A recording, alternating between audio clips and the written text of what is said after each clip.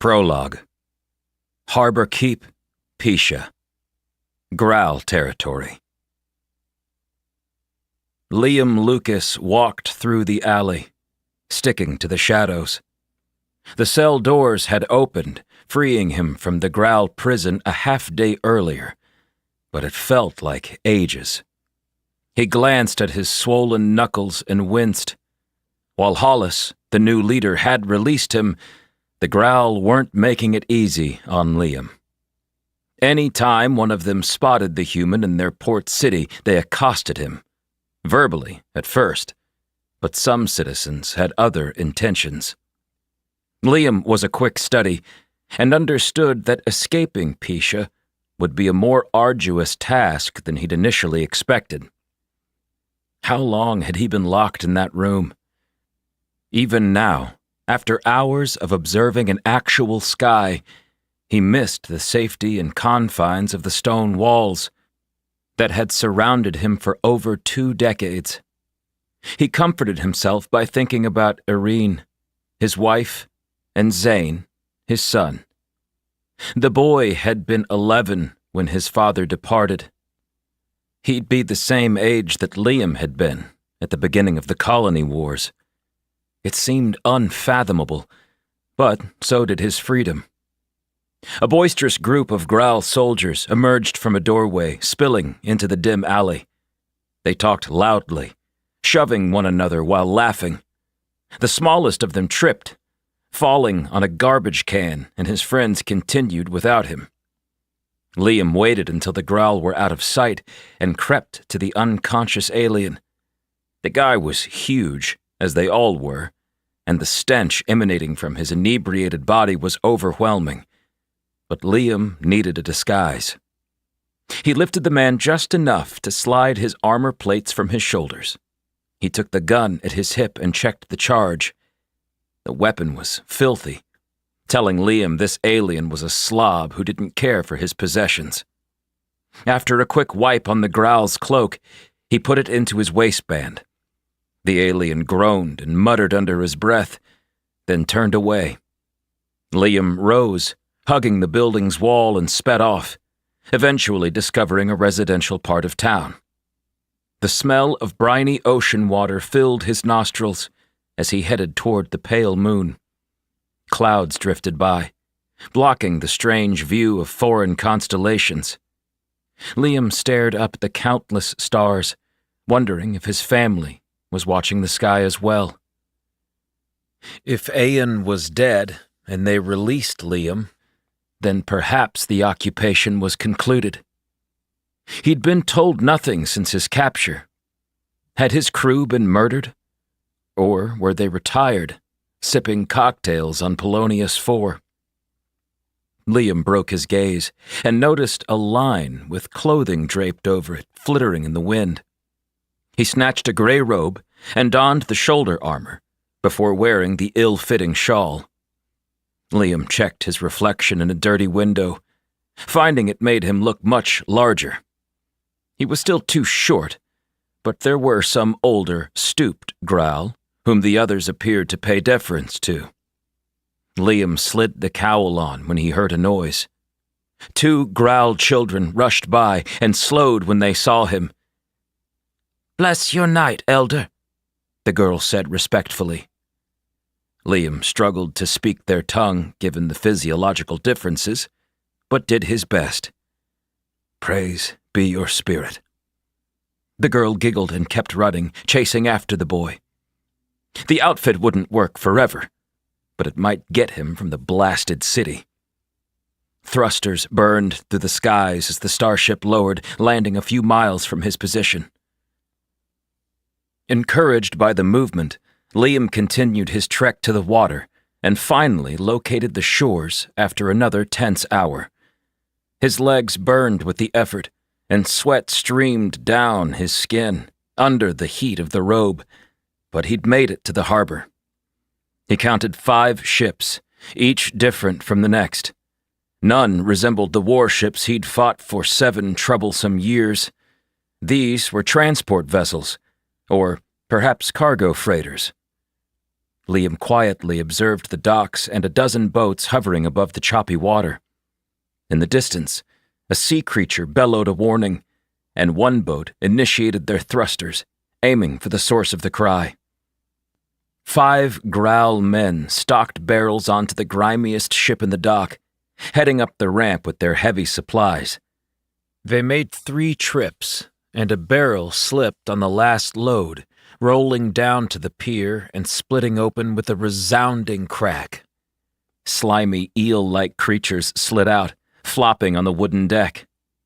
They fought to catch the cargo, and Liam almost laughed as a result. Eventually, a sizable, composed growl emerged from the ship, barked a command Liam didn't understand, and they plodded up and into the hauler. The ground vibrated as the engines kicked on, and Liam knew this was his best chance at escaping Pisha. He hurried, keeping the cowl high, and sped across the pier for the ramp as it began rising to seal the hull. With a silent prayer, he jumped, clutching it, and dragged himself up. When it closed and latched, he was alone in the cargo hold with dozens of barrels and a handful of metal boxes. "Trade value is there, if the fools agree to the deal." A growl duo walked by the hatch, stopping to peer in. Liam's heart thumped in his chest as he pressed against the bulkhead, staying out of sight. They moved on, and he relaxed. The cabin lights dimmed as the freighter rose from the dock, sending them from Pisha. He could identify the moment they exited the atmosphere, and for the first time since the colony wars ended, Liam Lucas was free from the Growl capital city. "I'm coming home," he whispered. 1. Zane's glow device sputtered, and the light that had previously been guiding their passage vanished. "Ouch!" Julia said from ahead. He grabbed a second fixture from his pack and flicked it on. Julia rubbed her brow where she'd walked into a stalactite clinging to the top of the rocky corridor. "Sorry about that." "I told you to buy the good ones. It's not like you can't afford name-brand expedition materials," Julia Rossi grumbled. "The guy promised these were better," Zane insisted. "Bring me with you next time." Zane smiled behind his pressurized suit mask, and she caught his reaction. "What?" she asked. "We've been spending a lot of—" "Stay focused," she said, but her tone was playful. 6 months ago, Zane couldn't have predicted this as his future. He'd been a career pilot for Scorpius, running patrols in his cruiser with his partner in crime, Jazz Badul. Now, she was in charge of the station above Draken, the capital of the colonies, and he was deep below the surface of a remote planet, searching for signs of intelligent life. Some days, he wondered if Jazz was the lucky one. "There's nothing here, Julia." Zane stopped and leaned his palm onto the dirt-packed wall.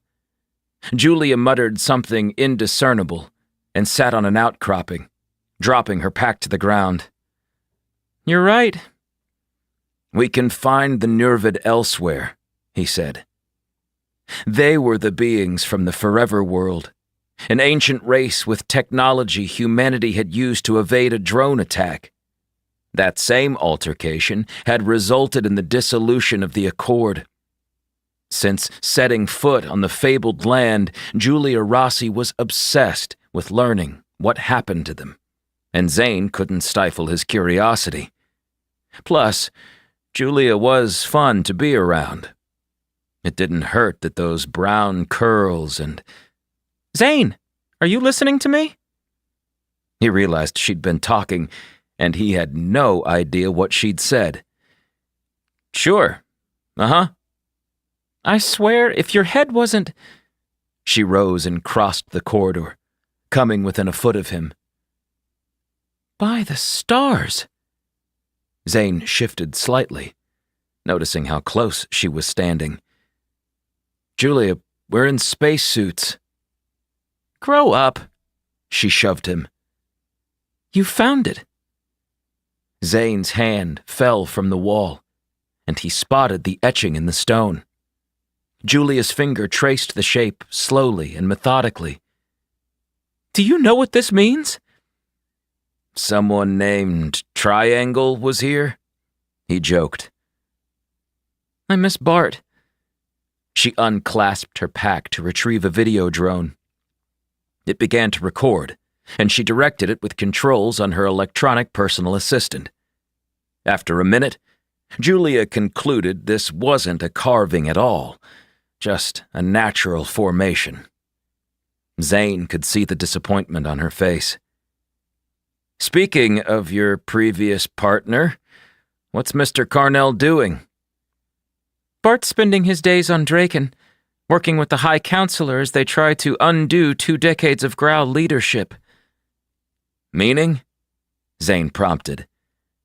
"They're kicking the terraforming crews up a notch and adding walkways to 5 more secondary colonies," she said. "Lorna's going to love that." He thought about his aunt and her newfound enthusiasm for life. "Are we done? I'm hungry." "Zane, keep this up and you'll be flying solo." Julia set the drone farther down the tunnels. "I suppose we can let the drones finish up here." Zane's EPA beeped and he pulled it free. "It's from Auntie Lorna." Julia gaped over his shoulder. "What's it say?" "She wants us to meet her at Little Knife." "When?" 3 days, he said. "We'd better head home then." "So soon? What if they ended up below Essex surface?" Julia locked gazes with him. "Doesn't look like it. Also, Lorna was working on something for me, and I bet she has news. I told her not to send any details over the network." "You think she located the 44th colony?" It was all Julia could talk about since they'd learned of its existence, while visiting Niklas on Larkstone right before Manifest. When she wasn't obsessing over the Nurvid, of course. "Possibly," she said. "If it's out there, we will find it." "You know, we could take a break," he told her. "Where's the fun in that?" Julia hefted her bag. "Race you to the top." Zane glanced at the corridor's incline as Julia sprinted ahead. Instead of complaining, he took off after her, struggling to keep up. In the end, they kept a steady pace and emerged on the surface of an empty planet. There was little in the way of vegetation, with the occasional giant tree growing from the black rocky ground defying the odds with its survival. The air was toxic, but somehow the vegetation thrived despite the harsh conditions. A reddish sun burned through the gray clouds, scorching everything. This part of the world only had 2 hours of darkness in each 17-hour day, and the neighboring star was about to move past the horizon. Griffin Chester's Arrow was parked 100 yards away, but Zane held Julia back, lingering near the cavern entrance. "Let's watch the sunset." "How romantic, Lucas." Julia's tone was sarcastic, but she stayed while the last of the red-tinged rays vanished. The moment it vanished, a blanket of chirping filled the air, and the surface glowed one tiny insect at a time, until the entire landscape was covered in a yellow ambiance. "It's beautiful," Julia said. "See? Sometimes it's good to take a breather and—" The ground rumbled below his boot. There was a moment of silence before it happened again. A creature emerged from another cave on the far side of the arrow. It rose on 2 enormous legs, lifting a prolonged snout to the skies and roaring in anger. "Time to go!" Julia raced down the hill, arms pinwheeling as she careened toward the ramp. "Edward, start the engines!" The arrow's lights flicked on as Zane reached the ramp, and when he risked a glance, the giant beast had arrived. It slid with momentum, almost crashing into the thrusters, but the robot must have noticed the incoming sight to adjust their position. Zane had a better look at the monster from this angle, and wished he hadn't. Dozens of smaller animals clung to its underside, releasing as it took stock of the situation. They skittered across the barren, cracked landscape, speeding at Zane. "Inside!" he shouted, but Julia was already 2 steps ahead of him. She slammed a palm onto the ramp's control button, but nothing happened. Zane cursed and raced up the incline, aiming his gun at the 6-legged freaks. He couldn't tell if they had any vision whatsoever. Their faces were shrouded in darkness, and a liquid dripped from clamping mandibles as they struggled for purchase. Edward flew the arrow, slowly traversing the canyon while the 50-foot-tall beast trailed behind them, its snout raised as it cried out with unprovoked fury.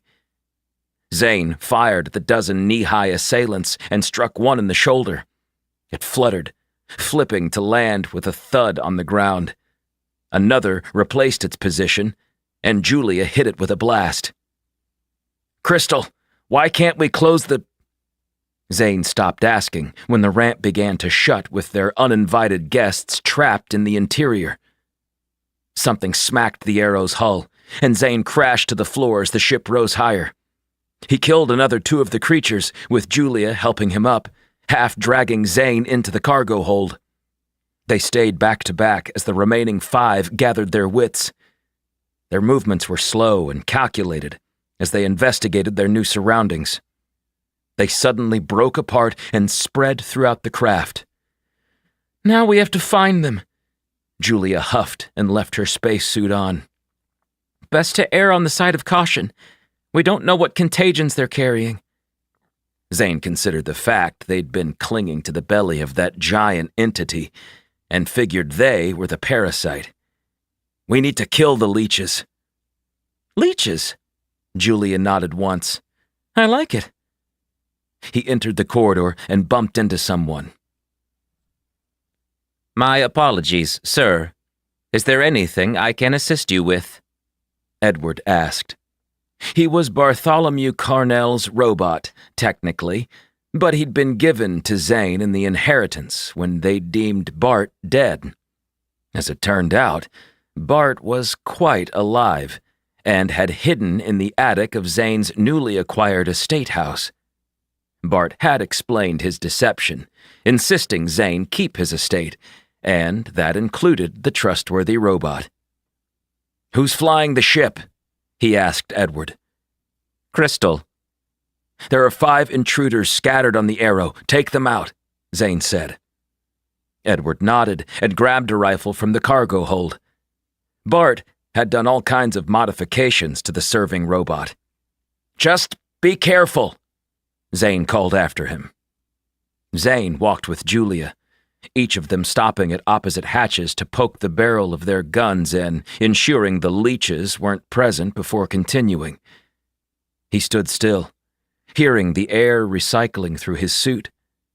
The heads-up display showed his vitals as his heart rate decreased. Zane tapped the HUD into silent mode and crept on, listening for anything unusual. Something crashed in the galley, and Julia ran in that direction, firing before Zane caught up. A leech bled on the white tile, and 2 smaller robots appeared from the bulkhead, scrubbing the stains. Another rolled in, lifting the dead creature and sealing it in a transparent container. "Griffin sure had this ship outfitted well, didn't he?" Zane said. "Saves us the hassle. Come on." Julia took the lead, and they inspected the rest of this deck before noticing a duct grate was loose. "You've got to be kidding me." Zane touched his comms. "Crystal, what's our status?" "We are flying over Essex at 1,000 feet, Zane." "No unusual readings?" Julia asked. "No, Julia." Crystal stayed on the line. "Correction. There's a disturbance on Deck 2 near Griffin's quarters." Zane glanced at the duct and hurried to the lift, taking it with Julia to the second deck. He rushed to Griffin's door and saw Edward standing by 3 dead leeches. His gun was raised, aiming into the quarters. Zane peered past him. The space was filled with clutter. "Hold on, Edward." The robot stepped aside, giving him a better view. What in the name of... The leech had dismantled an electronic personal assistant, as well as one of the cleaning bots. Its front legs also functioned as arms, complete with tiny 4-fingered hands. It glanced up as it modified the dispersed components. "It's intelligent," Julia breathed. "Or it's destructive in nature," Zane countered. But he could see that wasn't true. Its small digits shifted efficiently, connecting various elements together. "We can't kill it," Edward said, facing the corpses of its brethren near his feet. "Why not?" "That would breach protocol," the robot said. "According to the bylaws, once an entity demonstrates intelligence—" "Okay, save us the jargon. We won't harm it," Julia agreed. "What's it doing?" Zane got closer, and the leech paused. It turned toward Julia and saw the reflection in her helmet. The unidentified being lifted its device, and a glowing blue light shone from the end of the makeshift gun. A shock coursed through Zane's legs as a blast hit him in the lower back. "Not cool!" Zane slapped the weapon away, and it clattered to the corner of Griffin's room. Julia stepped cautiously, raising her hands in a peaceful gesture. "We won't hurt you." It backed up, chittering anxiously. Zane noticed it glancing at the corpses by Edward. "Sorry about that. You can understand why we felt attacked, can't you? You jumped off a giant monster and scurried into our ship without permission," Julia said. The leech halted its noises. "Edward, get something to contain it. We'll bring him to Draken for further questioning," Zane said. "Him?" Julia's nose wrinkled up. "Did you—" "I'm just guessing. What does it matter?" Zane asked. "It doesn't." A minute later, Edward entered the quarters with a clear case, intended for transporting excess dark matter. It would allow for airflow, since the atmosphere was kept consistent within. They shut the door so it had nowhere to escape. Zane took one side with Julia on the other, and Edward approached the animal directly. From this close, Zane saw it wasn't fuzzy like an insect. It was covered in a mottled fur, mostly brown and gray. A single eye was centered in its head, and it blinked repeatedly as they neared. "Incredible," Julia said, and it hopped from its position, landing on her chest. She screamed, flinging the leech off as it called out, but Edward was there to catch their new guest, sealing the case as soon as it was entombed. It bashed against the walls of its new trap, then quickly relented, resting in the middle. "You'll be okay," Julia assured him, and the leech settled. "It's kinda cute." Zane thought otherwise as it opened its oval mouth to reveal 2 sets of sharp teeth. "If you say so." Edward carried the case out, and Zane bent to pick up the reconstructed blaster. "Good thing we didn't leave one loose on the ship," he said. "Who knows what might have happened?" Zane almost tripped on the incoming robots as they cleaned Griffin's space. "Time to go home," Julia said. Home. After years of living like a nomad, Zane had assets on Earth. It was in the middle of nowhere, in Little Knife, Minnesota, but the property was astounding. 2 days later, with low reserves of dark matter enhancers, Zane guided the Arrow into Earth's atmosphere, taking the long way to fly over Europe, then the Atlantic. This world remained an enigma to Zane, since he still hadn't explored much of it. With one of the lowest populations in all 43 colonies, it was often shunned, but never forgotten. An importance neglected over the centuries since the first colony ship rose from the surface, altering their history forever. The moment he spotted the estate, Zane experienced a wave of relief. "We have a day before Auntie Lorna shows. Do you want to take the Arrow and go to your place?"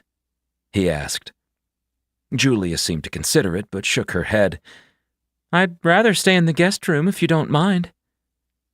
Zane smiled and settled the Arrow beside his old Scorpius cruiser. Carl Rogers had ensured he was given the ship as a reward for his services rendered. "Have you heard from Carl at all?" Julia asked, mirroring his own thoughts. "Not since the Growl left," he answered. Rumors had circulated that Carl was extremely sick, with some unknown ailment that couldn't be healed, just delayed. From the sounds of things, Carl Rogers had been medicating himself heavily, and Zane worried he might have died in isolation. "We'll ask Audrey about it," Julia said, as the four of them exited the Arrow. Zane inhaled the scent of rural Minnesota, basking in the sun's warmth as it shone from a clear sky. This is so much better than winter. "A little piece of paradise," Julia told him. Edward and Crystal followed, the colors on their arms and legs the only differentiating factor. Zane unlocked the front door and ushered them in before him. It still smelled like Bart's home, with the slightest note of firewood, despite the hearth being cleaned out before they left. Julia nodded at the Baroque art on the walls. "Are you going to redecorate?" "I doubt it. Why change perfection?" he asked. Zane peered at the stairs leading to the large office on the second floor. "Something's been bothering me." Julia went with him, while the robots departed separately. "What is it?" she asked when they entered Bart's old office. Zane knocked on the attic's hidden door and skimmed his fingers along the seams. "I haven't seen the attic where Bart hid while we thought he was dead." Julia came to help, and together they figured out how to access the second set of stairs. The panel clicked and slid to the side, revealing wooden steps. "Age before beauty," she uttered, and Zane took the hint, climbing up first. They were steep, and he ascended them slowly, reaching the top. It was nicely finished, with exposed beams and a second fireplace. No wonder Edward was constantly keeping the wood burning, Zane said. He was protecting his boss. The room smelled comforting, with a homemade candle on the coffee table, a wick burned halfway down the green wax. A cozy rocking chair sat near a table and a handful of old books. Zane spied a half-empty decanter and a smudged glass next to it. Julia looked at the books, pulling one volume to flip through a few pages. A spattering of dust filled the air where a stream of sunlight snuck past the closed set of drapes. If Zane had ever viewed the home from the rear, he might have thought it strange to see the attic with window coverings. Being from an apartment in the city, he wasn't sure of the usual mansion design protocol. A spare cane sat in the corner, carved with what appeared to be the drifter from the Forever World on the end, rather than Antares, the one Bart carried with him everywhere.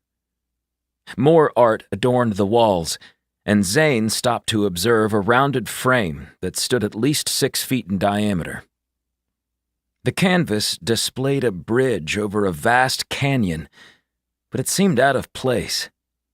When he touched it, the image faded, and was replaced with a simple passcode hologram. "What is this?" Zane waved at the numbers, and the glowing 3 illuminated brighter. A password. Julia placed hands on her hips while she frowned. Did he leave you any hints? I don't think so. This must have been private, Zane said. Otherwise, wouldn't he have mentioned the keypad behind the fake picture? It's a little tropey, don't you think? Julia rolled her eyes. What about his birthday? After the first 4 numbers were activated, the entire pad turned red and buzzed. The number 2 flashed, then it returned to normal. What does that mean? Zane asked. Probably how many attempts we have left. Let's search the room and check for a clue. Julia sifted through the books again, and Zane opened any and every drawer he could. In 10 minutes, they sat on their respective chairs, clearly frustrated. Zane eyed the glass container. Was Bart forgetful? He had a lot to remember, so I wouldn't say it was noticeable, but he is getting up there, Julia said. Zane smiled and lifted the booze. Is that really necessary? Julia asked. Instead of pouring a serving, he held the decanter high, showing her 4 numbers on the bottom. How did you... It was the only thing that seemed out of place. Zane repeated the digits, 4, 7, 9, 8, and stepped back, expecting some miraculous revelation. Instead, it flickered red again, and a large 1 appeared and vanished just as quickly. Julia reached for the pad, and Zane blocked her. Wait! The answer is obvious, she said. Can we take a breath before you enter it wrong and we never find out? It's reversed, just in case someone saw it who shouldn't have, she explained. Zane's stomach growled, and he realized life would go on if they triggered the locking mechanism. A half hour ago, he'd had no idea this thing existed, so what did it matter? Fine, you do the honors. Julia tapped the hologram with her prediction, and Zane winced, expecting the digits to turn red. Instead, the entire pad became green, and the keypad disintegrated, replaced with a smaller version of a walkway. Minor bits of excess dark matter floated from the edges, resembling the larger ones used on the principal worlds. The result was simple, yet practical. No way, Julia whispered. Is this a... She glanced at him, an instant of trepidation in her eyes. It's a personal walkway. I thought that was a myth. How does it work? I don't see a control panel, Zane said. Julia ran a finger along the edge, then shook her head. I can't even imagine. Zane's EPA chimed, and Edward's voice spoke through its external speaker. Dinner is prepared, sir. Are you attending? He looked up, wanting to check with Julia, but she was gone. Zane stared at the walkway and took a deep breath, steeling his nerves. He'd never enjoyed the concept of being torn apart molecule by molecule, only to be reconstructed thousands of light years away, and that was with the sanctioned primary models. But Julia? Zane regarded the shimmering glow of the portal and entered before he could talk himself out of it. 2. High Counselor Audrey Young examined the view. Grateful Draken had survived a 2-decade-long occupation and the recent drone attack. She'd thought it was her end, and that humanity might struggle to exist once the drones invaded. Instead, the technology from the Forever World had saved them, and convinced the Growl to leave human territory for good. That wasn't quite the entire story, though. It was because of Callista Levine, that they'd survived. Again. Audrey smiled, wondering what the odds were for a single person to best an entire empire not once, but twice in her lifetime. Her office camera sent an alert when it was triggered, and Audrey saw Callista approaching her door. Before the woman could announce her arrival, Audrey had it open and extended her arms in welcome. "Callista, thank you for—" The old woman pushed past Audrey, almost knocking her aside. "Cut the crap, young." Audrey was taken aback, but recovered quickly. "Callista, some tact is in order." "You fight 2 growl leaders and win both times. Then talk to me about the rules," she said. But the hard edge seemed to have dissipated with the words. Callista sat on the chair, clutching the arms as if it was the only thing holding her up.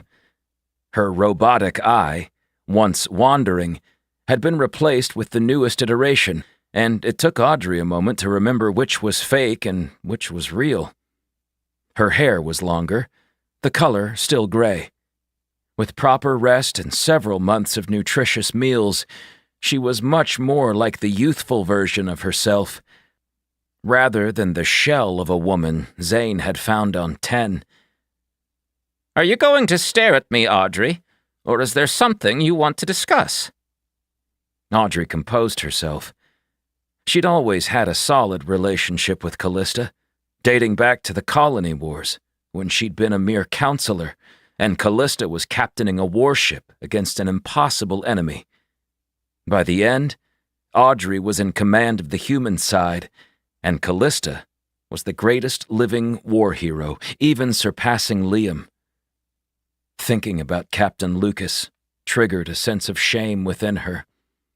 They'd accepted the accord with the Growl, even after winning that day on Pholus, but the costs had been astronomical. Handing the enemy Liam Lucas, the man who'd kept their people afloat for 7 years of war, had been a grievous but necessary concession. "The threat we faced from the drones isn't over yet," Audrey said slowly.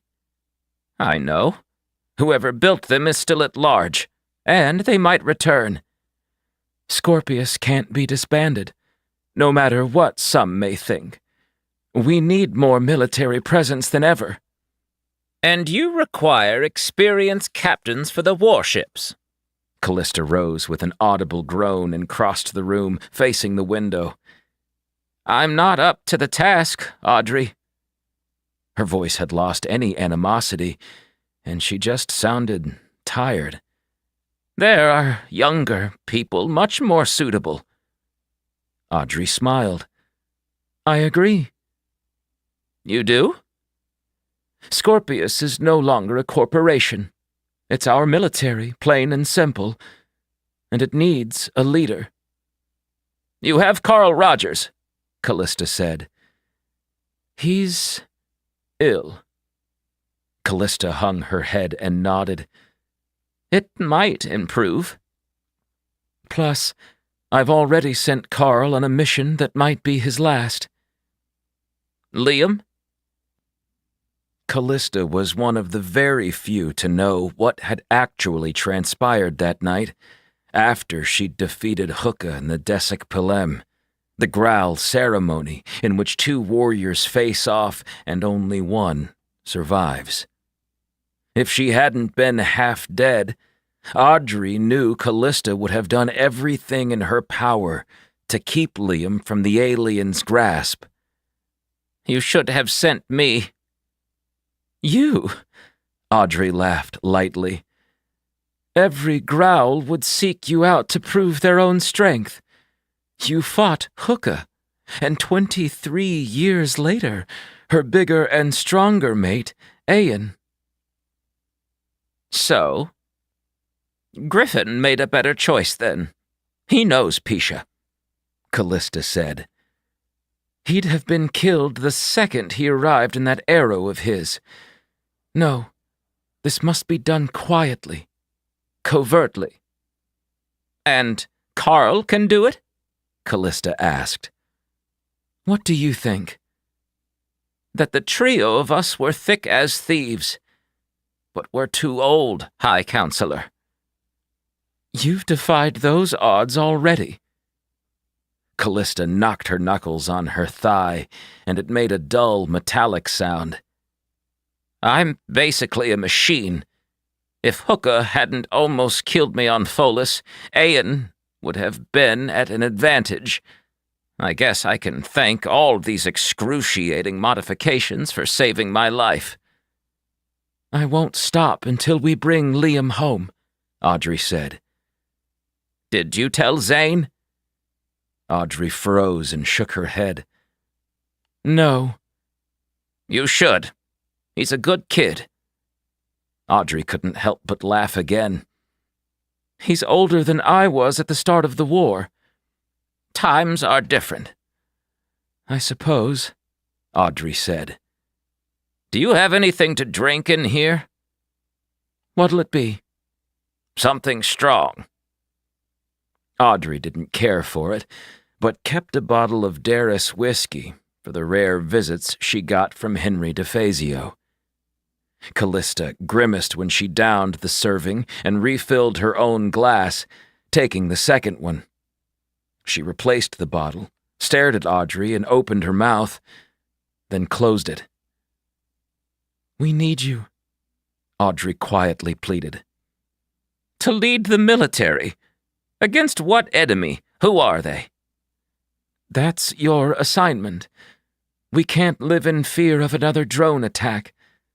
What if those were only probes and the actual forces are amassing? Bartholomew believes they were responsible for the departure of the Nervid from the Forever World. Oh, yes. What are we doing with that place? The terraforming crews are starting in a few days.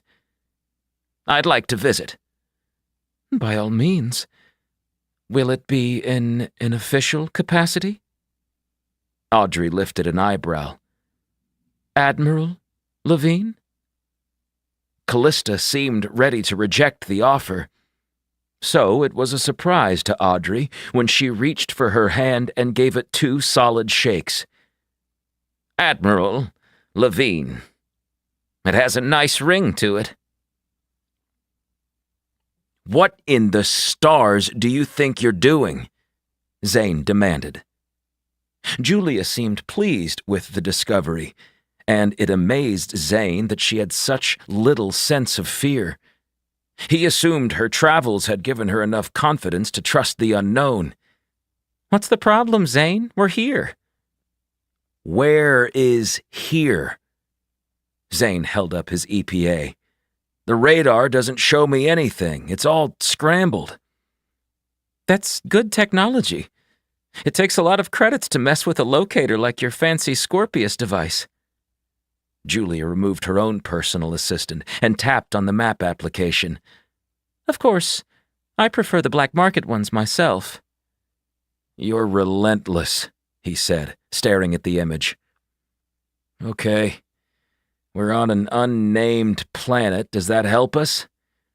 It's outside of demilitarized space. Meaning? This location isn't within Growl or human territory. It's beyond our impartial region as well, she said. Why did Bartholomew Carnell have access to a portal? Zane asked.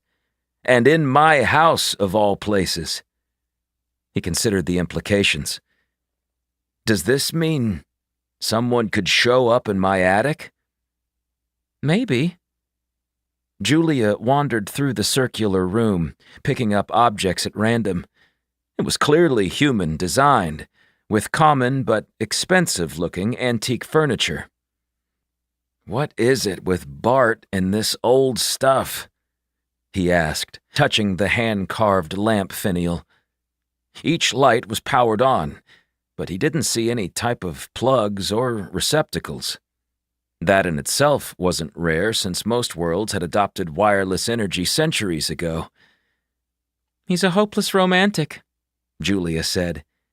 Historians often focus on the positives of a certain time, but I can guarantee it wasn't all sunshine and roses. In what way? Zane inquired. First off, the average life expectancy was something like 34 years. Zane patted himself on the chest. Geez. Bart would say the high mortality rate skewed that number by... The walkway buzzed, and the dark matter bits vanished as the screen was replaced with another keypad. Our code better work, Zane said. We have a world to explore. Come on. Julia headed for an arched wooden doorway. You don't know what's on... It was too late. Julia had moved through the exit and into a hallway. Zane ran a scan with his EPA, and the air was within breathable parameters. He reached for his hip and realized neither of them was armed. Julia was impulsive, and Zane had a feeling she'd regret it at some point, but hopefully not today. He caught up to his partner as she was about to activate the lock. Take a pause once in a while. My gut's gotten me this far, she said.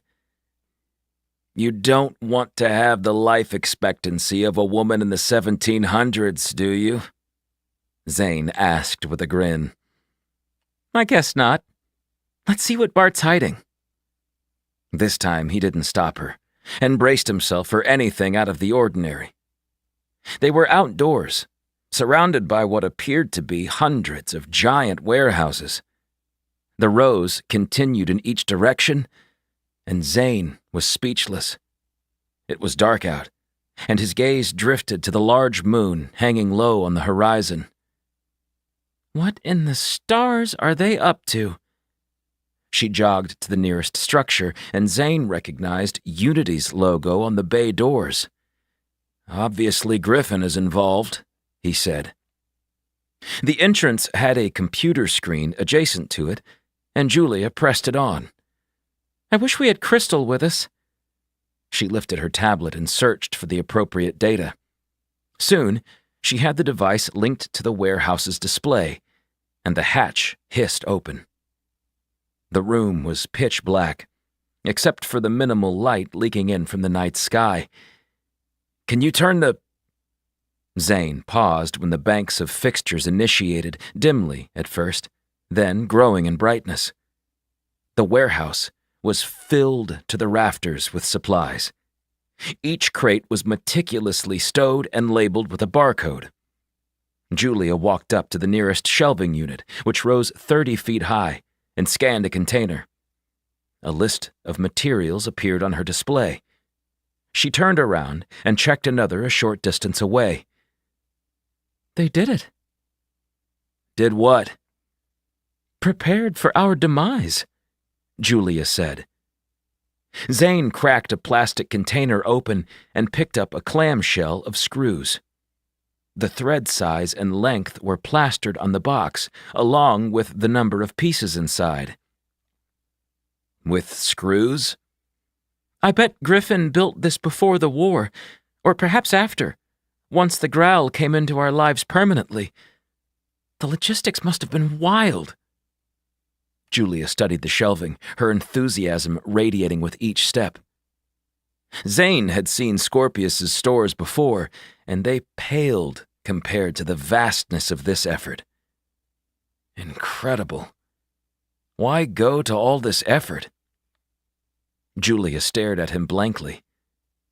Imagine if the growl managed to enslave us, or if the recent drone attack was successful in disarming all of our principal colonies. We'd have a place to rebuild. I wonder who else knows about this, Zane said. Bart wasn't one to share information, but I guess you've already had a taste of that.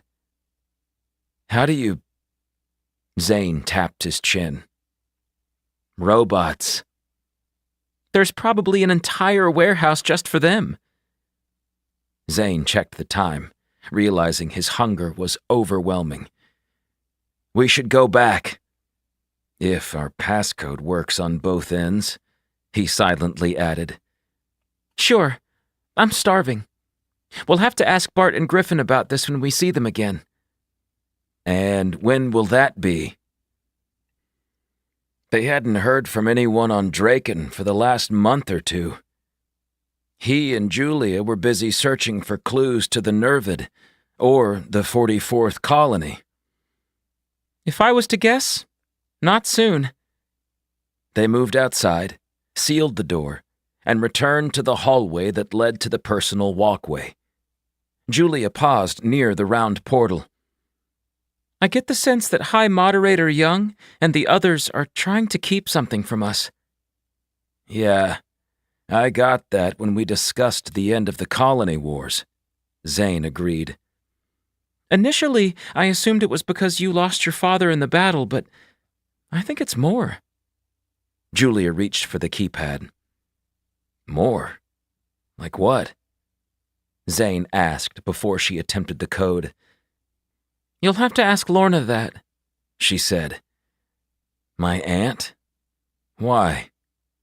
What do you know? Julia hesitated. It's not my place to discuss it. You should hear it from family, she answered. Zane pictured his father, the great Liam Lucas as he was, not in command of a warship, but at home with his family, before the war stole him from their lives forever. Zane wanted Julia to stop and tell him everything, but she was already entering the 4 digits. Luckily, it worked, and the walkway appeared. Zane shuddered as he emerged through and lifted his arms, rotating his hands to make sure all of him had made the trip. Both Crystal and Edward stood a few feet away and began talking at the same moment. It's okay, guys, Julia said. We're safe. Julia, please don't do that to me again, Crystal chided. You had my circuits fried. Edward, were you aware of the personal walkway in my house? Zane asked, and Edward's face glowed brighter. Yes, sir. Do you know where it leads? No, sir. Bartholomew Carnell kept that to himself, the robot said. Zane believed that Edward, despite numerous modifications, was still programmed to tell his owner the truth. I'm famished, Zane told them.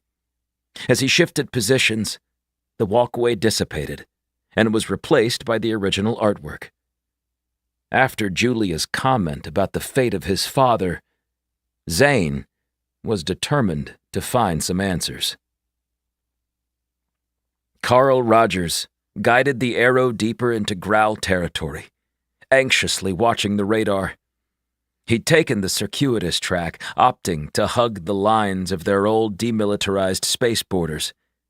Since the Growl had returned home, neither side was bothering with running patrols, at least not for the time being.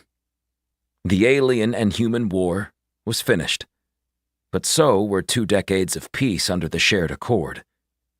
While it was almost entirely one-sided in favor of the larger aliens, it had still given Carl a sense of ease. The Growl didn't once attack within the human zone over the duration, but he suspected that would eventually change. When it happened, they'd be ready. There was no pretending that threats beyond their own boundaries didn't exist. Aliens were real. Carl, more than most, had first-hand experience, perhaps slightly less than the man he was presently searching for, but Carl was as decorated as any in the colony wars. There were countless mornings he woke in a cold sweat, recalling the various battles on the bridge of Guice with vivid clarity. The sensation would eventually yield, but sometimes it hung with his mind all day, a constant reminder of what they'd sacrificed to keep peace among the stars. Griffin had loaded the maps he'd personally crafted during his rare travels from Draken to Pisha, the enemy's homeworld. He'd been the only man permitted in their territory, and even those flights were riddled with tension. They occasionally traded technology, but Carl assumed it was a show by the Growl to learn what upgrades humanity was capable of. Audrey insisted on being transparent, which irked Carl to no end. But, with moderator Elian breathing down her neck, he figured the Growl would pick up on any malfeasance quickly. So far, in his first 2 months of navigating space on impulse engines, he'd found a few backwater worlds and clusters of pirates. There seemed to be no military presence in the region, and that troubled Carl. What were they doing? They claimed to have this great and powerful race, but it looked the opposite. Maybe the reason they'd been so willing to throw themselves into the war with such fervor was because of desperation. Carl only knew for certain that Liam had been taken to Pisha. He couldn't very well show up and demand his friend. Or could he? His head pulsed with the brightness of the radar, and he dimmed it, closing his eyes. The pain was escalating. The pressure in his sinuses constant. His throat ached. His lungs burned. Carl Rogers was dying. "One more mission, old-timer," he told himself. "Liam needs you." Carl tapped his fingers on the dash and grabbed another metastick, jabbing it into his temple. He should use his shoulder, but the skin hadn't healed from the last dozen insertions. He let it fall to the bridge deck and exhaled. What had Audrey been thinking, sending him to do a young man's job? They could have asked Zane Lucas instead.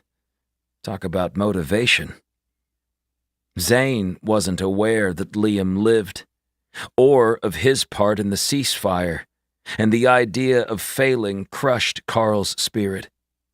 He needed to tell the boy. He had little to lose, and worried his days were numbered. Carl needed to take a risk. He checked the radar again and set course for Pisha. Instead of taking his time sneaking through Growl space, which appeared to be primarily vacant, he'd go the reverse route, full speed, using the Arrow's already enhanced engines and dropping the dark matter tablets into the vat. Someone would answer him on their home world. If not, he'd rain hellfire on them. Griffin's modifications to Audrey's Arrow were substantial, and if he was going to die, it may as well be in a blaze of glory. Carl was about to order his robot crew to disperse the enhancers when he saw lights flashing on the map. 5 Growl vessels had jumped in system, and they would pass right by him. He considered his options. Run the way he'd come, ignore them until he couldn't, or stand and fight.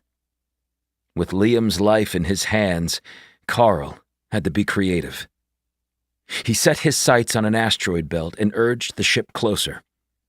The former leader of Scorpius cut the engines, shut all tertiary power off, and used the cycling air vents to direct the Arrow to the far side of the largest planetoid. "Computer, gravity levels?" 1.43 meters per second squared. It quickly responded. "That'll have to do." Carl killed the last of the ancillary power and landed on the huge chunk of rock. The dash was the only piece of machinery operating besides the robot crew, who'd also gone dark on his orders. This was battery-powered, and he stared at the dim display as the 5 dots slowed near the belt. Carl held his breath, certain they'd notice the Arrow and destroy him before he had time to react.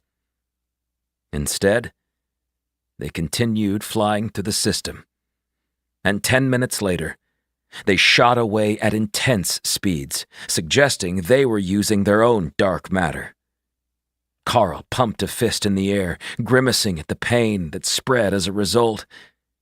Without further ado, the Arrow reactivated, He removed her from the planetoid's surface and waited while the engines mixed the enhancers into the fuel supply. "Liam, old friend, I'll be there soon." 3. Zane waited outside as the cruiser carrying his aunt landed in the driveway. She hopped out and jogged over, giving him a hug. "You came alone?" "Should I have an entourage?" Lorna asked. "I just figured—" "Brock's in Draken, where his new job is," she said. "You made good time." "It seems your new friend, Garthmond Archibald III, has been hoarding those special tablets at the Circle. Audrey approved their mass production, manufactured by one of Unity's companies. Garth's getting a cut. He's full of surprises," Lorna said. Zane smiled, recalling their brief interaction with the gigantic man in the domed habitats at the odd colony that wasn't technically a colony. "He's a good guy to have on your team." Lorna squinted at the house, and Zane turned to see what had her interest piqued. "Was that Julia Rossi looking at us from the window?" "Julia's here, yes." "You two are—" "Good friends and business partners," Zane said, perhaps too hastily. His aunt nodded and set a hand on his shoulder. "That's nice. It's about time you found a business partner." "I'm serious," Zane protested, then remembered what Julia had said the night before.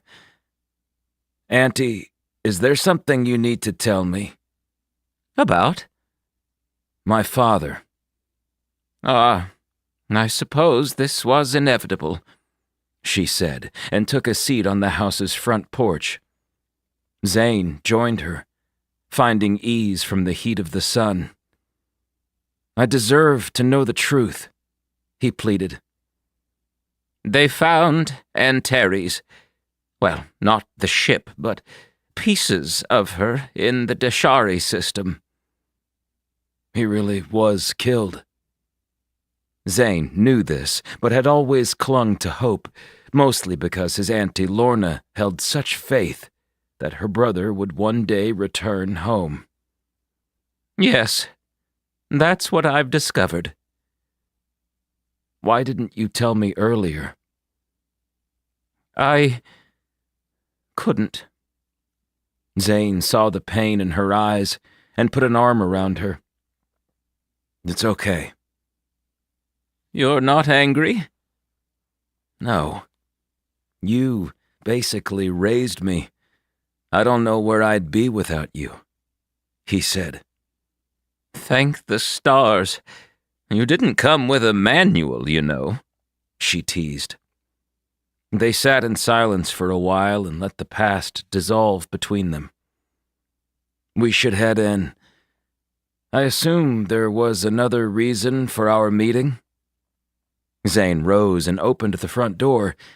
He nearly bumped into Julia on the other side, and she pretended to be tying her boot, which obviously had no laces. "Lorna, good to see you." "Likewise. I was about to— Can you talk? I have some information." Lorna entered, and they took seats in the living room while Edward prepared refreshments in the kitchen. Julia leaned in while steepling her fingers. "Is it about the missing colony?" "Actually, no." Julia fell into the chair and sighed. "I'd assumed you'd have coordinates for us." "That's the thing. The further I broached the subject, the more brick walls I encountered. Whoever wanted it forgotten went to great lengths to ensure its secrecy," Lorna said. "Wait, you believe it exists?" Zane asked. Their only lead had been from Nicholas, the old scholar from Larkstone, who was familiar with the ancient code. I'd bet all of Zane's money on it, she said. But you have nothing to go on, he replied. How can you be so confident? The absence of evidence is not evidence of absence. Meaning? The colony is real because I can sense it. Belief is all I need, Lorna said. Who knows about it? The High Counselor might, but she's only been in charge since the end of the war. It likely predates her sitting in office. Didn't Nicholas say it was our 44th colony? Julia asked. Not necessarily the last, though. He said we had 44, but it doesn't mean this invisible one wasn't the 7th or 29th, Zane said. Why do we bother? Aren't there more important tasks at hand? Julia shrugged. I figured that any relics from an actual hidden human colony would be worth a nice sum. And being famous might boost your career a notch or two, Zane said. Imagine it, a colony built and forgotten, Julia added. Lorna, does that bother you, since you worked on the terraforming crew? It's an incredible financial strain to complete such an endeavor. Until you mentioned it, I never would have thought it possible. There must be a good reason to keep us in the dark. Auntie Lorna graciously accepted a cup of steaming coffee from Edward, and the robot set Zane's and Julia's on the table. Maybe it ended in tragedy.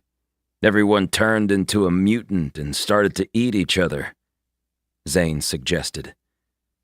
Or they didn't do their research, and a surge of gamma rays melted their entire population. That would be worthy of a cover-up, Julia said. If it was built like anything I've been part of, there wouldn't be errors of that magnitude. It's something else. Lorna sipped her beverage. Julia made eye contact with him. Should we tell her? Tell me what? It's better if we showed you, Zane said. 20 minutes later, they were across the personal walkway, sitting in his attic, escorting Lorna to the huge warehouse district on the distant world.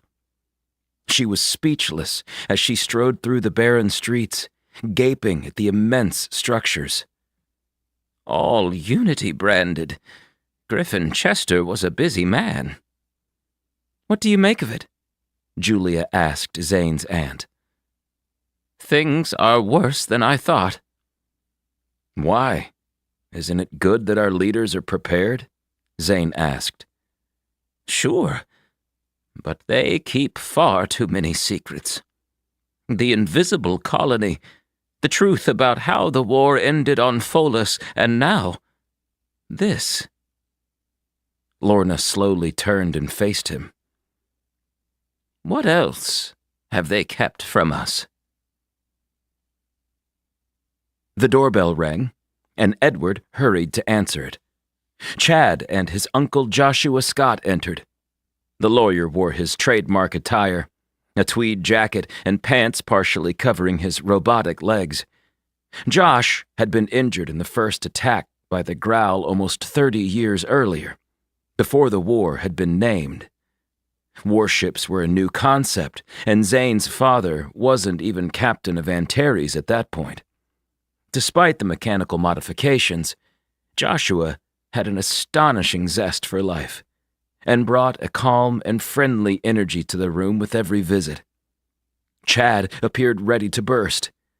What has you so excited? Julia asked the young man. I got in! He jumped up and down. We already knew that you were accepted into the academy, Zane reminded him. I know, but they've bumped up my application timeline. I'm starting in a week. Zane tapped fists with the kid. Congrats. If you need any tips, feel free to ask. Weren't you the guy that almost got kicked out? Julia prompted. Twice, Lorna continued. Commander Hoggart had it coming," he grumbled. "Don't worry, Zane. You're the best pilot I know." "How many have you met?" Julia asked. "Well..." Chad started counting on his fingers and stopped at 2. "Would you leave Zane alone?" Joshua demanded. "He's our host, or did you forget?" Zane decided to have the old crew together for a meal before they all went their separate ways again. Chad was starting at the academy on Belsey Prime, Lorna was heading a mission to the Forever World, and Zane had agreed to search out an invisible colony with Julia.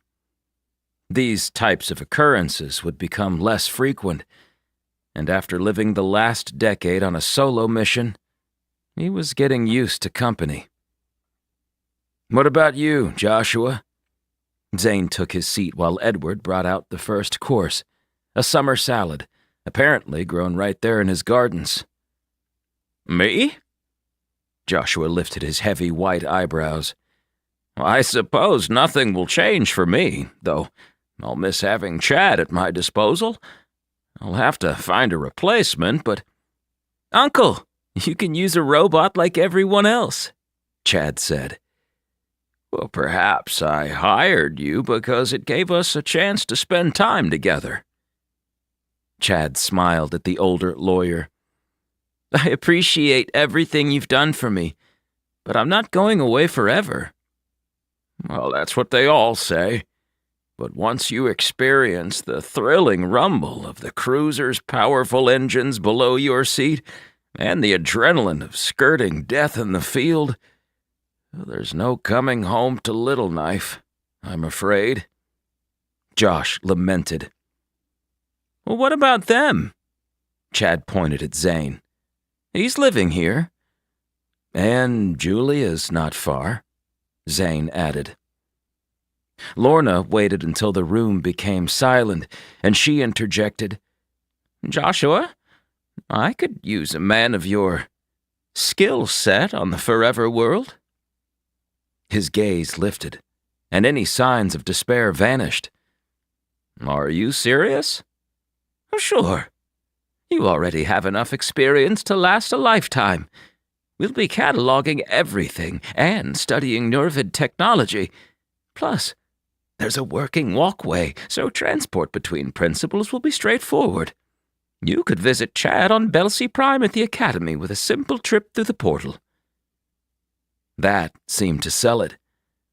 "By the stars, I humbly accept." He extended his arm, and they shook, sealing the offer. "I'll have to tell all my clients." He cleared his throat and looked at Zane, then Julia. "Mr. Lucas, Miss Rossi, I'll be out of town for a while, but don't hesitate to contact me." Josh picked up his fork. "There, all settled." Zane laughed and dug into the meal. Everyone in this room had their lives flipped upside down in the last few months, with perhaps Zane experiencing the largest adjustment. He wouldn't have had it any other way. Once Edward served the main course, Zane walked to the bar and poured a decanted wine vintage for the adults. "You're learning," Julia said. "Apparently you have to let it breathe," he told her, though in truth he rarely noticed a difference. He held the glass, and his companions did the same, Chad holding his water up. "To friends. To friends," they echoed. Once the table was cleared, and Chad and Joshua were gone, Lorna hugged Zane near the exit. "You'll come by the Forever World soon?" "You could stay the night," he said. "I have too many errands. Also, Brock is looking for an apartment, and I said I'd help." "You're not staying together?" "Nah. I realized we probably rushed things, and with me leaving and him stationed on Draken, we'll let fate decide." Zane had observed how comfortable the pair was when he'd met Brock on Henderson, and doubted Lorna really wanted the distance between them. But he also knew Lorna, and she was a very loyal woman. Once Brock had betrayed her trust, even for a good cause, she'd likely drawn a line in the sand. Only time would restore her wounds, and Lorna was a slow healer. "See you soon," he told her, and she walked to her parked cruiser. The ship lifted off, its thrusters sending the tree limbs to the west as she flew away. A moment later, there was nothing but a light wind encompassing his estate. "Want to go for a walk?" Julia asked. Zane was full, and after 2 glasses of rare wine, his inhibitions were low. "Sure." Crystal followed them, and Julia laughed. "Crystal, you can stay in the house." The robot paused. "If you wish, Julia." The door closed, and Zane shook his head. "I'm still not used to having robots with personality around. The ones at Scorpius rarely spoke, and they definitely didn't address people by their first names." "It's funny. Glenn's at my house, but I rarely have conversations with him." They wandered to the side yard, which went on for a mile before reaching a fence. The air was warm, despite the sun nearly being set. Zane stepped over a cluster of insects blocking his path and kept moving. "Why are you really trying to find this colony?" he asked. "Because." "Don't give me this story about glory and riches either. You already have those," Zane said. Julia rubbed her palms, even though it was muggy outside. "My father used to tell me a lot of tall tales. Remember, he ran a trade business." "Right, selling illegal goods from the colonies." "Well, he did more than that, but yes, he primarily transported and bartered for items that were illegal to import or export for safety reasons. He called himself a relocation specialist." Julia grinned as she spoke. "He'd returned from a trip to Bellrock's Minor with a flower and put it behind my ear, describing how they'd nearly crowned him king during his visit.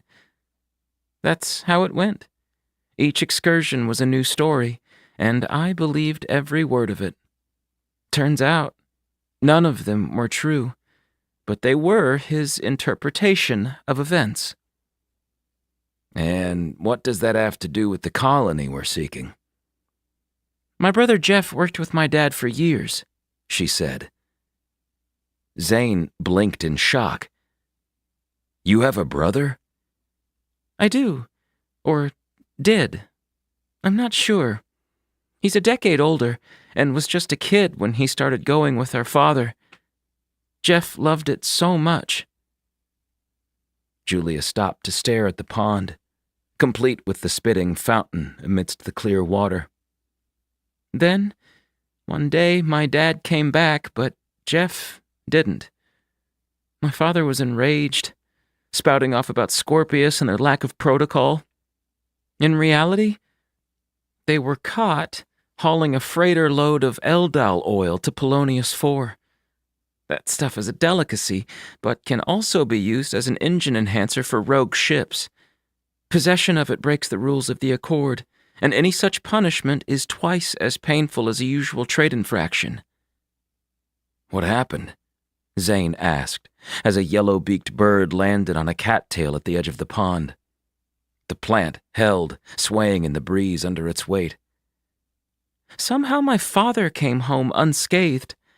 When I asked about it, he just told me Jeff had taken the fall. Dad spent the last year of his life searching for my brother, and in the end, learned nothing. On his deathbed, he said a lot of things, but one stood out. Dad was barely lucid when he blurted, 'Jeff is invisible.'" "That's what he said?" Julia nodded and continued walking. "He was dead 10 minutes later." "And you think that has something to do with our invisible colony?" "Maybe. His leads all went dry by the time I began to search. Julia glanced at him. Wait a minute. Do we still have the computer from Chaucy? The one we found the drifter's coordinates with? Zane asked. Julia nodded eagerly and began to run the other direction. Sure, I have it. Zane trailed behind her. His curiosity piqued. 4. Liam awoke to the sound of footsteps. He hadn't been sleeping so much as resting his eyes. Trying to hide in a constrained cargo hold on an alien freighter wasn't ever advisable, especially when discovery meant certain death. Liam wasn't used to going hungry, but he was used to being alone in a cramped space. He'd spent 20-something years by himself, and often wondered if the voices in his mind were his own or someone else's. In the early years, he'd have entire conversations with his wife, Irene, listening to her voice with distinct clarity. Eventually, he couldn't remember what she sounded like. Then he'd see her beautiful face. But after a time, her visage morphed into an unrecognizable shape. When he could no longer hear or see his wife, was the instant he'd given up. For 2 years he struggled to exist.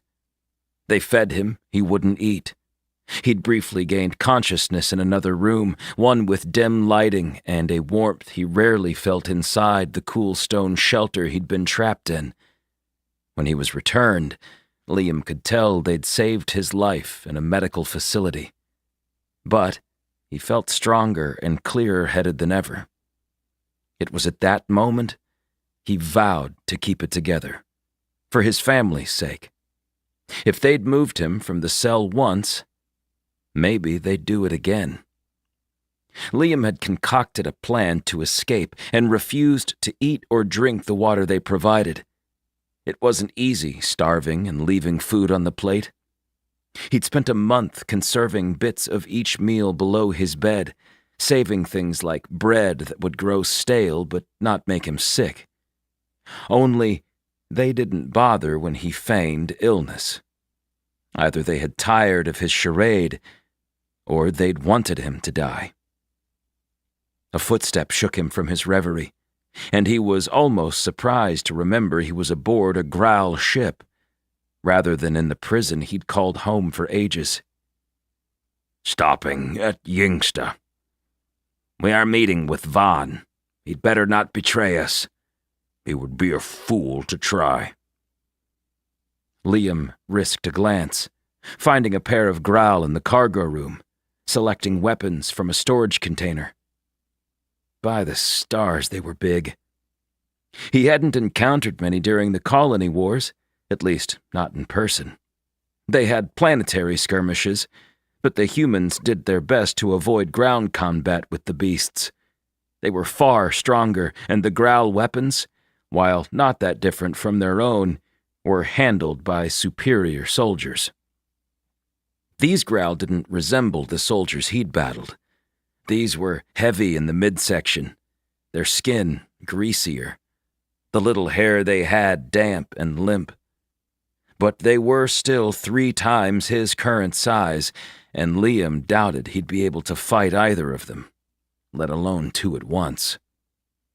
For the millionth time, he wondered how the war had actually ended. Were his friends thriving, or did the Growl occupy all the known colonies? Ayan had told him that the humans had won, but why was Liam kept alive? The bulkhead reverberated as the freighter entered an atmosphere and 2 more Growl arrived, talking quietly so Liam couldn't make out their words. The room was filled with slimy barrels they'd stocked at the Pisha docks, and while Liam had grown accustomed to the smell over the last weeks, he'd never get used to the horrific taste of the eel creatures swimming in the brine. He'd had no choice but to eat them, given the fact there was nothing else to consume. In the early days of their trek through Graal space, Liam had ventured out of the cargo hold and into the ship. He'd been astonished that it was clean and neatly organized. He found their kitchen and stole a box of sticky crackers, but was nearly caught in the process. Afterwards, he'd hidden within a cabinet for hours and could barely move his legs for a week. Since then, he'd rationed himself on those snacks and the odd bit of eel.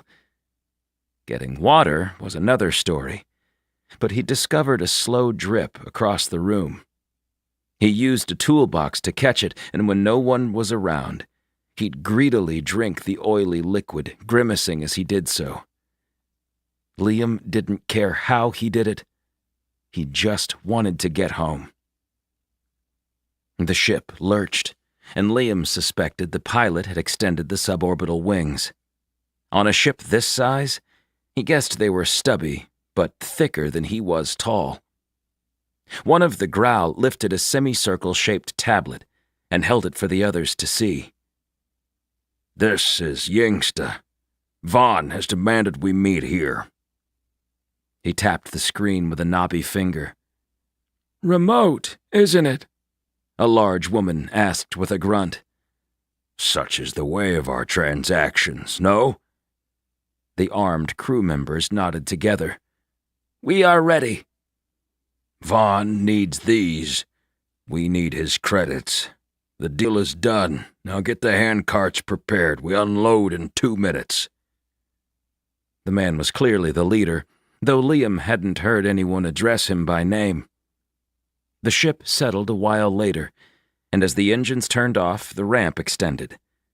Before it hit the ground, gunfire erupted. Liam was perched behind 2 lockers, not wanting to use the barrels as cover, given the fact they were planning to move them, and he had a good angle on the incoming growl. They were far more fit, with smaller guns and armor on their chests. "Vaughan!" The freighter's captain shouted with ferocity. Both sides fired at will, red pulses blasting open barrels. The eels slid free, splashing on the cargo floor, filling the room with a rancid stench. Soon, 2 of their crew were dead, and everyone stopped shooting. The boots were heavy on the metal ramp, clanging as the giant growl entered. "Olag, you actually came." "Vaughan, we had an agreement." The other growl shrugged, peering around the hold. "Things change. The Growl are not what we once were, are we?" Liam listened intently. "Just because Hooka and Ayan are gone doesn't mean—" Vaughan fired, hitting Olag's female crew member in the leg. She crumpled and Olag flinched. "Holas is useless. Elian was worse. They couldn't even keep the humans in line. No, we no longer obey the powers of Pisha. Give me your cargo, and I won't kill you." Olag glanced at the woman holding her wound. "And my crew?" "Death is inevitable. You know this." Liam needed to learn more about their conversation. Hooka and Ayan were dead? Liam recalled moments in his life where he was inexplicably compelled. Accepting the role as fleet commander of a war he would surely die in was one of them, despite having a family at home. Allowing the Growl to take him at the end of the war was another. Now, he had to save Olag and convince him to escort Liam past DMS and into the human territory. There was only one way to get the respect of a Growl. Liam reached behind the locker, seizing the rifle he'd stowed after the first night. He checked the charge, pressing the power on, and the slight whine it gave made him wince, but his actions seemed undetected in the tense cargo hold. Vaughan had 4 soldiers with him, and who knew how many on the ground. They were in his land, near his city, and Liam didn't doubt he might have 50 men waiting in the surrounding area for Vaughan's word. Liam gripped the weapon, glanced at Olag, and took aim. The blast hit Vaughan in the face. The second hit him in the gut just below the armor. Liam switched to the next target, taking down the right guard. By then, the crew took notice and began to retaliate. Within 10 seconds, Vaughan and his men were incapacitated. Liam broke from cover, his gun raised. "Don't shoot!" He repeated it in his broken growl language and raced to the ramp, slamming the button so it closed. "Tell your pilot to take off!" Olag stared at the dead bodies, then at Liam. "You heard the man. Get us out of this wasteland and toss the remains." An alien stripped the 5 corpses of any valuables, and they opened a hatch in the floor, dragging Vaughan and his cronies across the cargo hold. One by one, they flew from the ship, and once again the cabin was sealed. Liam held the gun up, backing into the bulkhead. "I saved your life. You owe me."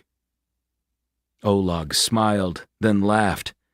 "Indeed you did, human. Who are you?" Liam didn't falter. "I am Captain Liam Lucas of Antares, Fleet Commander of the Colony Wars." "Haven't you heard? The war has ended. After 2 decades of peace, the Graal have retreated home," Olag said, speaking Liam's language. "Welcome to the team." Draken looked the same as always, yet vastly different, returning in Griffin Chester's arrow. Zane directed it to the giant lot outside the Scorpius grounds and corrected himself. This was no longer called Scorpius. It was the human militarized United Front, or, as everyone kept referring to it, the HMUF. The space was busy, almost hectic, but it was planned chaos. He noticed all the soldiers' heads tilt to view the incoming rare vessel he piloted. A few months ago, Zane had been part of their machine, a regular pilot running border patrols with Jazz. Now, he'd exited the service before it was renamed, and he felt relieved. Zane had been told when to wake up, what to eat, and where to fly. It would take a while for him to get used to a life of adventure. Once they landed, Zane and Julia were greeted by a couple of familiar pilots. "If it isn't Z4 back from the grave," T-17 said. Zane hugged Tyler, then shoved him in the arm. "You wish I was dead," he said. They stared at each other for a second, both unsure what that even meant, and shrugged it off. "Anyway, Tyler, this is Julia, and you're—" It took a moment before Zane realized he'd briefly dated the woman with T-17. "Your hair's different." "And you look richer," Laurie said. She walked by with her helmet tucked under her arm. "Watch out for this one. He has the habit of changing freighters mid-assignment, if you know what I mean." Julia acted puzzled, but nodded regardless. "What's that about?" "Nothing," Zane lied. Before he could elaborate, Jazz Badul stepped out of the building, holding her EPA. "When they said an arrow was descending, I didn't expect it to be you, Z4. "It's just Zane now," he said. "Nah. Once with us, always with us." Jazz hugged him and smiled at Julia. "You doing okay?" "I'm fine. You're the one running a space station. How's Balderson taking the demotion?" "He's not. They promoted him, and he's overseeing all of Draken's HMUF operation." Balderson had been in charge of Draken's orbital defense before Carl gave Jazz the job, while the Growl and drones convened at their capital a few months earlier. Zane peered past Jazz to their headquarters. Is Carl here? She shifted on her feet, not meeting his gaze. No. Where in the stars is he gone? Zane stepped closer. Is he? He's not dead, if that's what you're asking. I don't have an answer. The High Counselor warned us to let it be, which tells me Carl's on a highly secretive mission for the Council. Zane nodded, wondering what he could possibly be up to. Then who's... Griffin? A woman's voice called, and Zane turned to find a uniformed officer approaching. Her expression shifted when she saw it wasn't Griffin Chester with the arrow. Zane and Julia. Why am I not surprised to see the pair of you again? Zane tried to recall. Callista Levine, he blurted. She didn't seem like the same person after her faulty eye was replaced. Her hair was longer, and her face was clean and vibrant. She smiled, and Zane couldn't hide his relief. Callista was a star, a bona fide hero.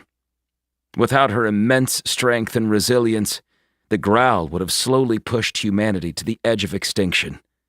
After meeting her on 10, at the abandoned military base of Chaucy, he thought she'd never recover. But she was a far cry from that haggard wretch living in squalor and talking to shadows in the night. You can address her as Admiral Levine, Z4, Jazz admonished. Admiral? That's right. Do you have a problem with that, Lucas? Callista raised a brow.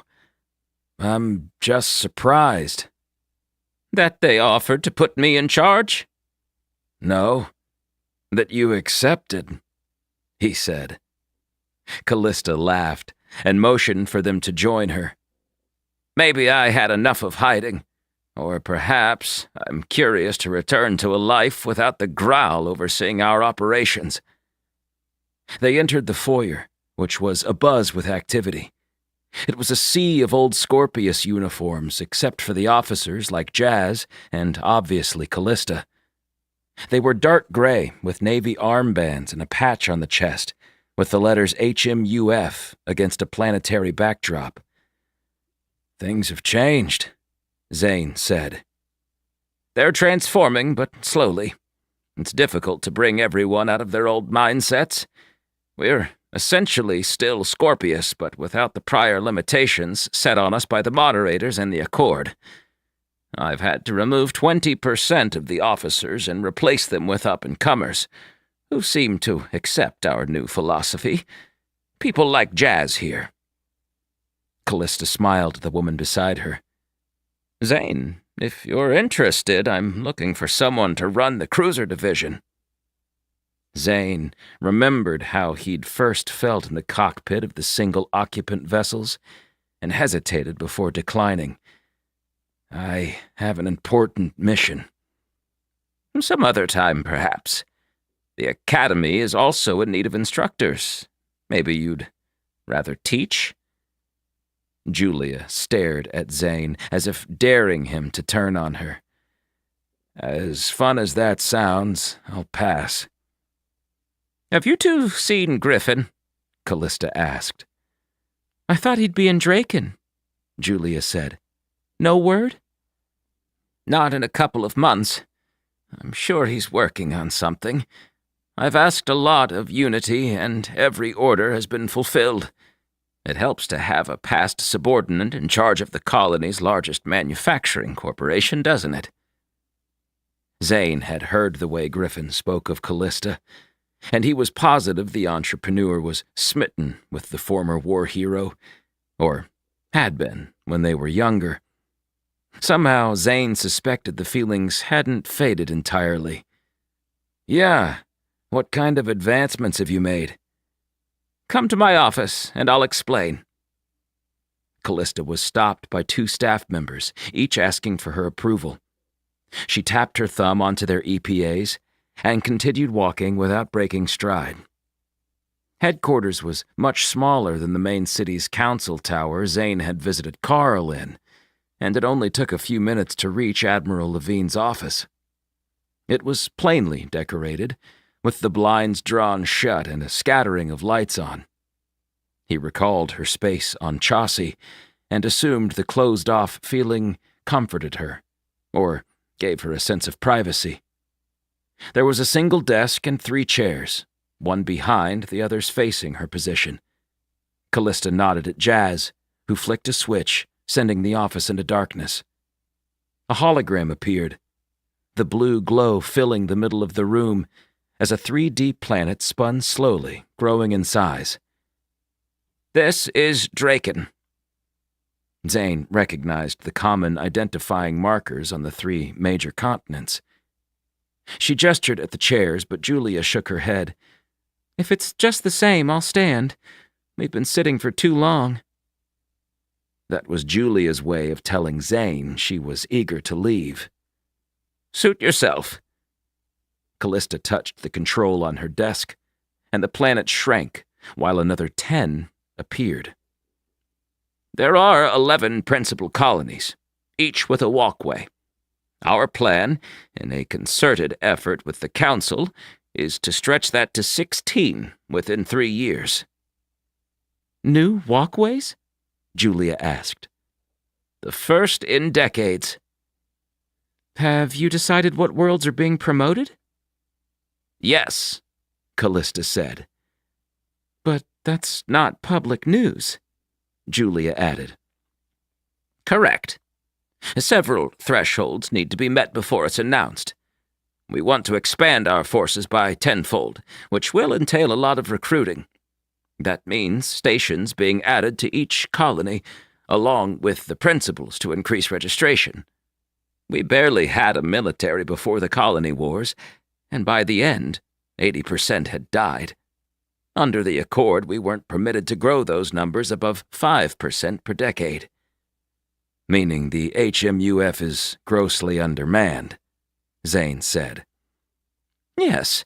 For the interim, we're hiring specialists from every edge of the colonies to fill in important roles that are more appropriate for the civilian life. Callista changed the hologram again, and it zoomed on the Forever world. He could tell by the logo of the comet the artist had rendered into the corner of the spinning globe. We've elected to use the Nervid homeworld as a secondary base, since it's not part of human space and it's far beyond Growl territory. That's why Auntie Lorna's going back so soon, he said. We'll ensure that it's suitable for long-term occupation by our forces, and who better than the finest terraforming crew in history?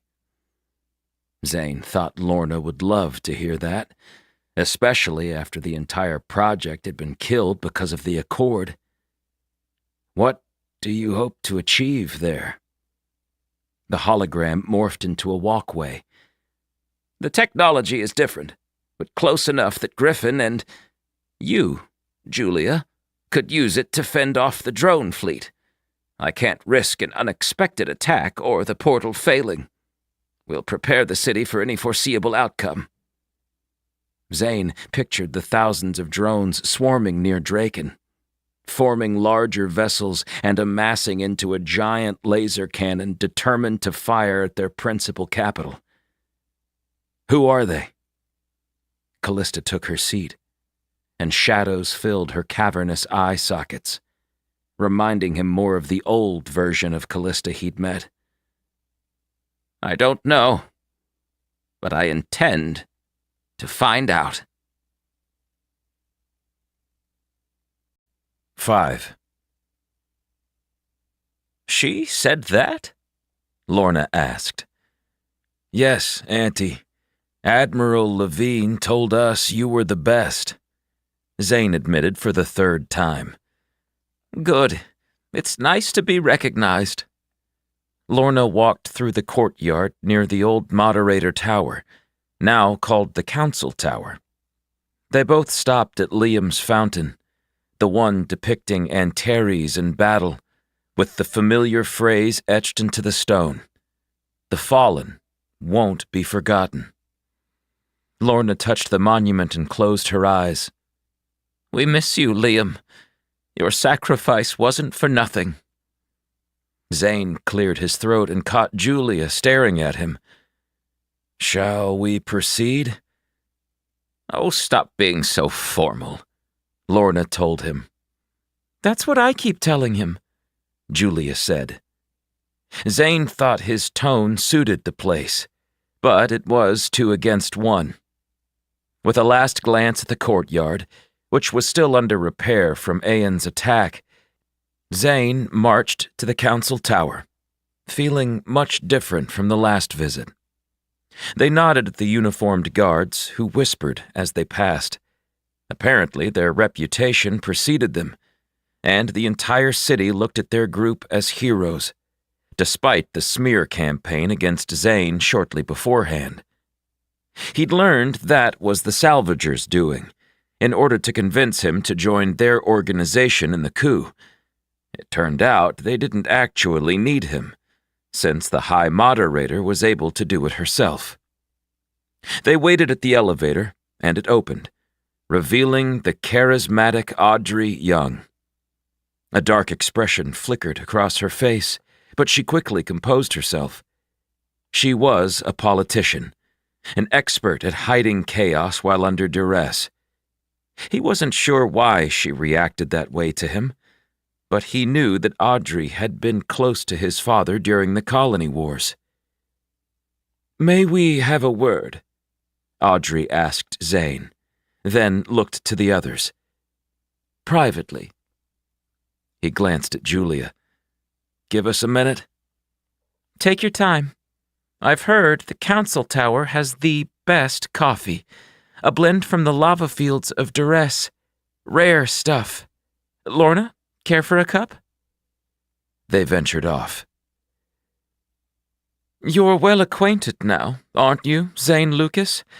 Without you, we may never have brought Callista out of her shell on Chaucy." "Gabrielle told me she orchestrated our arrival," he said. "By my doing. I wanted Henry to direct you there, and Gabrielle and her salvagers were all part of the plan," Audrey said as the elevator rose to the top floor. "Your father was the reason they put me in charge."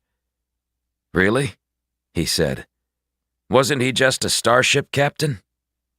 Zane knew Liam had been the fleet commander, too, but that should have held little power over the council. "It was a disaster, Zane. The growl had us in a chokehold. Without Griffin's support, we would have been defeated in that second year. Your father, along with Carl and Callista, were the driving force behind the utilization of Griffin's fleet." The doors sprang open, and Audrey dismissed a young man at a desk. He left without comment, and they were alone in the High Counselor's office. "I've only read what they teach at the academy," Zane said. He'd tried to find more details, but they weren't meant to be found. Even the computer from Chaucy had next to no information on the actual war. "He was something else." Audrey stared through the windows. "He missed you very much." "I was just a kid." Zane wasn't sure why he said it that way. "He'd talk about Irene so often. He sent her messages and rarely got replies." "It was difficult on my mother." "I'm sorry she died." "We made do. My aunt was there for me." "Yes, she's a good woman, even though she sided with Gabrielle." Audrey skimmed a finger along her desk. "Times are changing, and we're growing the fleet exponentially." "Weren't things okay before? Why do we need more military?"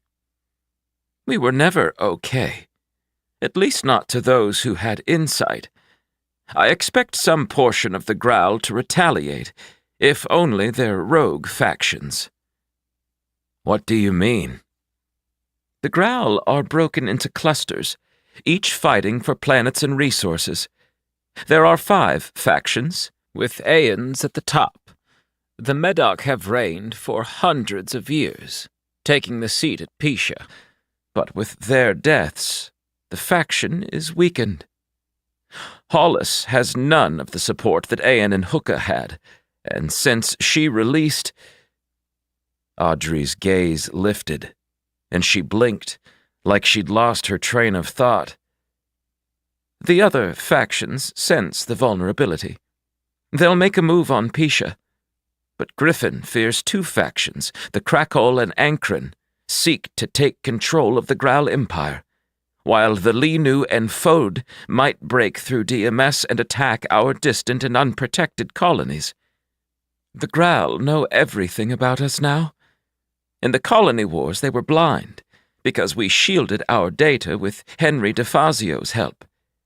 Since the Accord, we've bared our soul to the devil.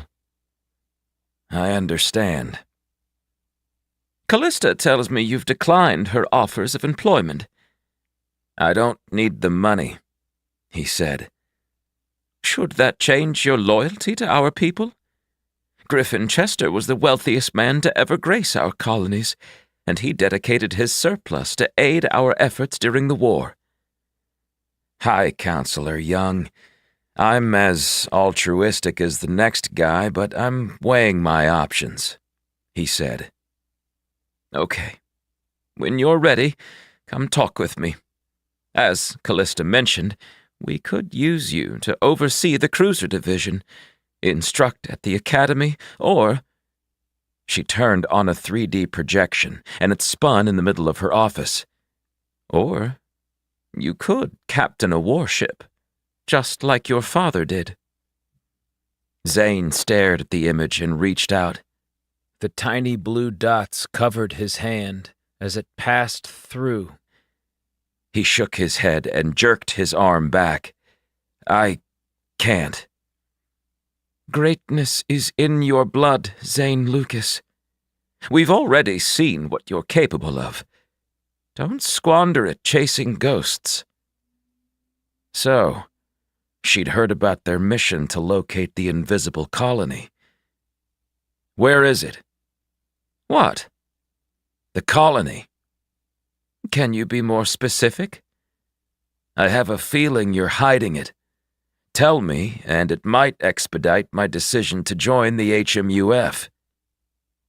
High Counselor Young pursed her lips and touched his wrist with cold fingertips. Zane, there is no such place. You're wasting your time. Can I see Carl's office? She seemed surprised by the request. Why? Just for a moment, he said. Come with me. They descended by a floor, and Audrey entered the office with Zane. The air was stuffy and thick, as if the room held a secret of its own. Zane walked to the far side, admiring the crystals and stone samples from each of the colonies. He gazed at the various colors and unique shapes of the items, labeled with the corresponding settlements. With a quick count, there were 43. He frowned at the empty slot. Don't read anything into it, Zane, Audrey said. There are 4 rows of 11. Otherwise it would be uneven. I believe you, he lied. Zane thought he saw a faint outline where a label might once have been. Audrey lingered by the doors and held the elevator. Thanks for meeting with me. I look forward to the day you return to Council Tower as one of us. Zane finished his beer and waved Brock off when presented another. We have a big day tomorrow. Heading to the forever world, Lorna's partner said. I almost envy you. You could have joined the efforts.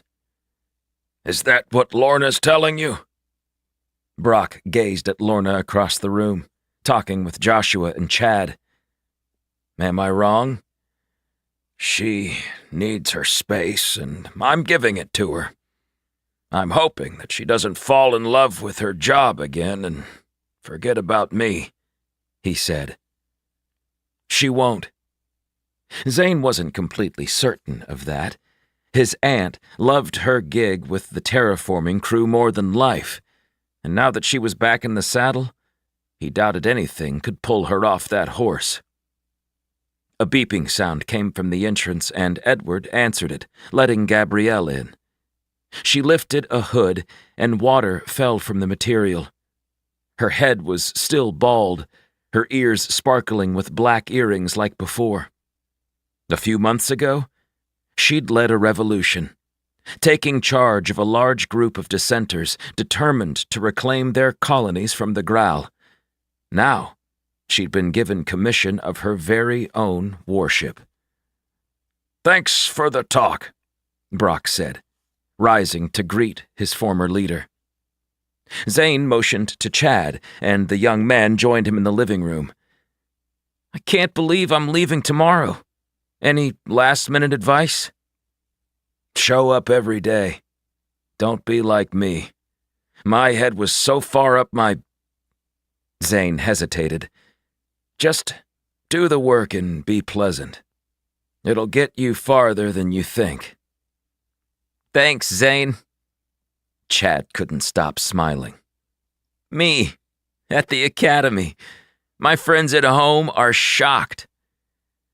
"Did you ask any of them to apply?" "Nah, they're Earthers through and through. All they want to do is find a wife, raise cattle, and watch the sunset." "Nothing wrong with that," Zane said, recalling his time in the Happer States. "Not for them, but I'd rather explore the stars like you and your father." Zane wished everyone would stop mentioning Liam Lucas. He was dead, and there was no bringing him back.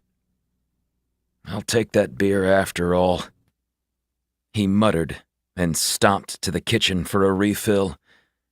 Brock had a nice place, far larger than Zane's old apartment. Gabrielle appeared beside him, making him jump. "How are you so quiet?" he asked. "Have to be when you're trying to stay alive," she said. "Any movement on your mission?" "Not much. You'd be amazed at how few leads there are to an imaginary planet." "Like with the Forever World?" "That's different." "Maybe not." Zane took a sip. "What about you?" "It's a dream job. What more can I say? The colony wars took everything from me. This is my chance to help rebuild, and maybe find some closure in the process." "I couldn't agree more." "Then take the commission," she said. "How does everyone know?" "It's a small crew so far." Gabrielle tapped her beer bottle to his. "You and I would make a hell of a team out there defending our colonies." She gazed at Julia Rossi, who was in deep discussion with Lorna. "She could be your chief officer." "Julia doesn't answer to anyone," he laughed. "Just remember, Zane, something is coming. Whether it's the Growl or whoever sent those drones, we need to be prepared, and the more capable captains we have in the fleet, the better our chances of survival." Zane nodded but didn't reply. "When do you leave?" "We're off to the Forever World in the morning." "And from there?" Gabrielle asked. "That remains to be seen," Zane said. Chad Scott hefted his pack, slinging it over both shoulders. In it were the few worldly possessions he was allowed to bring to Belsey Prime with him for his stint at the academy. "You'll do great things, nephew," Joshua beamed at him, and Chad felt a sense of grief. His parents were crop traders, rarely at home, always in another country, negotiating prices for the state's yields. He loved them, but it was Joshua that made sure he was taken care of. It had been that way since he could remember. Uncle Josh was almost 50 years older than him, but there was no one else in the universe Chad would rather spend an idle day with. "Thank you for everything, Uncle." Chad hugged the man, stooping lower. Even with the robotic legs, Joshua was 6 inches shorter than him since his latest growth spurt. "Just remember, you can always come home, and stay hydrated. And don't forget to—" "Will you two hurry up?" Zane urged. "The line's moving." Chad shuffled forward, finding only 3 people between him and the walkway. Draken's travel hub was extremely busy today, and while they might have been able to skip the line thanks to a pass from the High Counselor, they'd opted to spend the extra minutes together. "Next!" the man called and peered at Zane behind Chad. "I remember you. Off to Earth again?" "Not this time," Zane said. "Wait. It's you!" The man waved at his counterpart, a uniformed, middle-aged woman. "Winnie! It's the guy from the Forever World!" She ignored the question coming at her from the help desk and pressed a button, activating a holographic assistant in her place. "Can we take a hologram?" Winnie asked, clutching her EPA. "Sure." Zane looked hesitant. Julia walked up to him and smiled when Winnie shoved the tablet at her and stood next to Zane. The walkway attendant nudged closer, and Julia muttered under her breath as she took the image. The electronic personal assistant snapped a picture from 7 different lenses at the same moment to allow for the 3D replication. "Thank you, Mr. Lucas." Winnie shook his hand. "So handsome. Have you thought about growing a beard?" "I told you it was a good idea," Julia whispered when the pair left Zane alone. Chad would miss them all, but he had to concentrate on his future. If he was going to be the finest pilot ever, he'd need to work harder than everyone else, and that meant forgetting his old life for a short duration. It was Chad's turn, and the attendant switched the destination to Belsey Prime. "Lots of traffic there today." Chad stared at the large walkway, sensing the power emanating from its core. Specks of dark matter flicked off the misty outer edge, and he glanced at everyone behind him. "Good luck on the Forever World. And Julia, I hope you find the invisible colony." "Make us proud," Julia exclaimed. Chad filled with their uplifting comments as he stepped into the walkway. One moment he was planted on Draken. The next, he was 5 principal colonies over, near the academy at Belsey Prime. He'd done it. Chad's instant of gratification fled when he saw the line of students waiting to enter the massive complex in the distance. "Excuse me," someone said behind him, near the walkway exit. He was at least 7 feet tall and rail thin. "Sorry." Chad moved forward as more students emerged from the portal, coming from a variety of backgrounds. He spotted a girl, obviously from Larkstone, sporting a blackout eye band. Another from Folus appeared, wearing a robe denoting their position within the religion in honor of their god, Nebulus. Chad didn't know many people who'd lived on outside colonies, even on Draken. They were mostly the same as back home, perhaps with a distinct accent and fashion sense. A girl glanced at him and sighed. "This line is insane. Did they ask us to come at the same time?" She was short, maybe 5 feet tall, with dark brown hair and a slight space between her 2 front teeth. "They bumped up my acceptance," Chad admitted. "Me too." The boy from Clestum joined the conversation. His voice was low, despite his frail appearance. I guess they're ramping up the military and we're going to be fast-tracked through the system. Admiral Levine said as much, Chad said softly, and both students gawked at him. On the feeds? I didn't see that, the girl said. No, I spoke with her yesterday on Draken. The tall boy laughed and gave Chad a shove on the arm. We've got ourselves a comedian. Name's Vik. What's yours? Chad. Kira. The girl smiled, and Chad's heart pounded a little faster. Nice to meet you. I guess we have some time to kill, Vik said. Where are y'all from? Earth, Minnesota. Never heard of it. Is that near Paris? Kira asked, making Chad laugh. Roughly, he said. What about you? Kira gazed at her feet. Darris. Whoa. How did you get here? It took months. I was planning on staying with a family friend on Henderson until they called me. Then, I didn't even have time to visit them once I received word on my EPA. Kira adjusted her pack. I've never left home before. I hadn't until recently, Chad said. I've been all over, Vik told them. My parents work for the moderators, or did. Since the Accord was broken, they're out of work. Chad hadn't considered there might be employment ramifications with the disbanding of the Accord. Are they okay? Sure. We take care of each another on Clestum, Vik said. Besides, I'm going to be the captain of a warship one day, and I'll bring honor to my planet. So am I, Kira added.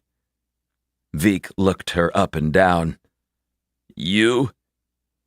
Just because I'm small doesn't mean I'm not capable. Her hand made a fist, and Vik backed down. I was joking.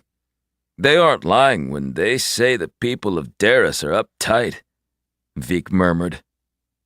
The line shifted, and Chad checked behind, finding another 20 students had arrived. This wasn't what he'd had in mind, but at least he was here. What about you, Chad? You trying to become a captain in the fleet, too? Nah, I just want to be a cruiser pilot, he said. I appreciate a guy with reasonable expectations, Vik said. The best pilot in the colonies, Chad told himself.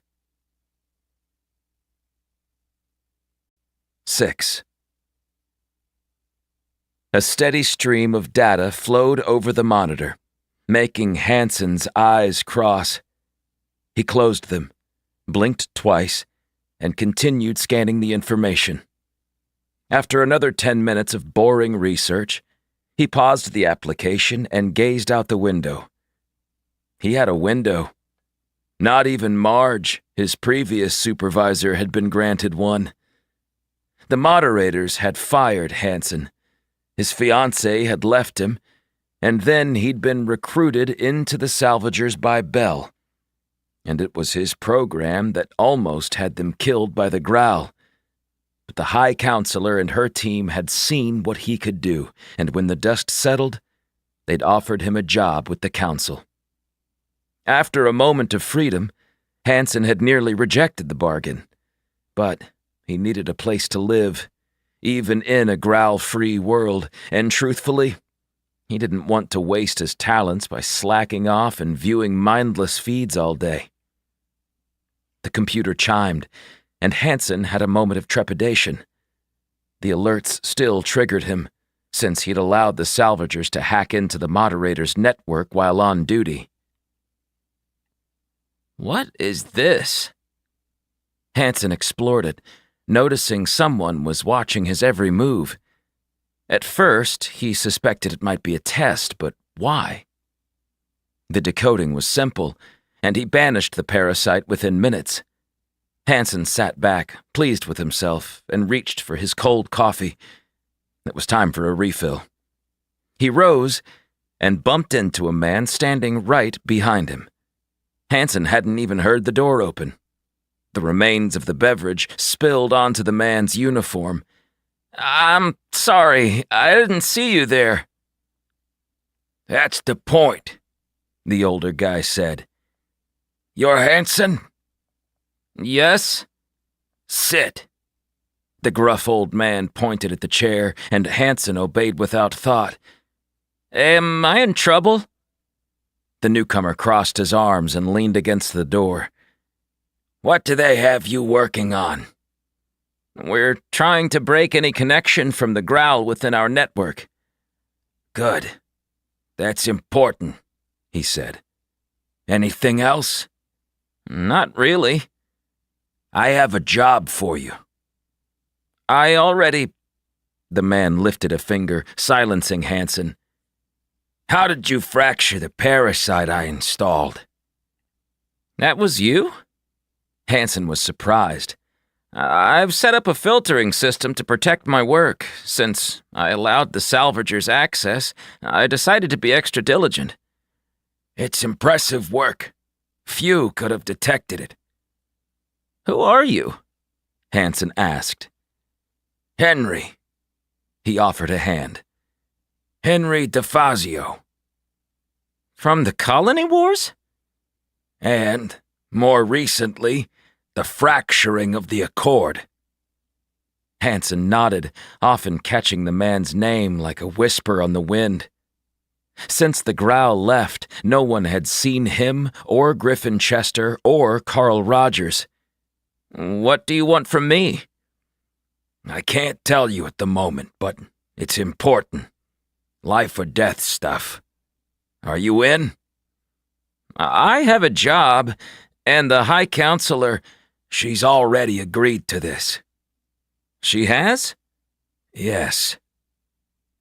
Hansen peered at his view from the corner office and back at Henry. "Do I stay here?" "No. You'll be coming with me," he said. Hansen sighed and rose, taking a final look at a life he'd only had for a few weeks. He followed Henry from the room, past the co-workers who barely acknowledged him, and even Marge seemed surprised to find him walking behind a war hero.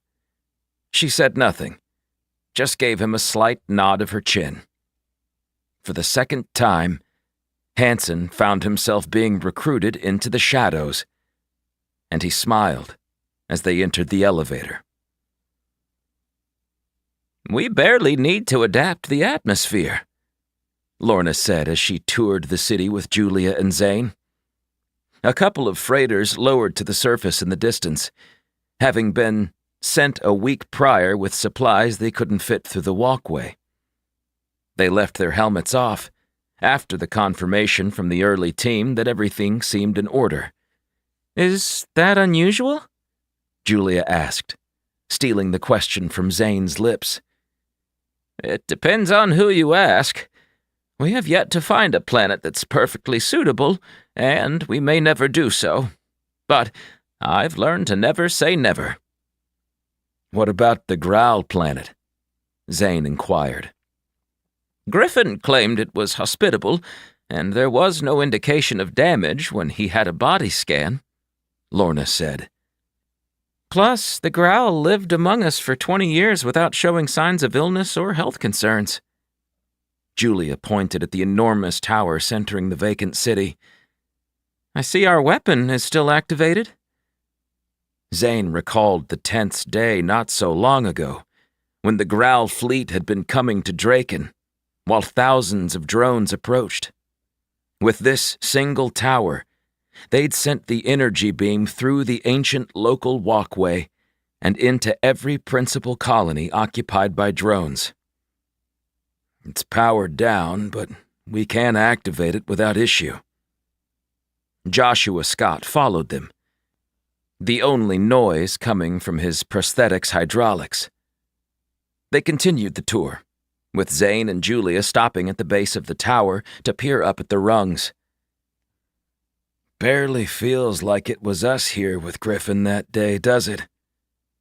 "I agree," Julia said. Everything was a blur. And they left no evidence behind? Not that we've found, Lorna said, but the team is working on it. Zane noticed the uniformed HMUF forces exiting the nearest building, carrying electronics. What are they doing? Clearing out anything that could be analyzed. That's High Counselor Young's deal. I'm here to ensure the forever world can be colonized by humans. Lorna cringed when one of her crew dropped a crate, resulting in a shattering of glass. She ordered them to be more cautious. I better get to it. You two take your time, and when you're ready to leave, come find me. I thought we'd stay until tomorrow, Julia said. Yeah? Zane asked. He'd expected her to say the opposite. It's the forever world. We didn't have enough time on our last trip. Fine by me. Zane inhaled, finding the air slightly stale. The city was devoid of life, without even the smallest weed permeating the well-maintained surface. With Lorna and Joshua gone, they took to the streets alone, walking away from the tower and to a quadrant they'd never seen. It was unremarkable, with empty sidewalks and buildings that held no trace of the Nervid who once occupied the area. Where did they go? Zane asked. When we learn that, we'll be miles ahead. Perhaps the drones eventually found them and they're extinct, Julia said. Zane's gaze drifted to the edge of the city, where 10 of the double-ended pyramid ships like Drifter were stationed on their mounts. None of them were powered on, and they blotted out the view of a mountain in the distance from this angle. Care for a better look? Julia didn't wait for an answer as she strode toward the vessels. What do you expect to find? We're missing an important detail. The trip took 20 minutes, and Zane was warm by the time they arrived at the closest of the 10. His EPA beeped, and he checked the message. Zane opened the file and stared at the communication. What does Edward want? Julia reached for it and read with him. You were right. Carl took office after captaining the Great Guice in the Colony Wars. He didn't have 44 samples in his office. It's all there. But according to this, it once belonged to High Counselor Vallis, and he had 36 samples. Zane clicked on the file Edward had sent from Dexter Vallis's first day on the job, 211 years earlier. He zoomed, trying to make out the name on the placard, but the image wasn't clear enough. At that time, there were only 35 listed in our record books. This picture says otherwise, Julia said. Good work, Edward. He sent the message. Does this prove anything? Either Vallis was planning on the next colony already, or they had one more than our history tells us. How do we find out? Zane asked her. We learn where Vallis's family settled and search for any clues. Zane watched the Nervid fleet, wondering why the locals departed if they had the means to defend themselves against the drones, and why they left this many ships behind. There had to be a rational explanation. Does this mean we're not staying the night? Julia nodded at him. You catch on quick. High Counselor Audrey Young observed as Griffin's arrow fled the surface, racing past their defenses and into orbit before shooting away. She wanted them to stop their search for the colony, but part of her hoped they succeeded. It was erased from the network, and only a handful of people were even aware of its existence. The Council had gone to great lengths to keep it that way for centuries, and even the Growl didn't know about their elusive colony. Unfortunately, Audrey wasn't granted more information. She had no idea where the world was, or what had happened. It was a failsafe for the administration, ages ago, when interplanetary rifts had begun, particularly between Henderson and Draken. The political upheaval was short-lived, but the powers that be proposed they build a respite for them and their families should chaos ensue. Slowly but effectively, they wiped it from the history books, which was apparently not as difficult as it should have been, because everything was digitized. Audrey had accidentally discovered the truth after replacing High Counselor Track near the end of the Colony Wars. She also found out Liam's crew of the Antares was sent there by a mechanized ship, while Liam went with the Growl to Pisha. There was no choice but to support the story that Antares had gone missing, and later, she leaked the fact that the vessel had been blown to pieces. To enhance their credibility, they'd actually fired on it with the shields down. Audrey had pushed the button, forcing herself to watch as Captain Lucas's command post exploded by her hand. She'd done a lot of wrongs in her time as High Moderator under the Growl's rule, this being one of the worst. Covering up Antares was something she had to live with every day. Maybe Zane and Julia Rossi would find the invisible colony after all, and Audrey could atone for her sins. Audrey had been so close to confiding in Zane. She yearned to tell him about his father and the 44th colony, but their government was already under extreme pressure. Even with the Growl being absconded, there were multiple outer settlements that were considering disbanding from the colonies. They didn't trust the Council any longer, and if word leaked that they were hiding an entire world from the population, things would escalate quickly. It was time to reveal the deepest secrets and set fire to the Council, to be born again in the flames. Audrey might not escape her fate, but a new leader would emerge to clean up the wreckage. She stared at Griffin's arrow as it blinked on the radar, represented by a small dot, until it vanished. "Where are you, Liam?" she asked quietly. No one answered. By the grace of the stars, Carl Rogers floated closer to Pisha, shocked his ship had remained intact.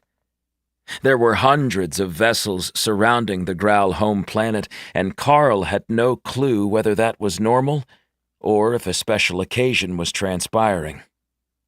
Pisha had 2 space stations in high orbit, both larger than the one at Draken. The computer relayed that it held 24 of their single-occupancy fighters, but they all remained powered off as Carl approached. With Ayan dead, it would throw a wrench into the Growl hierarchy.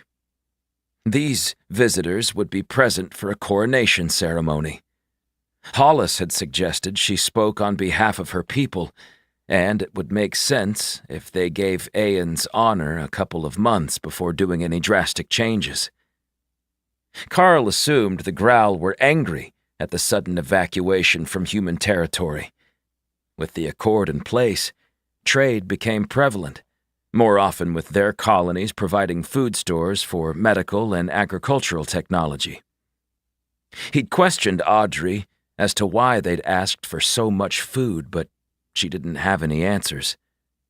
When she'd broached the subject with Moderator Elian, the Growl woman shrugged, saying they had a taste for human cuisine.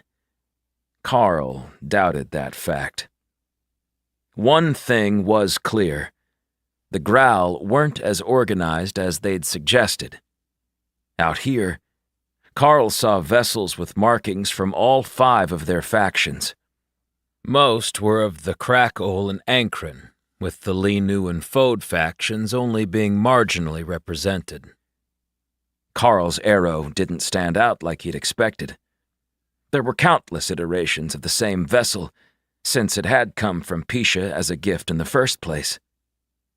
Audrey had been given the craft on the signing of the accord, and that made it older than many of the surrounding versions.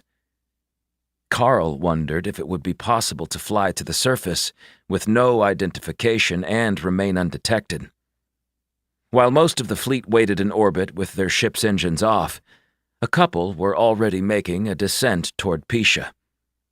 Carl flipped the translator communication device on and heard chatter across the network. It turned out that they'd left the link open to their own servers inside the Dash. Henry DeFazio had discovered the blockage and added a program to bypass it so they could listen when necessary. Carl deemed this about as necessary as ever. The world was beautiful from above. Large archipelagos spread like tendrils from a center mass that made up their capital city, Harbor Keep. Carl zoomed on the metropolis, astounded by the population. It was much smaller than he'd anticipated. Given the area it covered, there couldn't be more than 200,000 occupants. Compared with Draken's 2 billion, it was a drop in the bucket. "Requesting confirmation of your..." The growled voice translated on his dash. "There will be no confirmation, traders. I am Korb, controller of the Ankren, and we're here to remove the treacherous Medoc from their seat." Silence followed. Carl couldn't believe his dumb luck. He'd arrived at Pisha the very moment the revolt had begun. Perhaps it would be fortuitous timing for him. He waited anxiously for a response. "Korb, this is Holus. You are to stand down. The Medoc have held this chair for 5 centuries and have every intention—" "You left human space like shamed cowards. We will go hungry. Already our people starve and those blasted drones sabotaged /6. The Growl will be ushered into a new era." Carl's skin prickled at the comment. "If the fleet has any sense, you will leave and I'll forget this ever happened. Korb, you'll be destroyed." The garbled voices ceased, and Carl watched as a group of 7 pushed their thrusters on, the sight of it causing him to grip the throttle of his own vessel. To hell with it. Carl followed them, pretending to be part of the incursion. There was only one way to find out where Liam was, and lingering in orbit wouldn't do it. Carl chased the larger ships as suborbital defenses shot from Harbor Keep. He zigged and zagged, avoiding the bigger bursts, and his shields alerted him when he was grazed. Carl gritted his teeth as his pain exploded in his head. He'd forgotten to take a metastick in the excitement. A Growl ship spun out of control directly in front of Carl as its engines were fried, and he ducked below, shooting straight down.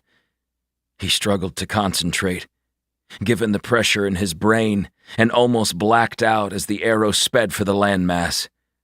Alarms sounded as the defenses hit his hull, breaking through the waning shield.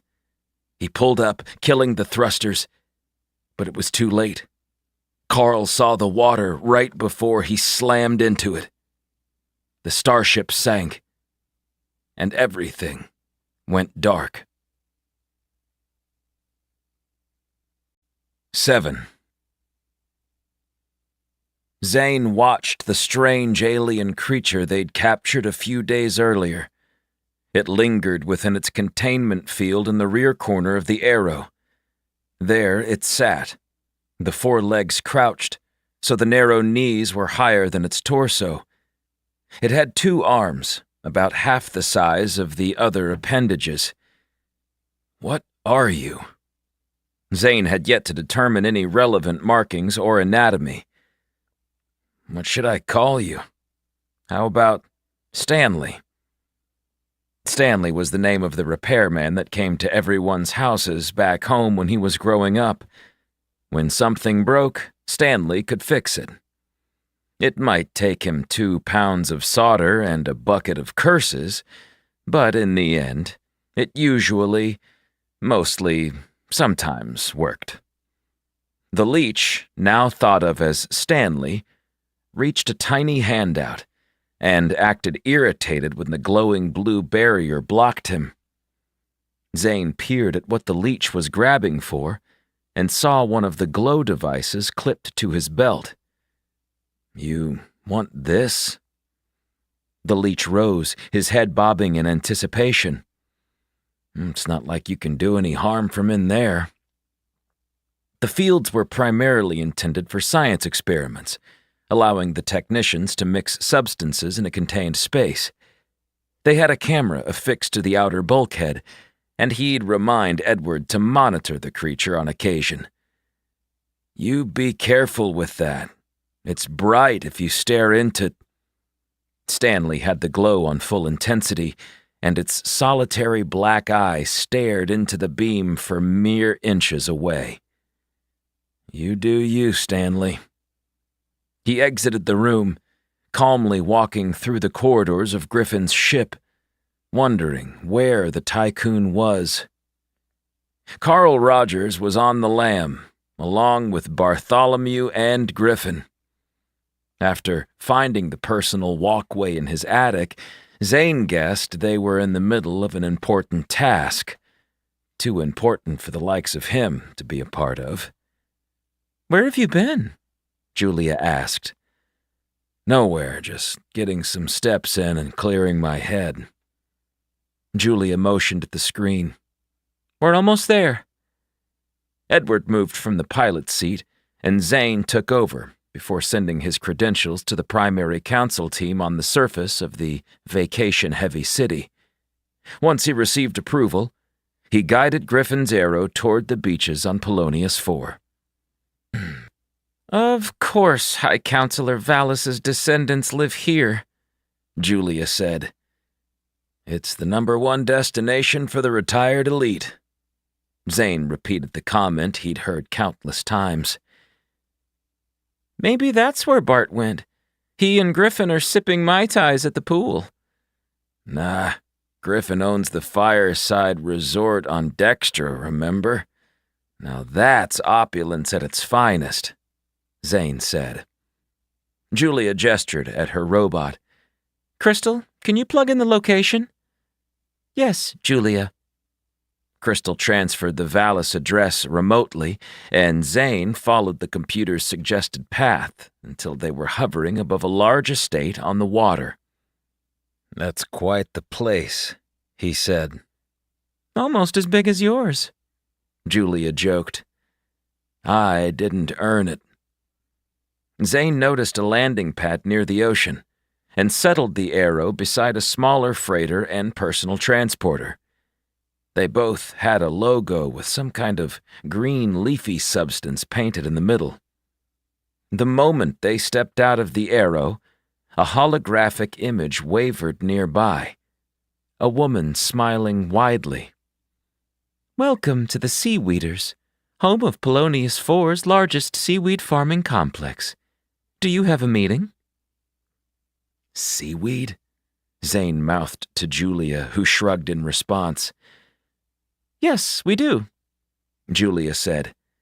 According to his EPA, it was early in the morning, about the time most working crews would finish their coffee, preparing to head out.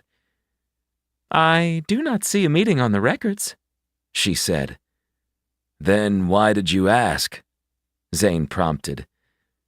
"I don't mind him," Julia said. "We'd like to speak to the Valis family." The woman's face was comforting. Not just a public domain version, but a customized one that only the rich used. "May I ask who's calling?" "Zane Lucas and Julia Rossi," Julia answered. "Please hold." The holograph flickered and vanished. "It's nice." Zane stared at the coastline and saw thousands of little boxes in the water.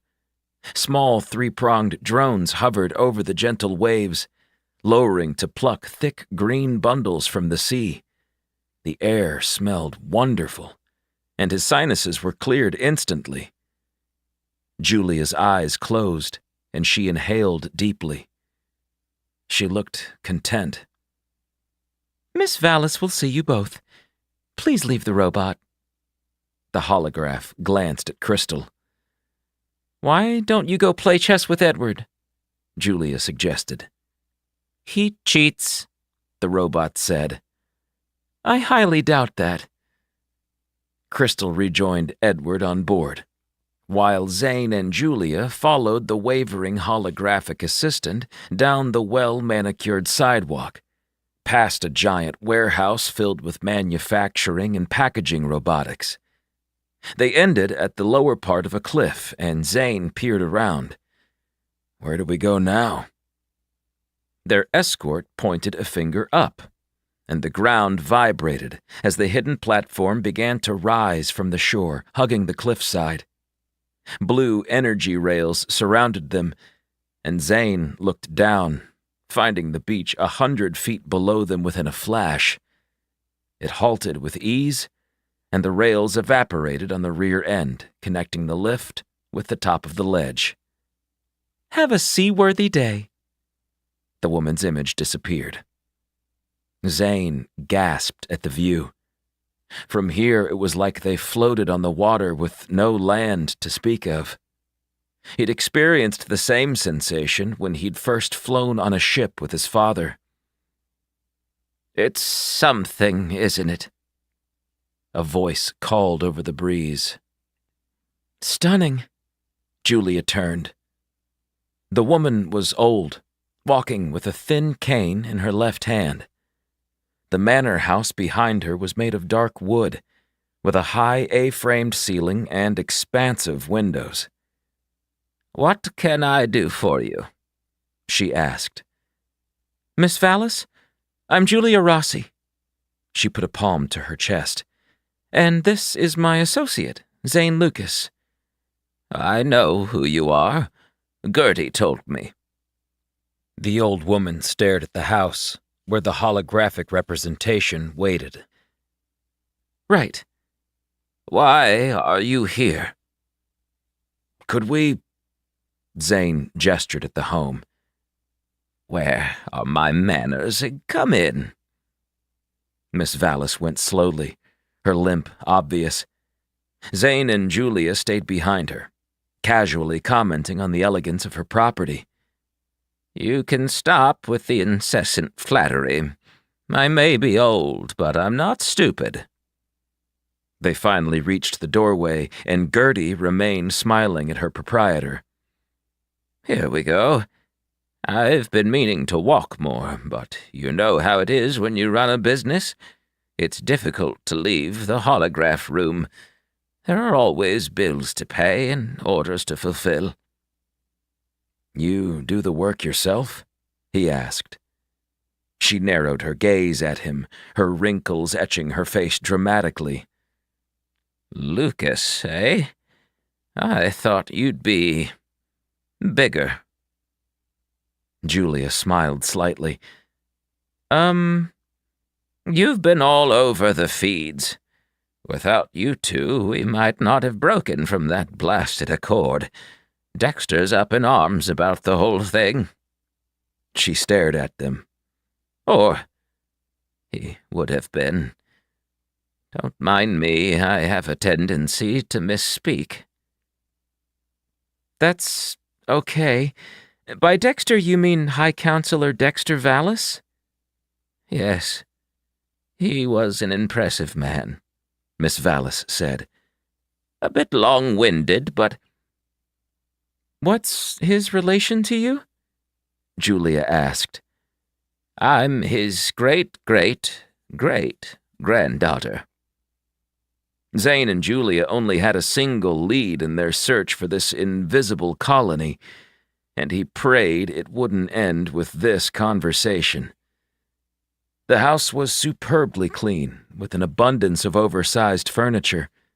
The walls were covered in mismatched pieces of art, which Zane guessed she or her family had gained across years of travel through the colonies. He gazed at one piece and felt the icy stare of the portrait. Have a seat. Thank you, Julia said, taking the wicker chair.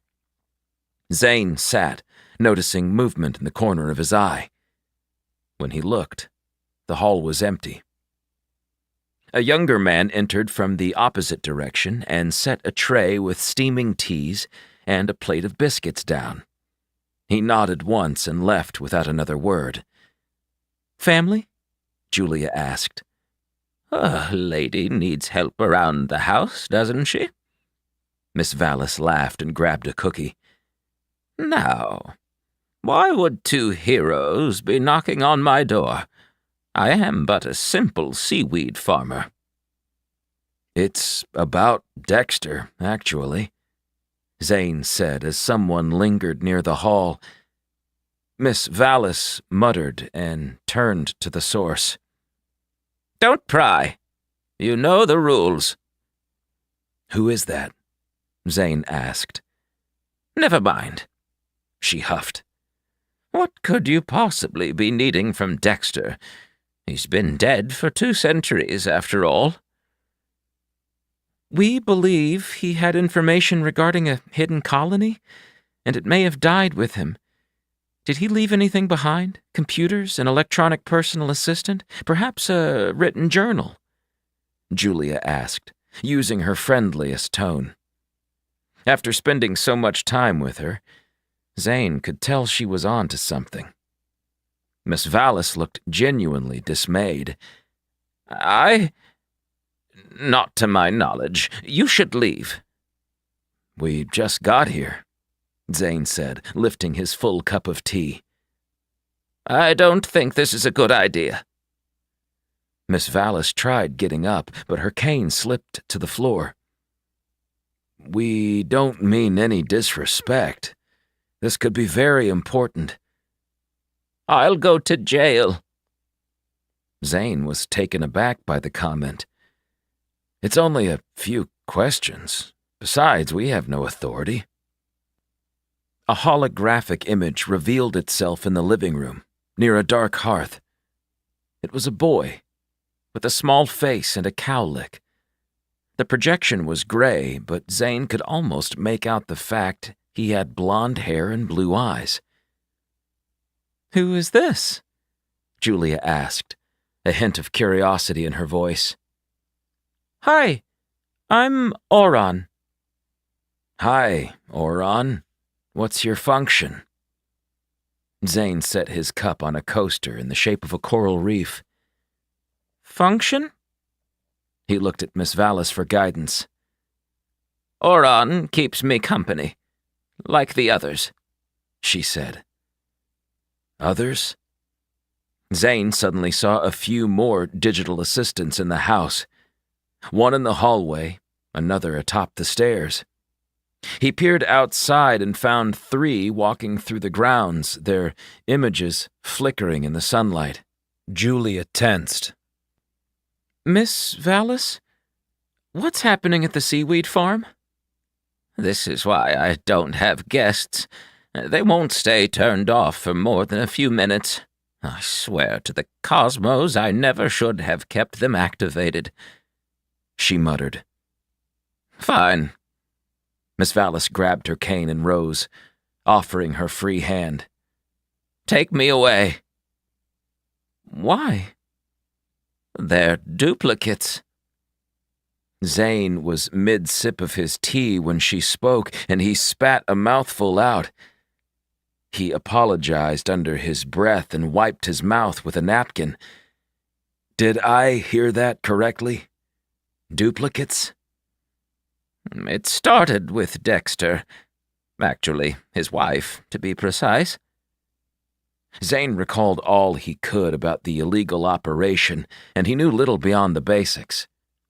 Around 250 years ago, a man named Lee Siakam had created a dangerous technology. It allowed people to record their loved ones' memories into a hard drive, which was a great comfort to the living. It became clear that most of them held dark secrets they never meant to share, particularly with their spouses. In the early market tests, countless men and women who'd been duplicated were revealed to have had affairs, committed crimes, and lied to the government about various tax infringements or other illegal dealings.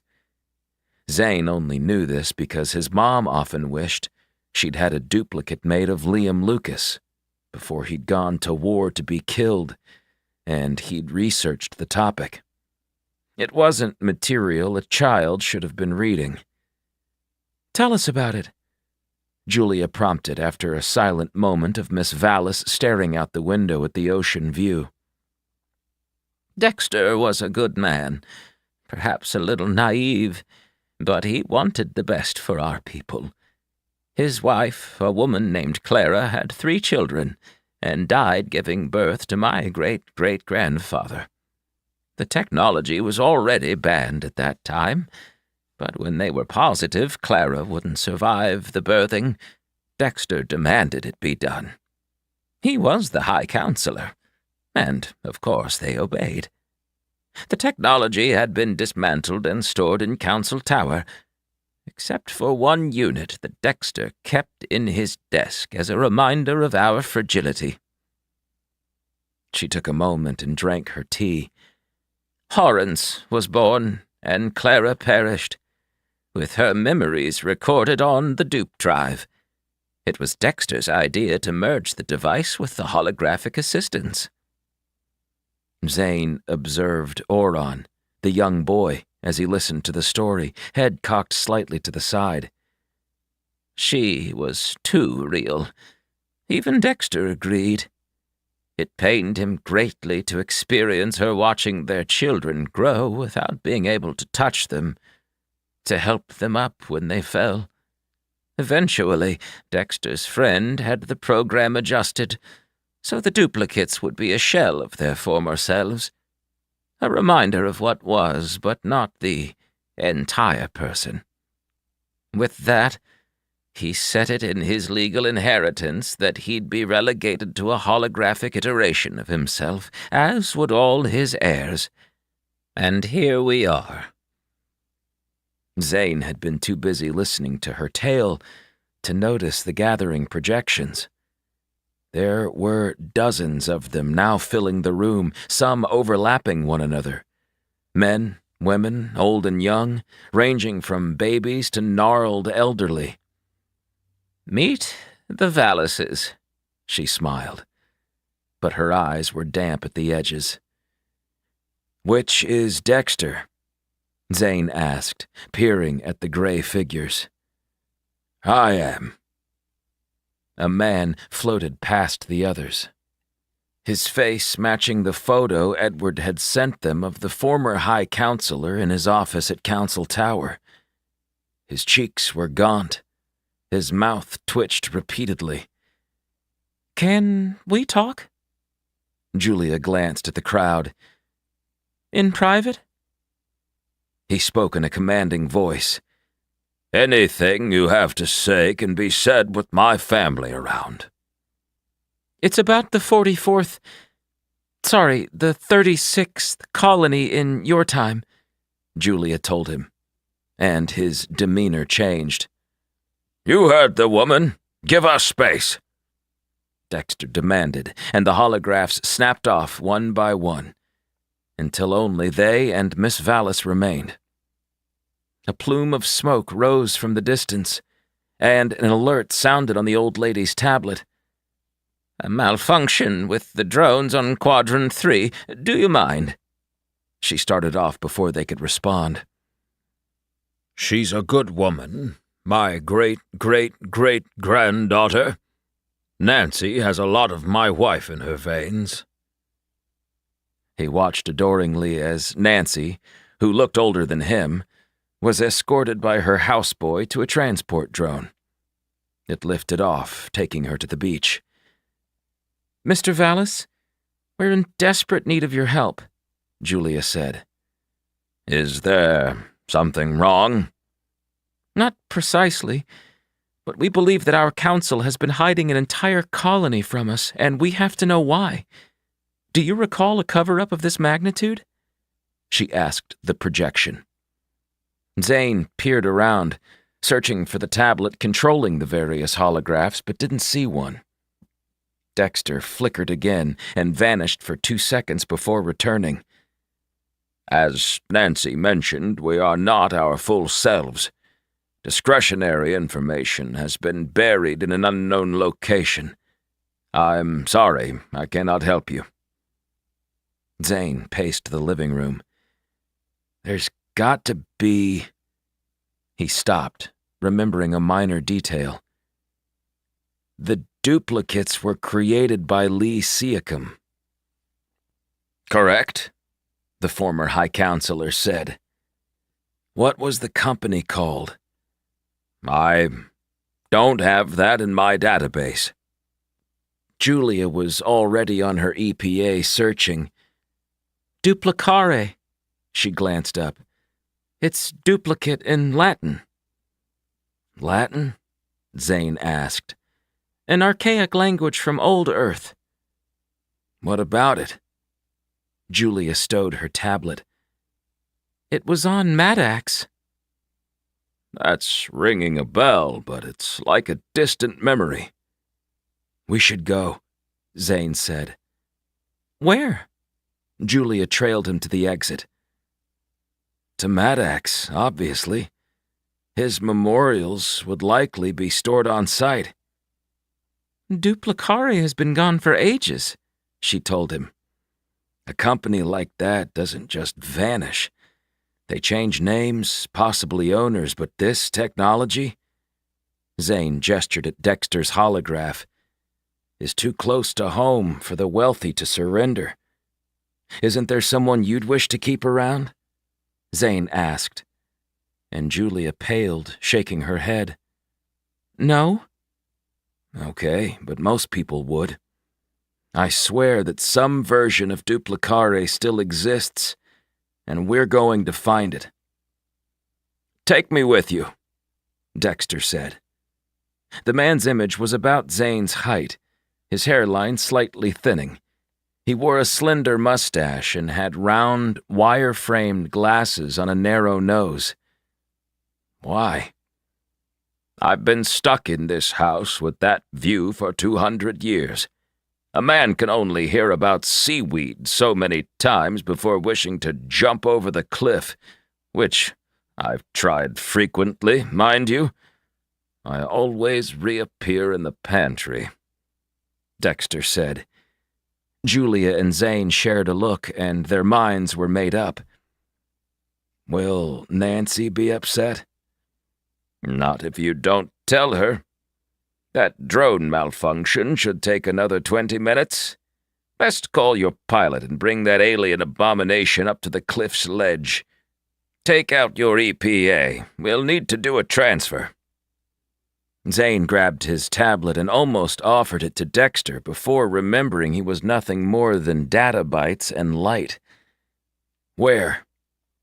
This way. Dexter floated from them, and Julia held Zane back. Is this a good idea? What's the worst that can happen? Zane asked. Usually when someone says that, things go south really fast. Not this time.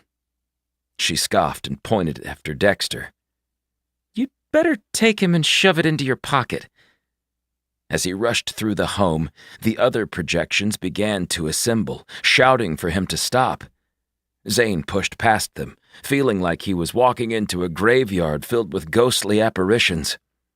Every one of the holographic displays had once been a real person. Their memories had been scrubbed, and they were forever immortalized as essence. It was easy to see why the technology had quickly been banned by the council. At the end of the hall stood little Oron, palm extending, trying to halt Zane. Please, don't take him. His tiny voice was pleading, but Zane ignored it. He found Dexter at a doorway and tried the handle, which was locked. Julia, he called, and she came a minute later, glaring at him. You're lucky I always keep a set of lockpicks. She had it open in 30 seconds and smiled proudly as they stumbled into the server room. The computers whirred and blinked as they entered. Dexter explained how to make the transfer, and Zane did exactly as instructed, careful not to bring another unsuspecting family member along for the ride. The ceiling shuddered lightly, showing that the Arrow waited for them outside. With Dexter now linked to Zane's electronic personal assistant, they hurried out of the home, careless of the cries from Dexter's 3D relatives. "Nancy at 3:00, Julia warned as they ran to the landed Arrow. They sped onto the ramp and bellowed for Edward to lift off. Zane jogged to the bridge as 100 holographs floated after them, shouting in anger, before vanishing in an instant as they extended past their boundaries. Miss Vallis's transport parked her by the front doors as she could only glare at their departure. "Where to, sir?" Edward asked. Zane pushed the icon on his tablet, and Dexter appeared, dusting his suit off, despite it being incapable of gathering dirt. "I dare say we start at Maddox, as the young man suggested." Crystal's blank face glowed brighter, then went dark. "We have a guest." "Dexter, meet our crew, Edward and Crystal," Zane said. He nodded his chin. "It's a pleasure. In my day, even the robots looked like us." "And now the people are holograms," Julia muttered. "What's next?" Zane smiled as they flew from Polonius 4 with a concrete lead to the Invisible Colony's location. 8. Being part of the Academy has never been of more importance. Humans began training our kind for galaxy-faring adventures centuries ago, but started this Academy in the wake of the colony wars. After we found peace, despite 7 years of death, the Institute was technically no longer a military operation, but a school for pilots and space station officers to learn their way around a commission. The Growl had 5 members of the moderators on site, and we could only teach subjects they approved, the instructor said. His name was Raiden Colt, and Chad thought he was the strongest man he'd ever seen. Chad had little doubt that Raiden could wrestle a Growl and tear its head off if necessary. According to the legends, Raiden was the best on-planet foot soldier they'd had in the colony wars. Their enemies would tremble when his name was spoken. Now that Chad was older, he guessed those were rumors meant to bolster human confidence, but it might not have been far from the truth. The class was packed, with 20 students lingering by the exits because the entire auditorium had been filled. With such a high attendance, they were sleeping double-stacked on newly purchased bunks in an outbuilding. But Chad was one of the lucky few to stay in the original dorms. We're being ushered into a new era, and possibly a darker age than we'd ever imagined, Raiden said, and the room grew even quieter. The lights dimmed, and a projection appeared at the reading stand with the lecturer. We face 2 distinct enemies. The Growl are a fearless and violent race, and their factions are revolting against their sudden retreat from human territory. Add in these drones, a massive weapon sent from the deep recesses of space, and we're in more danger. We haven't been able to track the source of this secondary race striving to harm us. They also want to kill the Growl, a boy in the front row said without raising his hand. Raiden gave him a slight reprimanding glare, but nodded. Yes, we're not unique in their interest. They attacked the Nervid from the Forever World, Chad spoke before thinking, and lowered in his seat. That's correct. Raiden tapped a button on his EPA, and an image of the drones materialized. Does anyone recognize this? Those are drones, Chad answered. Well, before they connected to one another. How do you know that information, son? Raiden asked. The Council withheld these details from the general public. I was there. On Draken? Outside orbit, Chad said sheepishly. You were a passenger in a fleet ship? Raiden asked. No. Chad sat up straighter, feeling 100 sets of eyes on him. I was in a cruiser. The attendants muttered amongst themselves. Son, unless you were working for Scorpius, I don't... Chad noticed Kira watching him from the row ahead and clenched his jaw. Sir, I found a cruiser on the salvager's lot and borrowed it. I thought I could help. And did you? A young man in the back asked. Chad figured he could lie, but Uncle Joshua had told him to always tell the truth, unless it went against his conscience. Now wasn't the time to change the way he lived. No, I almost died. Zane Lucas intervened in his arrow and saved me. The Zane Lucas? A tall girl with black bangs asked. Yeah. Did you meet him? Sure, we have dinner and stuff. He's cool. I plowed the snow at his house, too. The crowd started talking over one another. Raiden whistled with 2 fingers in his mouth, snapping everyone's attention to the front of the classroom. May I continue my lesson? Or are you going to tell us about the time you had tea with the High Counselor? I did shake her hand and... Raiden cleared his throat and tapped the button again. This time, the drone was replaced by 1,000, as they merged into an enormous weapon like the one near Draken. This is what we face. Without the technology left behind on the fabled Forever World, we might not be here to discuss our futures. In the blink of an eye, the drones would have blown our 11 principal colonies into dust. The holographic image changed to show their capital, Draken, being attacked. The beam hit the surface and the world ignited, the eruption sending shockwaves through the land before the core detonated.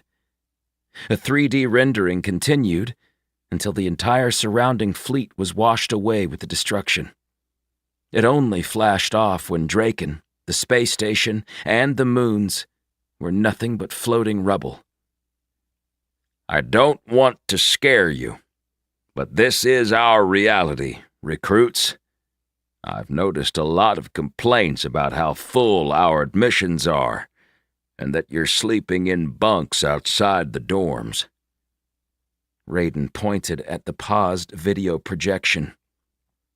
Your sacrifice now will prevent this from happening. Why don't we join forces with the Growl? Show these drones who they messed with. The guy that had commented earlier slapped a fist into his other palm. I believe the human militarized United Front is considering all options. I want each of you Academy recruits to think about our conundrum as you're moving through these streamlined courses in the next 6 months. 6 months? Veek asked. He was beside Chad, looming over him with his impressive height. I thought we had 2 years. Raiden looked tired, and he turned the lights on. That's when another batch of fresh-faced colonists listens to this very speech. Understood? Yes, sir, the room echoed. The schedules have been sent to your personal devices. You can only send messages externally through the Council-approved terminals in the tech bay. Use your EPAs for lessons and training." "You're censoring us?" a bold woman asked. "You'll be cramming years of learning into months, while being privy to a plethora of classified information. The masses can't handle this information all at once. The network will redact anything remarking on the course material or strategic planning before it sends," Raiden said. And that answered that. "My parents told me to forget about them and concentrate," Veek said softly. "Dismissed." Raiden pointed directly at Chad. "Can I have a minute?" Chad nodded and waited until most of the row was clear, then ventured to the lectern. When the classroom was empty, Raiden appraised the boy. "What's your name?" "Chad Scott, sir." He snapped a salute. "We don't do that here, cadet." The teacher was even wider up close. Chad felt like a twig compared to a giant red lino tree from Zeltrol 9. "Were you telling the truth earlier?" "Yes." "You flew a cruiser into battle against the drones with no training." "I've been behind the throttle a few times, but nothing like that level of danger." "I'm teaching the cruiser training. I look forward to seeing what you have to offer," Raiden said. "Thank you, sir. I can't wait to suit up." "And Zane Lucas? You know him?" "I do." "Is he... What's your sense of the man?" Raiden asked. "Zane saved my life. He's great, and I can ask him questions any time." "I knew his father." Chad had heard more than a fair share of stories about the infamous captain of Antares. "Zane barely remembers him." "He was a brilliant tactician and a gracious leader. There isn't a day that I don't think about what he sacrificed for his people." "You were on the ground, battling the Growl in the fields of Alzatar, Mr. Colt. I'd say you're a hero, too," Chad said, and Raiden gave him a toothy smile. "That I was." Raiden's gaze grew distant, as if recalling the horrors of that monumental, shift-turning incursion. "You'd better hurry to your next class." Chad walked away, while Raiden's smile completely vanished. Maddox wasn't as remote as Zane originally expected. With their newly changed engines, the flight took the Arrow 1.5 days. He spent most of the duration in discussion with Dexter Vallis's holographic form, asking questions about life 200 years ago. Dexter's hard drive had kept many details of his own essence, along with memories of his family and workplace. It was only dangerous details that hadn't been transferred from the Duplicare database.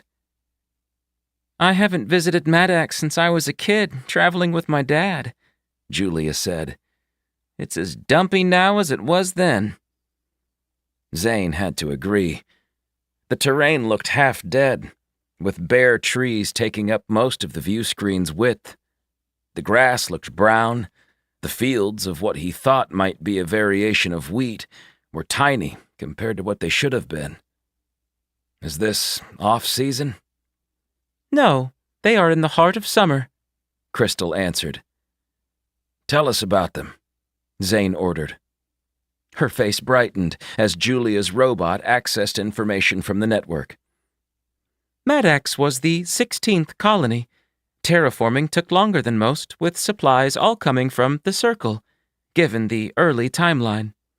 They experienced numerous complications, and the first inhabitants died by the hundreds, until the mutating pathogen was discovered and eradicated. Maddox sat empty for 40 years before Draken enabled another terraforming crew. They were a mixture of volunteers and reformed prisoners. They sent convicted criminals to Maddox to occupy her? Zane asked. That is what the records show, the robot said. Everyone deserves a second chance. Dexter's projection flickered as he drifted across the cabin, still linked to Zane's EPA. Zane assumed he was referring to himself with the comment. Please keep going, Crystal. Maddox expanded quickly as the population thrived under their new circumstances. Towns became cities, manufacturing doubled in the first decade, and with each household averaging 4.2 children, they nearly outgrew the original settlement in 2 generations. They expanded across the continent, adding 4 port cities, and populated an island known as Reform Isle. Within 100 years, Maddox became a hub of information and technology, and 10% of the entire human colony network's innovation stemmed on this world. From that came Duplicare. Crystal paused when Dexter lifted a semi-transparent finger. Lee Seacombe always intended to help people from the company's inception. I first heard of him when I was but a freshman counselor, straight out of the Enlightenment Conservatory, Dexter said. Zane shared a curious glance with Julia. I thought you didn't remember anything about Duplicare. Julia's tone was slightly confrontational. I don't, but I became friends with Lee, and those moments remain in my memories. Crystal resumed her research. Seacombe founded Duplicare, who'd previously invented the long-wave transmission communicators that are the basis for all modern comm systems used by the colonies. Interesting. How do you go from transmitters to downloading someone's entity? Zane asked. It is speculated that Lee suffered a personal tragedy, and from his grief came duplicates. Yes, our losses mirrored one another's, and that became the primary foundation for our friendship. We shared a bond. When the powers that be at Draken learned what he was attempting, they stopped all operations, and Lee agreed to pause his efforts. Crystal relayed from the network. According to the records, the duplicates were held at Council Tower, but were discovered to be missing 40 years later during a routine inventory of all supplies. There must be evidence at the Duplicare plant, or a backup of the dupe drives. We have to find out where the invisible colony is, and Dexter, you might be the key. Zane told the flickering holograph. I wish I could remember, Zane, but that's been removed. I should like to have the rest of the pieces back. Zane didn't have the heart to tell him that if anyone found out he existed, the holographs would be shut down forever. Then let's begin with their offices. I assume that's on Reform Isle? That's correct, Zane, Edward chimed in. Bart's robot had been unusually silent since bringing Dexter on board. Zane flew the arrow low, crossing over the husk of the landscape, and slowed when he spotted the remnants of a city. What's the population listed at? Crystal took a brief second.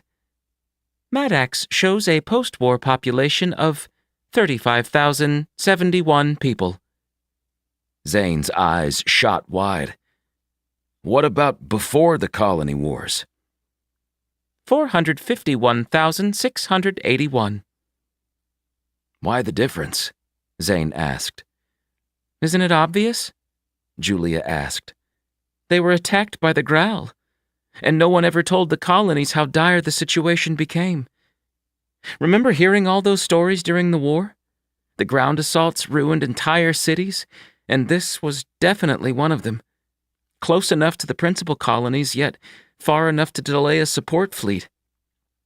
I bet the Growl moderators extracted everything from the records, like they did with most of the war's realities.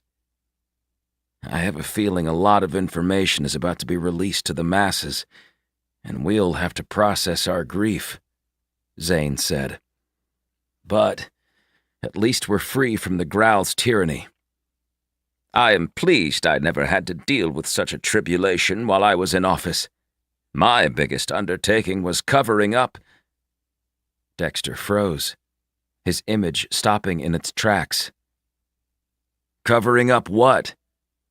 Zane struck the tablet against the dash and Dexter reanimated. That blasted colony. You admit it!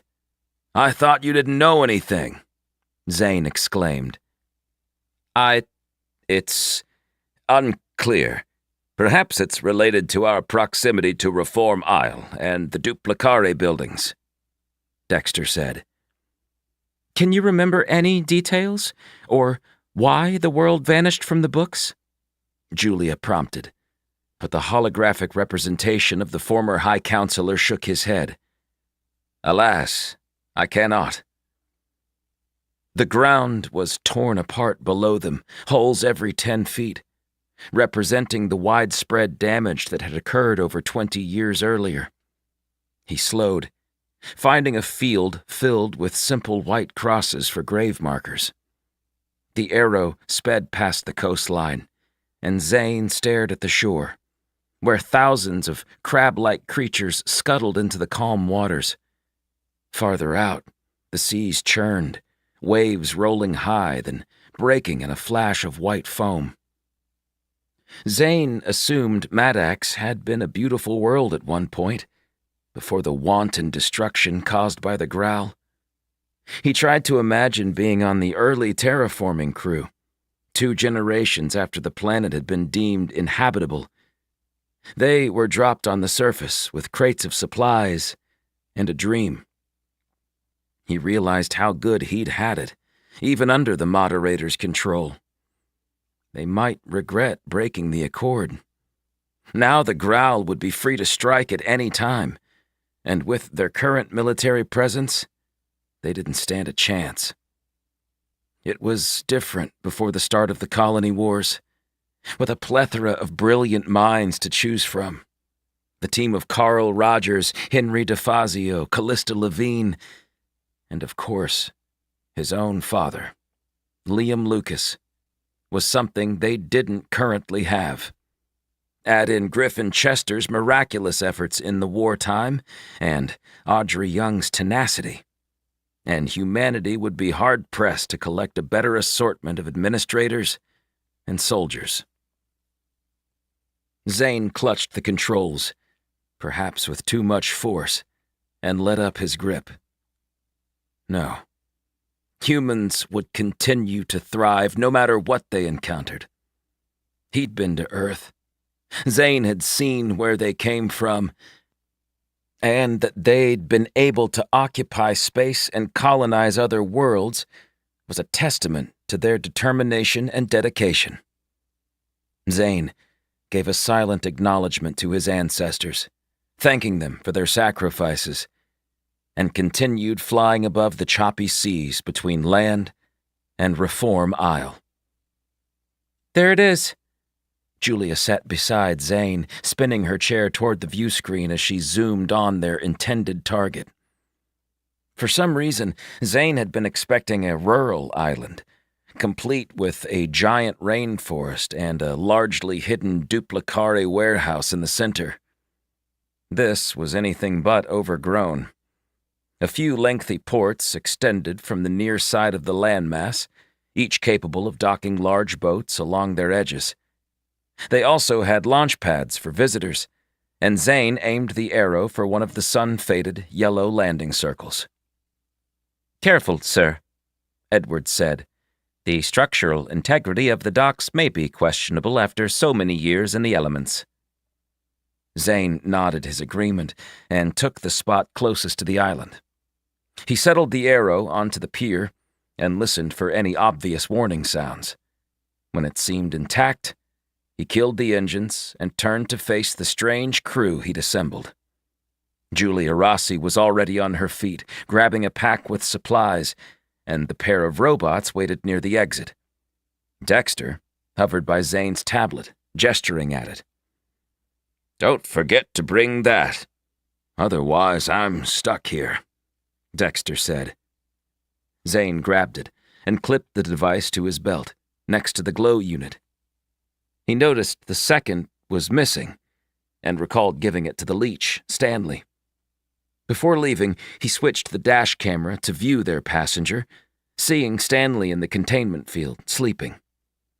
Zane didn't notice the glow in there, but it was probably under the creature.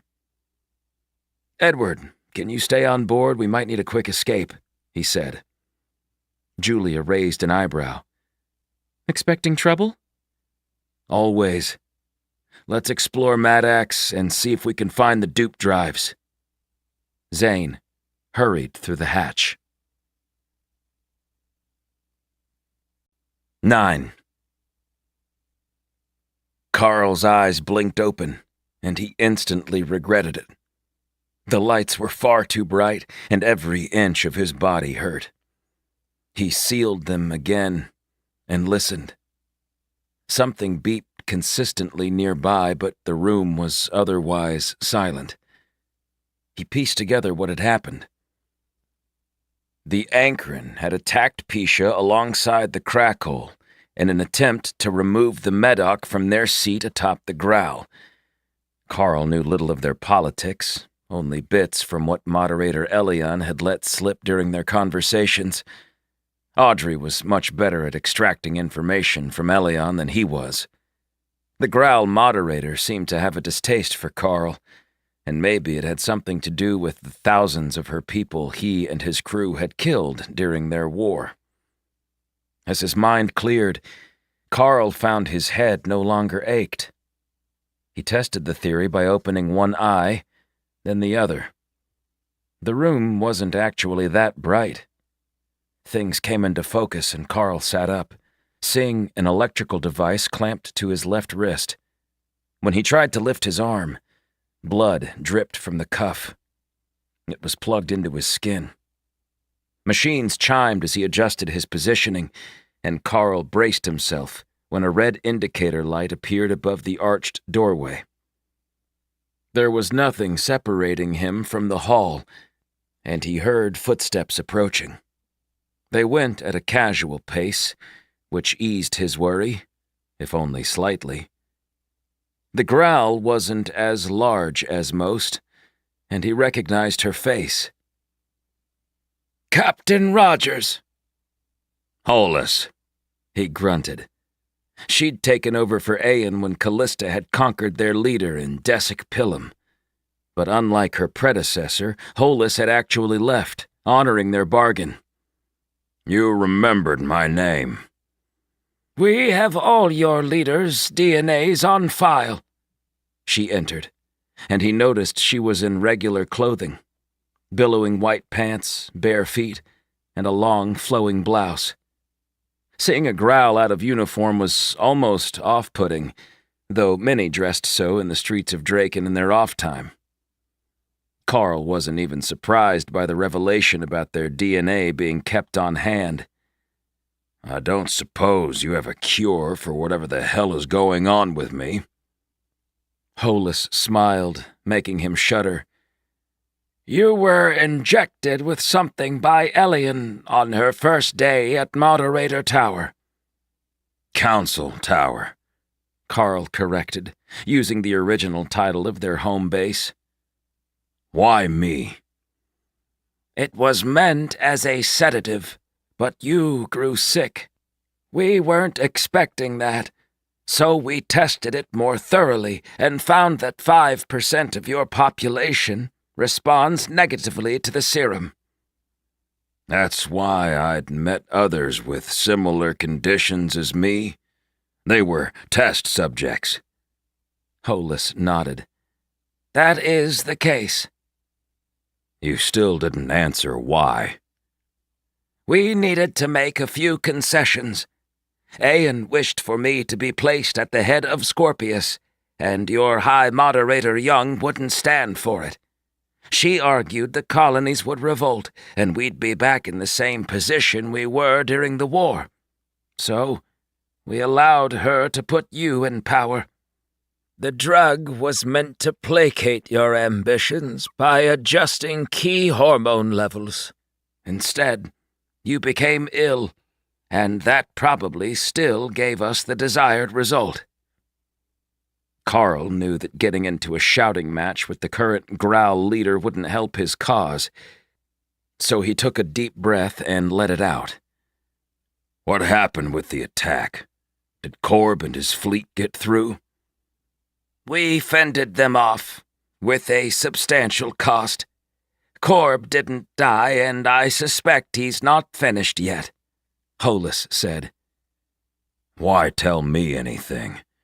I crashed into the sea. You should have let me die," Carl said, feeling conflicted with their intervention. "I need your help." Hollis walked to his bedside, entered a code on the terminal, and the wrist cuff released, the 2 points retracting from his skin. With more care than he'd thought possible, Hollis mended the wound and ushered him from the bed to the floor.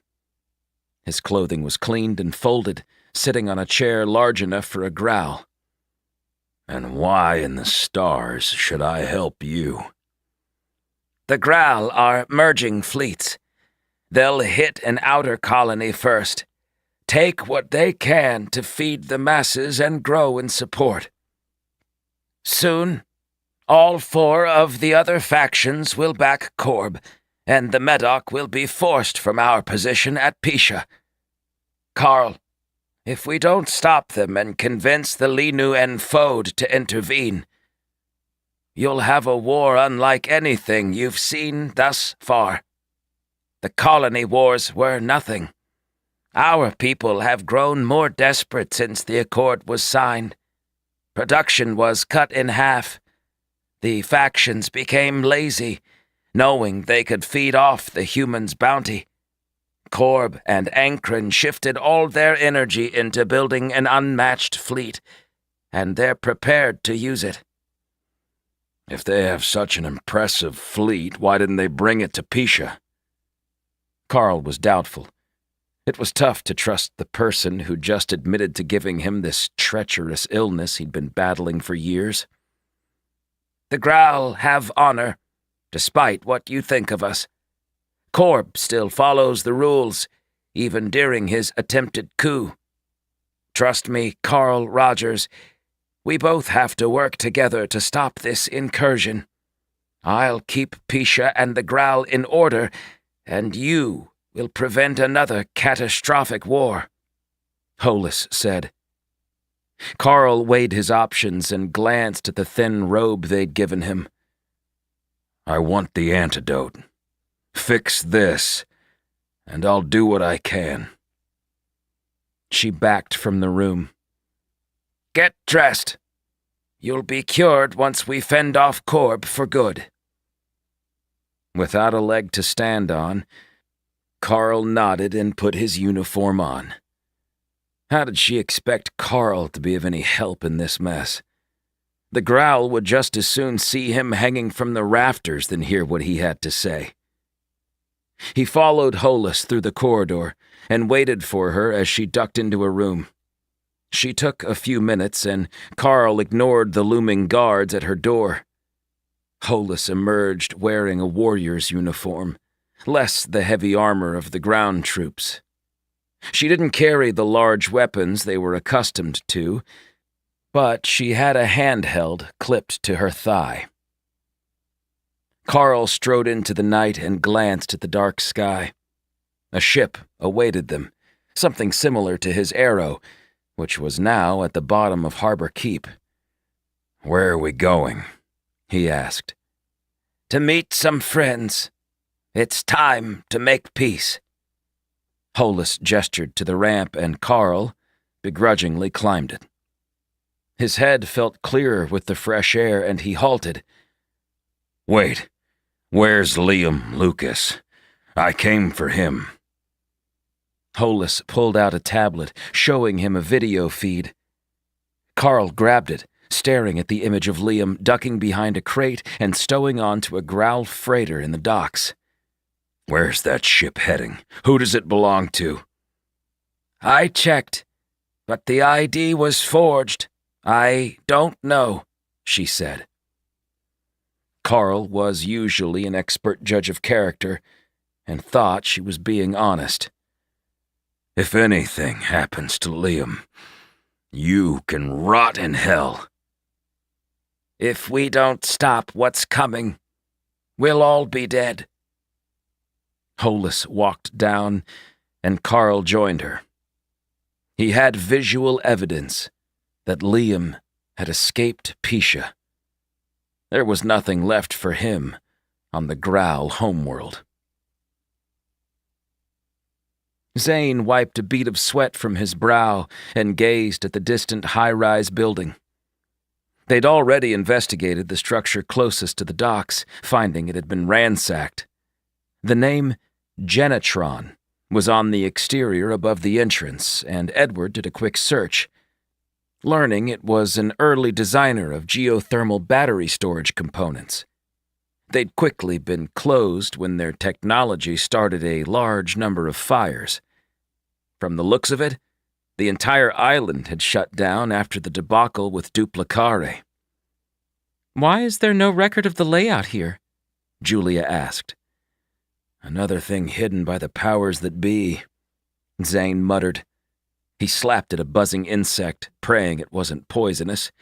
He'd already been bitten 5 times, but the wounds hadn't begun to itch. I don't believe anyone in the council adjusted the records on behalf of Reform Isle, Dexter told them. If someone did, it was Lee Seacom himself. Whatever happened to Seacom? Julia stopped on the pathway, glancing to the horizon where the local sun lowered. The glow of the star reflected off the surrounding water, glaring brightly before it vanished, as if swallowed by the sea. No one knows that for certain, Crystal said. After Duplicare went under and the dupe drives were confiscated, he disappeared from the limelight. Zane glanced at Dexter, assuming that the High Counselor had the answer somewhere within a missing hard drive. The next building had a giant letter D on the front and stood 5 stories high. This must be it. Julia used a zoom scope and shook her head. These 2 have the marking as well. Zane had seen the trio from the air before landing. They're equal distances from one another. I bet they connect in the center of the buildings. Julia sent a drone from her belt, a tiny thing the size of her palm, and it hovered before shooting to the center of the region. They watched the live feed on her tablet and saw nothing but trees and foliage between the structures. Zane had been on enough missions over the last decade to sense when something was wrong. The hair on his arms rose as he peered through the landscape. It was quiet, except for the constant barrage of insects. Why had the locals fled the island? It was obvious this had occurred 2 centuries ago, not after the recent colony wars. Crystal, what else can you find outside the moderator's or council's databases? Check the local links. Zane waited as she accessed the proper information remotely. Crystal read from her internal findings. According to local legend, the island is haunted.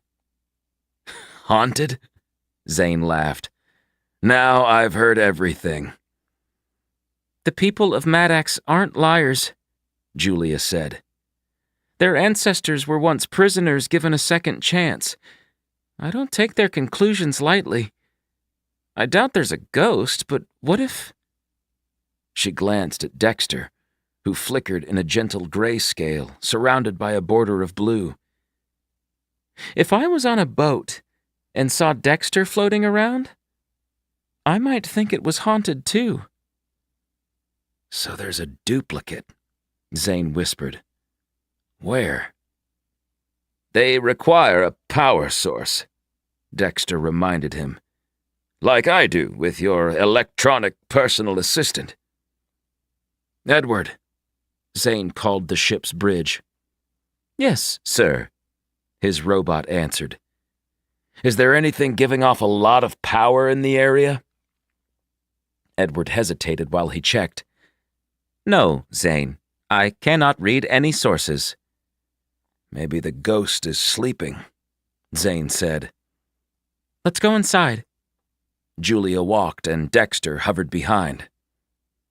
The clouds of bugs lifted higher as darkness spread over the island. A few glowed, and soon thousands of the flittering insects were illuminated, offering a hint of light to the surface. Julia beat Zane to the entrance, but when she tested the handle, it was locked. Allow me, Zane said, reaching for his gun. What's with you and trying to blow things up? Julia opened a hatch in Crystal's torso. The robot stiffened and knelt at the doors, a sharp object protruding from her fingertip. The lock made an audible click and they were in.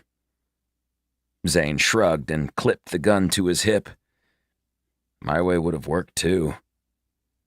Crystal flipped a switch, and the barest minimum of emergency fixtures activated.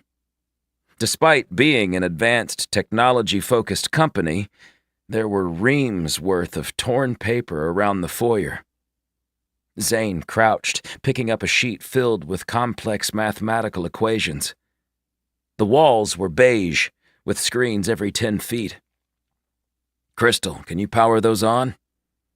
She walked to the nearest and set a palm on it, connecting her reserves to the chips inside the display. The frame lit up, and an image appeared, accompanied by a voice. Welcome to Duplicare, where your dreams can last forever. Please check in at the front desk. If you require assistance, contact one by saying help. The holograph showed a friendly-faced man of middle years, with a pointed nose and sunken cheeks. That's Lee Seacom, Dexter said with a hint of sadness in his artificial voice. It was easy for Zane to forget that Dexter wasn't a real man, but a duplicate program created from his memories. The image faded when Crystal moved back. Help! Julia called, and for a second nothing happened. Help? She said, much quieter. The floor rumbled slightly, and the holographic assistant flashed on, sticking behind the desk. Darkness shrouded the woman's face, her body shimmering on and off. Welcome to Duplicare. Can I be of distance? Zane glanced at Julia, who seemed as disturbed by the strange scene as he was. What do we ask her? Julia stepped past him, plodding to the empty desk. We're looking for Mr. Seacom's office. Can you direct us? Follow me. The holographic projection turned and vanished. Where'd she go? Zane did a 360, searching for any signs of the assistant, and found her down a lengthy hall. Guess we better hurry. Julia jogged, and Zane kept up while Dexter returned to the tablet while they were on the move. When they reached a doorway, the projection was gone. Zane touched the handle and cautiously crossed into the room, feeling the same warning as earlier fill his body. Julia must have noticed it too, because she had her RE-66 rifle at ready and flicked the flashlight on. She entered right after Zane, sending the beam around the walls. It was a mess, with pieces of computers and boards scattered everywhere. His footsteps crunched as he trod on the debris, searching for a hint of their guide. Duplicare is renowned across the colonies, with offices on each of the 7 principal worlds, the assistant said in the far corner of the room. Guess this really does date back 200 years, Zane said, since there were now 11 principals. Can you show us Mr. Seacom's workspace? He asked again, assuming a breach in their communication. Please follow me. The woman's apparition blinked in and out of reality, and finally stayed on after a minute of strobing, The space went completely dark, with the exception of Julia's rifle beam. Zane tensed, flipping his glow on. It shone, bathing them in light, and died.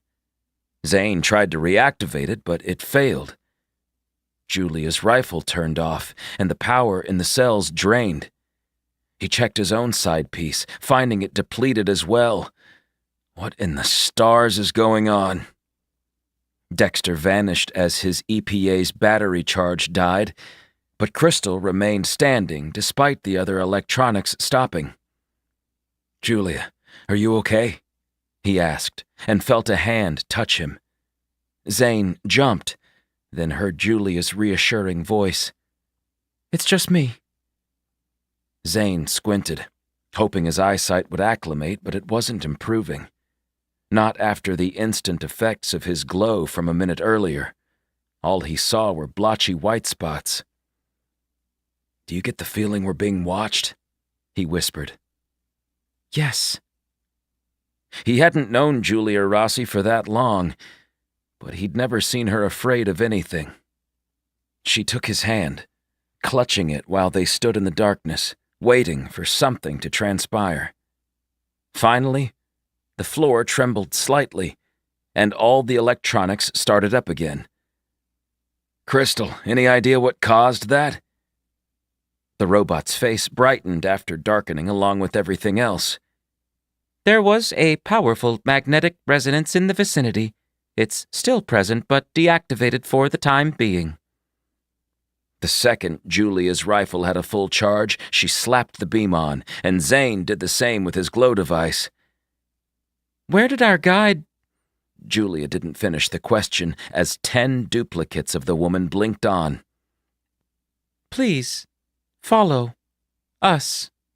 We will lead you to Mr. Seacombe's laboratory."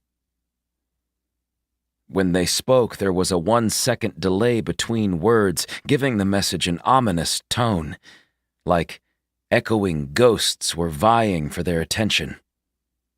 Zane got a proper look at the holographic face and recognized it from his earlier studies on Lee Seacombe. "That's his wife," he murmured. The floor had parted near the wall, giving way to a recessed set of stairs. Zane peered in, his light dying 10 yards down as it cast onto a landing. He noticed the tail end of the last duplicate and raced to catch up. The steps continued for 100 yards, eventually bringing them to a long corridor. The 10 versions of the 3D projection floated a short distance away, all of them gazing directly at Zane. "Few are permitted in the nucleus of Mr. Seacombe's laboratory. He has deemed your presence acceptable." The stuttering speech was gone, with all the gray women talking as one, each set of lips moving with synchronicity. "We're humbled by his graciousness," Julia said, and the comment seemed to please them. They walked fast through the underground tunnel. If Zane hadn't seen the stairs, he wouldn't have guessed they were below ground. The ceilings were high, and even with the disuse for 200 years, there was only the slightest bit of dust on the square tiles. The projections traveled without disturbing the moats, while Zane and Julia left footprints as they trekked deeper. When they neared the end, Zane checked his tablet, comparing their position with the relics outside. As he'd suspected, they were in the center of the 3 duplicare buildings. When he showed Julia, she didn't look surprised. "This must be where his magnetic resonator is stored." The doors were 10 feet high, and when he knocked on the metal, it sounded dull and thick. The projections had entered the room through the slabs, and he heard their voices speaking from behind the barrier. "Can you get us in?" he asked Julia, who assessed the panel beside the giant entrance. She pressed a button, and another door slid closed, adding a second layer. Maybe not. Crystal?" The robot shook her head. I do not have the software capabilities for this technology. Zane remembered Dexter and powered his EPA on. With the touch of an icon, the former High Counselor's projection shone near them. He spun around, lifting his arms. Talk about shoving a genie in a bottle. Would you mind leaving the path open for me? I didn't do it on purpose, Zane told him. We need you to get into the laboratory and find us a way through. Dexter appraised the door and flew into it, passing to the far side. He returned a minute later, and Zane swore he looked a paler shade of gray. What is it? Julia pried. Lee is in there. Then we can figure out where your memories are stored. How do we access it? Zane shifted on his feet, eager to be done with the task. Before Dexter could answer, the entrance opened. Zane took one step and gazed into the giant duplicare laboratory. The largest projection he'd ever seen filled the center of the room, and a gray Lee Seacom peered down at them, his holographic echo shimmering in the dim lighting. Who dares interrupt my work? His voice boomed, and Zane pressed his palms to his ears to diminish the fury of the enormous duplicate. Maybe we should go, Zane suggested, before the exit slammed shut, giving them no chance of escape. 10. The mission was supposed to be simple, but in Liam's experience, nothing with the growl was ever easy. Since being picked up by Olag and the crew, they'd completed 2 jobs, one offloading the slimy eels to a buyer. The other was relocating weapons from the crack-hole lead planet of Repa. Liam wandered through the cargo hold, eyeing the crates filled with various guns, chargers, and explosives. What are we supposed to do with these again? Olag had taken Liam under his wing, truly honoring the life bond they now shared since he'd saved the growl from an ambush. He leaned on a container of bladed handheld guns and stared with intent. I've told you about the 5 factions, yes? Yes. The Crackle plan to take Pisha, which means knocking the Medoc down a peg, Olag said in Liam's language. For a common criminal, he seemed to know a lot about the colony wars and the political games of his people. And though I don't side with any faction, I was born into the Fode faction. I lived in the grasslands of Nokrip, where war was but a distant whisper, he said, until we were conscripted into the Growl efforts. You fought in the war? Liam asked. I did. Liam didn't ask about his tenure, because he couldn't risk discussing any circumstances where they might have faced one another in the field. If Olag discovered Liam had captained a warship that killed any of his allies, it might be possible he'd break the promise to keep Liam alive. Don't worry, Lucas. I'm not here to dredge up the past. You told us who you were, and that took a lot of guts. Also, you've been held hostage since peace was made, and yet you haven't tried to kill us all and take the ship. The thought had crossed Liam's mind, and more than once. That's not how I operate. Then we are more alike than I even guessed. Olag's laughter was gravelly, and he rose, peering into a crate. The Growl are about to gather near DMS. Then they'll attack your territory. A world known as Estro will be hit first, stripped of their resources, all the population killed. How do you know this?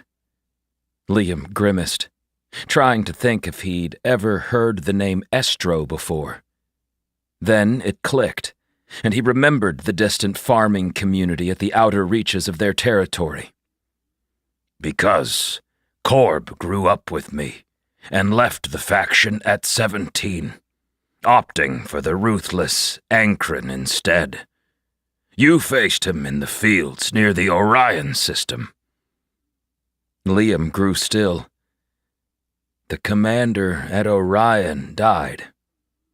That's what we allowed you to think. He sacrificed nearly all of their fleet to get you. Korb alone is the reason your name was issued as part of the Accord.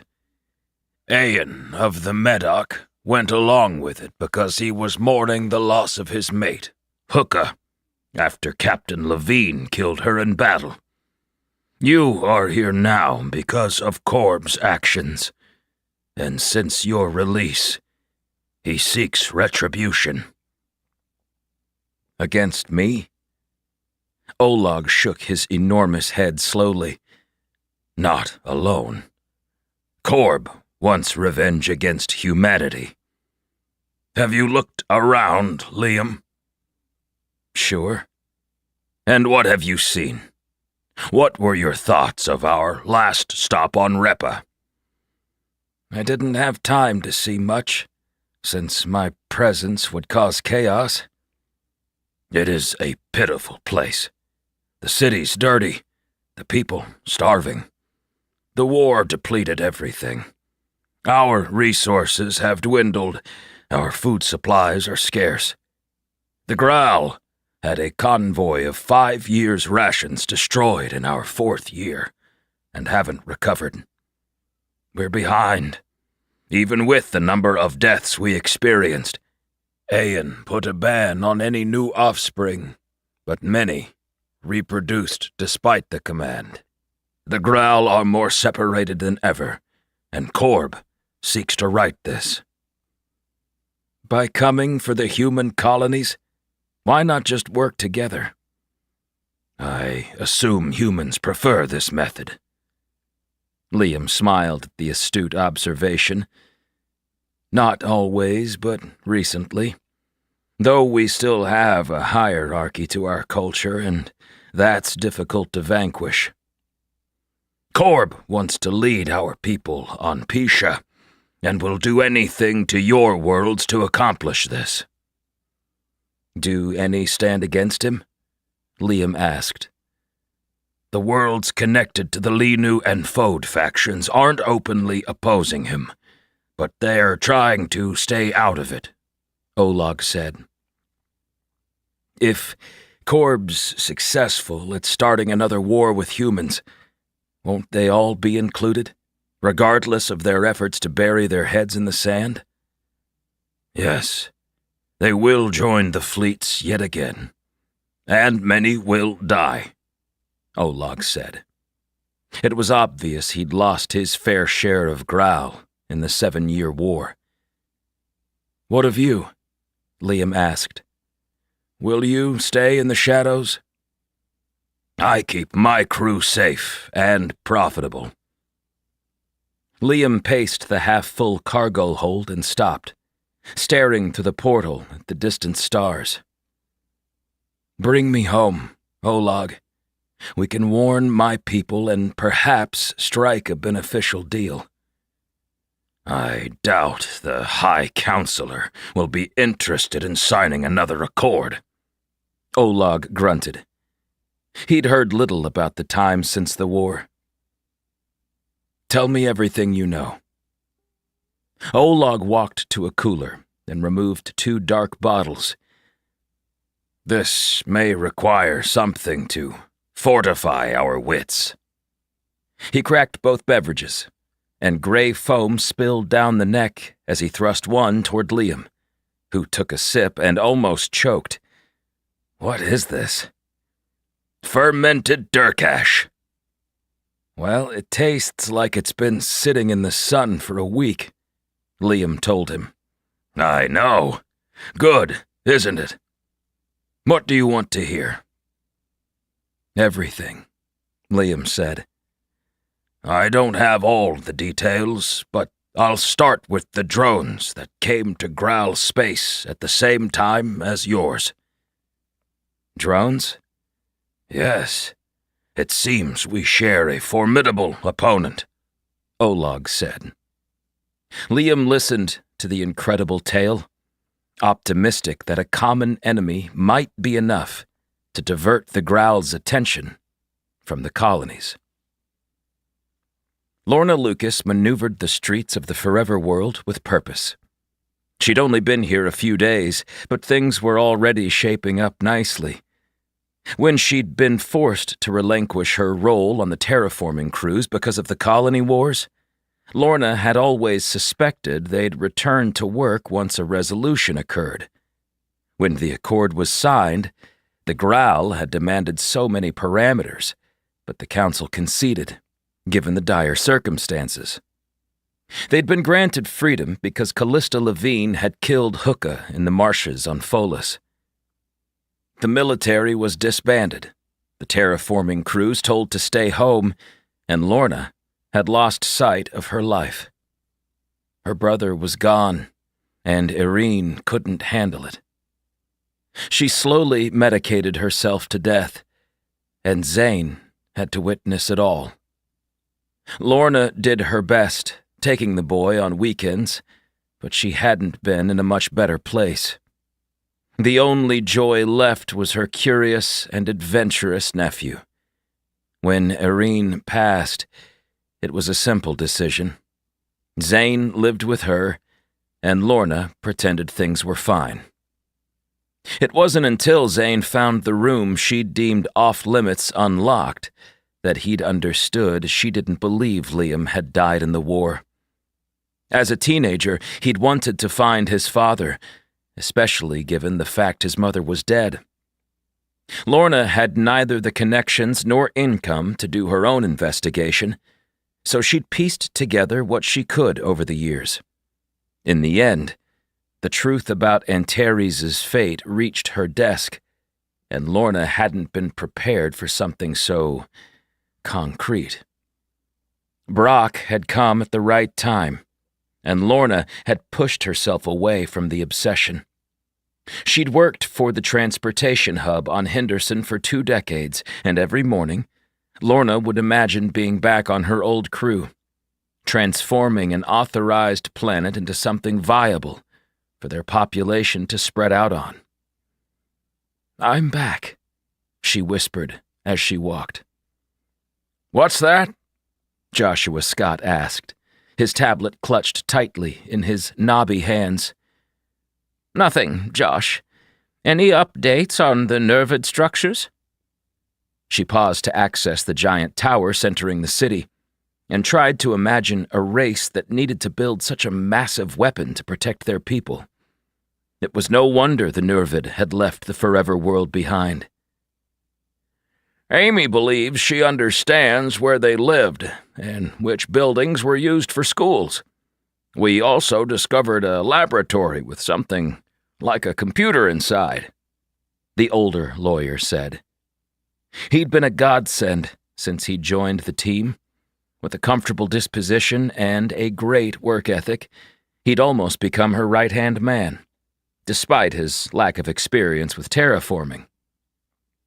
A computer? Show me, she said, and Josh initiated the tablet, finding the map. It's this way. Her gaze lingered on the drifter and the other pyramid-shaped vessels at the edge of town. Where did you go? I believe we shall find out, Josh said. We need faster transportation. Lorna's legs were used to hikes, but not like this. She was putting on 20 kilometers a day and found her appetite was twice what it normally was. Frank and his team are finishing the ATVs this afternoon. We'll have 2 operational by nightfall, Josh informed her. Amy, their lead engineer, met them at the laboratory, which was a shorter building about a kilometer from the weapon that had fended off the drone attack. The younger woman smiled widely and waved them in. "Lorna, you have to see something." The room was lit by LED lanterns, since most of the Nervid city wasn't powered. "What is this?" "I think we've discovered how to activate the grid," Amy said. They approached a desk where a bald man typed on a holographic keyboard. The letters glowed when he hit them, and Lorna's gaze lifted to the large screen facing them. "It's brilliant, really." "What is?" Josh asked. "We've been searching for a power supply that humans might use. Solar, geothermal. Turns out, they've been utilizing underground water sources." Amy reached past the man and hit a button. The screen showed pipes running from under the buildings they occupied, and the lines dropped some distance before continuing to the west. "They enter the ocean." "But we're 100 kilometers away." "That's the incredible thing. The water is filtered naturally and it pools below this facility," Amy said, gesturing to another building on the map.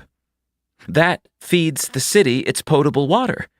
We're already running tests on it, but I think it's safe for us to use."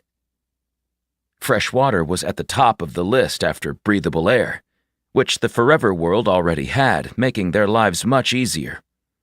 "Let's ensure we complete our due diligence. Remember Selitra X?" "How can I forget? I'll never get those images out of my mind," Amy said. "What happened on Selitra X?" Joshua interjected. "It was the 35th colony, and the crews had done everything to prepare for the first wave of the colonists' arrival, but the results on the freshwater spring weren't checked properly. 500 people arrived, and only 10 didn't get sick." Josh balked. "They died?" Lorna laughed, and Amy smiled along. "No, but we didn't have enough bathrooms set up." "It's an excellent lesson for everyone," Amy said.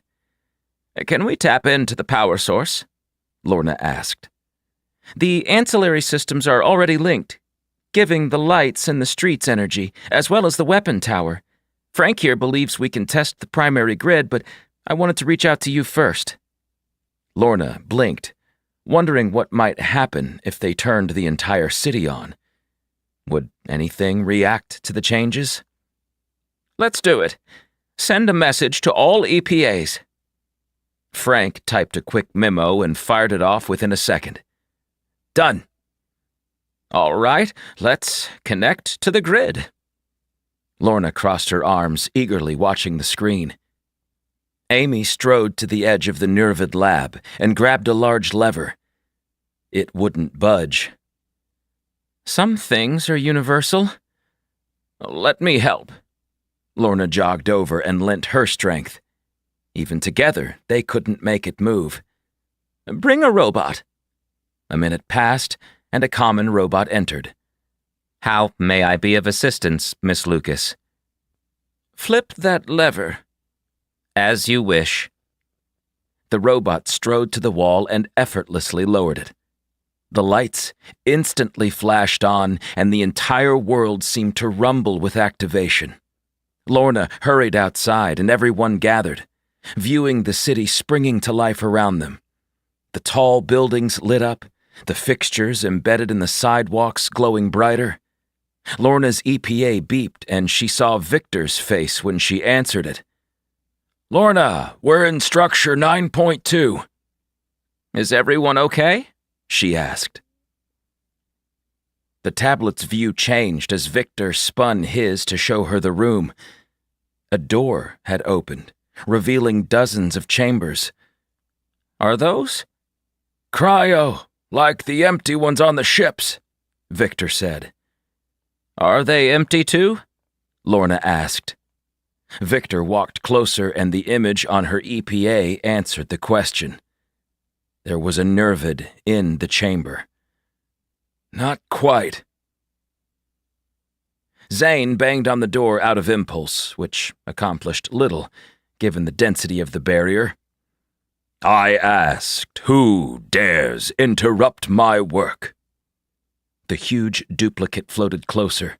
An angry, achromatic Lee Seacom looked prepared to crush them with a fist. He swung his arm, and the projection passed through Julia. For a second, Zane thought it might be solid, and he tried to block the attack, until he remembered the holographic assistants were harmless. I do, Julia told him. Lee Seacom's essence faltered, and he stopped frowning. You are not permitted on Reform Isle. This is my land, and I must continue my research. Dexter waved at the 50-foot-tall hologram. Lee, calm yourself. It can't be. The once High Counselor shrugged. Well, it's me, Dexter Vallis. Lee shrank to a normal size, and his bluster vanished. I didn't expect to see you again, Dexter. Nor I you. The scientist glared in Julia and Zane's direction and then settled his gaze on Crystal. What means of creature is this? I am a robot, Mr. Seacom, Crystal answered for herself. Where is your face? Robots don't have them anymore. It's a long story about an alien invasion and... Zane stopped when Lee turned away from him. None of this interests me. I am busy. All we require is Dexter's dupe drive and we'll be on our way, Julia said. That is not permitted. The dupe drives have all been taken, Lee told them. You must know where they went. Someone took them from the council tower. Why do you need it? Dexter, are you and your family not comfortable at the seaweed farm? Lee asked. I am, but there's something my new friends require, and I'm afraid I cannot give it to them. Those parts of my mind were removed to create my duplicate. I don't have time for... Lee, do it for me, and our wives. Would Kata have wanted you to turn your back on us?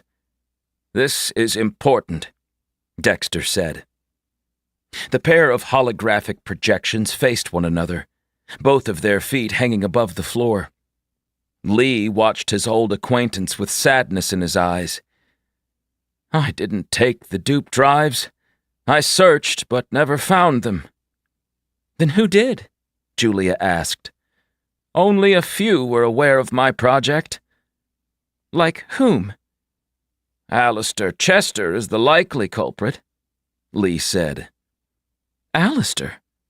The author of the Forever World? Julia asked. Yes. He had an interest in the duplicates after they were disbanded. I told him I could no longer help. But you still helped Dexter Vallis, Zane murmured. I merely gave Dexter the technology, and his kin have continued to process each member before their death. Is this so deplorable? For a family to stick together for eternity? I guess that depends on the family. I could barely make it through the holidays when I was younger, Julia said with a smile. How do we find Alistair's home? Griffin might know, but he's missing. Leave me! Lee Seacom grew in size again, the outer edge of his gray projection turning from blue to red. I have work to attend to. His voice boomed. And what exactly are you doing? Julia glanced past him to the workstation. A display showing the one remaining city on Maddox. Their suffering must end. I will capture their entities and build a defense for Maddox that will stand the test of time. Zane froze as the door opened behind them. Wait, you're going to kill the planet's population? Not kill, improve their situation. They will be grateful for my intervention, and all will be immortal like me. The image displayed a thriving metropolis, and Zane judged it was the one they'd avoided on the way to Reform Isle. "You can't do that," he told Lee. The angry projection bent at the waist, his giant face hovering inches from Zane's. "And who will stop me?" "I will." Zane walked through him and into the laboratory. "There's got to be a plug I can pull somewhere. Come on, Crystal, help me find it." "Zane, I wouldn't advise—" Dexter stopped speaking as mechanical animals poured from an open hatch at the far side of the lab. Dozens of metal creatures scurried across the messy floor, their feet loudly clanging as they raced toward Zane and Julia. "Run!" Julia fired her rifle, hitting an 8-legged robot, and it kept coming, only one appendage blown off. Zane didn't have to be told twice.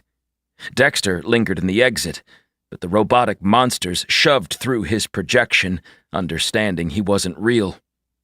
Lee Siakam's golem laughed maniacally inside while Zane ran for his life. Crystal remained behind them, and Zane slowed to drag her to her feet when she was attacked by something resembling a metal porcupine. Tiny metal spikes darted from its torso, and Zane ducked, feeling a couple prick him in the hand. The rest clinked off Crystal's body and fell to the tiles. The underground corridor seemed to go on forever, with countless robotic creatures fighting on Siakam's behalf. Crystal picked up a 4-legged shiny dog and slammed it into the wall. Its head hit with a thud, and the circuits shorted. Zane shot another in the chest, and Julia kicked a rolling ball. It bounced off the ceiling and landed as minuscule thrusters powered from its belly. Wings protruded out of the spherical body, and the replica of a bat flapped while it thrust closer. "This is crazy!" Zane shouted, not allowing his pace to slow. They reached the stairs, and Julia went ahead while Zane skidded to a halt at the bottom. He had to make sure Crystal made it. The robot was locked in battle with a towering monster, its height doubling hers. For a moment, Zane thought she would lose, but Crystal did something unexpected. The space grew silent as the robots sensed the destructive force of the electro-pulse in Crystal's grip.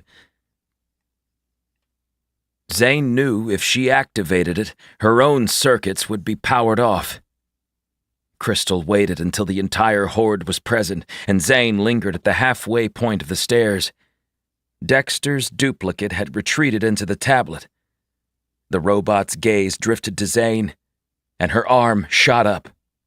Zane felt the energy current as the electropulse was activated, and anything robotic in the vicinity crashed to the floor. The device clattered from her hand as Crystal toppled over, landing on a machine resembling a rabid bunny. Julia raced to join him among the robot graveyard, and together they dragged Crystal up the stairs. Then outside. It was darker, and rain fell from an angry sky. The glowing insects were gone, likely taking cover from the looming storm. "She's too heavy," Julia groaned, and they set the metal body down. "I hate to be the bearer of bad news, but our friend Siakam has sent more." Dexter's image projected to the grass beside them, and he pointed to the middle of the Duplicare grounds. It started out as a dull thrum, quickly rising in volume as hundreds of his meddlesome army rushed their location. "We have to leave her," Zane called. "No, I won't." Julia opened the torso and whispered to herself while Zane panicked. It only took a few seconds, but the mass of metal robots was nearly there. Julia held Crystal's memory card in triumph, but lost her smile when she saw the incoming horde. His partner ran without comment, pumping her arms and legs in a mesmerizing rhythm. Zane trailed behind, randomly firing pulses over his shoulder. He didn't check to see if any of them found their target. "Edward, get her ready," Zane ordered, contacting the Arrow's bridge. The engines fired on, and Zane thought they might actually escape in one piece. Then they'd just have the matter of saving Maddox from the crazed duplicate determined to force them to join his armies.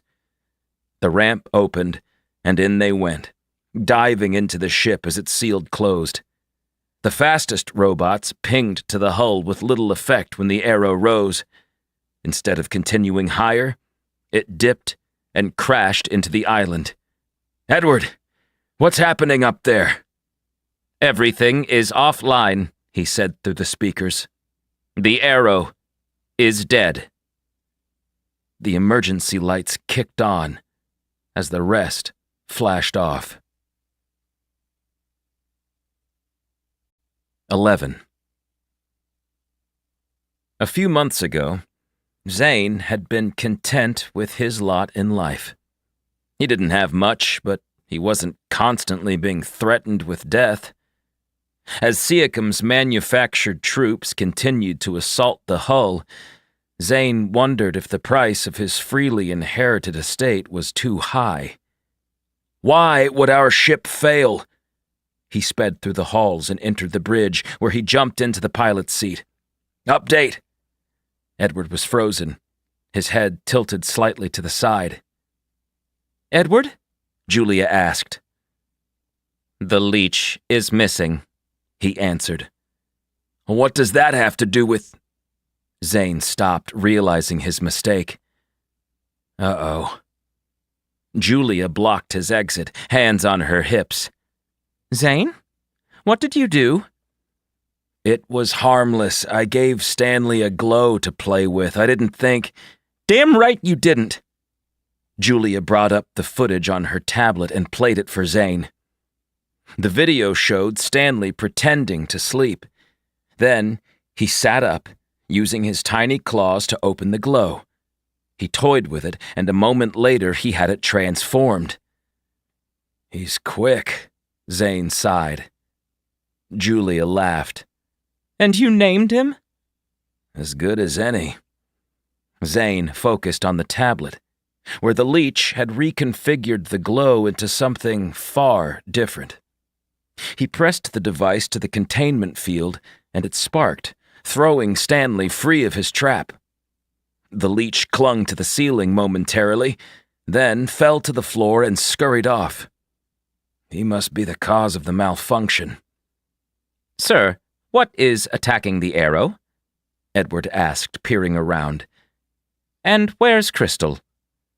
"She sacrificed herself for our escape," Julia said, and Edward's smooth face darkened. "I'll rebuild her, I promise." "Don't we have enough secondary power to keep the shields on?" Zane asked. "I'll revert the life support and backup fixtures to the shields." "See that you do," he told Edward. "Let's check engineering."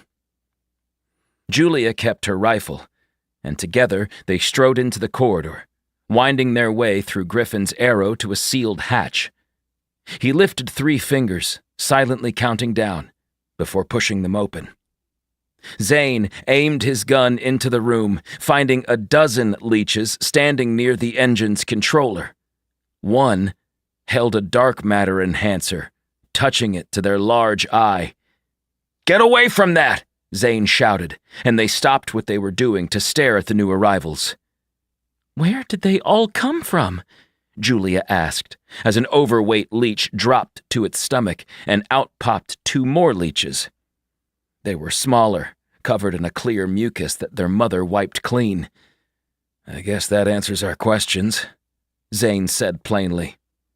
The rest of them were still working on the drive, cautiously tearing apart the tank's outer edge while pulling wires. "Would you stop it?"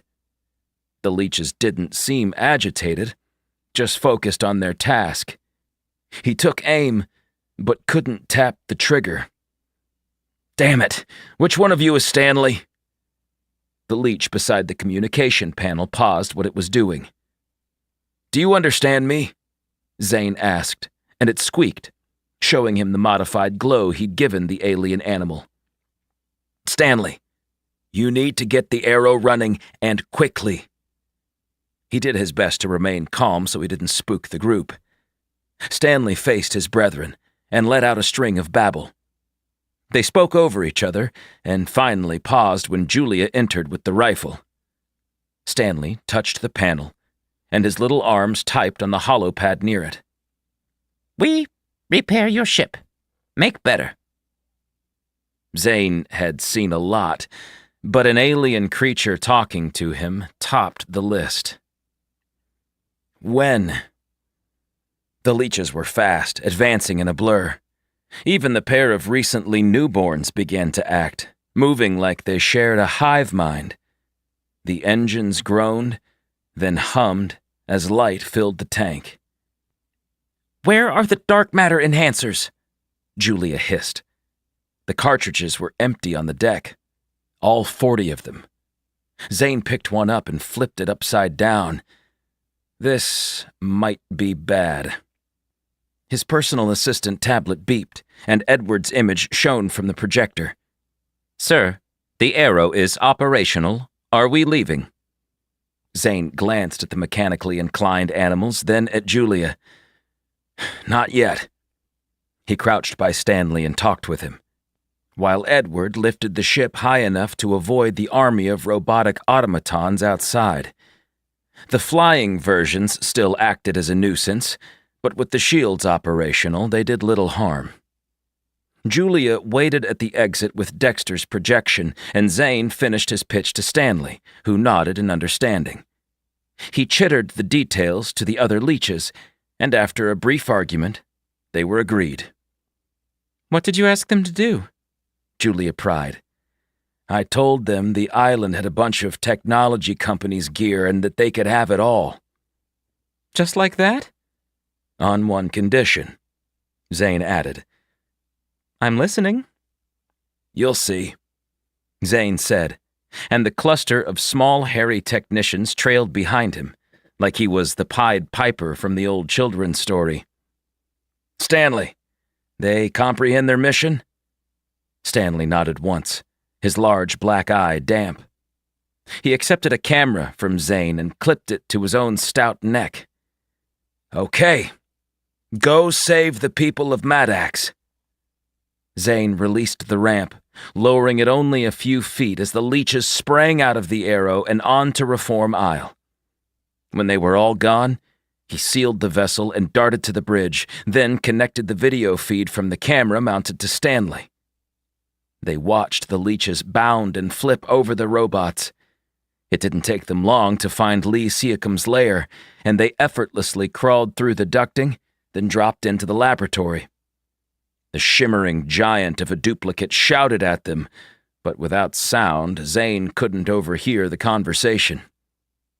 Stanley pressed a button on the wall, and the doors slammed closed before Seacombe's army could save their director. The wavering projection shrank and clung to the edge of his lab, unable to stop what the leeches were doing. Without a corporeal form, Seacombe was useless against their tireless appendages. They tore apart the massive components in the middle of the lab, and the holographic man vanished. It's nice to get a win, Julia said. But we still don't know where the dupe drives are stored, Zane added. We have another clue. Seacombe mentioned Alistair Chester.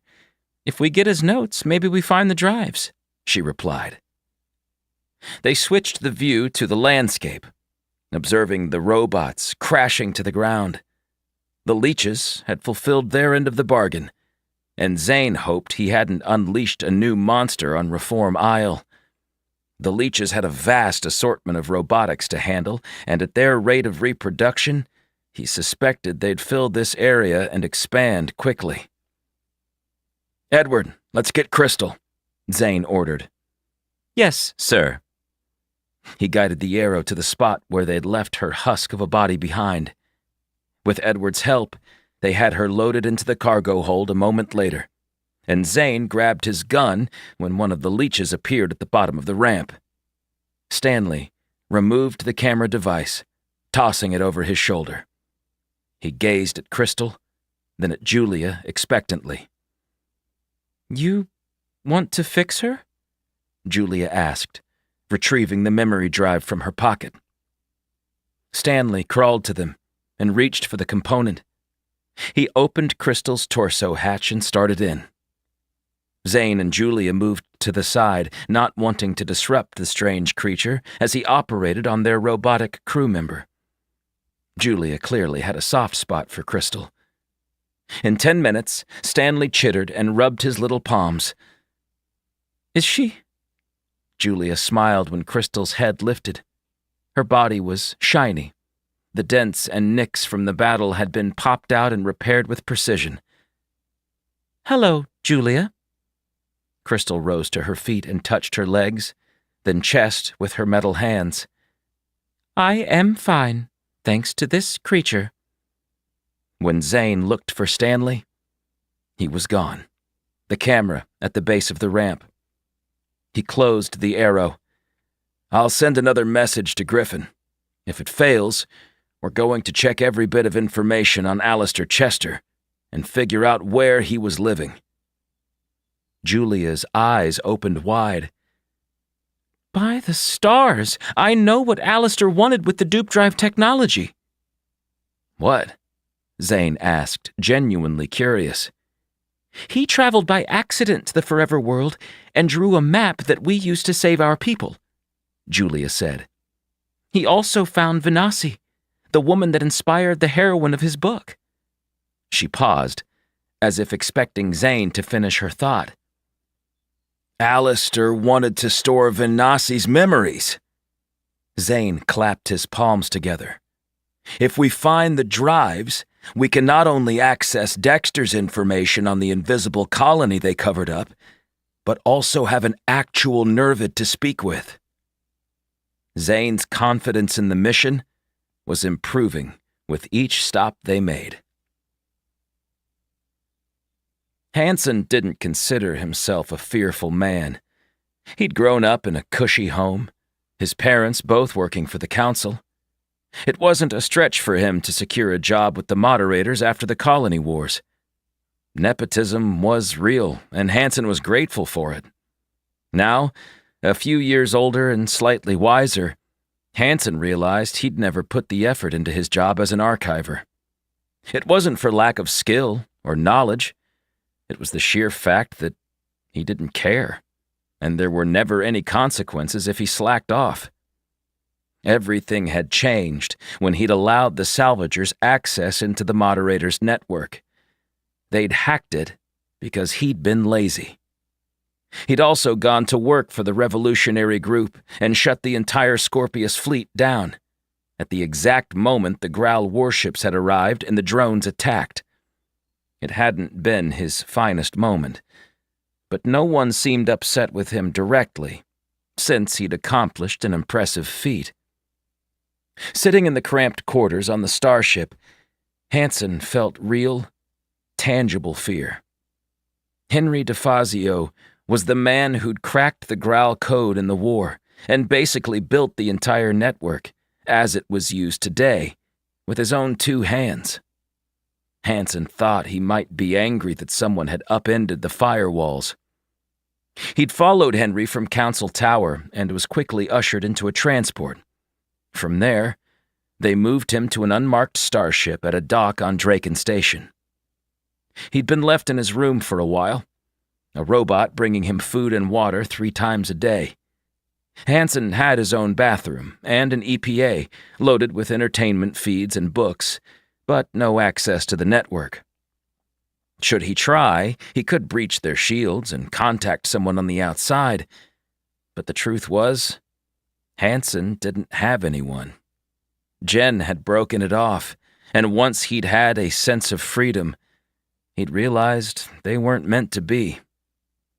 Bell, the salvager that convinced him to join the revolution, was easy on the eyes, but had no interest in Hansen. He was destined to be alone. And after his time self-reflecting, he found himself accepting the fact. He heard footsteps beyond the door, and guessed it was the serving robot coming to offer another, almost adequate meal. Instead, Henry lingered in the hall as the hatch slid wide. He motioned to the guy accompanying him. "This is Griffin." Everyone knew who Griffin Chester, the wealthiest man in the colonies was. Hansen swallowed, wondering why the pair of war heroes had basically abducted him. He just sat, waiting to be told what to do. Griffin entered, hands behind his back as he gazed at the meager furnishings. "I've been informed about your part in the Accord being dismantled." It wasn't my intention." Hansen stopped when Griffin stared in his direction. "You did what the Graal were never capable of. You took absolute control of our network, connected to our entire fleet. We're working on disarming that feature so it can't happen again. If the enemy could complete such an achievement during the colony wars, we wouldn't be having this conversation." "I agree, sir." Hansen rose, unsure what to do with his arms. He left them long by his hips. "Do you want me to help with the separation of the fleet from the network?" "No. Henry's already seen to that, and they're nearly done. We have something else in mind," Griffin said. The ship moved slightly, just enough so Hansen thought they might have docked. He wasn't overly familiar with space travel, since he usually took the walkways on vacation. "What kind of task?" Griffin's smile was disarming, but Hansen wasn't as quick to trust as he had been a few months earlier. "Come and see." He went behind Griffin and noticed that Henry waited to follow the pair. Hansen didn't spy a gun, but would have bet everything he'd ever owned that Mr. DeFazio was carrying one. The starship was barren, with a metal grate deck and nothing on the bulkheads but the odd computer screen. They wound their way through 2 decks, using stairwells rather than an elevator, and Hansen found himself sweating by the time they reached the exit. Griffin gestured at the view from their docking station 1,000 feet in the air. "Welcome to Estro." Hansen stood on the platform, gripping the waist-high railing. A breeze rustled his hair, cooling the sweat on his brow. Estro was a remote colony, one primarily designed with food production in mind. "What are we doing here?" "The Graal have a plan to attack our soil," Henry said. Hansen gazed at the lush farmland, seeing hectares filled with wheat fields. To the right, a bright yellow crop covered the entire region. "Here? Why?" "Because they're hungry. And if they take our food supply, we're weakened," Griffin said. "What can I do?" A floating transport neared them, landing gently on the platform. Gabrielle exited, with Belle on her tail. "Hansen, about time you showed up. If you want to build this walkway, we better get started." Walkway?" he stammered. "That's right." Griffin's smile was unsettling. "We're going to construct a giant walkway to bring a fleet of HMUF ships through, and you'll help design it." Chad observed the surface of Belsey Prime on the cockpit view screen and frowned as he yanked on the control lever. Since the Academy was constantly sending untrained students around in cruisers and testing various weaponry, there were no cities within range of the school. The nearest municipality was a town called Bounty, and it sat nestled at the heart of a mountain range. Chad hadn't been able to leave campus yet, not with the constant classes and homework. In order to be a pilot, you had to become somewhat of a historian, memorizing all the significant moments in humanity's past. He understood it was important. Chad was friends with Bartholomew Carnell, and he'd often regale Chad and his uncle with stories of triumph and adversity during dinner. He'd speak of ambitious colonization efforts, some ending in catastrophe, others were far more successful ventures. What Chad had noticed was that Bart's tales, and the ones they learned from the holographic textbooks, rarely lined up. While Bart wasn't shy about embellishing a story, he also wasn't prone to lying or exaggerating the basic facts. The ground below his cruiser was a dusty beige. The grass burnt in order to allow the student pilots a place to practice emergency landing. "Are you prepared, CS-99? He had his very own call sign. Chad beamed as he flipped a switch and selected the comms. "Roger that, Tower. I'm ready to disengage engines and attempt a landing." "There is no attempt, CS-99.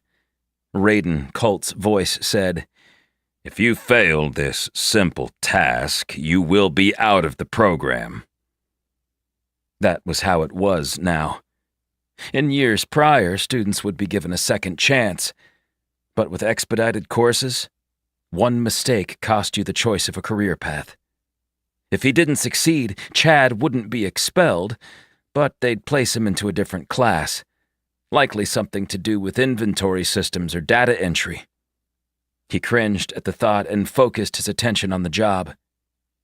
He'd witnessed it a dozen times on the training feeds, but this was much different. He was in control of the cruiser and his future. Chad inhaled behind the mask, hearing the air brush through the recycling tube. "You can do this," he said. Chad hit the kill button, and the thrusters instantly cut off. With the touch of another icon, the wings extended, giving him the ability to glide. He was so committed to the landing, he barely noticed the change in wind until it lifted the ship from the side. Chad stiffened and cranked on the controls, avoiding spinning out. His muscles tensed and he righted the vessel, doing his best to lower slowly. The cruiser sped toward the ground, alerts chiming in the cabin. Chad held his breath, feeling the vibrations of the ship, the wind on the hull, the pressure on his spine. He couldn't get kicked out before becoming a commissioned pilot in the HMUF. The cruiser rose as the wings caught hold of another unexpected gust, then sank, the nose barely staying above the beige landscape. With the landing gear dropped, the cruiser's rear wheels struck first, sending the aft end skidding. The front thumped down, and Chad eased it forward, smiling the entire time. "Nice work, CS-99. Bring it in." Raiden's communication ended. Chad hadn't been awaiting praise, but any positive reinforcement from the war hero was welcomed. 5 minutes later, he watched another student make the same attempt and winced when the cruiser slid on the ground without the landing gear lowered. Raiden Colt rushed out of the tower and ran to the skidding cruiser as it stopped, shouting in anger at the student, while a few robots used fire extinguishers on the growing flames. "Glad that wasn't me," a girl said. She flipped her hair to the side and reached her hand toward him. "Jayla." "Chad," he responded. "Looks like we make it to the next round." Jayla was quite attractive, and Chad did his best not to stare. She gestured at the holographic board with their names on it. Over half of those attempting the landing had failed. "We should celebrate," he said, not wanting Jayla to leave. "Yeah? Have you been to Bounty yet?"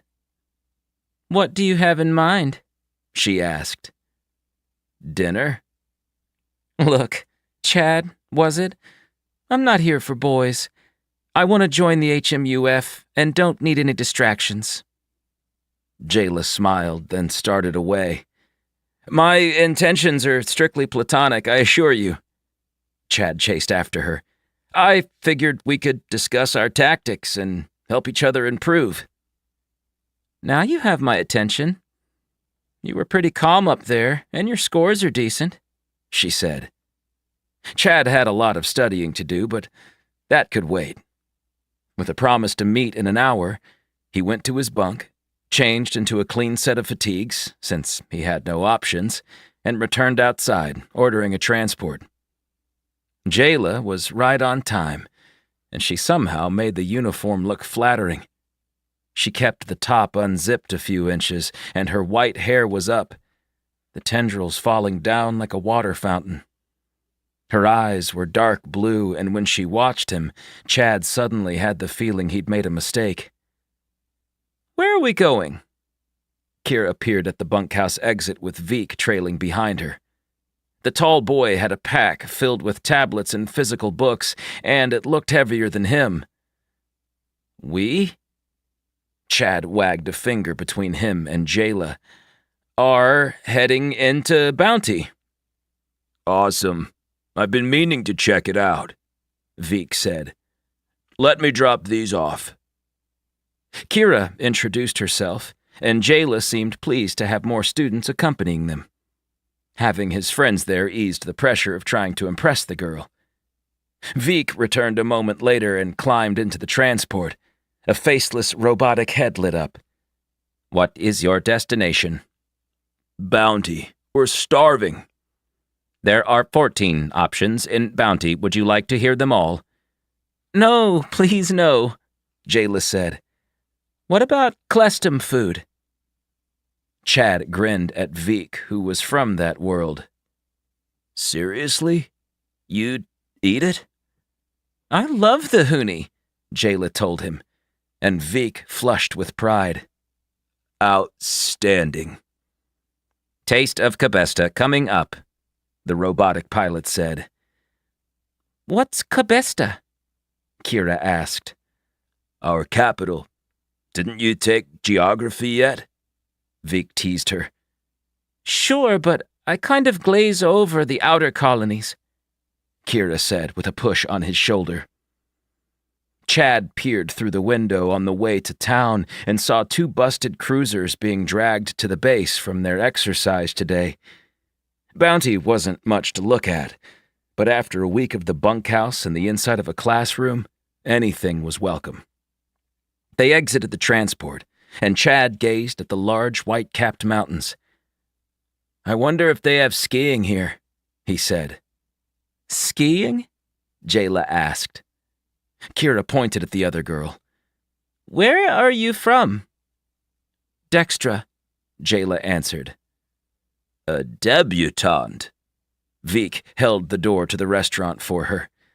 "I guess dinner's on you." By the time they emerged again, it was 10 minutes from lights out, and Chad realized they might not make it. He was stuffed. The food from Clestum delicious but filling. They'd had a sumptuous dinner, and Chad could see that he'd been missing out on camaraderie with other kids his age, growing up in rural Minnesota. He loved his home, but it had offered little in the way of socialization for a teenager. Chad was about to beckon a transport when he heard voices drifting from farther down the alley. "I'll make sure it's done. Don't worry." Chad peered around the corner and crouched out of sight. His heart was in his throat. "What is—" Chad grabbed Veek's collar, dragging him from view, and put a finger to his own lips. "Shh! Someone's talking to a growl," he whispered.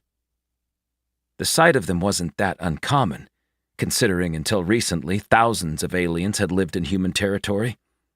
Since the Accord had been breached and disbanded, all growl were forbidden on their worlds. Jayla and Kira hid with them, the shorter girl pulling a device from her pocket. She placed it to her right eye and gasped. "That's Commander Hogarth," she said. Chad hadn't been in one of his classes yet, but he was the professor Zane had warned him to steer clear of. He'd nearly been kicked out of the academy after decking his instructor on 2 separate occasions. Chad strained to hear the conversation, and when he couldn't, he sprinted around the building to get closer. The others followed, and Veek almost tripped on his own feet as they rounded the edge, coming to a stop only 20 feet from the growl and the commander. "You did well, Commander. Once we have Estro under our control, we'll spread out. One by one, the growl will take your colonies. But don't fear. You will be taken care of." The large, uniformed growl handed Hoggart a device, likely filled with universal credits. Chad bristled, wishing they were recording the interaction. I never wanted the accord to end. Our people were foolish to dissolve what I considered a fruitful relationship, Hoggart said. Praise be your spirit. Chad recognized the growl phrase and was surprised by how well the commander spoke their language. "Let's get out of here," Jayla whispered. They rose, returning to the front of the restaurant in order to transport. Commander Hoggart walked down the alley and barely glanced at them as their ride lowered. He climbed in, stealing the transport from the students, and finally made eye contact with Chad. He tapped his wrist. "It's after lights out. You're all on cleaning duty tomorrow." The ship rose, flying the trader from Bounty to the Academy. 12.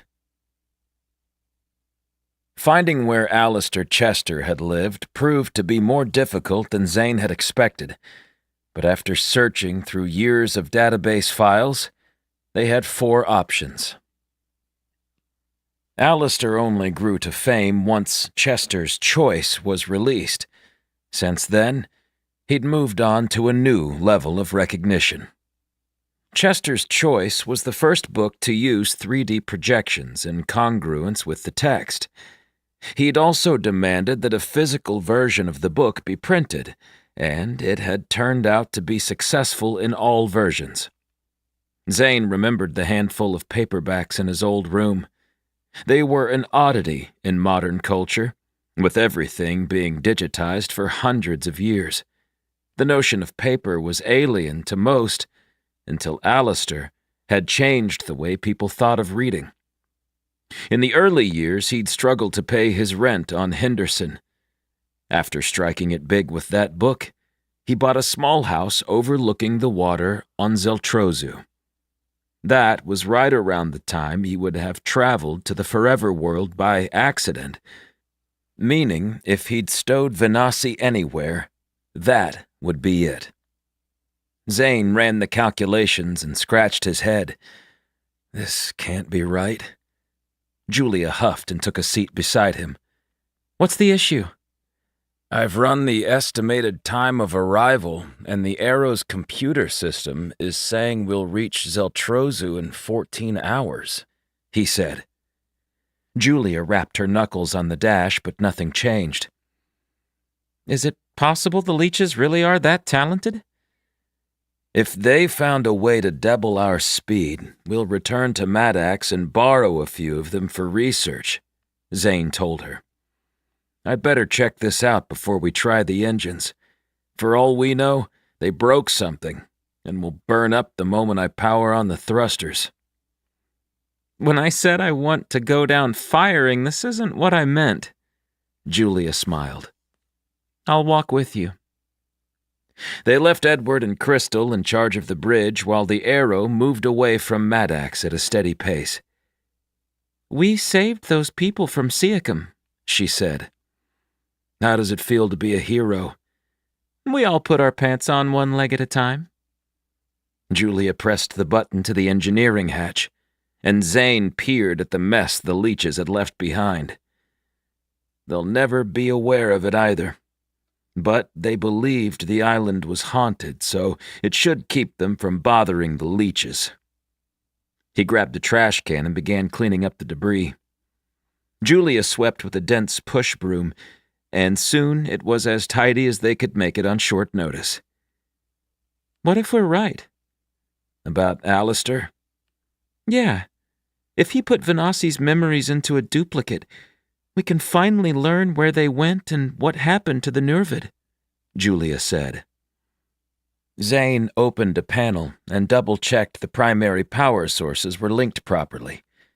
He wasn't an expert, but Griffin had spent a full day describing the various functions before leaving the Arrow with him. He'd tested Zane on a few of the imperative ones, and he'd passed, albeit barely. What are you looking for? Julia poked her head into the tank room, examining the fuel. Bits of dark matter floated inside, and the occasional wisp of mist expelled from the massive container. That wasn't a worry, since they filtered any anomalies out. He watched as the ship's ventilation ducts inhaled the gaseous substance. "Honestly?" She nodded. "I don't know," he admitted, and Julia laughed. "The leeches weren't trying to sabotage us. I'd say they have an overwhelming instinct to improve things." "Then why did we meet them on Essek, clinging to the underbelly of a giant monster?" "They probably got tired and took a vacation," Julia joked. "I need a vacation." Zane looked at the tidy engineering space and shrugged. "Guess the only way to tell if they improved it is to test the engines." He longed to complete this mission and return to his new home on Earth. He still hadn't explored the entire property, including the garage filled with ancient ships collected by Bartholomew Carnell. It got him thinking, and when they entered, he posed the question. "Julia, why did your old partner leave me everything? I understand they were desperate for someone to find the forever world, but once we knew he lived, Bart could have taken it back." "He has his own sense of morality, and you wouldn't deserve that. Besides, the house wasn't meant for him long term. That's why we started working together more. Bart was bored, and he figured if he stopped adventuring, he'd die like all his friends after they lost purpose," Julia said. "So, instead he kept his purpose and pretended to die? Much simpler." Zane plotted the course, rechecked the ETA, and pushed the engines on. For a breath, he thought the ship was broken, until the stars stretched in the view screen. Together they gawked at the image while the arrow sped at previously impossible speeds. "Wait until we show this to Griffin," she whispered. "Too bad for him. I'm keeping it." "It's too dangerous," Victor said, his gloved palm resting on the occupied cryo chamber. "I think we should risk it," Amy said. "Lorna, it's your team, your call." Lorna stomped through the room, her boots causing an echoing sound. They'd discovered 50 chambers, and 9 of them harbored what she imagined were living but sleeping Nurvid people. The others were damaged, the seals cracked.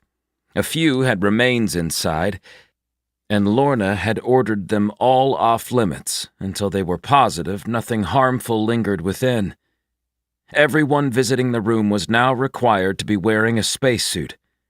They'd converted the entry to an airlock, complete with quarantine measures and a rinse-wash station for both coming and going. Once in, they'd used the scanners, determining that these frozen beings were indeed alive. Their hearts beat slowly, almost impossibly so, but they also weren't human, and Lorna needed to remember that. Amy nudged her. "Lorna?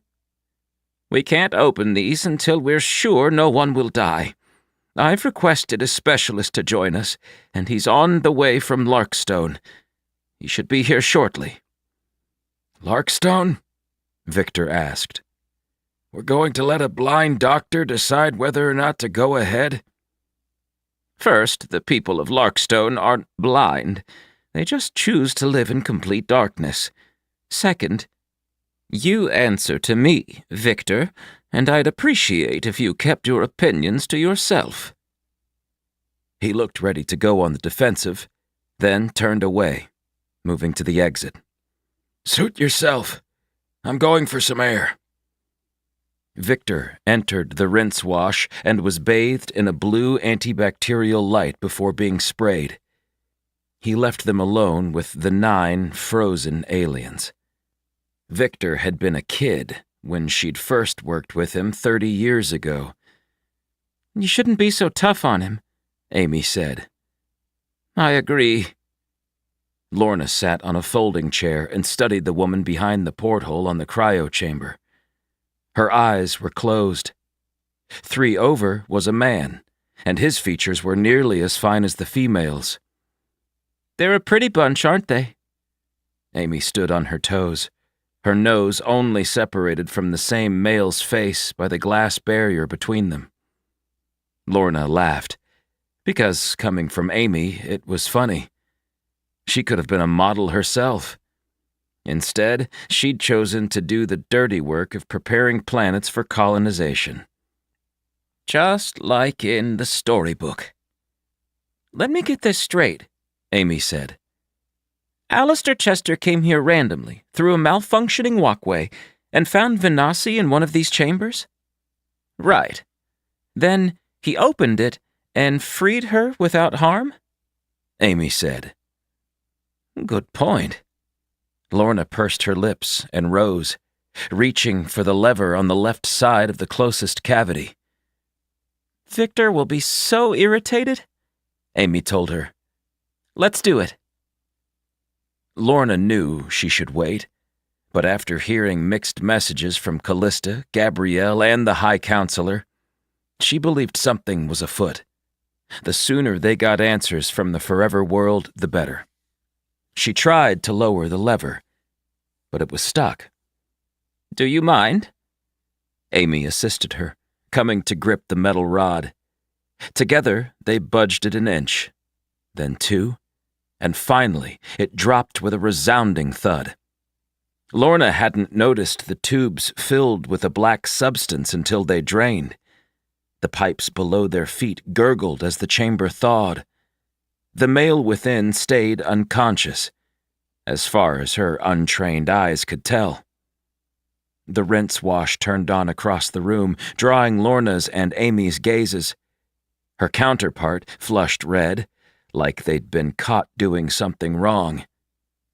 It's okay. I'm in charge of the operation after all, she told Amy. I pushed you into it. Amy kept her hands behind her back, relaying her innocence. Lorna wasn't sure why the usually confident Amy was acting so strange, until she spied the High Moderator, walking alongside Admiral Levine. A third figure trotted behind them, his pressurized suit's mask fully darkened. You must be Dr. Barton, Lorna greeted the specialist from Larkstone, the planet of eternal night. We weren't expecting you, High Moderator Young. Or you, Callista. Admiral. She corrected herself. Audrey squinted as she stared past Lorna to the thawing chamber. Did you release him? When we heard you'd found the Nurvid alive, we had to see it for ourselves. Amy stepped between them. I think our presence may have triggered a release, she lied. The remaining 8 are still in cryo. May I? The doctor used a handheld scanner on the figure with the glass. Can you help me move him out? Lorna hesitated, then pried the door open with her fingers. Bits of ice dropped from the seal, landing like snowflakes at her feet. The Nurvid man within had no scent. After hundreds or probably thousands of years in cryo, he was lifeless, his skin tinged blue. The doctor cautiously removed various tubes from the body. Eventually, Victor arrived with a 3D printed gurney, along with a pair of robots carrying Dr. Barton's gear. Barton sorted through the supplies, attaching various medical displays and devices to the Nurvid's temporary bed. The lighting was dim, so they added 2 glow units, each set to 50%, and the light reflected off the remaining chamber's glass viewports. Callista and Audrey walked with Lorna, taking their time to check each cryo container. Only 9 survived, the High Moderator said. And you've searched the entire city? Are there more hidden caches like this? If so, they're very well secreted. Lorna stared at the woman in the farthest corner of the room. Her nose was upturned, her eyebrows thick and furrowed. "Any luck on your search for the drones?" she asked Callista while watching the compartment's occupant. Admiral Levine bristled within her spacesuit and clenched a fist. "We can't find a single trace of them. It's like we were attacked by a ghost." "Well, maybe that's the end of it," Lorna said. "If the same people came for the Forever World ages ago, perhaps it takes that long to launch an offensive. It might be thousands of years before we see the drones again." "I hope so. I'd still prefer to possibly mount our own countermeasures," Callista said. Lorna gazed at the unconscious man, and the doctor shook his head. "What's the update?" "He's in stable condition, but it may take a while for him to wake. I'll keep him sedated until his brain functions are stronger," Dr. Barden said. "Okay." High Moderator Young glanced at the exit. "Lorna, would you care to show us the Forever World?" "It would be my pleasure." She snuck a glance at the nerved man, curious how a being from such a distant world, frozen for so long, nearly looked human in nature.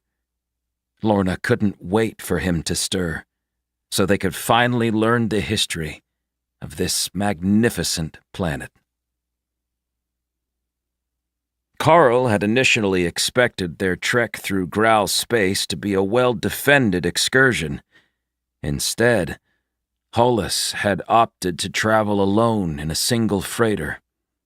It was actually a modified warship, altered to appear mundane. On closer inspection, anyone scanning the ship might notice the odd energy fields emanating from the cluster of high-powered weapons waiting to be extruded. To this point, they'd spent a few days speeding through the various solar systems, avoiding any territory controlled by the Krakol or Ankron. Hollis claimed that her planned meeting with the heads of the Linu and Fode factions would seal their bargain, and together they'd ensure the pair of factions seeking to return to human territory were shut down immediately. Without all the factions working cohesively, the Growl didn't stand a chance against the might of the humans. He gazed at the distant stars, not recognizing any of the patterns, and for a second, the universe seemed to swallow him whole. Carl Rogers was but a tiny speck of organic matter in the entire vastness of space.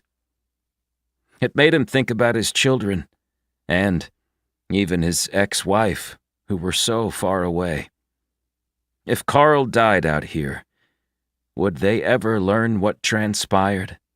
Or would the council just tell them he was lost in the middle of a mission? He closed his eyes, feeling the illness attacking his body. His lungs burned with every breath, his brain throbbing in agony. "I thought you could use this."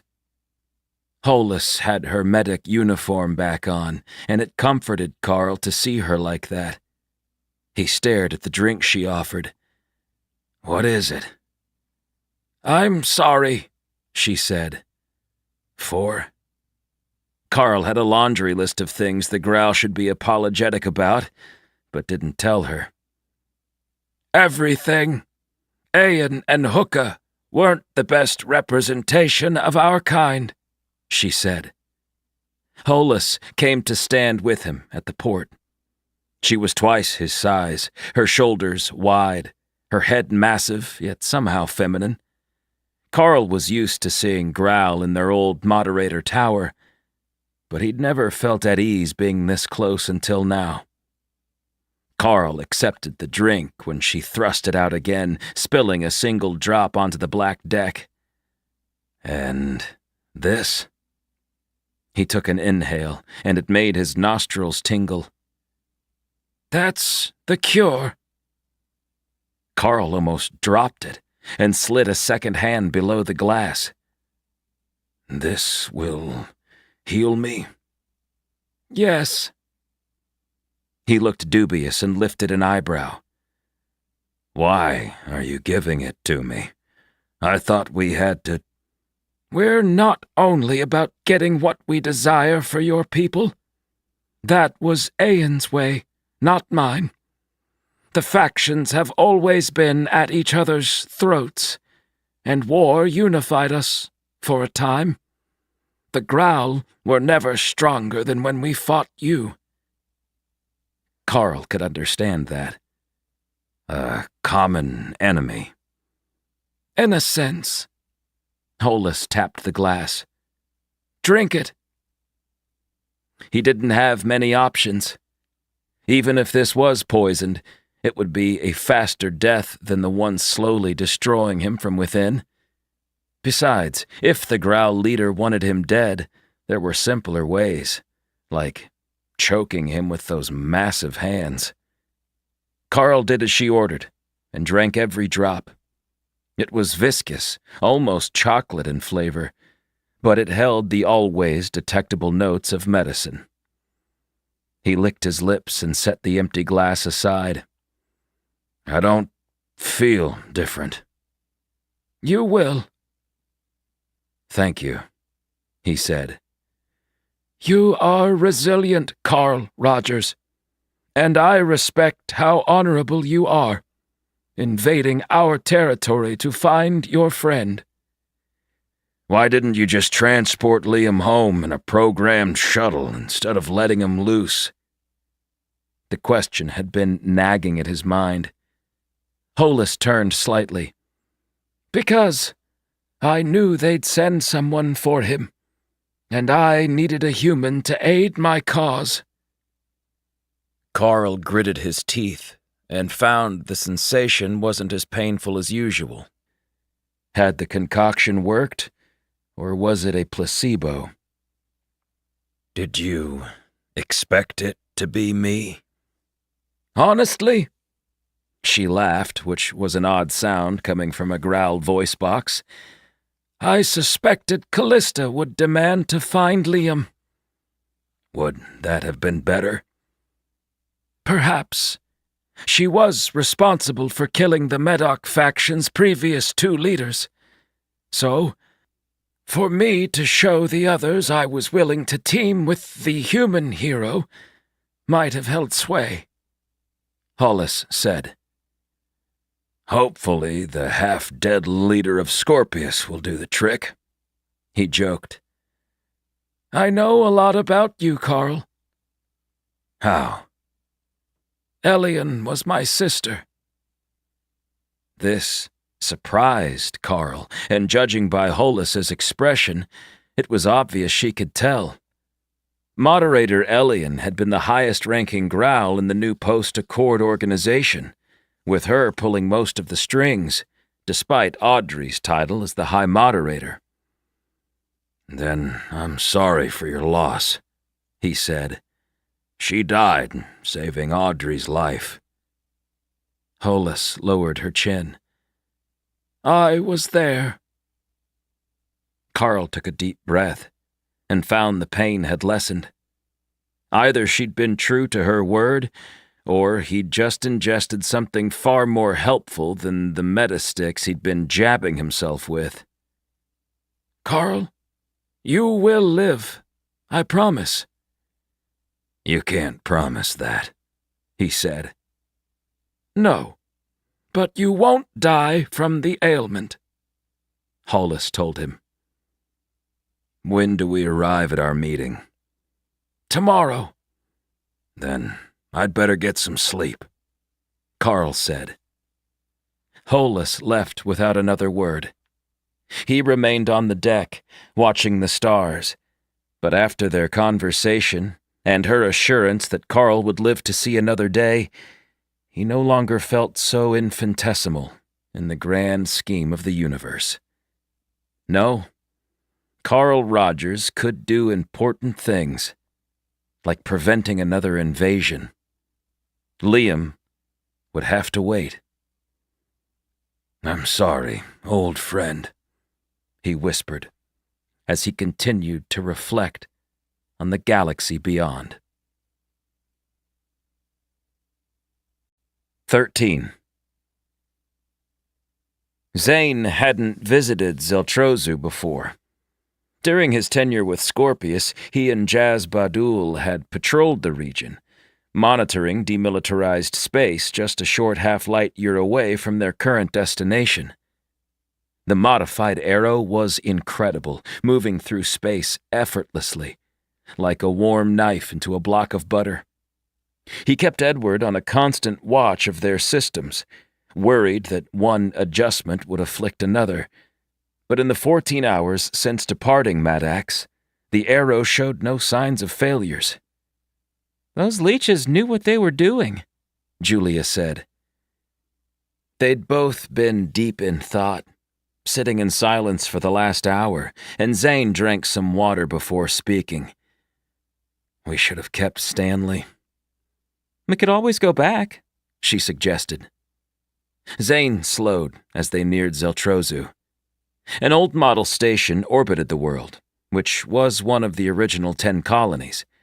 According to the record books, humanity had stumbled on this planet by mere happenstance. In the early years of expansion, they'd sent thousands of probes out from the Circle, hoping to find habitable worlds. Of course, they didn't discover much more than empty hunks of rock.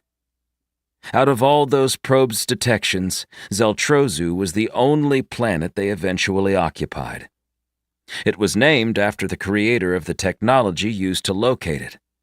Hans Zeltrozu died long before they ever set foot on the small world, but his memory lived on. "Come in, unidentified vessel," a deep voice ordered through the speakers. Roger that, Zeltrozu Station. Zane Lucas of...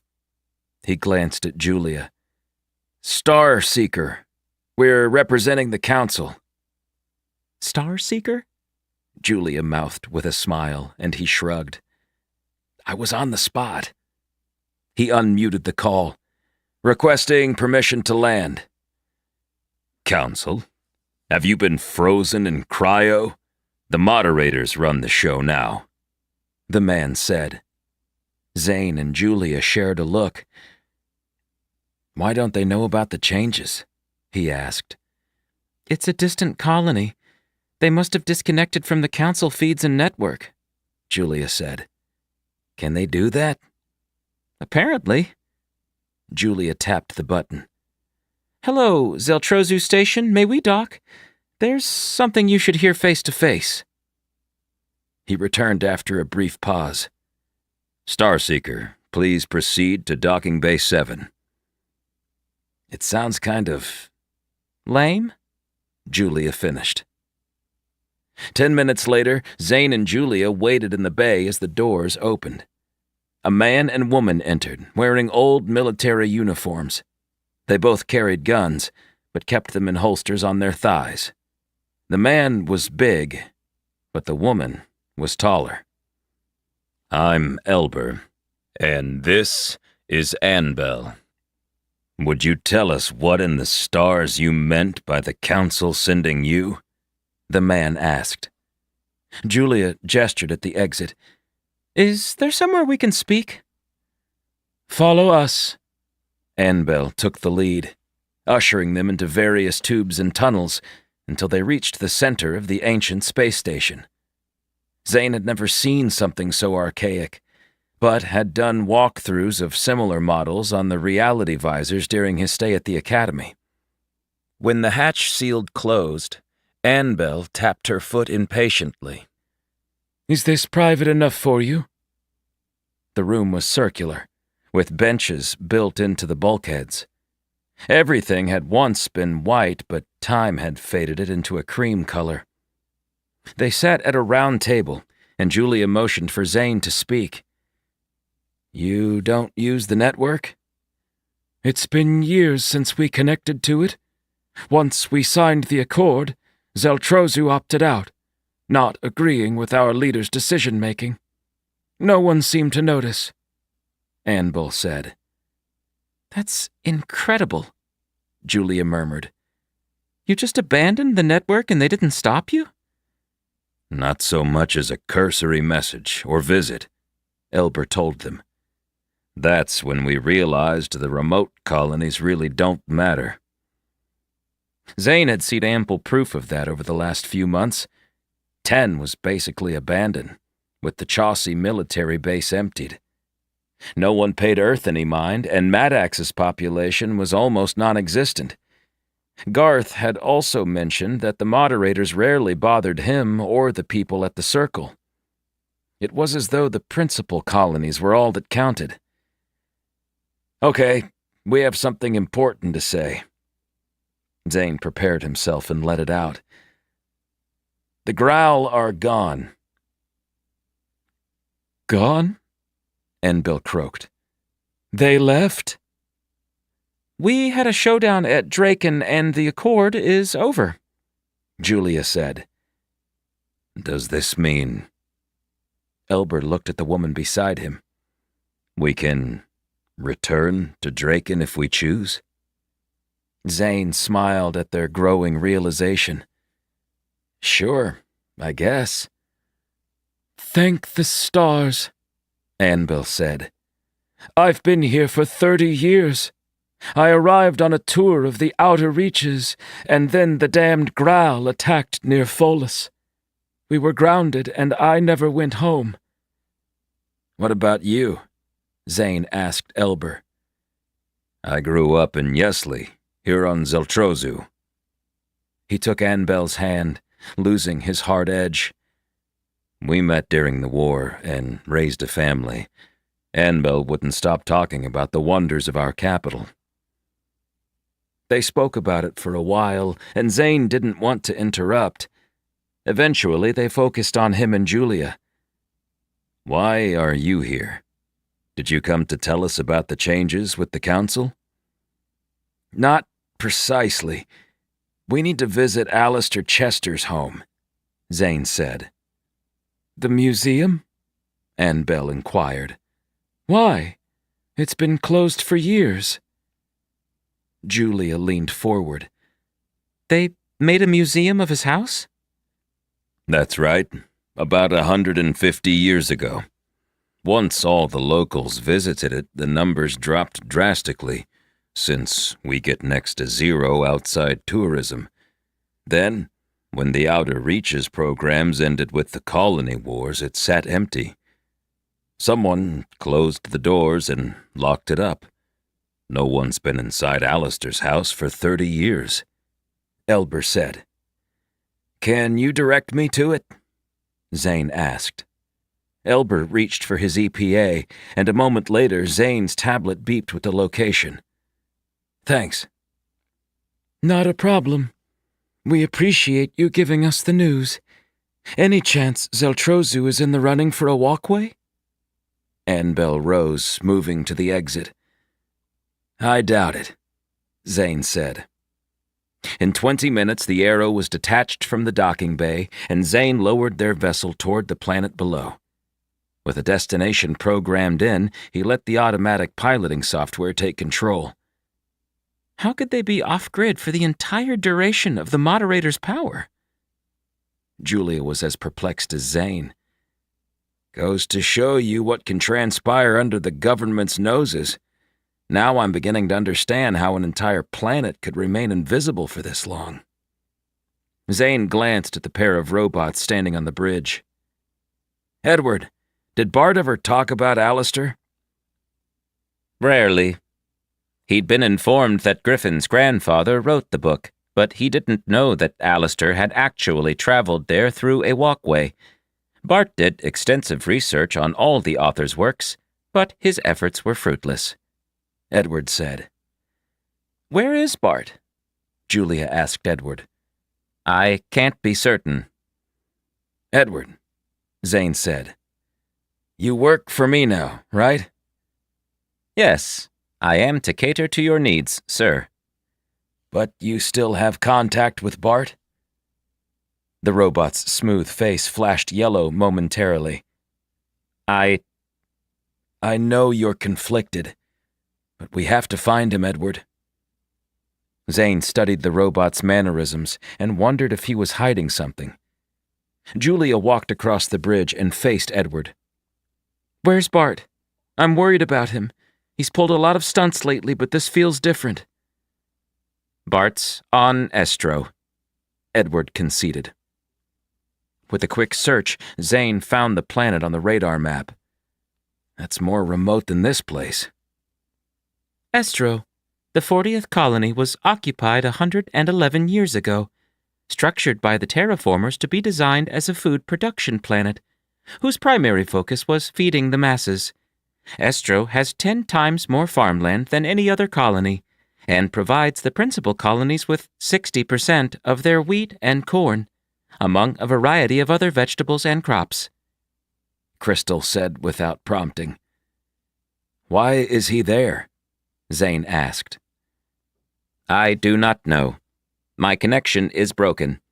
I believe Bart attempted to hide his position from me, but he forgot about a secondary link he'd installed before leaving with Miss Rossi on a particularly dangerous mission 4 years ago."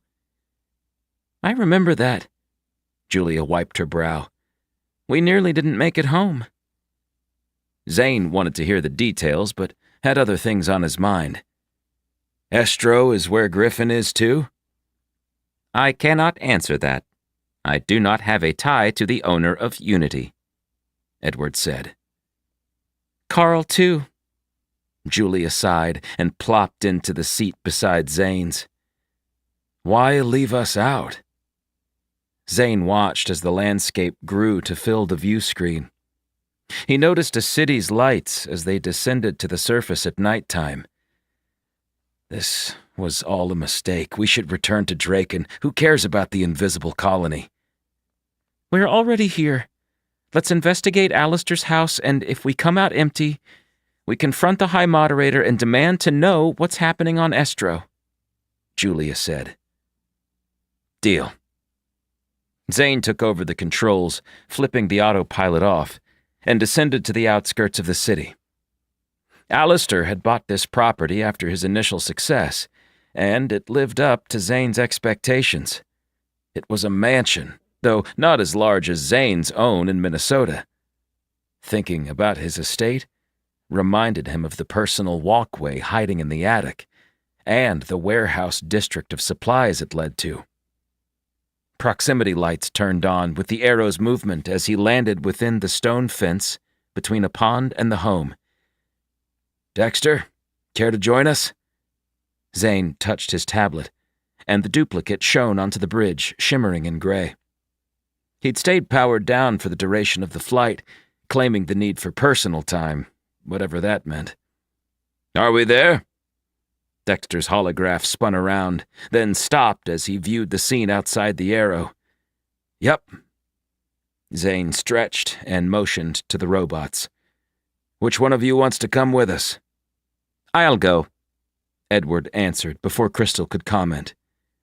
"Crystal, you stay on the bridge and be ready," Zane said. "For what?" she asked.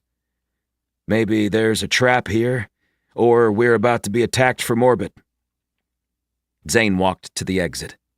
Julia followed, clipping her rifle to the back of her armor. "Do you really believe Annabelle and Elber would do that?" "No, but after the last few days, I'd rather be prepared than surprised." Zane hurried to the cargo hold and dressed in his own armor. Julia had gotten into hers before they'd arrived at Zeltrozu Station. Zane was used to the gear, but after wearing similar outfits for the last decade, he preferred to be more casual unless absolutely necessary. Dexter's projection floated to the ramp and vanished, pushing the limits of his attachment to the tablet. He was at the bottom, staring at the slice of moon sitting high and horizontal in the night sky. Zane inhaled, catching a sweet scent in the air. From their position, he could see most of Yesley, the big city Alistair had lived near. At the time, it had been far smaller than it currently was, with the population having doubled since his death. The countless lights were bright, and Zane grabbed his scope, zooming on the metropolis. They were elevated on this property, giving a panoramic view, and he spied a river snaking through the region. Muted stars glimmered off the flowing water. Julia whistled lowly. This is where it all began. What? He asked. Griffin Chester's fortune. Without Alistair's successes, Griffin wouldn't have inherited so much money, and never would have become the wealthiest man in the colonies, she said. Somehow I'm not sure I believe that. Griffin's the kind of person who'd succeed no matter what. Good point. Julia gawked at the house. A metal placard swung in the breeze, confirming they were in the right place. Welcome to the Alistair Chester Museum. The home was built out of stone, almost resembling a castle.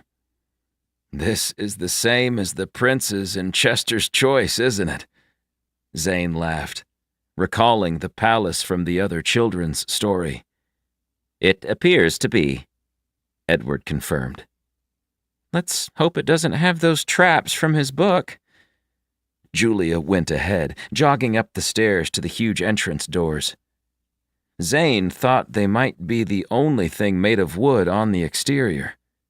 Together, the large slabs formed a single arc, and he reached for the handle, finding a cast-iron ring instead. He pulled on it, but it didn't shift. Excuse me, sir. Edward extended a blade from his wrist, and it rotated until the metal was a blur. He stuck it in the slot between the doors, and sparks flew where it made contact. After a short while, he'd broken through the entrance with a heavy groan from the hinges. It was pitch black. Dexter floated in, his ethereal gray glow lighting the path. "Hello?" he called, his ghostly voice echoing back. Zane entered before Julia, holding his gun in one hand and a glow in the other. The foyer was stuffy, and his footsteps scuffed a layer of dust. Edward came after, followed by Julia, who left the exit open wide in case they needed a quick escape. Zane found a switch and waved a palm in front of it. No lights sprang on. "Edward, can you get the power on?" The robot went rigid, then strode through the room and to another door. I believe so, Zane. Allow me to access the logs for the local council and... His face brightened, and a whirring sound carried past the air vents as the power returned to Alistair's home. "Thank you," Zane told him. "You're welcome." 1 minute it was dark. The next, they were in the middle of an actual museum, dedicated to Griffin's great...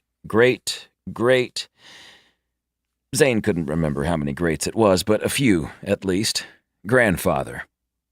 The room was well detailed, with hardwood floors and molded gray walls, holograph projectors built into them. Zane stepped close to the first display, and the projector activated. "Hello, I'm Alistair Chester, the author of Chester's Choice and Star's Night. I won the Galaxy Book Award 3 times, and..." "It wasn't public knowledge that he penned The Forever World," Zane said, watching the image of the author. He stood about Zane's height and looked nothing like Griffin, besides the confidence in his eyes. His hair was long, past his shoulders, and he had a hawkish nose and thin lips. "This display contains the rare manuscript of an unpublished novel, a gripping tale set across the galaxy in a time of war. I passed before it was released, and my family kept it rather than selling it for publication." Zane gazed through the energy field into the glass container, and at the rusted tablet inside. A journal with a rare pen sat next to it, probably riddled with notes. A novel? I didn't know he'd ever written anything but these few storybooks. "Neither did I," Julia said. "There's no record of it," Edward added. Zane moved to the next display, and another projection appeared. It was still Alistair, but a younger version with brighter eyes and shorter hair. "When I was 22, I entered a writing contest on Draken and won second place. It gained me entry into an arts program in the Enlightenment Conservatory."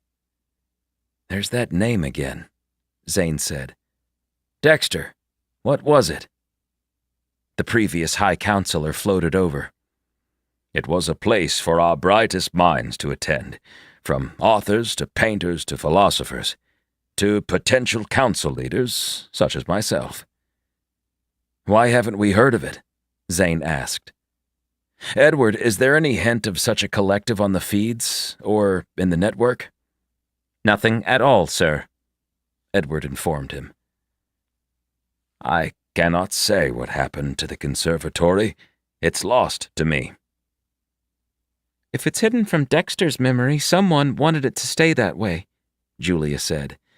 "If Alistair was involved, we can assume that Lee Seacom was as well." "Yes, Lee attended a few years prior," Dexter said. "What were you guys up to?" Zane tried to puzzle it out. Lee created duplicates to act as a shrine to his loved ones. Alistair wanted the technology, perhaps to contain Venasi's memories. He could stay in touch with the woman he'd found in cryo on the Forever World, and Dexter was the High Counselor during an era when this missing colony wasn't hidden from our population. What does it all mean?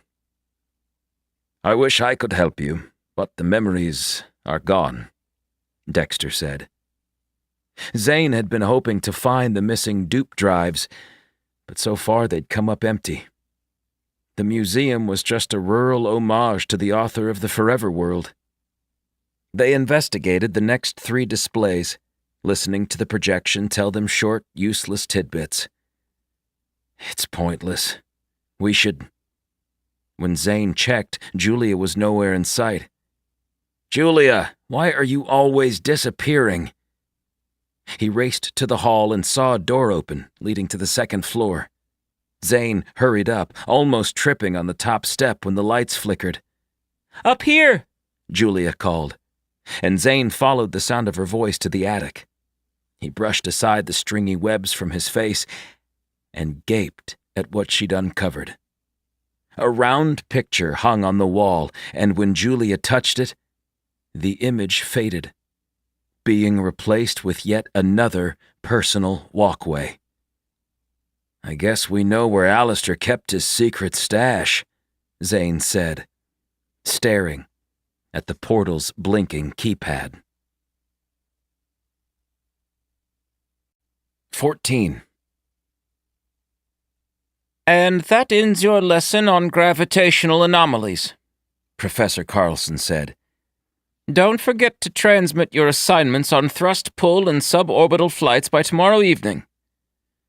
The 3D image of their teacher vanished, and everyone stood at once.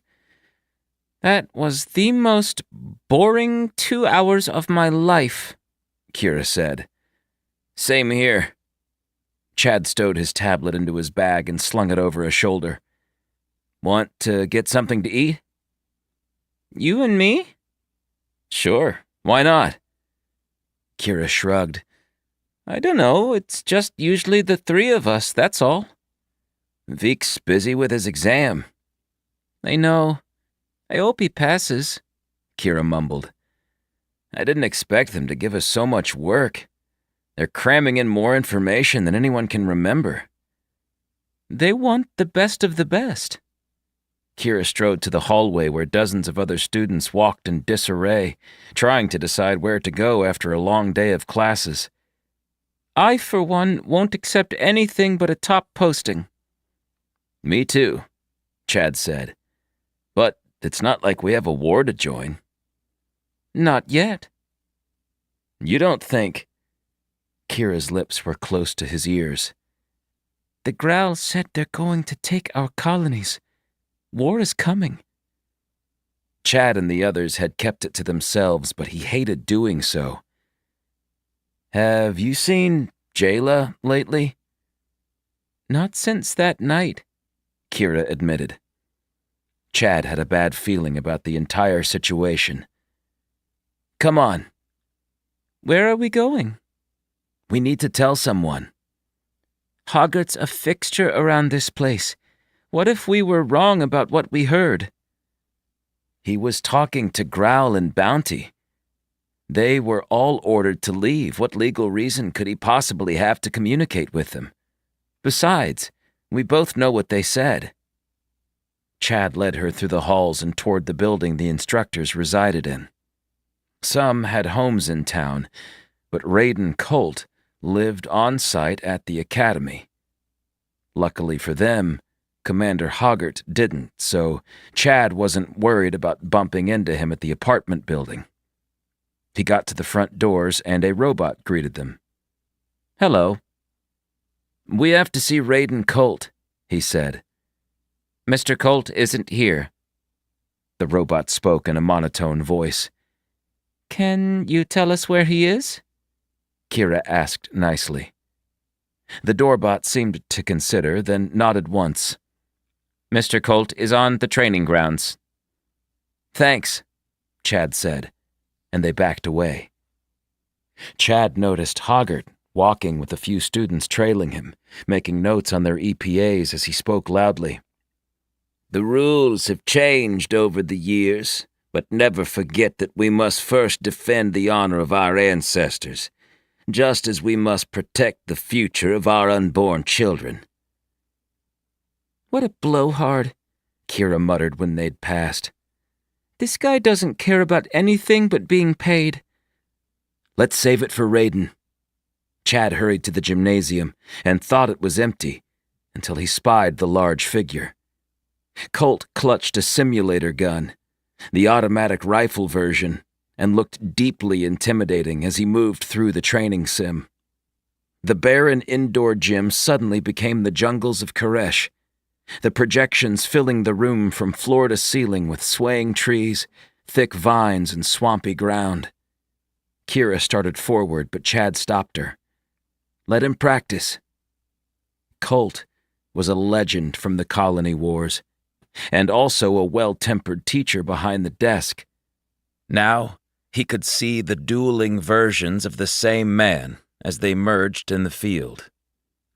Two Growl appeared across the room, their projections shimmering slightly as they passed between large Ritala trees. Raiden didn't hesitate to attack. He knelt, aiming at the closest, and fired. It hit the target, the 3D image fluttering, then vanishing. He rolled, shooting the other before he'd even regained his footing. More Growl materialized as he ended their simulated lives, the counter on the edge of the floor rising with each kill. "Wow." Kira flinched when a giant Growl emerged a few feet from their position. It disappeared a second later, and the enemy death count rose. "Computer, in program." Raiden's voice carried above the sounds of the jungle, and the scene faded from sight. Sweat slicked his face, and he wiped it with a sleeve. His gun lowered as he stared in their direction. "Why are you here?" Kira stood behind Chad, holding his arm. "Sir, we were hoping to speak with you," Chad mustered the confidence to say. Raiden set the weapon in the rack, holding various other simulator arsenals. "Go ahead." Chad searched the grounds for signs of Hoggart, but the trails between them and the main academy were nearly empty, while everyone else was in the bunks or at the mess having dinner. He tried to find the words, but just stammered until Kira took over.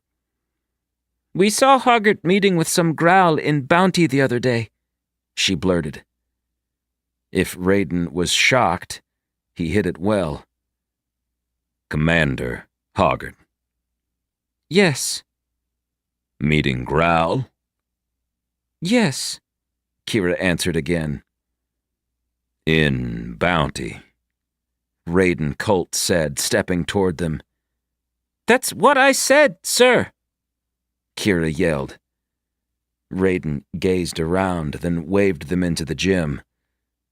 "I know what's going on." "You do?" Chad asked.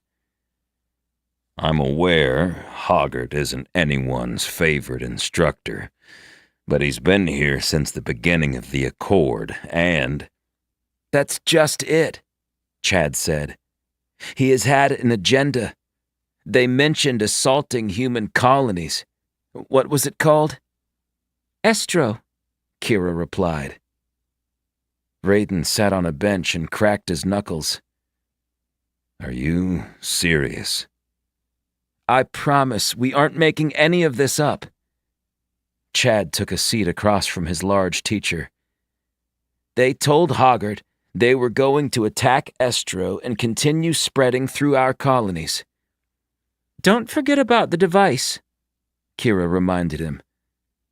Yeah, they passed him a tablet after saying they'd take care of him. Raiden fumed, the muscles of his jaw sticking out as he clenched. I'll wring his scrawny little neck. Maybe something more subtle, Chad said. What are you thinking? I need to deal with this, and quickly. Raiden said, and by the tone, Chad assumed he intended to kill them like he'd done in the simulation.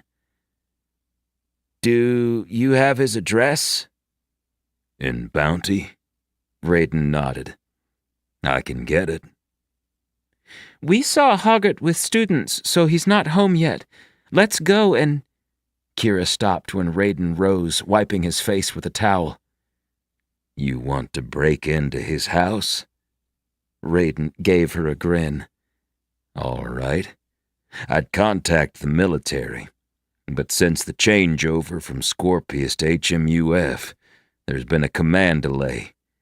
If we wait for them to respond, it might be too late.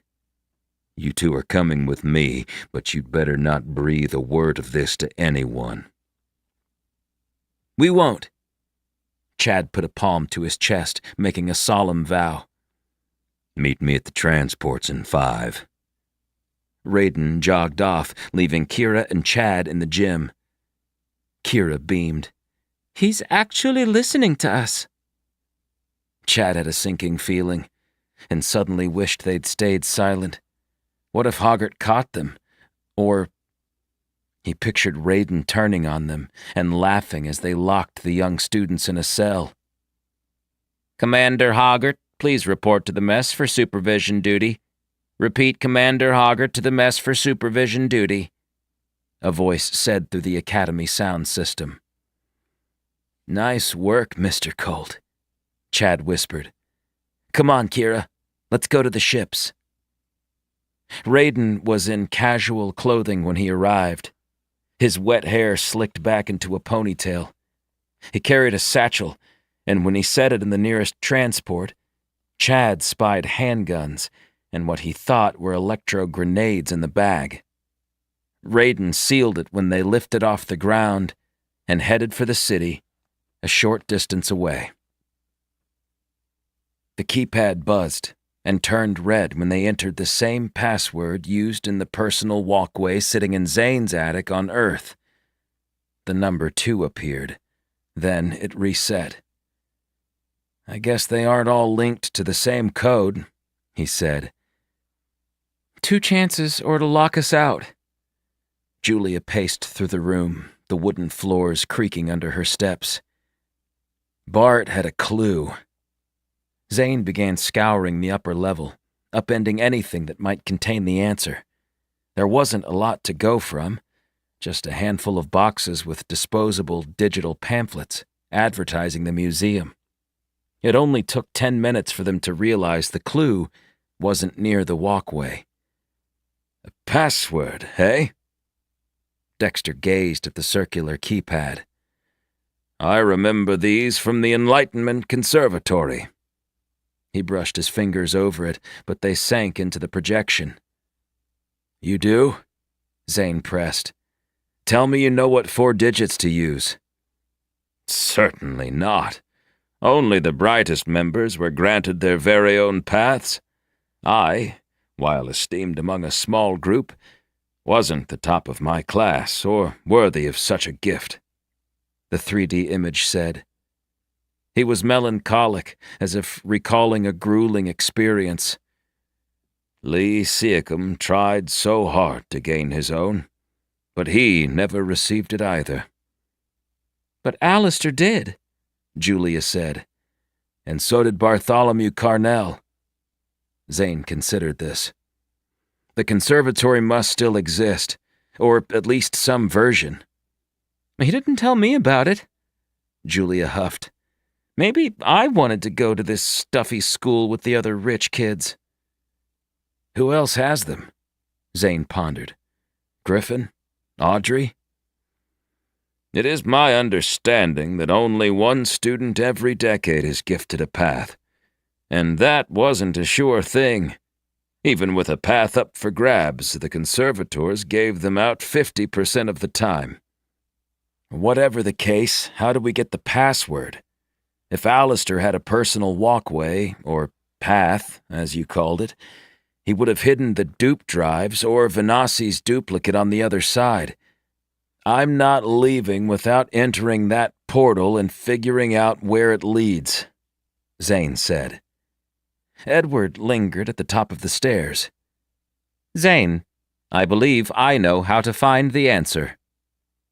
Are you going to tell us? Julia asked when he didn't instantly reveal a plan.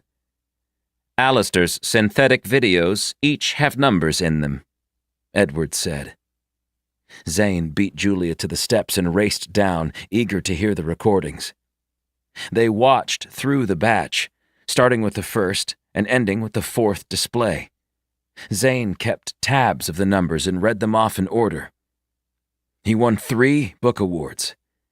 He was 22 years old, youngest of 4 children, and a record 60 million copies sold over 200 years. These videos were created synthetically, right? Julia asked when the last feed cut off and the image faded. Who made them? Edward, can you trace? Before Zane had finished the question, Edward had a palm on the nearest projector. The source is blocked, he said. Of course it is. Zane read the numbers again. There's a total of 6 digits, 322460. Let's see what happens when we start with the first 4, Julia suggested. When they returned upstairs, Zane glanced at his tablet and touched the keypad, waiting for an attempt. Here goes nothing. He did as Julia recommended and entered 3224. Another red flash and a giant 1 appeared, then vanished. Last chance. I predict he may have removed the second digit of any reference larger than a single digit, Dexter said. The 22 would just be 2. 60 would be 6. Zane checked with Julia. What do you think? I don't have a better guess. Bart's was backwards, but I doubt that's the case here, she said. Zane took his time, gazing at the tablet, then at the path hidden behind the keypad. He tapped the first and finished the sequence of 3, 2, 4, 6. It flickered green, and the path shifted, the dark matter drifting from the edges of the circular disc. Julia jumped up and down, pulling Zane into her arms. We did it! He smiled, enjoying the embrace. She must have noticed how close she was because she let go and stepped to the portal. Alistair, what are you hiding? She asked. Zane grabbed his handgun, and Julia removed her rifle before entering. Edward, stay here and inform Crystal of our plan, he said.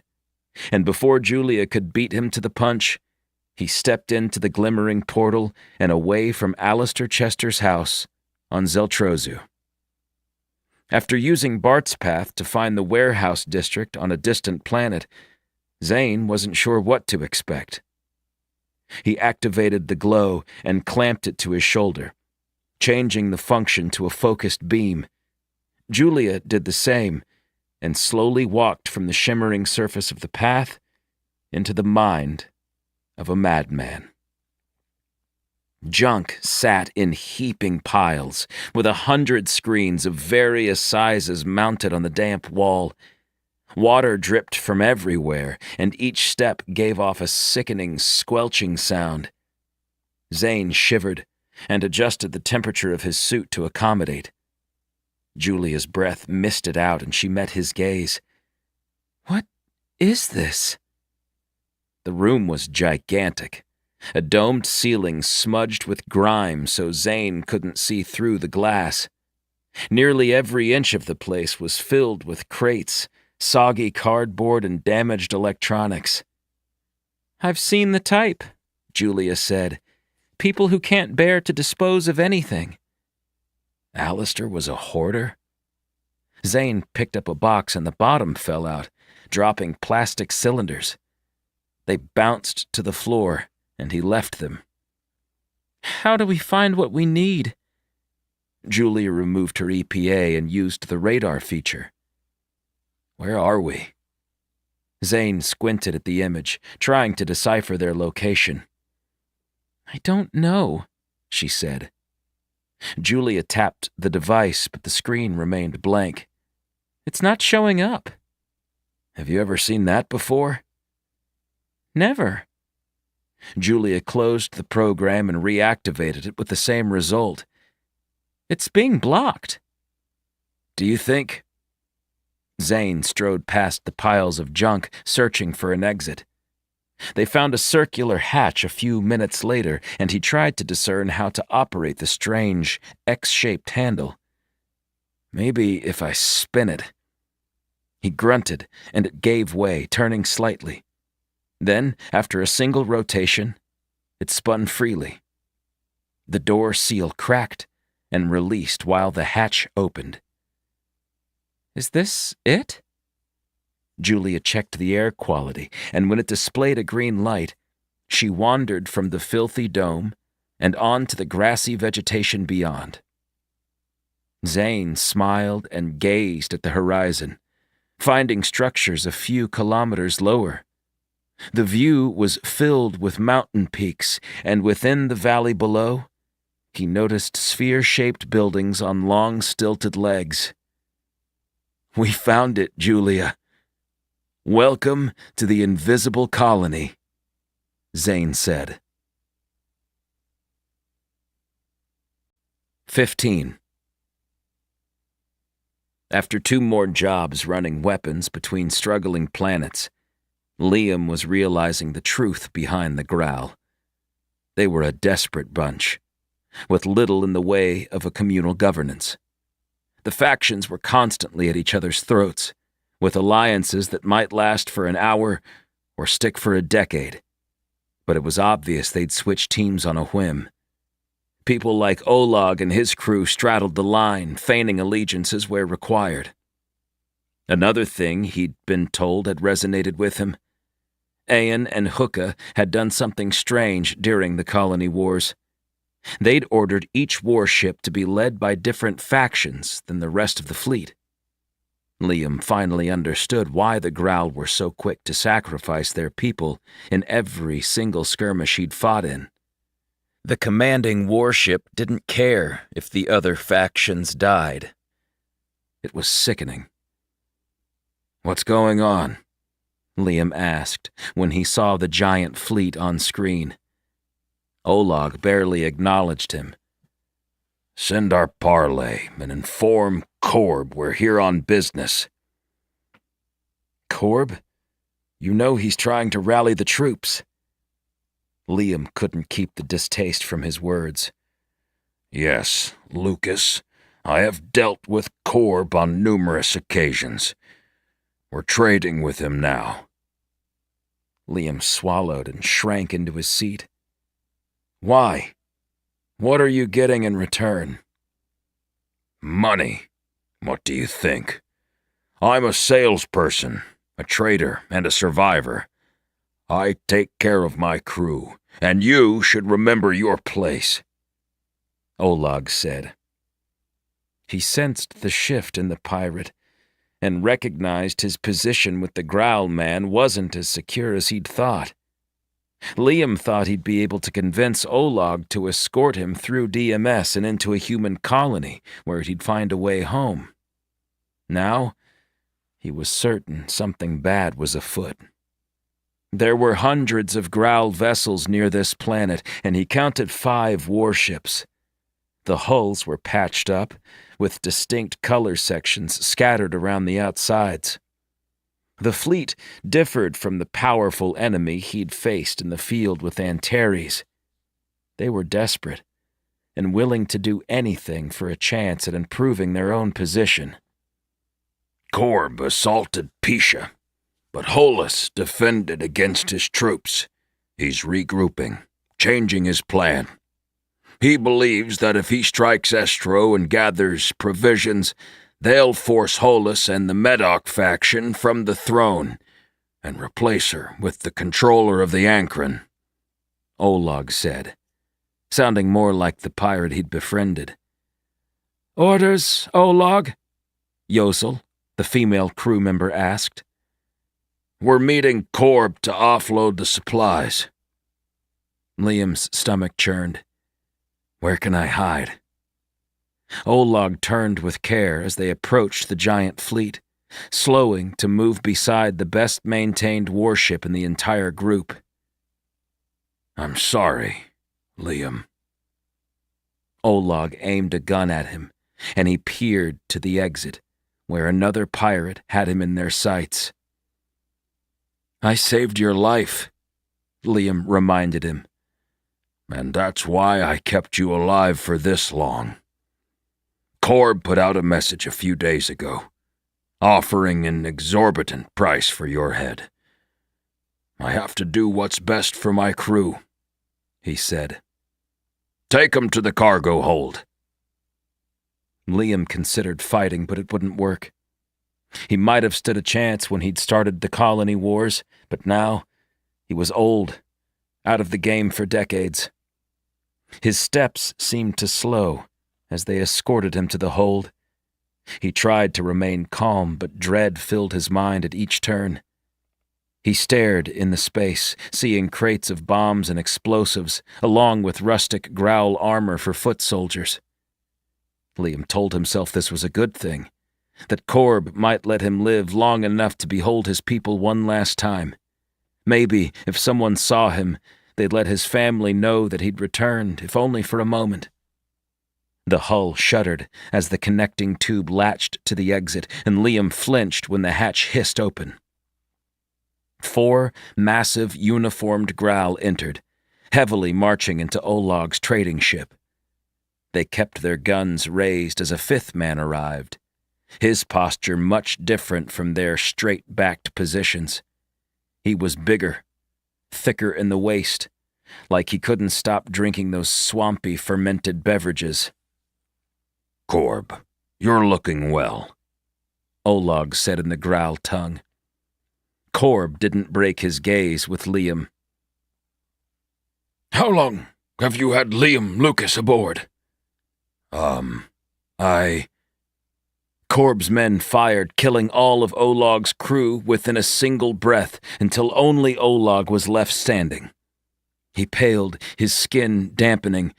I tried to contact you, but you were at Pisha. Lies!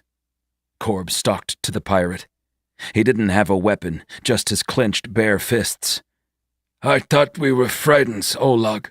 Brothers, even. We are, Olag stammered.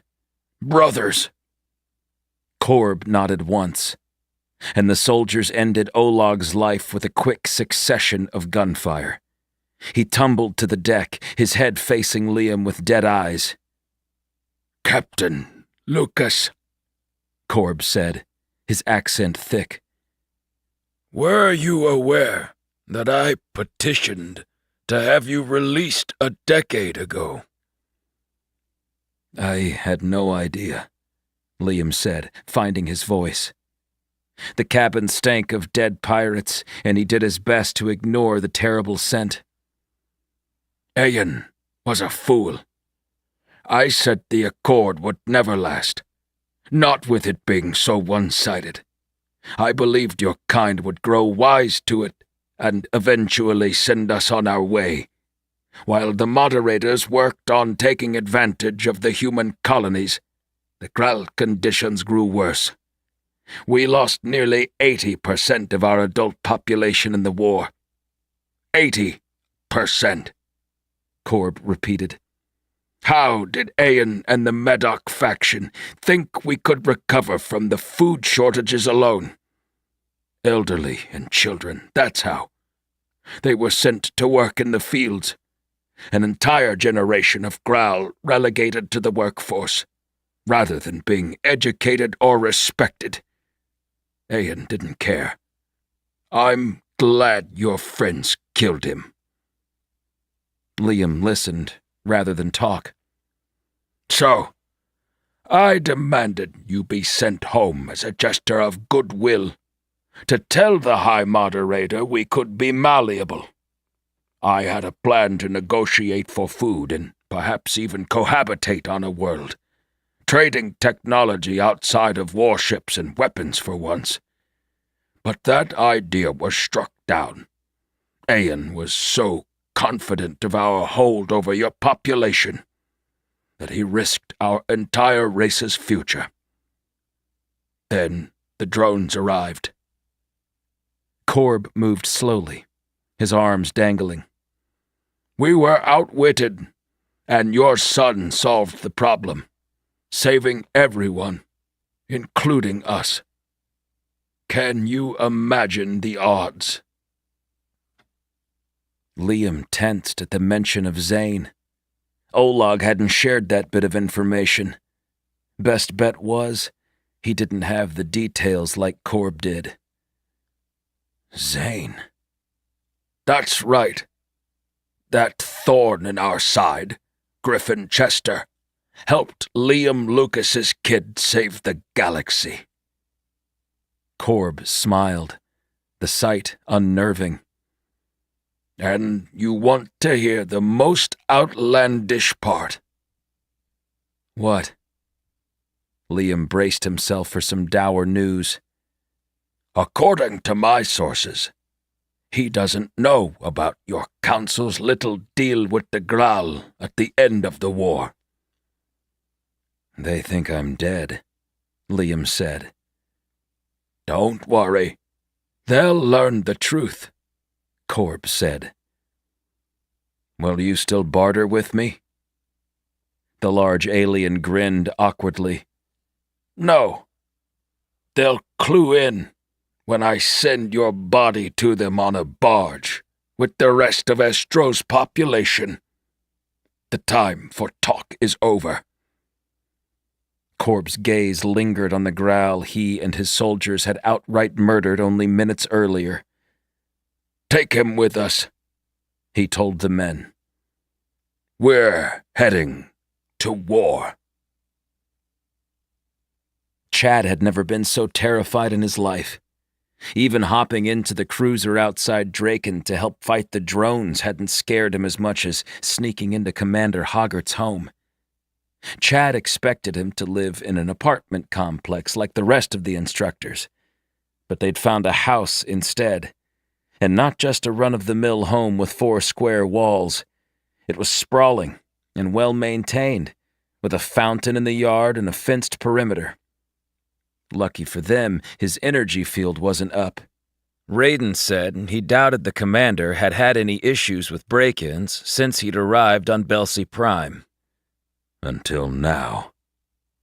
Raiden used the tablet, and after a tense moment the locks unlatched. He'd already adjusted the camera feeds along their flight into town, showing Chad that their instructor was more than just a brute in the field.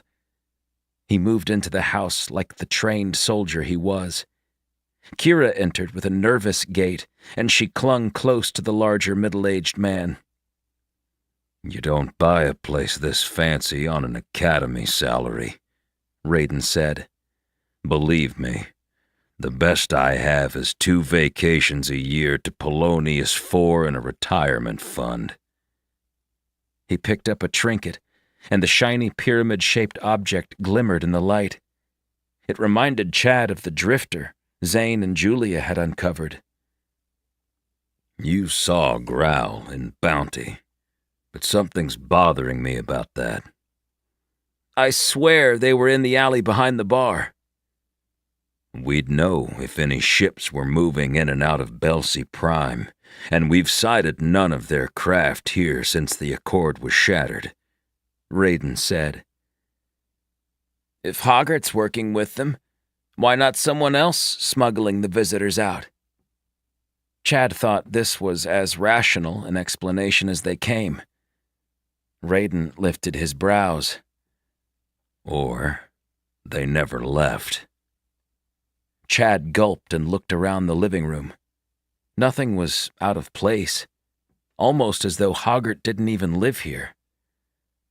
"I've seen more and more of our commander at the Academy."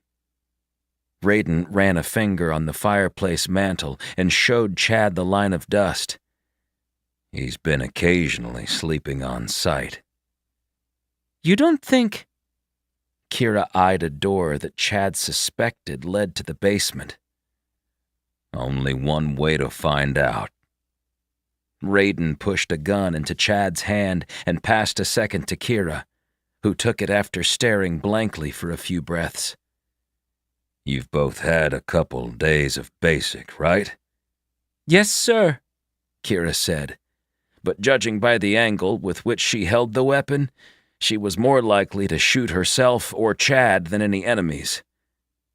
Raiden adjusted her stance and her grip, then nodded. "Better?"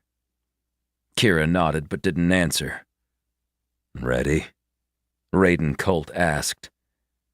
"No." Chad and Kira said the word at the same time, and the girl smiled. "Stay behind me." Raiden traveled down the steps, leaving all lights off. He snapped a visor on, and Chad wished he had one to see in the dark. The stairs continued for longer than they should have, and when they neared the end, Raiden leaned back and offered Chad the visor. "What do you spy?" Chad's eyes adjusted, and he spotted a circle across the room. There were no growl, no sleeping bunks, no food stores, just a round object built into the wall. "This isn't possible." Raiden removed the visor from Chad's face and activated a glow. "I've heard of these, but how in the stars did Hoggart build it under his house? I think we've discovered how the Growl got to and from Belsey Prime without a starship." Chad strode to the personal walkway and reached for it, sensing the latent power held inside. "Where does it go?" "Good question." The legend looked ready to jump into the shimmering dark field. "First off, I'm going to take care of Hoggart. Then we'll wait to see who comes out and have a little talk. Nice work, kids." Chad backed up, leaving the basement in a hurry. They didn't need to search for Commander Hoggart. He was already home. "Raiden, good of you to drop by. Maybe next time, contact me first." Hoggart sneered, and before Raiden could tackle him, a stun blast shot from a robot's finger, incapacitating the giant instructor. Raiden fell to the ground, grunting. 2 more robots entered, and Hoggart walked over to Chad, taking his gun without a fight. Kira dropped hers and cowered when the commander struck Chad across the cheek. "Do you think I haven't seen every single kind of subordination in my 20 years at the lectern? You two don't even register on my top 10 list." "You've made a mistake," Raiden said. His body was still frozen, but he'd moved his lips. "You're supposed to be—" Raiden groaned and hopped to his feet. His arms snapped out, a large hand grasping Hoggart's throat. "Once you've been stunned 50 times, the nerves build a tolerance. You wouldn't know anything about that, since you claimed a weak heart as an excuse to avoid service." Raiden took the tablet, then tossed it to Kira. "The robots should be under your control. Why don't you make them shoot the commander, and we'll see how weak his heart really is." "Wait!" Hoggart croaked. "I was only doing what any patriot would.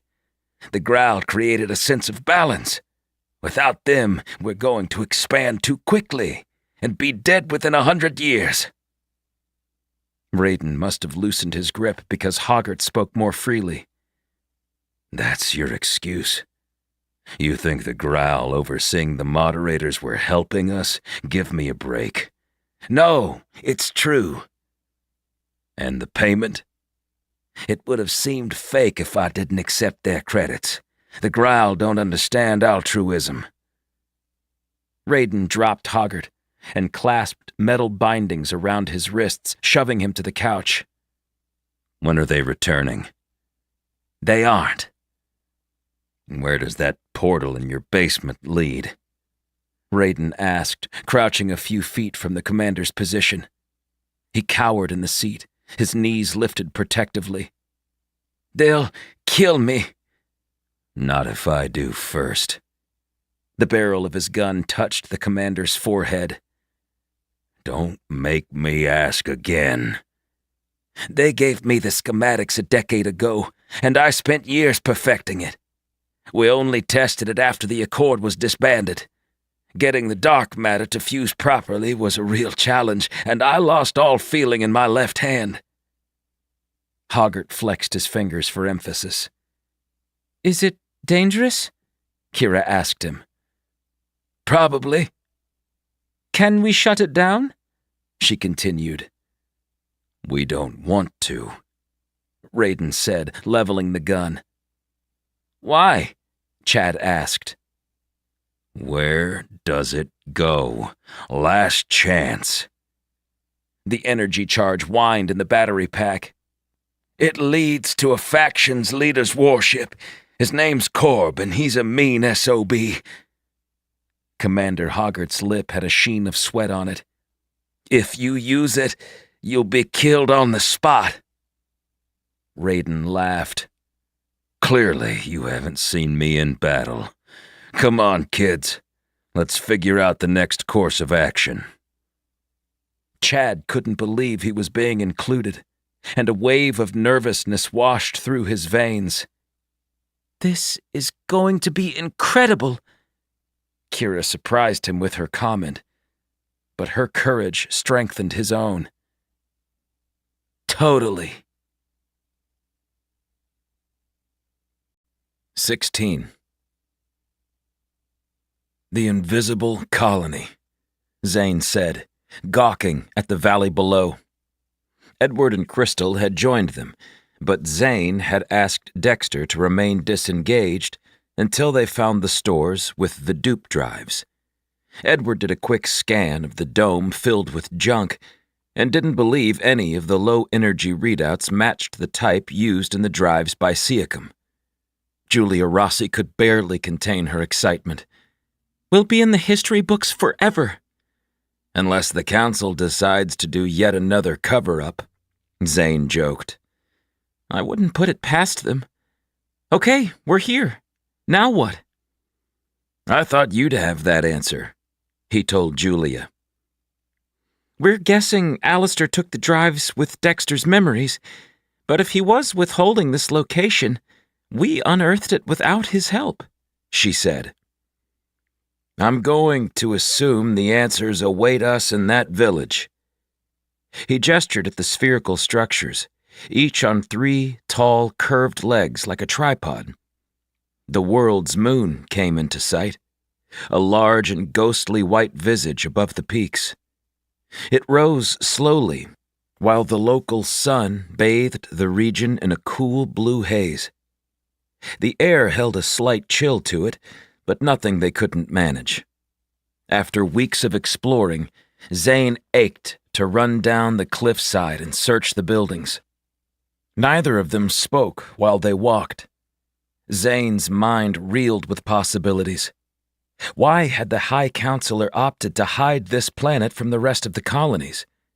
What had transpired to force their hand into such drastic measures?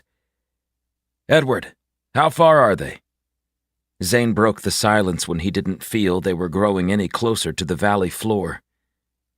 5.2 kilometers, Edward said.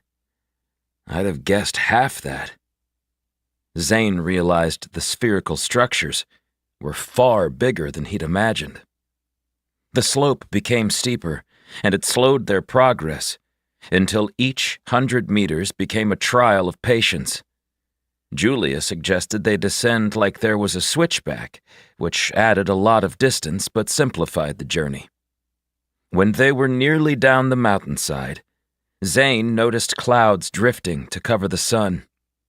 The moon shone through the light veil straight ahead, but the ones over them were darkening quickly.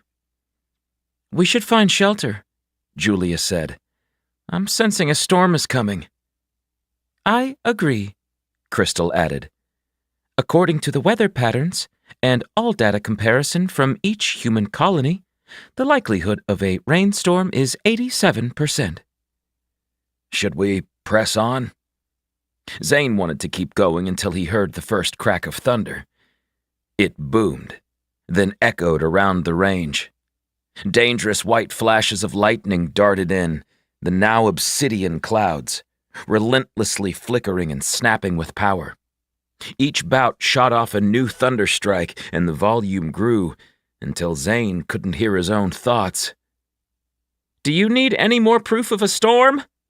Julia shouted above the racket. "Nah, I believe you." They examined the surroundings and argued about their best options as the rain began. "Edward, any suggestions?"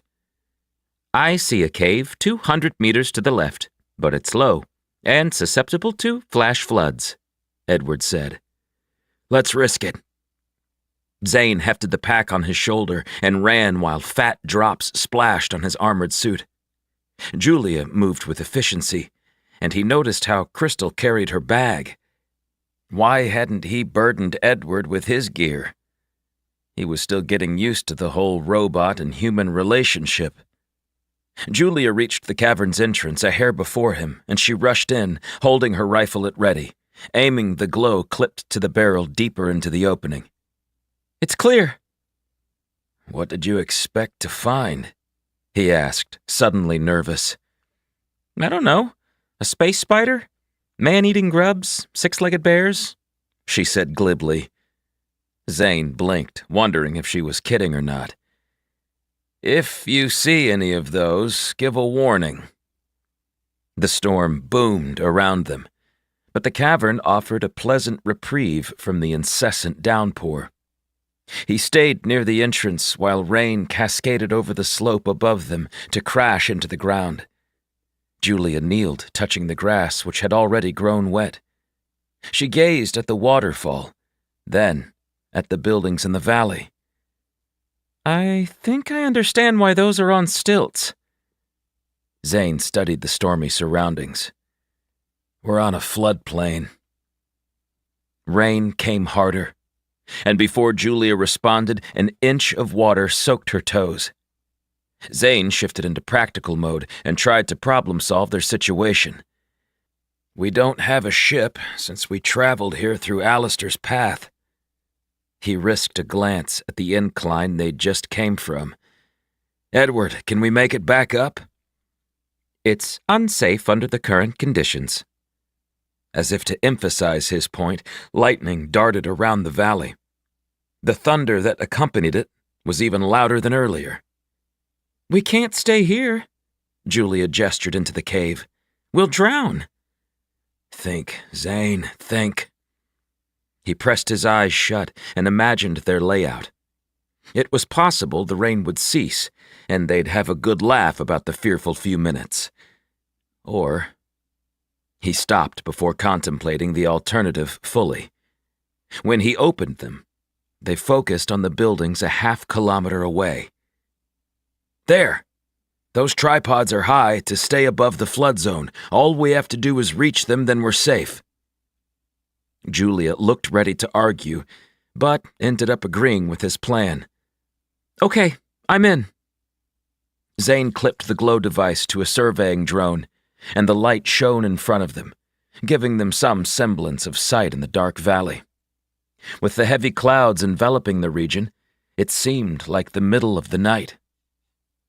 Every so often, another crackle of lightning sent a tremor down his spine.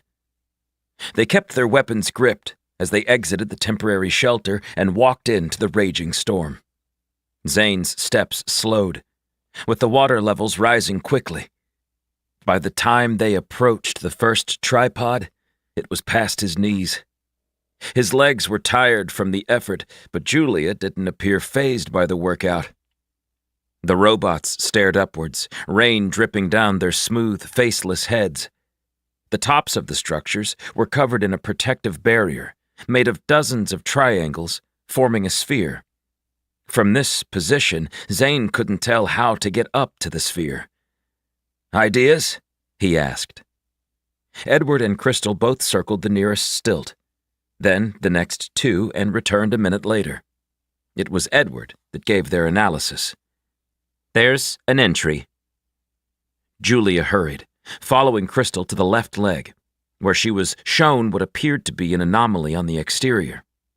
To Zane, it looked like a hairline fracture, but he had to admit it was conveniently straight. Crystal touched the wall, and her hand vibrated. Water shuddered off the surface with the movement, and the hatch extended a half-inch. Edward joined her until the door was free enough for them to manually drag it open. Rain poured into the base of the hollowed-out stilt, and Zane splashed through it, guiding the drone into the shaft above him. Light shone up, giving him a view of the rungs leading to the top. "We did it!" But Zane touched one with his glove, and it retreated. The plastic rungs each receded into hiding, leaving him with no hope of scaling the interior of the building's base. "Why'd you do that?" Julia pressed closer, standing shoulder to shoulder as they stared at the last step vanishing into the wall. "It wasn't on purpose." Zane turned to the robots who remained in the storm. "Can you two help?" Edward didn't budge. "I would hazard a guess that you are not authorized to enter the structure, hence why they retreated." "Excellent theory," Crystal reiterated. "Great." Zane sighed, noticing the water was nearly at their waists. For it to rise that high, the entire area must be acting like a funnel, feeding the storm into the valley with great velocity. "No biggie." Julia grabbed the pack Crystal held, pulling two items loose. She clipped the first pair to the sole of her boots and set a hand to the wall after connecting a rope reel to her belt. "Boost me up." The robots entered, forcing Zane into the rain, and they lifted Julia above the water level. She crouched, tapping a button on the side of her heel, and a sticky black liquid dripped from the soles of her boots. Julia glanced at Zane before placing her left foot on the wall where the base of the ladder had been. She stretched her feet the distance of the hollow, touching her toes to the far side. Edward released his grip, and Julia stuck where she was. "You're going to climb?" Zane laughed. "It's only a couple 100 meters." Julia started up, moving one leg then the next, constantly ascending the tunnel straight up. The three of them huddled at the bottom, watching her magnificent feat. She took her time, and when Zane asked how she was doing 10 minutes later, she grunted in response. The water was now up to his chest, and he silently urged Julia to hurry. Finally, she crested the top and hauled herself over a ledge. For a moment, she disappeared. Then, she called a warning as the weighted rope dropped down the tunnel, splashing into the pool he stood in. "You go first, Zane," Edward said. "We can survive underwater, remember." Zane clipped the rope to his belt, and the reel retreated, dragging him from the water and into the shaft. When it stopped, he swung a leg onto the ledge and rolled to his back, unclipping the tether. "Heads up!" he shouted, and the rungs once again protruded from the wall. "What the—" "We found a button," Edward called. "It appears as though you accidentally hit a switch when you first entered, turning the ladder off." Julia glared at him, but smiled despite his error. "It's a good thing you're cute." She offered a hand, and he got to his feet while the robots sped up the shaft. Sorry about that. Zane grimaced at the mistake and gazed at their surroundings. The base of the sphere was simple in design, with no interior walls, and the furniture was sparsely spread out. The entire outer section was made of a translucent material that gave them a panoramic view of the valley. Lights flicked on with their movement, suggesting the complex had a power source. "It's beautiful," Julia said, after stripping the strange, sticky boot soles off. Zane couldn't disagree. Under the comfort of shelter, the vast thunderstorm was humbling to watch. Where are the people? He'd expected to find a population here once they noticed the buildings. "We'll search this place and see what we can learn about the previous occupants," Julia said, but neither of them budged. Edward and Crystal set their packs aside and stood with them while Dexter forced his way from the tablet, his projection reflecting against the glass while they all observed the fierce weather system. "It's getting higher." Zane pointed to the water level, which was nearing the sphere already. "It must stop at the stilts," Julia said, "or else they would have built them higher. Right?" "Not necessarily." Crystal's voice held a calming cadence, like a well-practiced professor. "It's possible these were constructed ages ago, and the valley's condition has changed over the years. It's not rare for a planet's weather to grow more inclement with certain factors occurring. This might be environmental, or perhaps cyclical." "Do you think the storms killed the population off?" Julia asked. "I cannot confirm that notion with confidence," she answered. Zane was tired, but the urge to investigate superseded any need for rest. "How about we check it out?" "Sounds good to me." Julia snapped her rifle onto the back of her armor, and Zane stowed his own gun. If anyone lived here, they'd have shown themselves by now. The ceiling was 10 feet, and a tube jutted into the middle of the room. The furniture was boxy pieces, random in their placement. He touched one that resembled a wooden bench, and his fingers depressed into the fabric. "This is strange." Zane sat, his mind telling him the seat would be solid, but he sank into it. "It looks firm, but it's not." "If you're done messing around, I'd like to keep searching." Julia glanced at another piece of furniture, and after a slight pause, she sat on it. "Why not?" Instead of sinking, she landed hard. "Guess that's a table," he joked. "Come on, let's investigate the other rooms." She reached the tube while Dexter's duplicate floated around, poking his head into the ceiling before bursting into the elevator before Julia. His gray face was smiling when he returned. "How intriguing," he said. "There's something familiar about this all, but—" Dexter flickered, and his image became darker until it was black. He disappeared, then sprang back, light gray once again. "This is part of the reason why my memories are purged. I can almost recall, but when I try to remember, it's gone. If this is truly the invisible colony, it makes sense. You were the High Counselor in charge when it vanished from our history books, and the details are stored on a dupe drive somewhere," Zane said. He'd thought they'd find the drives on this planet, and perhaps they still would. If Alistair had visited the world and set the path to arrive in the range just above the valley, he'd have been aware of the structures. Alistair's exit from the personal walkway probably comes out higher than the floodplain's range. Now I understand why we came through the top of a mountain. If the water was to its peak, you'd drown upon arrival. "So, they knew about this place and the flooding.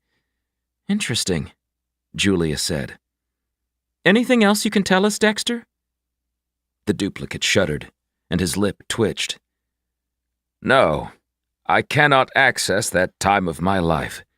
I'm sorry. Don't be. It's not your fault, she said. Zane wondered what it was like to be a duplicate, trapped in a computer program only to be projected with lights and lenses. He imagined it felt frustrating. He didn't think he'd ever want to become a duplicate, but maybe that was naive of him. If he was on his deathbed, with family and friends to lose, and given the option to continue his existence in some capacity, what would he choose? But would it really be him, or some sterile interpretation? Julia waved a hand near a sensor, and the doors slid wide. After you. Zane motioned for Julia to enter, and the second crystal was inside with him. It slammed close, separating them. "Julia!" he called, and only heard a muffled response.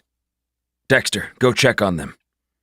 He nodded, then flew into the ceiling, coming back a moment later. "My radius isn't far enough. They must have gone to the top floor. I'm connected to your EPA, if you recall." Zane hastened his palm over the sensor, and the elevator eventually returned. Empty. Let's see where it takes us. He entered the curved white tube and squinted against the bright lights. It reflected off Edward's body, and they rose, moving higher in the stilted structure centering the flood valley. He stood, stunned, when the doors revealed the top story. Alistair Chester's duplicate smiled at them. "Hello. Welcome to my home." Julia swallowed and gestured to the second duplicate in the room. "Zane, I'd like you to meet Venasi." 17. High Moderator Audrey Young walked the streets of Draken as the sun rose beyond the snow-capped Draconis Mountains. She stopped to observe the glowing red orb giving the illusion of a dragon breathing fire. She warmed with the sight, sensing it might be a good omen. She needed one. Audrey had believed the Growl would attack from the moment they left Draken with their tails between their legs. What she hadn't expected was the speed with which it was to happen. She'd spent years alongside the alien race, with Moderator Elian always around, and various other dignitaries. Now, after hearing from her contact, she understood the truth. The Growl had sent actors to work with the humans on Draken. They weren't a real representation of their people. They were human-washed, a lie to trick them into complacency. All she had to do was recall the treachery and devastation those monsters waged on the colonies and their military fleet during the colony wars. Liam wouldn't have fallen for it. Liam Lucas was the brightest they'd had, the most resourceful captain in the fleet. He'd had a knack for knowing just what the enemy would do, perhaps even before they did it. It wasn't luck, just a talent for connecting invisible dots. She strolled the empty streets without purpose. In an hour, they'd be inundated with commuters traversing to their workplaces. The population didn't worry about invasions and battles. Even during the colony wars, worlds like Henderson, Belsey Prime, and Draken were protected, thanks to the quick wit and financing of Griffin Chester. Once the Growl had forced the accord upon Audrey's people, they carried about their business, continuing their routine as if nothing happened. Because for most of them, little changed.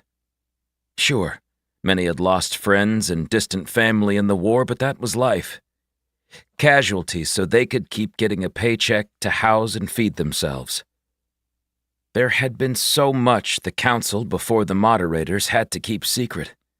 It was her duty to ensure the residents of their vast network of colonies remained in the dark about countless issues constantly threatening them. She'd watched High Counselor Track over the course of the war, making tough decisions that most didn't agree with, especially the fleet captains, like Carl, Callista, and Liam. By the end of the 7 years, Track wanted to offer them a peace treaty, and they'd removed him from power. Just like that. Audrey snapped her fingers, the sound loud in the alley as she cut through toward Council Tower. If everyone realized all her secret transactions, she'd be ousted as well. Her thoughts floated to Carl Rogers, wondering if he'd ever found Liam in Graal territory, or if they'd killed him on sight. He was so sick, and she was helpless to make him better, despite their advances in health care.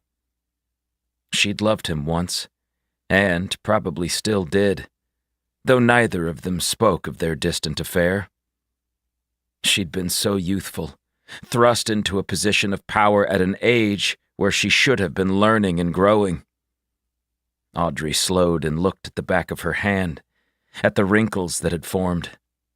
She wasn't old, a decade Carl's junior, but her best years were behind her, and she could barely remember a time when she'd felt free of this immense burden.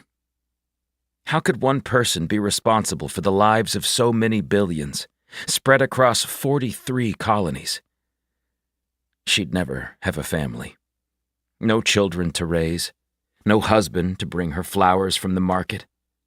Audrey would die in Draken, living alone, few ever considering her sacrifice. She told herself to let it go. There was work to do at Council Tower. Her gaze drifted to the courtyard, where the fountain monuments had been erected after the war. Most had been damaged in the incursion with the Graal a few months earlier, and she'd left them a mess on purpose. If anything, she wanted a reminder of how close they'd come to the end of their civilization. Audrey Young entered the foyer, took the elevator to the top floor, and inhaled the recycled air before settling at her desk for the morning.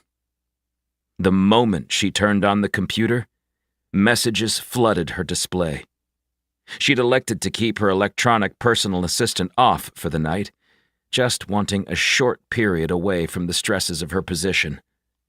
Apparently, it had been a poor day to opt out. The first message was from Callista Levine, who'd stopped at the Forever World to check on Lorna's progress. Audrey sat up in the chair, reading the missive twice. They'd found Nurvid in cryo, and were working on bringing one to consciousness. If they could discover where the aliens had fled to, they might learn about the beings that sent the drones after them and the Graal. There was absolutely no news from Julia Rossi or Zane Lucas, which was for the best. They were searching for the elusive missing colony, and she suspected they'd be exploring for ages. She scanned the dozens of other notes and stopped on an encrypted message, hailing from the Graal world of Kellen.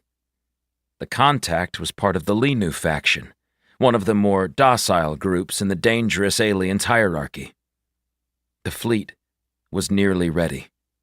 They'd gathered 4 days from Estro and had secured support from the Fode, despite their previous opposition to starting a new war with the humans.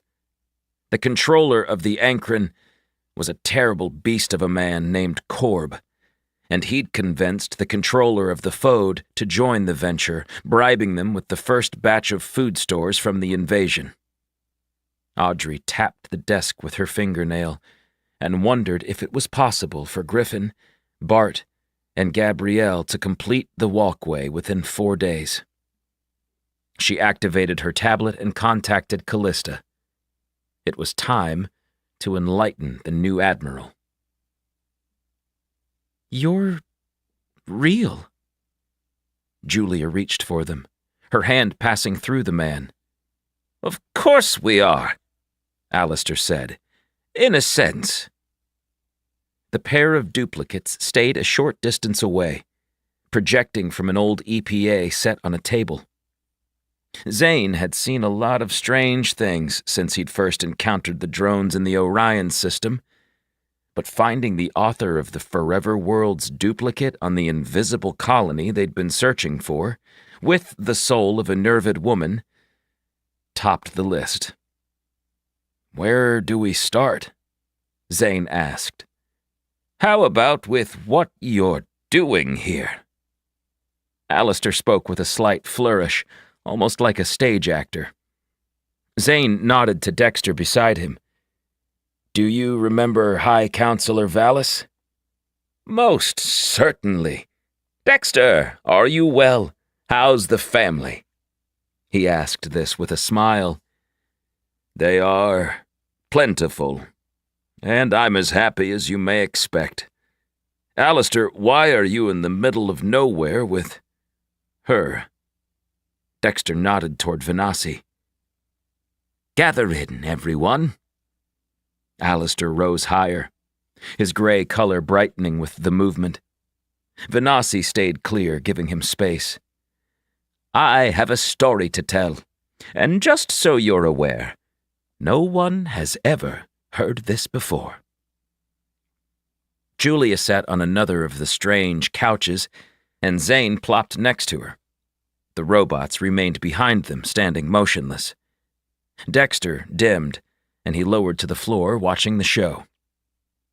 Alistair grew to twice the size, his face cast in fake shadows projecting from the same tablet. "My name is Alistair Chester, and I found the Forever World." "We know that part," Julia said, and he flinched. "You do?"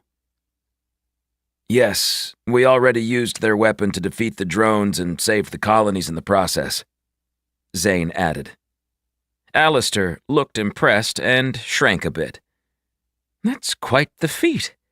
Venasi, what do you think?" She was regal in her appearance. Her face was long and smooth. Her hair flowed up and behind her like she was underwater. "Have you found my people, the Nervid?" "No, but we're trying. We were hoping you could tell us where they went." "I was left behind, one of 200 sentries tasked with guarding the city. Raliad, our leader, felt it was imperative to protect the Illuminator, the defense tower, from the Arlocks." Zane shivered at the mention of the drone's creators. "I like the name Illuminator. It sounds cool." Julia slapped his arm, silencing his interjection. "I was roused from my cryogenic slumber, thousands of years later, by Alistair." Griffin Chester's ancestor's duplicate stared at the woman, and it was obvious he was in love. "So you don't know where the Nervid traveled to?" "No." She stayed near the floor, while Alistair continued to float 6 feet overhead. "Raliad wouldn't let anything happen to our people. I'm sure of it. They must be out there, thriving on a new world, far from the reach of the Arlocks."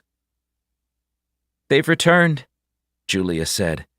"The Arlocks built an enormous fleet of drones and sent them against us and the Growl." "The Growl?" Alistair asked. "Of whom do you speak?" Zane lifted a hand above him. "Big aliens, mean dispositions. Kinda smell strange?" Julia glared before speaking. "They're the enemy. We encountered them at a terraforming site 3 decades ago and fought them for 7 years in what we call the Colony Wars.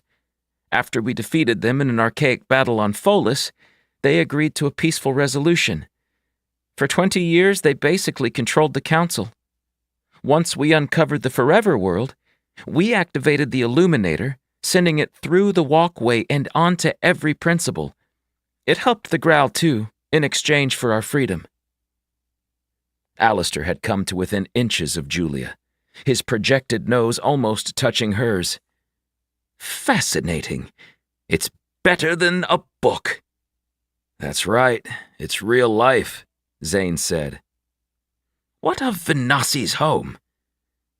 "We're on it now, preparing to colonize eventually and attempting to use their technology. Zane said. Venasi, is there any way to discover their ultimate destination? We can't learn much from the Drifter or its partners. Drifter? She asked. The big ships, shaped like two pyramids? Zane made a peek with his fingers. How many are on the surface? He thought back to their recent visit. 10. Venasi's eyes widened at the news. They only left 2. Julia smiled. Do they have a tracking beacon that sends them home? Yes. If anything dire happened, the vessels would return to Elgru. Elgru? Zane asked. That is the name of my world. The city is Sarl-A. We have to tell Lorna and Callista. We should be able to use the ship to discern their location, Zane said. It's a basic function of all our craft with Scorpius. Julia shifted on the seat and bumped his knee. Zane, the Nervid might have constructed and programmed them differently. No, he's correct. The Lifebringers will know where my people went. The duplicate of the Nervid woman flashed white, then reverted to her former gray tone. Zane had countless more questions, but turned his focus on Alistair, who'd shifted to his original size. Why did you come here, and where are we? Why don't I let Dexter tell you about this place? I do not have the memories. They were eliminated before the duplication was finished. Alistair gestured to the edge of the room, where hundreds of small cubbies were built into the wall. Zane headed for one, picking up a thumb-sized piece of electronics. What are these? Those are the wiped memories from anyone that had visited Lyceum at Duplicare, Alistair said. How do we find Dexter's? Julia began checking them, and Dexter floated right through her, staring into the compartments. The ID numbers embedded into the metadata. Zane used his EPA and searched the files, uncovering the unique string of 17 digits. Alistair read it out loud, and a tiny light shone on from one cubby. Zane removed it, holding it to his tablet, and they synced with the stored data streaming to his device. Dexter banged and flashed before turning off completely. Is he broken? Julia asked, stepping to the spot where the once High Counselor had vanished. No, it takes a while to reload, Alistair assured them. Dexter reappeared. This time, his gray showed a hint of color before it retreated, blending into his previous look. Oh, the things I've seen and done. He floated to the windows. His shoulders slumped. Zane joined him, watching the water level in the valley continually rise. It was halfway up the pane of glass, nearly at the top of the building. Are you okay? Dexter's chin sank to his chest, and he let out a resounding sigh. I've felt underwhelmed in this form for the last 2 centuries. Living, if you can call it that, on the seaweed farm. But now I wish I'd never left. It can't be that bad, Julia told him. It can. And is. Tell us, Zane urged the duplicate. We found another race, he said. You did? Where? Julia looked around as if they might appear out of thin air. Here, on Xueting. Dexter stared at the raindrops streaming down the glass. We didn't know, I swear. The early terraforming crews arrived when the probes deemed Xueting habitable. Look at this world. It's lush, with nearly compatible air. The distance from the star almost ideal. What's that saying? If it's too good to be true, it probably is, Zane finished. We were here 12 years before I took the seat as High Counselor, but in those days, we kept a lot of details private. Only a handful of people outside our organization knew about Xueting. The terraforming crews were smaller than now, and with what happened, it was easy to keep them silent about their part in breaking our rules. Death? Zane peered at the furniture, then at the outer ring around the sphere, realizing this was an alien structure, not something created by the old crews. How could we have known they lived here? When we showed up and ran our scans, these valleys were filled to the brim. 100 similar floodplains were spread across the lands, with small peaks protruding from the pools the storms brought. Eventually, after we'd been preparing it for human colonization, the lakes drained, as you saw recently. Dexter paused and turned his back to the window. By the time we investigated their towns, they were all dead, poisoned by our atmospheric adjustments. Our primary goal is to relocate any living creatures we may potentially harm, and never to colonize a world with intelligent bipedal life. We broke those rules and killed an entire race. Zane understood why they wanted to hide these details of the invisible colony. What happened next? The terraforming crews agreed to remain behind, and we told their families they were lost in an accident. All records regarding Xueting were wiped, and it was our job to ensure the population didn't learn of our wrongdoing. If they did, we'd be held accountable, and our expansion would have been slowed. Instead, we continued colonizing, and managed another 13 in the next 100 years. But only once I retired from the council, because I wasn't able to give the green light after killing these beings. Dexter's duplicate shuddered and his face darkened.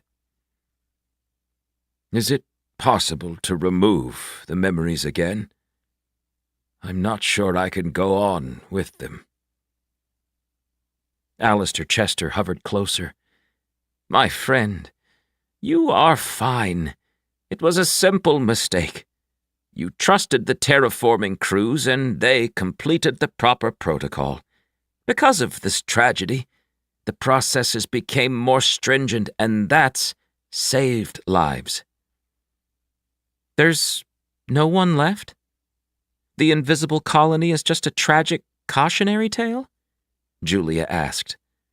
On the contrary, Xueting has a small but thriving population, Alistair said. How? Zane noticed a light blinking before the dark clouds and figured it was lightning. The terraforming crew had everything they required to start a colony, and they did, pairing up to populate it. They're located 50 kilometers from this valley, on high ground near a plentiful ocean. Zane watched the glow, seeing it wasn't the storm after all. Does the town know about you and Venasi? Alistair shook his head. And I'd prefer to keep it that way. Water covered the entire dome, the windows above them blotted by the lake. What do we do? Zane asked.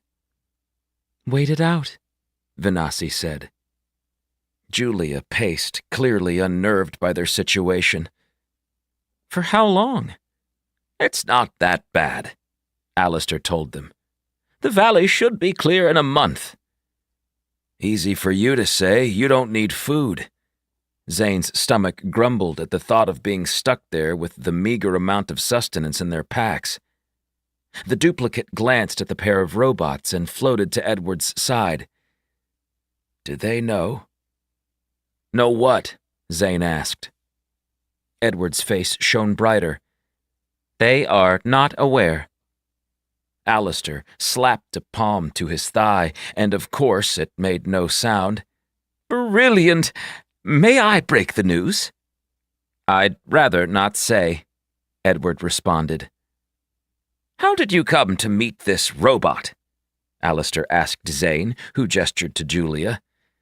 He belongs to a friend, Bartholomew Carnell, she said.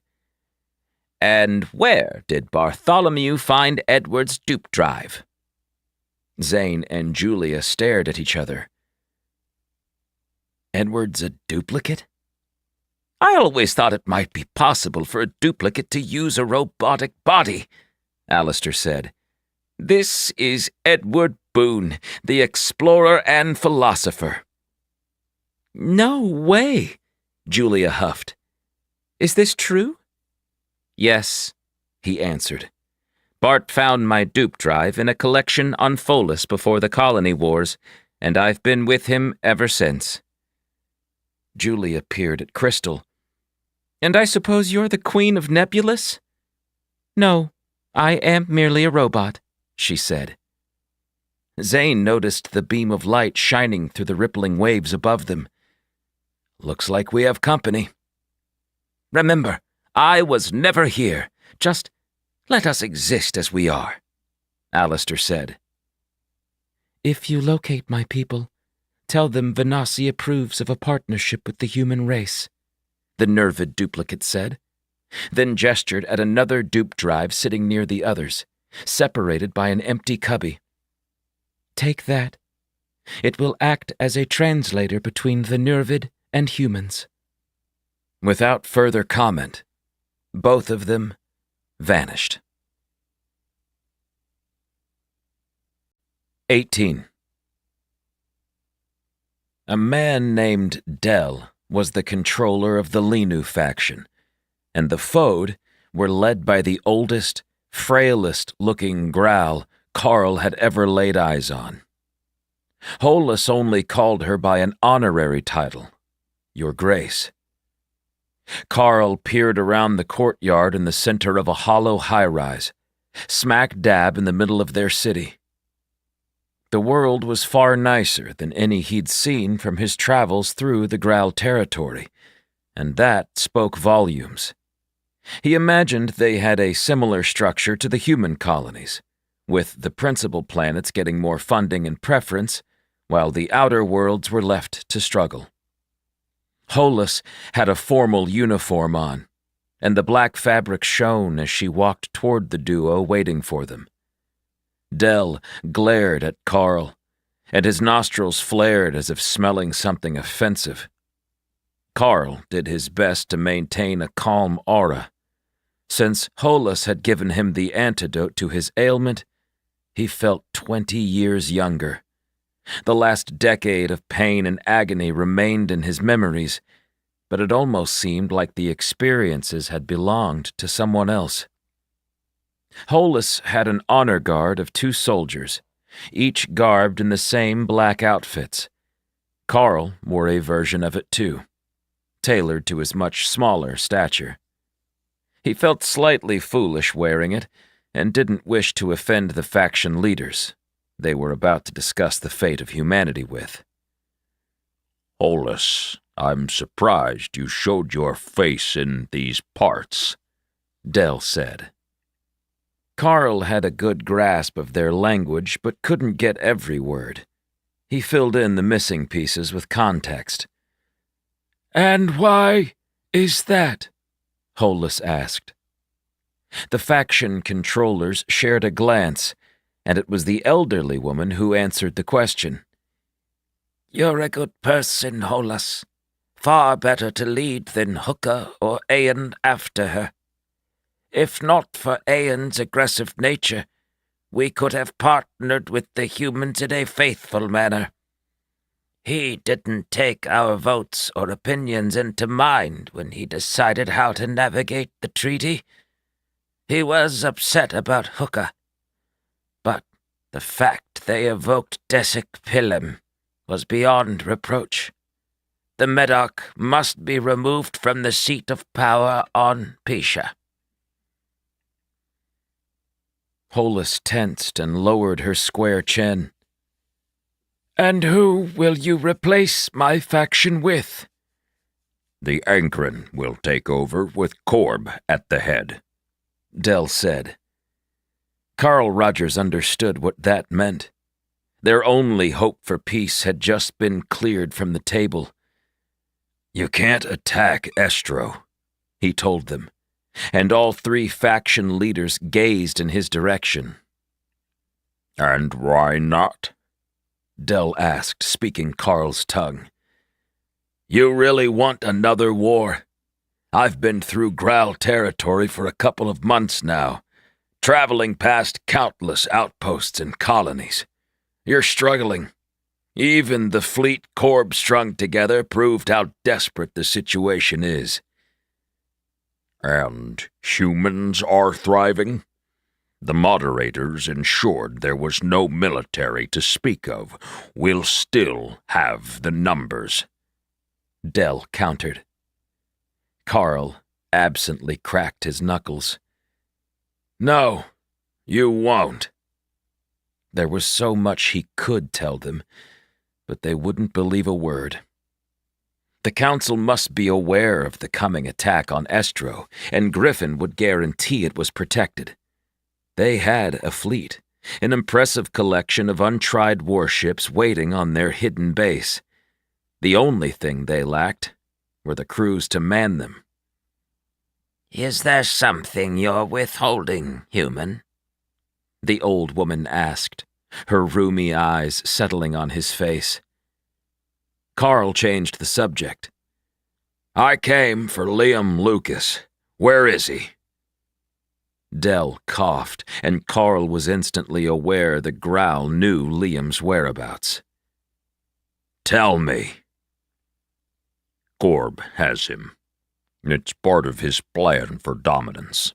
He'll take Estro, kill every farmer, and offer them to the Council on a barge, with Liam's corpse strapped to the front. Korb says that'll send the message."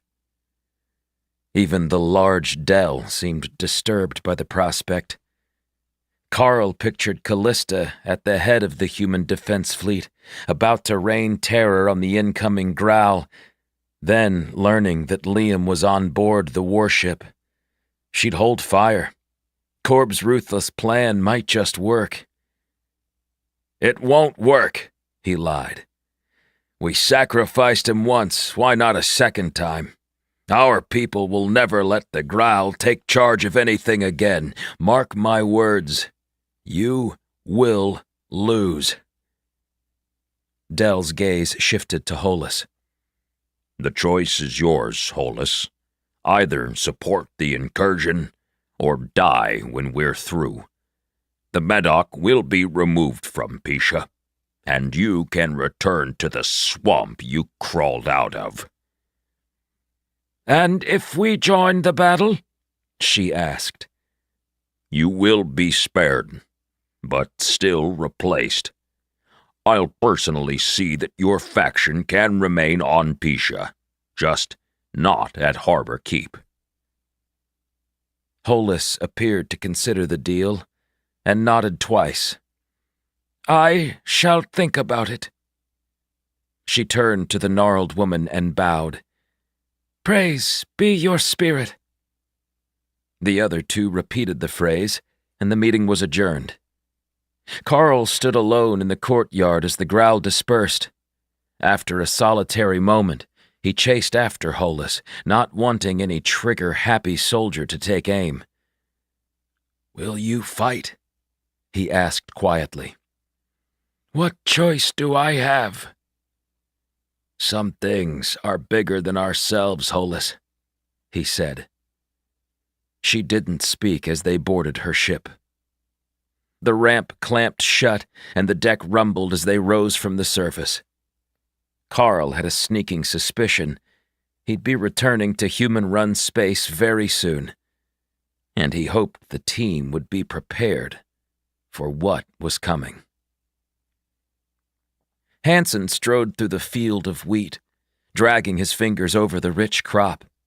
The entire region was covered in a perfect golden hue, and he'd never smelled anything so life-affirming. He'd always lived in a city surrounded by stone, metal, and electronics, but since coming to Estro, He understood why people moved to these remote worlds. The farming villages were something out of the history books. They had town centers with diners and general stores. He'd read about places like that from centuries ago on Earth, the planet they'd originated on, and it always seemed so far removed from his time on Draken. Hansen smiled at the crew, waving at Dolly. Tiny red hairs stuck to her brow, and her tongue stuck out as she hefted a section of metal, urging the robots to adjust it. "Over there!" "Problem?" he asked Dolly, and stared up at the giant frame for the walkway they were constructing. "Where do I start? These rust buckets keep losing connection to the main server, and then I have to manually place the instructions into them. It's a real pain." "May I?" Hansen reached for her tablet, which she quickly relinquished to him. "Be my guest, if you can." Dolly lost her frown when he passed it back. She squinted and exited the program, then rebooted it. "How did you do that?" "There was a missing command. Redirected the network to the secondary router we added last night." He gestured at the shiny cylinder jutting from the middle of the wheat field, like a futuristic scarecrow. Another thing he'd seen since coming to Estro. "I'm so dumb," she said. "Oh, not at all. You wouldn't have known." "Why? Because I'm a farmer?" She smiled, telling him she was just messing with him. Hansen wasn't the best at reading people's true intentions, and never had been. But he really liked Dolly, and he figured she didn't despise being near him. "You know your way around coding for someone used to shucking corn." "How do you think we process everything? Manually?" She laughed again. "It's all automated, and I'm in charge of ensuring the mechanical arms and hundreds of machines in those structures are operating at peak performance. It's far less romantic than patrolling the fields every morning with a shovel to take samples." "Can't that be automated too?" Hansen asked. "Some things are better done by hand." Dolly cursed and gestured at the robots lifting and welding the bottom right section of the walkway. The frame was complete, and Hansen gawked at the 200-meter diameter, opening between the perfect circle's outer edge. "Are we really going to bring a fleet of warships through here?" "I guess so," Hansen said. He'd asked Henry if they'd be evacuated before the Graal attack came, and so far, the old engineering whiz had been circumspect in his responses. "I thought about joining Scorpius when I was younger." "Seriously?" "Then my papa reminded me they were under the Graal's control, and I'd be better off sticking to our remote world that no one ever thought about. We yield a lot of the principal's food, and yet none of them consider where it comes from. Besides a logistics program ordering the supplies. We're compensated well, at least." Dolly looked at him, hands on her hips. "What about you, Hansen? Have you worked for the HMUF for long?" "I was actually an archiver with the moderators," he said, and her expression changed. "You were with the moderators?" "Not with them. I just sat in an office and scanned over the network reports," he said. "Our friend is being humble." Henry appeared from around the corner and strode closer with an EPA held up. "Without Hansen, we could have lost everything on Draken when the drones and Growl arrived. He's as big a hero as we've ever had." Dolly's mouth dropped. "Is he serious?" It's the reason I recruited him for this project. It's Hansen's math that's allowing us to connect 2 of the new iterations of untested walkways. He might just save our people from certain destruction again." Henry clapped him on the shoulder and kept walking. Dolly's smile was warmer than the sun shining on his neck. "I may not have joined the military, but I'd sure as the stars are bright like to give the growl a piece of my mind. Let's do this, Hansen." She reached her arm out, and they shook, sealing a bond.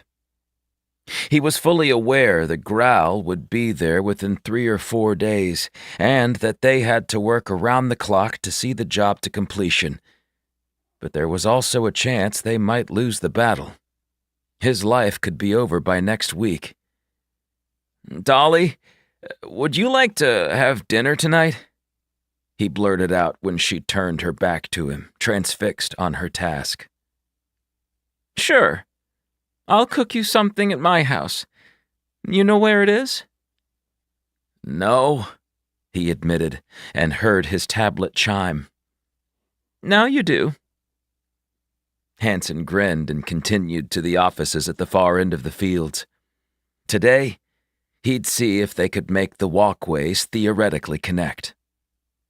He stared at the sound of thrusters rushing through the region and saw a giant warship lowering to the fields. It was Gabrielle, carrying the payload of dark matter, more of the substance than had ever been gathered in a single spot. One false move, and they'd blow a crater the size of Draken City into Estro. Hansen almost jogged with adrenaline, and thought about Dolly and his dinner date that night. Another war was coming to human space, but Hansen's luck was improving. Lorna grew alert when the man roused, his eyelids fluttering open. "Dr. Barden!" Lorna called out the door, but no one responded in the late hour. The nervid survivor tensed and attempted to sit up while several medical diagnostic machines beeped softly. He looked around. Then his gaze settled on her. Finding he wasn't alone seemed to calm the agitated man. Lorna walked to the bedside and took his hand, despite being strangers. The doctor had assured her there was nothing about the patient that would prove dangerous to their biochemical structures, and vice versa. "Hi, I'm Lorna Lucas." His mouth moved, but no sound escaped. She grabbed the water Amy had left for him and offered it. He drank deeply, licking his lips when he'd finished half the bottle. "Lorna." "That's right." She took the bottle and set it aside. She pointed at his chest. "Who are you?" He tapped his shoulder. "Corley." "Lorna." She did the same on her own. He groaned and checked the various wireless sensors attached to his skin. There were 2 on his temples, a couple constantly scanning his vitals, and he seemed to comprehend their function. "We found you in the cryo chambers," she said. He began speaking his words completely foreign to her. They were comforting, reminiscent of an ancient European dialect from old Earth she'd once heard as a child. "I don't understand," Lorna said, and he replied. The doctor finally entered, his face concealed by the darkness of his mask. "Our patient is awake." "Are you?" she asked, and he laughed. "Not yet." Dr. Barden introduced himself. "Hello, Corley. I'm Dr. Barden, and I've been looking after you." Corley displayed no signs of comprehension, but he was clearly concerned with the fact the doctor didn't show his face. He wouldn't know that Barden came from Larkstone, a world sealed in eternal night. He glanced at Lorna as though she might translate for him. It was endearing, and the fear of the nervid being a dangerous foe quickly evaporated. "It's obvious we'll have to work on communication," Barden said. Lorna was as well versed in protocol as anyone on the terraforming crews, but there wasn't an incredible procedure in place for making first contact with alien races. The data that was in their course material during their early training was from 400 years earlier, when humanity expected to find intelligent life at every bend during their expansion. After centuries of no contact, they hadn't updated the processes. Since the colony wars, the Accord had stipulated that they weren't permitted to do any work on the terraforming plans. The terraforming databases were connected through the Moderator's network, so no one dared breach the tenuous contract. As advanced as they were, Lorna knew they should have the ability to quickly translate any language they encountered. Perhaps the Nervid had the means and Corley could show them. Is he healthy? Can we leave? Lorna gauged the doctor's body language but couldn't read it. From all outward signs, Corley is fit and in good health, but we should wait. The High Counselor entered, brushing aside the drapery barrier. We don't have time. War's coming to the colonies again, Doctor, and we have to find the Nervid. War? Lorna asked. You mean by the drones? That would be simpler. We could defend against them. No, it's the Growl. Lorna gritted her teeth, hating the alien force with everything in her soul. You've got to be kidding me. I thought we rid ourselves of those menaces. They have other ideas in mind. They come for Estro. Estro? Lorna had studied each of the 43 colonies and pulled up what information she recalled of the remote state. Farming planet, population around 17 million. They provide what, 50% of the wheat for our worlds? 60. So, the rumors are true, Lorna whispered. High Counselor Young watched the alien in the bed. Rumors? The Growl were so desperate in the colony wars because of their suffering state back home. They're a mess and needed our land and food. Where did you hear that? Audrey asked her. I heard it in bits and pieces while searching for Liam. Lorna picked up an odd cue from the High Counselor. What was that? Nothing, Audrey assured her. I'm just surprised that anyone had those details about the Growl. Had we known, perhaps we wouldn't have conceded so much to them 23 years ago. Lorna stepped closer to their leader. Audrey, she said, using her first name, though she rarely addressed her as such. Why did you react like that when I mentioned my brother? Corley had no idea what they were saying, but he leaned in, clearly sensing something was afoot. This isn't the time, or... Lorna grabbed the High Counselor's arm and dragged her from the makeshift hospital room into the hall where they could talk alone. There's no one to spy on us. I suppose you'll find out eventually. Audrey's eyes filled with tears. We had to. They wouldn't accept the Accord without one stipulation. Lorna couldn't move. Please, he acknowledged his fate. Don't be angry with me. I was far too young for the position. Did Liam leave with the Growl? Lorna had proof that Antares had been destroyed. She'd seen the evidence. Audrey nodded in confirmation. Lorna fought back tears but couldn't. Is he alive? The High Moderator lost all sense of her rank and broke down, staggering to a bench. He was released when the Accord was reversed. Lorna stared in awe at the woman who'd kept the biggest secret imaginable from her for the last few months. They'd met on countless occasions to discuss the Forever World, as well as other terraforming opportunities, and not once had she mentioned Lorna's brother, the man she'd condemned to the Growl. Where is he? Audrey's lip trembled. They wouldn't escort him home, but they let him go in Pisha. I sent Carl. So, that's where Rogers vanished to. Any word? No. Lorna glanced at the Nervid through the doorway, trying to decide what to do. I'm going. You can't. Why not? Because he needs you here. The Growl are about to strike Estro, and if anyone's aware Liam is on the loose, I'm willing to bet he'll be brought with their fleet. Does Zane know? Lorna asked, her breath shaky. Audrey shook her head slowly. I haven't told him. You have a plan for Estro? Lorna watched as the High Counselor gathered herself, wiping tears and standing tall again.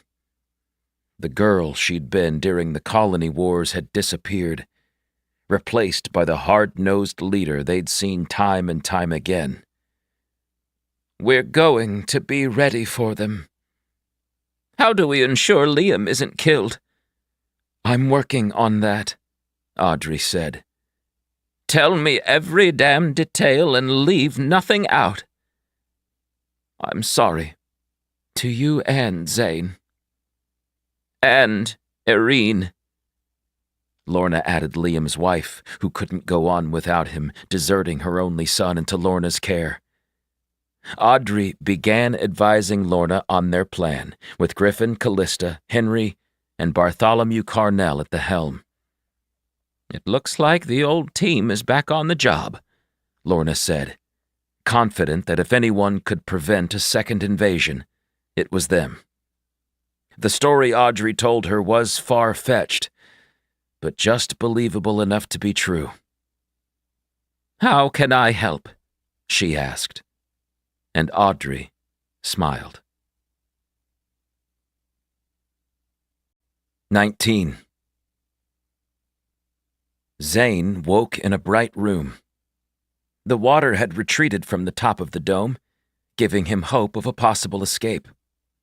They'd spent last night sorting through the dupe drives, trying to find anything that might help their cause, but without a cross-reference guide, the devices were just an assortment of ID numbers. Julia slept on the floor, her arms overhead. Her eyelids fluttered and her lips twitched, talking in her sleep. He wondered what Julia Rossi dreamed of, and if he was there, searching for a long-lost artifact with the adventure seeker. What would happen to the pair of them once they returned home? They'd found the invisible colony, but what good would it do? All it did was prove that the powers that be had an elaborate cover-up 200 years earlier. Even if they went public with the knowledge, did it change anything? There was no money to be had from the mission, not that he needed funding. The robots hung out near the exit, neither of them moving. Zane knew little about Edward Boone, just that he was one of the earlier explorers for their people, sent on solo missions to the far reaches of the galaxy in search of habitable planets. How they'd had the technology in that century to download his memories was beyond Zane. He'd avoided discussing his past, and Zane didn't have the energy to grill him on the subject anyhow. Julia looked at Edward differently, but to Zane, little had really changed. Maybe once they returned to the estate he'd be more forthcoming. Zane strolled through the room and headed to what they'd guessed to be a bathroom. The alien beings that had once occupied the floodplains weren't all that different from humans, and neither were the Nervid. In a sense, the Growl were quite similar too, despite being much larger. When he was done, he used a sanitizing wipe on his hands and searched his bag for something to eat. The compact bar tasted like gravel, but he devoured it, suddenly wishing for a steaming cup of coffee and a croissant. The glass above displayed clear skies, and along the edges of the circular room, water still reached the halfway point of the top floor. Bits of green foliage clung to the surface, brought up with the flooding. Hey, Julia stretched her arms and yawned. Got another of those? Zane dug into his pocket and offered a bar to her. It tastes better than air, she said. Bart and I lost contact with our transport 2 years ago, and we were stuck below ground on Hutzel 9 with nothing but a half ration of water and our wits. I'll take a chalky energy bar any day. What did you do? Zane asked. What any red-blooded artifact seeker would do. Julia finished her food, tossing the wrapper into a bin. We freaked out and ran to the surface. When we reached the top and finally communicated with our ride, we realized we'd left the treasure we'd found 2 miles under us. Did you get it? Sure. After a night's sleep and a home-cooked meal at the nearest town. This water is taking forever to drain. Zane gazed at the line, which looked no lower than it had when he'd woken. That might not be a problem, she said. Why is that? Julia dusted her palms off and pointed up. Because there's a ship descending to the top of the sphere as we speak. The light he'd seen last night wasn't a mirage. It was a vessel investigating the floodplain, and they were back. Crystal, Edward, look alive, Zane called, hurrying to his gun. He quickly threw the armored suit on and unclipped the weapon, ready for battle. Julia seemed less worried, but she also donned the uniform and checked her rifle's charge before stowing it on the suit. If they wanted to hurt us, they'd blow the sphere up. It's got to be the human colonists. The dome trembled as the craft hovered 10 meters over them. Zane watched as a man dropped with a rope, landing softly. He crouched and used a red laser, slicing into the glass panel in a perfect circle. He applied a suction on his glove to move the segment aside and poked his head into the hole. "Don't shoot!" "We wouldn't dare," Zane called back. "I'm going to lower myself, understood?" the newcomer asked. "Perfectly," Julia said. He deftly jumped into the opening, using the rope to slow his fall, and a second later, he unclipped from it. "One male, one female." He peered around, finding Edward and Crystal. "Two very strange-looking robots." He held something on his wrist as he spoke and nodded, like he was hearing a response from a member of his crew. "I am not strange-looking," Crystal said. "These are merely our most recent specifications, resulting from the Accord's bylaws." "The Accord?" the man asked. "We can explain. I'm Zane. This is my friend Julia. We came looking for the invisible colony." "Then I guess you found it," he said. The guy was a couple inches taller than Zane, with a scraggly brown beard and a serious expression. His eyes were light blue, and they helped soften his tough demeanor. Zane couldn't put an age on him, but he figured he had to be at least 40. "I'm Grant." "Are the Nervid here?" Julia asked him. "Nervid? Never heard of her." Zane tried to see if he was joking, and Grant cracked a smile. "Can we go? We'd love to see your village," Zane said. "Yeah, come to our village." Grant didn't lose the grin. "I'm waiting on authorization." A light on Grant's earpiece turned orange, and he nodded to the silent voice. "All right, we have clearance. Did you figure out what this stuff was? We've thoroughly investigated these towers, and this is the only one with those cubbies." Zane glanced at the collection of dupe drives, holding countless duplicates' darkest secrets. "Not a clue," he lied, protecting Alistair and Venasi.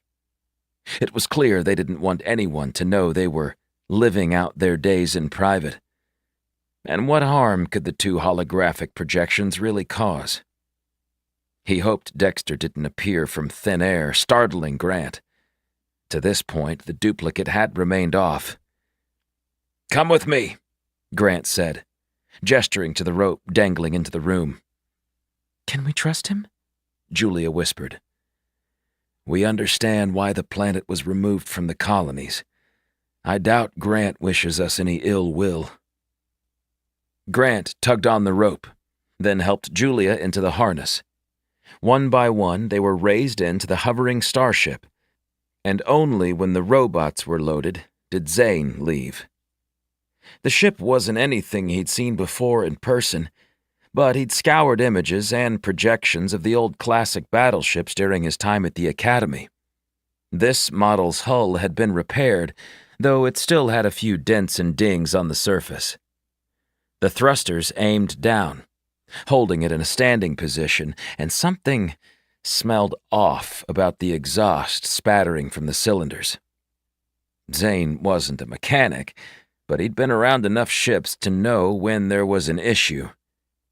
Grant didn't pay it any mind, and they hauled Zane into the belly of the vessel as it shut behind him. It's a diver, Julia said in awe. Grant patted the bulkhead. She sure is. My dad's grandfather flew one in the colony purge back in the day. Said it went like a bat out of the lava fields, but maneuvered poorly in the atmosphere. I can now confirm he was absolutely correct on both fronts. If you have a starship, can't you leave? Julia asked. Leave? Grant seemed perplexed by the suggestion. What for? He led them down a tight corridor and onto the diver's bridge, which was filled with electronic components jutting from every square inch of the ceiling. Wires dropped from above, some apparently connecting to nothing. Zane avoided contact and brushed through the debris to the pilot's seat. The woman gazed at her new passengers, and her eyes widened. Who did you bring on board, Grant? She assessed Zane and Julia, and examined the robots for a second before apparently dismissing them as nothing of interest. The pilot focused on Zane, and he cleared his throat, feeling uncomfortable under her scrutiny. We haven't been introduced, Grant admitted. I'm Julia Rossi. Julia extended her hand, shaking with the woman. Her face was tanned, her hair cut short, and wrinkles lined her brow when she smiled. Reba. The pilot returned her stare to Zane. And you? Zane. That's a nice name, she said, glancing at Grant. I knew a man who named his kid Zane. It's not as uncommon as you think. I went to the academy with another one. Zane tried to keep his voice level, but he realized something strange was going on. Grant. Reba. His vision narrowed and he staggered, grabbing the back of her chair as white dots speckled his sightlines. Are you okay? Grant asked, clutching him for support. You. Zane struggled to gather his breath. Are you Grant Simmons? The man nodded, confirming his suspicion. And you're Reba Baker. That's what it's going to say on my grave's hologram. The pilot squinted. No, it's not possible. Am I the only one missing what's going on? Julia asked. Zane stiffened and gestured at the duo. They're my father's crew. He watched them. You died on Antares with my dad. Grant set a hand on Zane's shoulder, not making eye contact. No, Zane, we didn't. You abandoned him to die alone? Zane shouted. Not that either, Reba said. I don't understand. Zane found a seat on a couple of messily stacked crates. Zane, Liam Lucas wasn't killed in the colony wars. He was given to the Growl as a measure of good faith, Grant said. Zane couldn't believe his ears. Were they lying to him? Was this some kind of sick, elaborate ruse? Where are the others? Will Quinn, Chief Officer Jexa. Reba dropped to her chair and guided the ship away from the alien structures in the middle of the floodplain. How about we introduce you? Zane silently observed the landscape as they shot past the mountain range toward a distant coastline. Do you think my father's alive? He croaked. He was the last time we saw him, but that was 23 years ago. Unless something reversed the peace treaty, he's dead or still a captive of the Growl, Grant said. The accord is broken. Julia walked to his side. If your dad survived, they might have let him go. All Liam ever talked about was getting to his family, Reba said. If the Growl didn't kill him, he'll be back. Zane wanted to comment, but the view distracted him. A city spread out along the coast with towers, transport ships, and people crowding the streets. How is this possible? Zane wasn't even sure if he meant the city or the crew of Antares being alive. Reba smiled, lowering the diver to a landing pad near the beach. Welcome to Foxhole. Admiral Callista Levine strode through the desolate alleys in the warehouse district. She could hardly believe Griffin Chester had pulled off something of this magnitude, but if anyone could surprise her, it was Griffin. He'd spent half his fortune over the last 23 years building and shipping 100 square kilometers of materials to this distant world. This place stood at the top of their potential planets to terraform, but when that was shut down by the Accord, he'd taken it upon himself to secretly construct a base. What do you think? Griffin's voice startled her, and Callista did her best not to show it. He emerged from the corner of a vast warehouse, wearing a brand-new black HMUF uniform without a rank on the collar. The man could make anything look good, even a bland jumpsuit. If she didn't find him attractive, she would have been annoyed with the entrepreneur. He was the only person in the universe that made her question her own appearance, and she hated him for it. I think you're either a genius or completely mad, she said. I walk a thin line. Griffin disarmed her with a smile. I'll bring you to the fleet. Lead the way. Callista's artificial knee compensated for her other, which ached with each step. She'd almost had the surgery to replace it too, but realized she'd be over half synthetic at that point, and wanted to hold on to as much of her humanity as possible. Why were you hiding in a school on Chaucy? Callista knew the question was coming, but so far none of her old associates had pressed her on it. You were there in the war. You know what it was like. I had to escape the noise. Yes, Callista, but I couldn't desert my people. Griffin kept walking, and she stopped. Are you implying I abandoned the colonies? She asked quietly. Of course not. I thought you were different. You begged me to join the crew of Upsilon, and I relented because of the pressure by Counselor Young at the time. We landed on Folis together, or did you forget the marsh? How could I forget you fighting Hooker? I understand that you sacrificed everything for the war, Callie.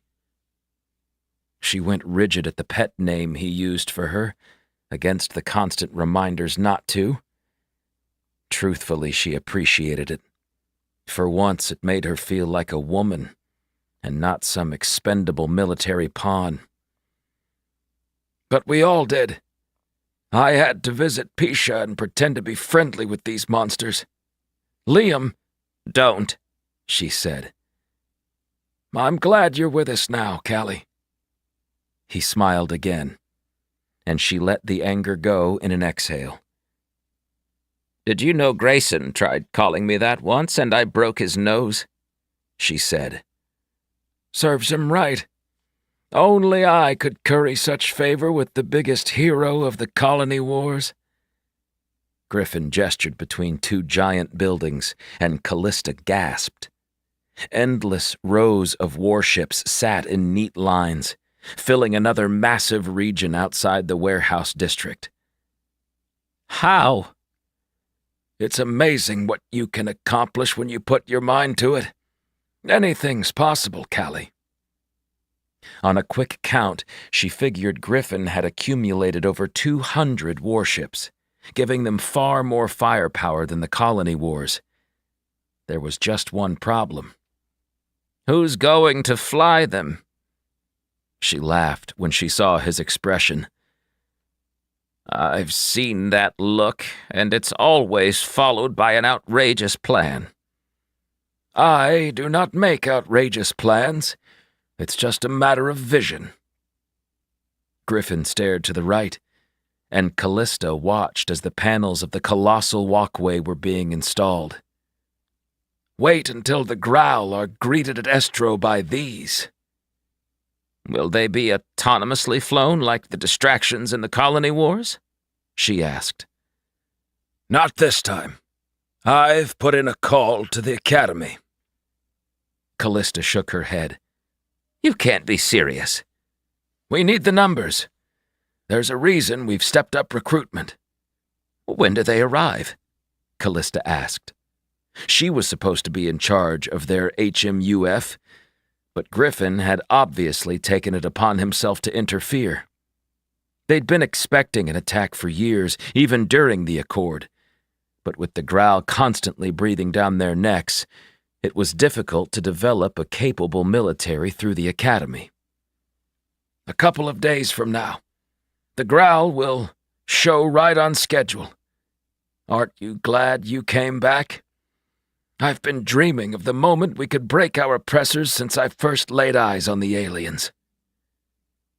While Callista was suffering a mental breakdown and living in squalor and Chaucy, Griffin had been covertly building a fleet unlike anything their people had ever seen.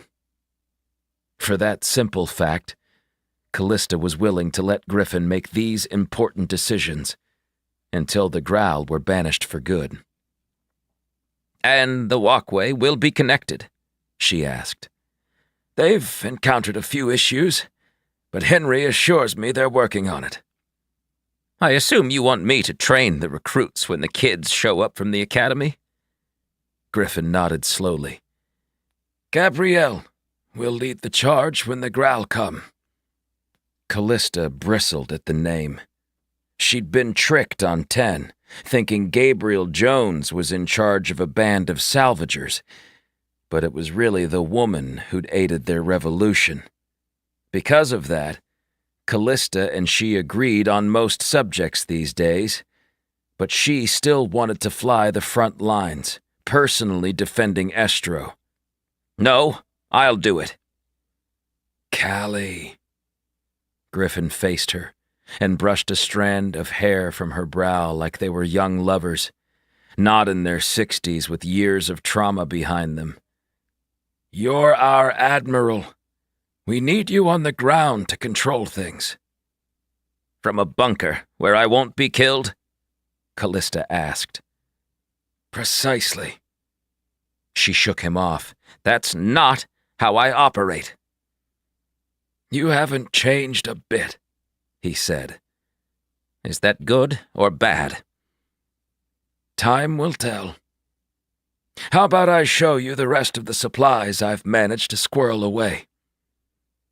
She linked arms with him, while Griffin talked her ear off, and guided her to various buildings, excitedly relaying his hopes for the growth and expansion of the surrounding colonies. Callista thought it was all well and good, if they survived a second incursion from the Growl. If there was one thing she'd learned during the colony wars, they couldn't be overly confident when it came to this particular enemy. The Growl perceived the universe differently and fought with a high level of desperation, which made them even more dangerous. She listened as Griffin rambled on, but Callista was already mentally preparing for the coming battle. 20.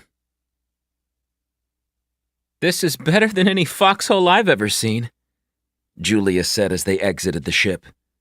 A few people had gathered near the landing pad, likely wanting to see the newcomers that Grant and Reba had found in the stilted spheres 50 kilometers from their home.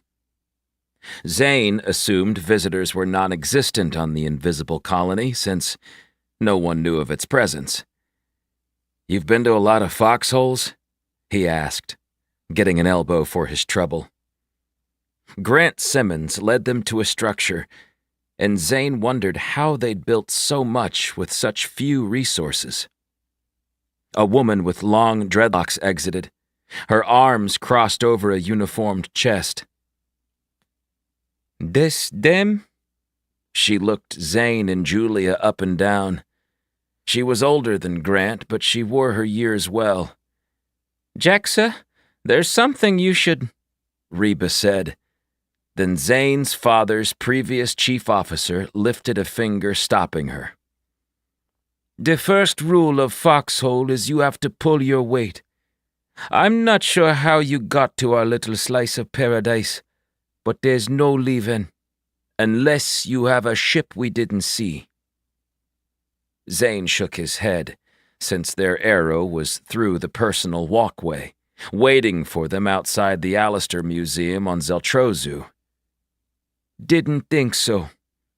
If you did, maybe we could leave and get word from the council," Jexa said. "Listen." Grant stepped forward and the CO silenced him with a glare. "Kid, you're out of line," she said. Zane laughed at the fact that she called him Kid, knowing that Grant Simmons had been the youngest Antares crew member. The nickname must have stuck. "What did you do?" Jexa asked.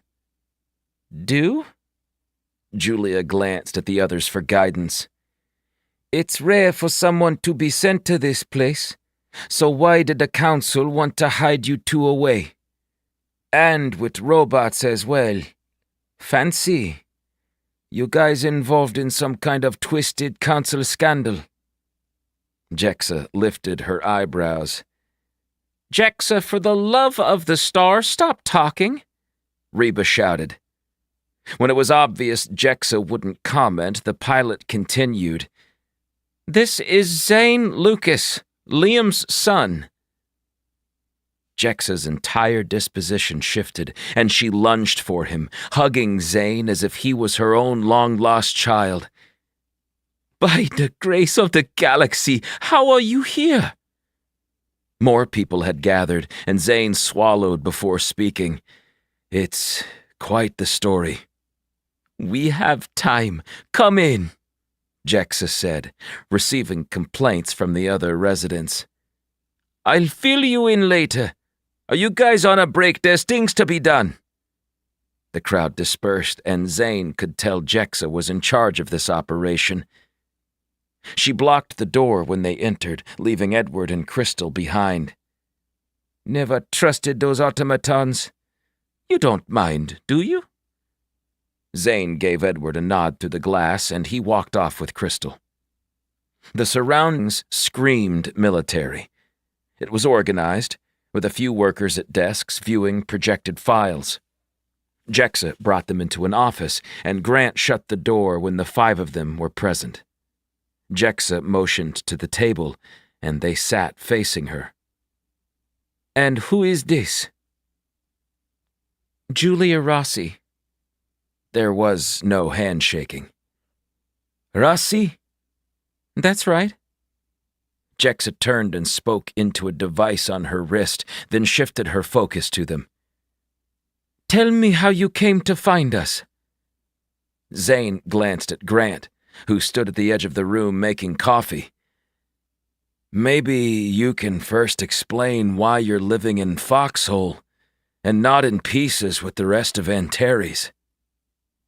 Jexa flinched. They actually destroyed her. Ay, what a shame. Liam's warship blasted more growl than any other, and was involved in nearly 60% of skirmishes. Then our own people blew her up to keep a secret. Zane leaned forward. Why did the growl take my dad? The two sides were involved in peace talks a few times in the last year, and High Counselor Track contemplated giving the growl what they wanted. Liam was the head of human efforts, or that's what Aeon and Hooker thought. They knew about the council to some extent because Track was constantly attempting to negotiate with the enemy. When the fleet captains learned how far he'd gone, they removed Track from his chair and replaced him with Audrey Young. She's still in charge, Julia said, and Jexa grinned at the news. Great woman. Much smarter than most politicians I've ever met. Jexa sighed.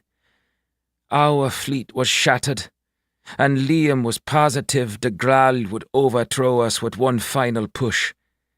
He surrendered on the last day. I begged him to reconsider, but he wouldn't listen. The Graal weren't in much better shape than us, but without confirmation of their reserves, Liam wasn't willing to give them Draken. That was the constant threat we avoided for 7 years. If they took Draken, we were doomed. The rest would crumble behind it, so he made the sacrifice. His life seemed like a small price to pay. It's a good thing Callista won her battle against Hooker on Folis, Zane said. What? Reba asked. She fought Hooker? Hand-to-hand combat to the death, Julia said, flexing a fist for emphasis. Callista Levine defeated her and nearly died herself. Oh, Callista, is she... Tears had formed in Reba's eyes, but Jexa looked devoid of emotion. Julia tapped the table. She's alive, and currently the admiral of our new human militarized United Front. That's a mouthful, Grant said. HMUF is a little easier, Zane added. Is the war still going on? Jexa asked. We recently broke free from the contract we had with the Growl. Zane noticed a flinch in Jexa's cheek. Forgive me if I'm a little disoriented. I thought you were all dead until about an hour ago. Does this mean we can go back? Grant asked. I don't know, Jexa said. Would we even want to? Zane tried to wrap his head around everything he'd learned. We can take you away. How? We are prohibited from building an interstellar vessel. Our ships are only capable of suborbital flight. I've tirelessly tried to have the 3D printers duplicate the technology, but we've been unable to. We'd given up hope of leaving and made Foxhole our home, Jexa said. You asked how we got here? Zane said. We traveled through a personal walkway called a path that Alistair Chester had in his home on Zeltrozu. You're kidding. Grant slid into his chair laughing. This whole time, we could have left. And go where? The council demanded we stay. Jexa frowned at her subordinate. That's over now. There's no point in hiding you, Zane told them. Not true. Julia nodded at the 3 strangers they'd just met. The reason they're shut down is because they killed a local race by accident. How did you hear that? Jexa asked curiously. Zane didn't want to divulge anything about Alistair and Venassi's duplicates staying in the empty sphere out there in the valley, so he elected to add a slight lie to a true story. We found an old military computer with hidden files in it, and that information wasn't secured as well as the ancient council wished it to be. No one else has any idea. You'll have to show us. Reba headed to the exit. Jexa displayed little excitement about the prospect of returning to the colonies, and Zane wondered why. They had an extraordinary city with everything they'd need to survive. Before he'd been given the estate on Earth, Zane hadn't considered living somewhere other than the heart of Draken. But now he appreciated the peaceful nature of it. Not that Foxhole was a rural community. It was an actual city, and from the quick overview as they had landed, it had a thriving industry. Not tonight. It's dark soon, and it's our festival. Festival? Julia asked. We pay homage to the gods of Kuvik, the balance of the sea, skies, and land. She is named Triad. Jexa held up 3 fingers. Don't tell me you dance around naked, because I am not taking part in one of those rituals, Julia said. Again. Is it possible their arrival is linked to Triad's bounty? Reba asked from the doorway. It swung open and a large man stalked into the room. His eyes were droopy, his cheeks flushed. There was something familiar about him, and Zane guessed it was Will Quinn, the final missing crew member of the team. He'd been Antares' weapons officer, and a damned good one, according to every missive and note Zane had studied about the group. Will stopped right in front of Zane, who'd hopped to his feet.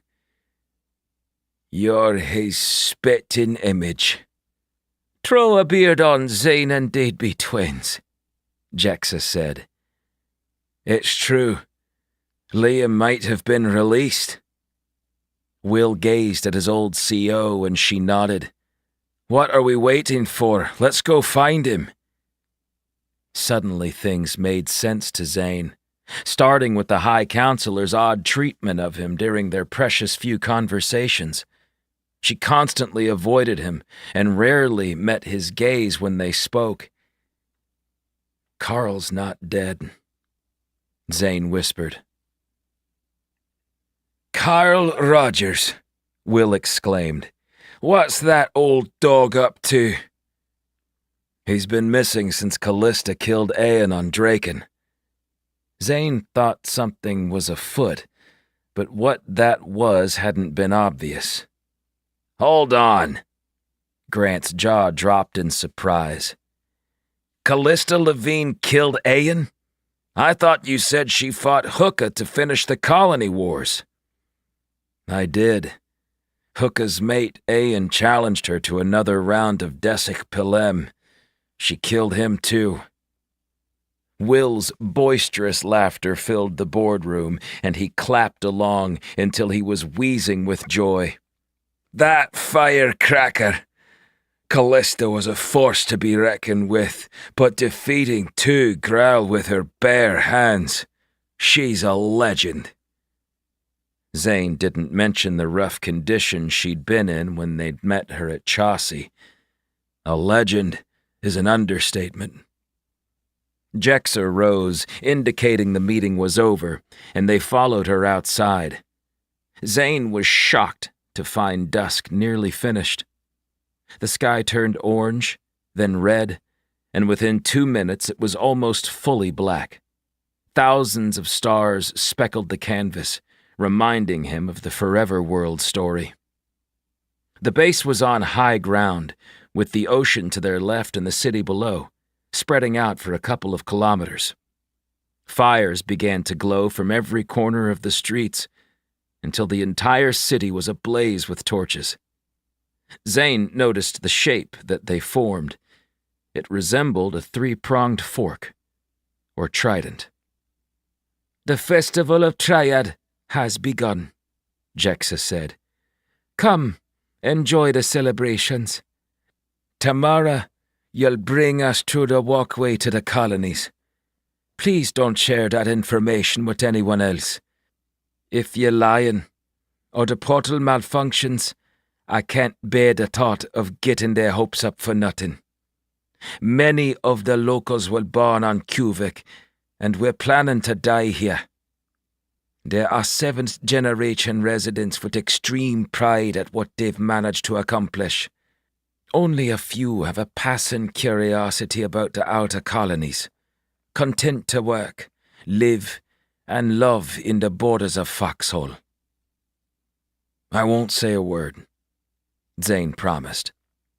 Will Quinn beeped a horn when the back hatch to a rolling six-wheeler opened. Grant Simmons, Reba Baker, and Jexa Hart filed into the vehicle, while Julia caught up to Zane. Shouldn't we be leaving? It feels wrong to wait. What's the rush? It's not like we're on a time-sensitive mission. We have a translator for the Nervid from Venasi, and we located the invisible colony. We've done everything we set out to do. Zane saw Crystal and Edward lingering by the building. He waved them closer and poked his head into the car. Do you mind if the robots join us? I don't want them out of our sight. Jexa glared at the pair, but relented. They can stay in the ATV, if that's all right with you. Sure, Zane said, and climbed in after Julia. Soon, they were rolling toward the party. And for once, there was something to celebrate.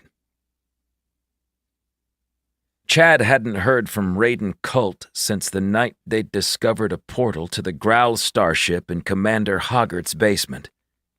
A substitute teacher had taken over for the hero, and Chad was worried something had happened to him. Did you hear? Veek panted when he reached Chad at his locker. Kira grabbed her tablet and touched an icon after it buzzed. The Academy's personal assistant avatar materialized between them, her projection shimmering in the bright hall. She had short hair and a smile that looked far too mischievous for a computer program. Kira, pack your things. You've been assigned to active duty. Chad blanched. How can they call her to active duty? We just got to the Academy. Instead of receiving a response, Kira's assistant melted away and reappeared from Chad's EPA. Chad Scott, pack your things. You've been assigned to active duty. The assistant repeated it once more for Veek, and they gaped around nervously. Other students were discussing what it meant, and a young woman 5 lockers down was on the floor, crying into her knees. Sergeant Russo rushed through the doors and was instantly bombarded by questions from 100 Academy attendees. He stopped in his tracks and lifted an arm. Enough!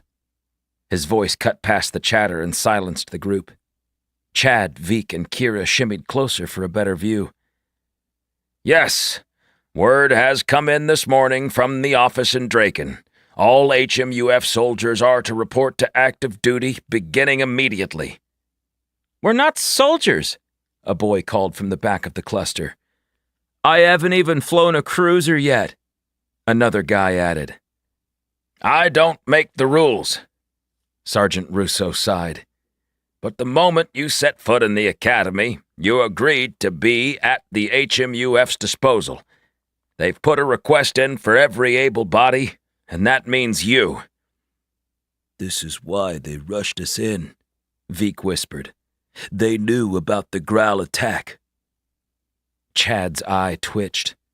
He'd been so caught up in Hoggart's treachery, he hadn't thought that it actually meant a war was coming. Now he was even more concerned about Raiden's disappearance. What do you mean, the Growl? A girl had obviously overheard Veek. You mentioned the Growl. Are they back? Are we in danger? Pandemonium ensued, and Chad hurried from the hall, not wanting to be squashed in the impending exodus as it filled with more students. He breathed freer outside, but his lungs remained tight. a panic attack threatening to envelop him. Kira grabbed his hand, and the simple contact instantly relaxed him, bringing him to focus. Chad wasn't afraid of fighting the Growl. He'd already risked his own life attempting to defend Draken from the drones. This is our chance to become heroes, like Captains Lucas, Levine, and Rogers. Veek's 7-foot height shrank as he almost collapsed in on himself. He panted, staring at the soldiers coming in their direction. Admiral Levine was at the head of the group, and Chad recognized Griffin Chester with her. They didn't look real in this place, stalking through the grounds of the academy. By now, every student would have heard the news, and hundreds of them were in the courtyard, most pale and fearful of their recent orders. A handful seemed eager for battle, though they had no inkling of who the enemy was or where they'd be sent. Behind the officers were 24 robots. These different from Edward and the other kind the moderators had allowed. They had slender heads and narrow waists, and carried a vast assortment of weaponry. At the arrival of the Admiral and her robot army, everyone quieted. I was hoping to visit and wish you success in your endeavors, but I'm afraid this is a dire situation for the colonies. I'm Admiral Levine, and I'm in charge of what we now call the HMUF. I regretfully must inform you that the Growl have gathered in numbers against their leader's wishes and are striking out at Estro. Don't try to message any civilians with the news because we've already cut the link to the network. We have 2 days to trade, then board the warships on Estro, so do not waste any of my time. Countless students had their EPAs out, obviously testing their connections to friends and family. Judging by their expressions, Callista hadn't been lying about the network. You are officially soldiers in the United Front, so you'll act like it. Forget where you came from and what you'd hoped to achieve at the Academy. If we fail at Estro, the Growl will have a foothold in our colonies. From what I'm told, Korb won't stop until they've taken every bit of soil from under us. I've stopped them before, and will continue to defend our people with my life. Admiral Levine glanced at Chad and gave him the slightest of smiles. You have 10 minutes to get into line at the walkway, so move it. Chad waded through the panicking crowd, making his way to the Admiral instead of in the other direction like everyone else. "Callista! Griffin!" he called, and noticed Veek and Kira were right behind him. She glared at him, but it was Griffin who spoke. "She's Admiral Levine to you, soldier." "Sorry, sir. Admiral, you mentioned Korb?" Chad breathed a sigh of relief when he spotted Raiden Colt entering the courtyard. The large instructor had full battle gear on and looked just like the 3D posters of him from the Colony Wars. They watched as the students cleared a path for the armored soldier and Raiden stormed toward the Admiral. "This is a surprise," Callista said. "How are you holding up, Colt?" About as well as one could when facing the Growl again. "You planning to fight them alone?" Griffin knocked on the armor suit and Raiden frowned. "I can get onto Korb's ship." Callista glanced at Chad. "How?" "That's what I was about to tell you. We found a portal in Commander Hoggart's basement, and it leads to his warship." "Hoggart? I always hated that man," Griffin muttered. "Where is he?" "Don't worry about that. He's seen to." Raiden's tone suggested he didn't want to expound on the subject. "The kid's right. Once we take Korb down, the rest might topple." "The Growl will persist, even if Korb is dead. But perhaps there is a way to do this quietly," Callista said. "Audrey thinks that Liam might be on one of those ships. If Corb's in charge and he knows Captain Lucas is present, then he'll have him close by. Chad shook his head, processing the news. Did you say Liam Lucas? Raiden's expression mirrored Chad's. What he said. Yes, Liam is alive, and was in the Growl's custody. We believe he's moving to Estro with the fleet, Griffin said. Raiden's demeanor changed and his massive jaw clenched. This is even better than I thought. I can kill Corb and free Lucas. Callista glanced between the two men, then nodded. Griffin, go with him. I'd do it myself, but as you said, I'm needed elsewhere. Let me join them, Chad offered before thinking. Not a chance. Raiden set a hand on Chad's shoulder.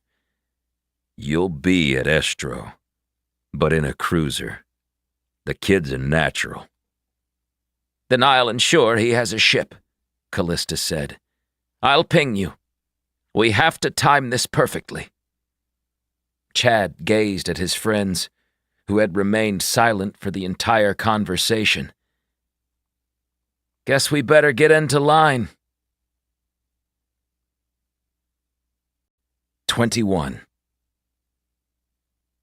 The music was extremely entertaining, unlike anything Zane had ever heard before. The instruments were stringed, with dual sides, and the artists plucked the tunes from two directions, giving themselves a counterbeat. He sipped a blue drink while Julia chatted with Reba Baker in the corner. Grant danced with a woman, and it was obvious they were in love and she was carrying his child. The people were content, more at peace than anyone on Draken or the other principal colonies. From this angle, the torches were primarily used for light, with the rest of the power off in the city. The sky was cloudless and bright with clusters of stars. Zane listened to the song of the ocean waves between songs and felt the ground rumble at his feet. It really seemed as though their goddess, Triad, was present. Zane caught Jexa watching him, and he raised his glass. She sauntered closer, clearly not on her first drink, and inhaled sharply. Sorry for staring. You look so much like him. Genetics. He didn't know what else to say. He'd lost a father, but he hadn't truly known the man. Not like his crew had. To Zane, Liam Lucas was a giant. A person who'd come home after months at war and read stories, ask about classes, and tell him to behave for his mother. Everything else he'd been told about Liam came from Auntie Lorna or the feeds. Did the entire crew come? There had been over 100 people manning the warships in those days.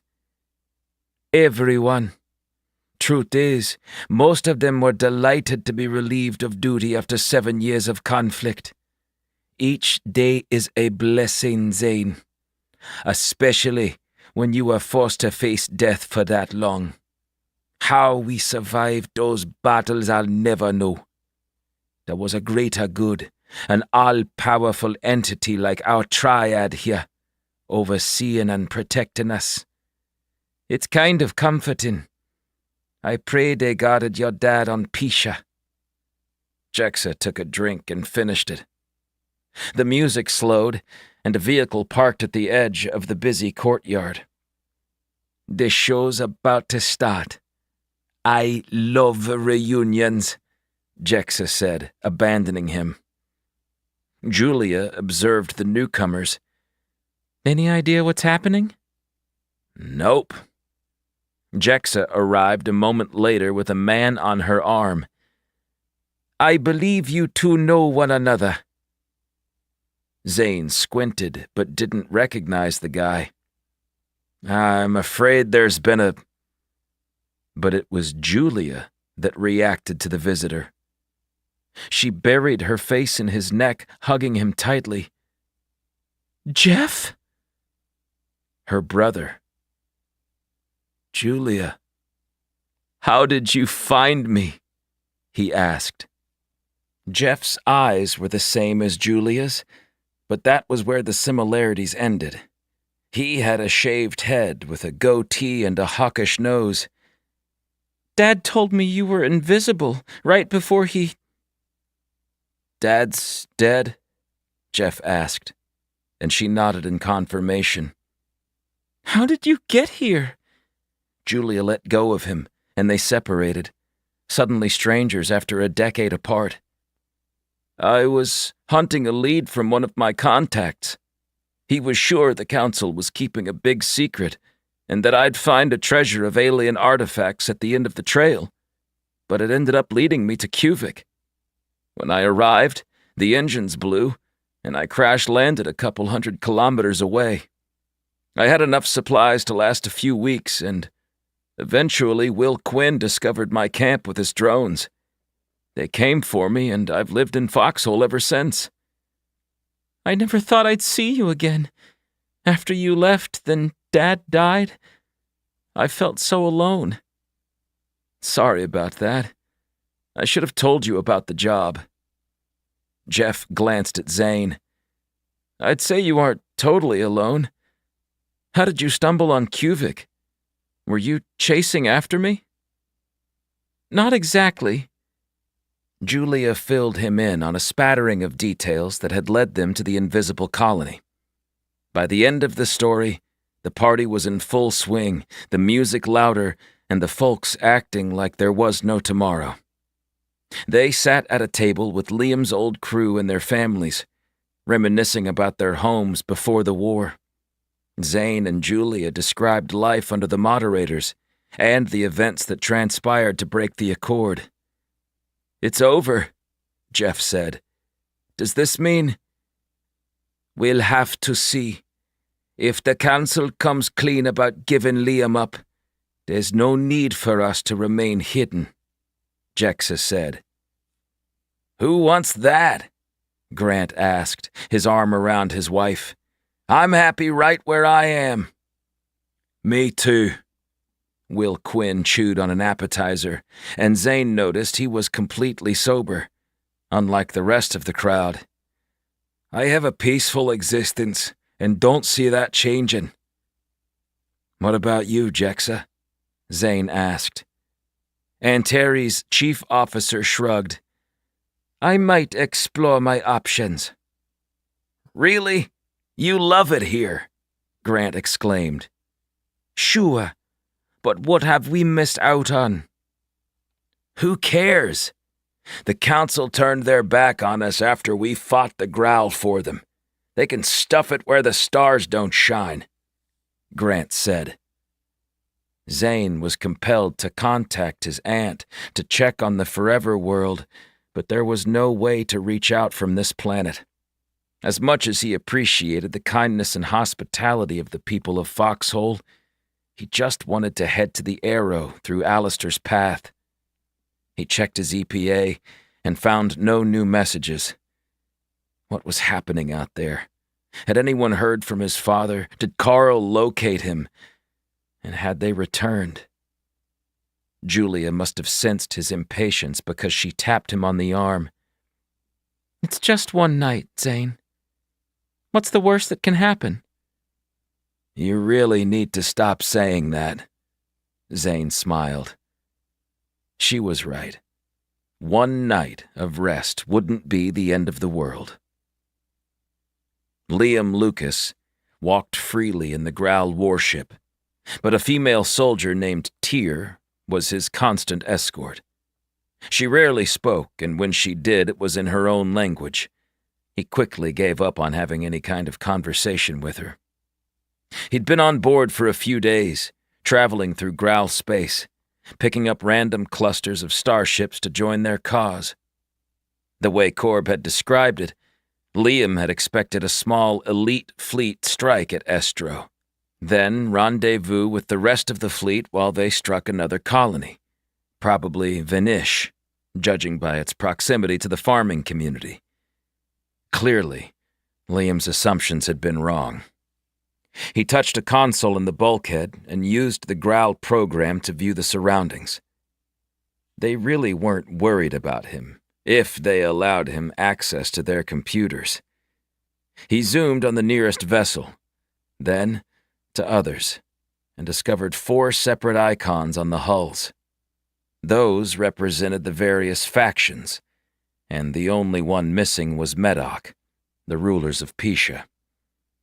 That intrigued Liam. It was obviously a power play by Korb in his attempt to harm the humans and take over the seat at Harbor Keep. An alarm sounded, and Liam's escort spoke into her earpiece. Her voice was garbled and he couldn't decipher what she said. Tyr grabbed him by the arm, shoving him down the corridor. "I can walk." Liam went faster, not wanting to be handled by the Growl soldier, and entered the bridge he was being guided to. "Sit." Korb didn't look up as he motioned to a seat. 3 Growl occupied their stations, none paying him any mind. "Why the alarm?" Liam asked, doing as he was ordered. He swung the chair to the left, watching through the view screen. "We're exiting our territory and entering demilitarized space," Korb said. Liam was closer to home than he'd been since leaving, although they weren't anywhere near Draken or Henderson. He dreamt about escaping in a fighter and rushing to the adjacent walkway, which would be on Folis. It would take too long, though. Days in a Growl fighter. By then, Estro would be on fire, the stores of food depleted, the people dead. "Prepare the inhibitor," Korb ordered and rose, his bulk blocking the screen momentarily. The entire fleet came to a halt in DMS, and the sheer volume of Growl sent shivers down Liam's spine. He'd fought them countless times, but never had he encountered a force this large. Liam instantly understood their desperation. If the Growl failed in the coming incursion, their kind might not last a century. They'd be ripe for the picking, should anyone else decide to invade. Everything they had left from the colony wars, their entire soldier stock, was here. While most of the vessels weren't warships like the one he presently sat in, they would have shields, ground troops, and modified weaponry. Each would be a target for the minor defensive team at Estro, and Liam swallowed dryly when he pictured the attack and how quickly it would be over. "What's the inhibitor?" Liam asked. "You'll see." Korb grinned, while 10 haulers flew ahead of his fleet. Appendages extended from their hulls, and the craft linked, forming a circle. Their thrusters cut off, and secondary units fired on, sending the newly established cylinder spinning. It propelled faster until the edges of the individual lines became a blur. "Testing." Korb hit a button and a beam shot out. Then countless others followed. Liam shielded his eyes from the brightness, and it eventually dimmed. "Now, to check if it worked." Korb stalked to the edge of the bridge and clicked open a hidden compartment, revealing a round frame. He waved a palm at it, and a keypad appeared, alien digits glowing in the squares. He entered a code, and nothing happened, which seemed to please Korb. Liam glanced at the inhibitor, then at the strange device Korb lingered by, and recognized something very dangerous had just transpired. "The walkways are off. They will be unable to send any reinforcements," Korb said, taking his seat. "Leave the inhibitor running." He touched the dash and faced a drone hovering at the front of the bridge. "We make our push into human space. Tomorrow, we strike." Hansen lingered in the field, scratching his head. This makes no sense. The giant walkway had been on a moment earlier, and suddenly the power had shut off. He stared at the nose of the warship they'd been in the process of sending through and hoped no one had died on the other end. A crew of robots was already working at clearing the debris when Bartholomew Carnell arrived with Henry DeFazio. "What in the name of Nebulous just happened?" Henry shouted. Hansen gaped at his tablet, then at the walkway. "Our energy source vanished." "That shouldn't have occurred. They operate with the dark matter and we have plenty," Henry said. "No, that's not entirely true. Yes, they run on dark matter, but they aren't connected by it," Hansen told him.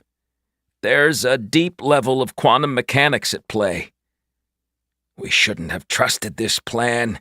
It had too many variables," Henry complained. "Have the walkways ever shut down before?" Bartholomew asked, his cane resting on the grass. "No," Henry said. "Actually, they have." Hansen, being tasked with helping create the largest walkways ever designed, had done his due diligence and spent the first few nights researching the history of portal technology. Draken connected one to Henderson, and it worked for a week, then mysteriously closed. It was a network issue. Henry smiled and nodded along. "If this is—" "The Growl did it," Hansen said. "They had me disconnecting the aliens from our network, but I hadn't finished when you stole me to come to Estro. They've caused a connection failure with the walkways. Without the portal, our fleet is stuck on another planet, with the entire Academy." Bart glanced at the skies. "We'll be killed in minutes." Hansen considered how the Growl could have possibly woven themselves so deeply into their moderator grid. The Growl weren't well known for their technological advances, but it was obvious they had talented members of their society. Not all were brutes, lugging around heavy weapons and grunting like the soldiers they'd faced in ground battles. He viewed Estro's star gleaming over the fields and suddenly missed the safety of the city on Draken. Not that Council Tower would be any safer once the Growl decided peace wasn't an option. During the war, they had been misinformed about the hierarchy of the colonies, but these days, they knew every detail of the human operation. "Come with me!" Henry ambled off, leaving Hansen no choice but to follow. Bart trailed them, but slower with his limping gait. Hansen waved at Dolly, who seemed disturbed about the walkway's failure. She frantically analyzed her tablet as if a simple adjustment might set things right. Hansen doubted it would be so easy. The trio entered the offices, and Henry gestured to the computer beside his own. "We have to get to work." "I'm in communication with Admiral Levine and Griffin," Bart said. "They expect us to fix it." "No pressure," Henry muttered. He'd been one of the biggest heroes of the colony wars, learning to decipher the Growl comms and translate their plans to the fleet. But when Hansen watched him now, he just looked like an old man, with wild white hair and a slight craziness in his eyes. Hansen reached for the keypad the moment a soldier popped his head into the room. "Sir, we've been alerted." Henry sighed and turned to the entrance. "What is it?" "The Growl have passed through DMS. They're on their way," the man said. "ETA?" He visibly swallowed and stared at his shiny black boots. 27 hours. Hansen didn't wait to hear if there was more to report. They had a day to make the walkways operational, or Estro was lost, and Hansen would be killed.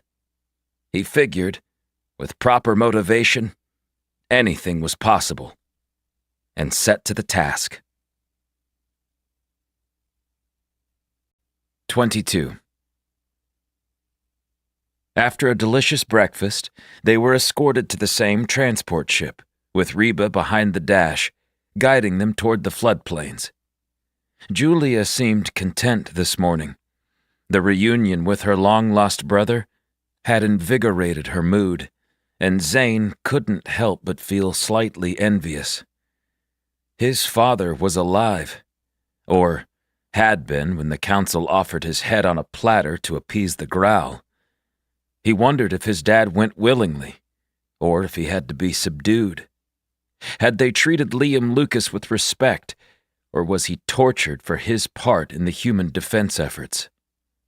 The only way for Zane to learn was to fly to Draken, this time with the remaining crew of Antares. Jexa and Grant came along for the ride, with Will Quinn deciding to stay behind after a late night. You guys throw a heck of a party, Julia rubbed her eyes. Back in Minnesota, we'd have called that a barn burner. Minnesota? Grant asked. Is that on Polonius 4? No, it's on Earth. Earth. Jeez, I always forget about that one, Antares' youngest crew member said. I happen to like it there. It reminds me a bit of your foxhole, to be honest, Zane told them. It's removed from the politics of the council and other principles, and the people stick together. Everyone's a little friendlier than on Draken or even Henderson. Liam loved the Hapa States, Jexa said. He'd always go on about getting home. All he wanted to do was take his family for a walk to the lake, throw a ball with his boy, and wine and dine his lovely wife. She didn't last long. Zane felt their eyes on him. My mother couldn't handle things, and I ended up living with my aunt afterwards. I'm sorry, Zane, Jexa said, her voice maternal. Don't be. It's all I've ever known. If they kept Liam alive, I guarantee he's coming back, Reba said from the pilot's seat. The ship descended through the clouds, and Zane peered at the water level, which was halfway down the stilted buildings. His gaze focused on the sphere they'd hidden in, and he thought he noticed Alistair and Venassi's duplicates shimmering within the glass dome. Where am I going? Reba asked, and Zane directed her to the peak they'd descended before the rainstorm. The personal walkway was tough to locate from the cabin, but Julia spotted it after a few moments of searching. Reba landed on a tight ledge, and everyone rushed out of the transport, eager to investigate their sole means of escape from the invisible colony. I didn't know they made them in different sizes, Grant whispered as he approached the path. It was glassy, reflecting the mountainous view in the smooth surface. Zane waved a palm near it, and the keypad appeared. My arrow is parked outside the museum, and we'll be able to contact the council and my aunt once we exit. Zane was excited about passing on the translation program from Venassi. With it, they might discern where the Nurvid went when they evacuated the Forever World. He entered the 4 digits from Alistair's coded message, but nothing happened. Zane, I don't see the dark matter residue, Julia said. She's correct. There's no power to the path, Edward said. It's dead. Zane gawked at the personal walkway while dread crept into his chest. We're stuck on the invisible colony. They stayed for 10 more minutes, trying everything their group could think of, but none of it worked. Zane paced the ledge, careful of his steps, given that the drop would kill him. When it was obvious they weren't leaving Cuvic any time soon, he sat on the rock, dangling his legs over the edge. The rest joined him, all staring at the incredible view of the valley half-flooded from the recent storm. Foxhole's a nice place to live, Reba said after a silent moment. There are far worse places to be stranded. We have to leave, Zane breathed. If my father's on his way. We've tried everything, I swear.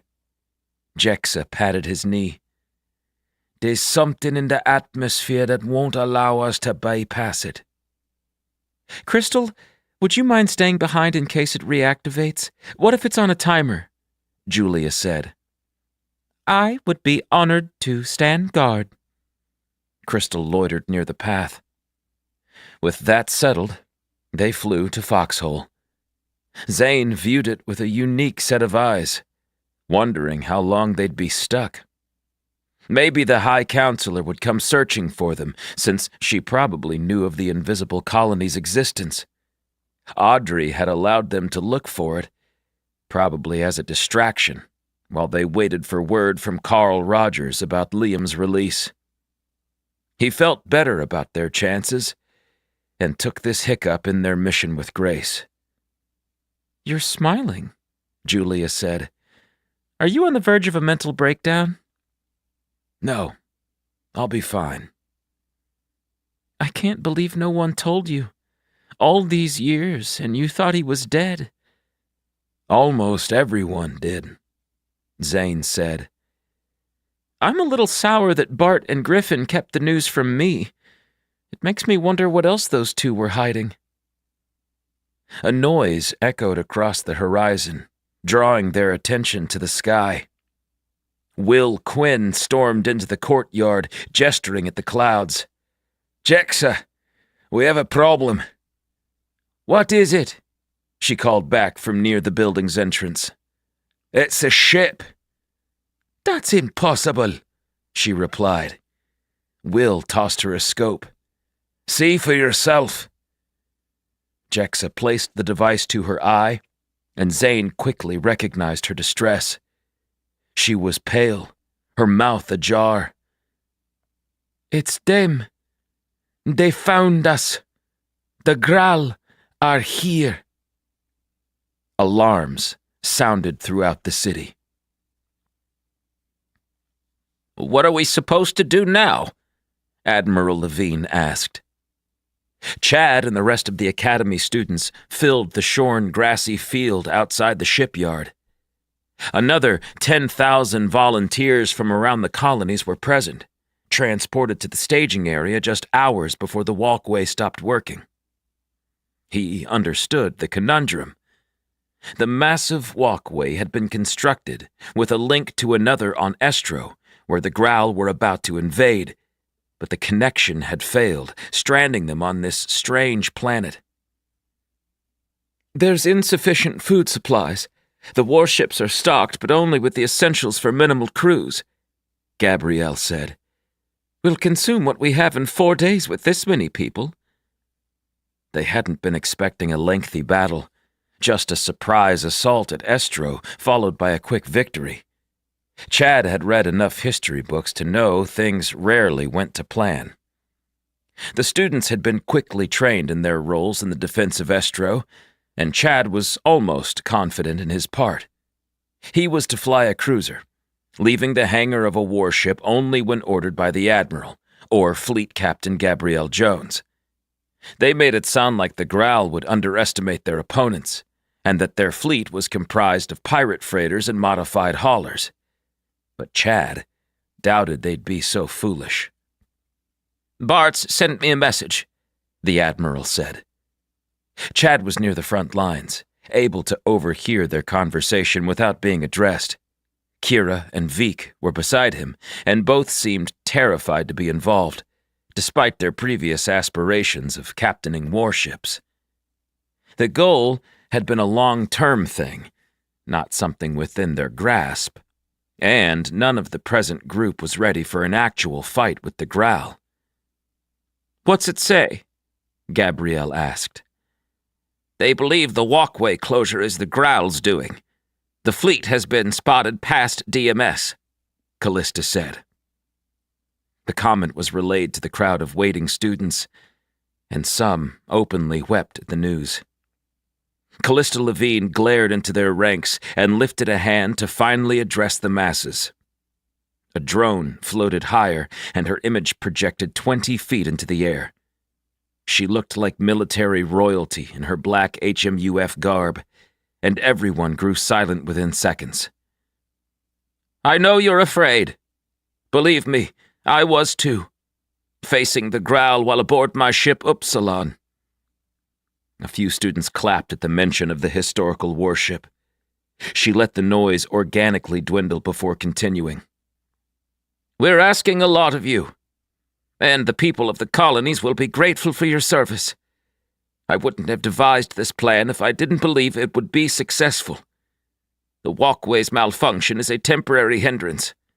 We'll reconnect in time and destroy every last Growl vessel who dared come into our territory and challenge us." Chad applauded with the crowd, and Veek even joined in after a moment. Kira wrung her hands nervously, but clapped once as the Admiral spoke. "We have 1 day left to prepare, and I won't waste it. Everyone get to your assigned posts, and we'll run the practice session again. This is not a drill, folks. So learn your job, and listen to your captain and CO.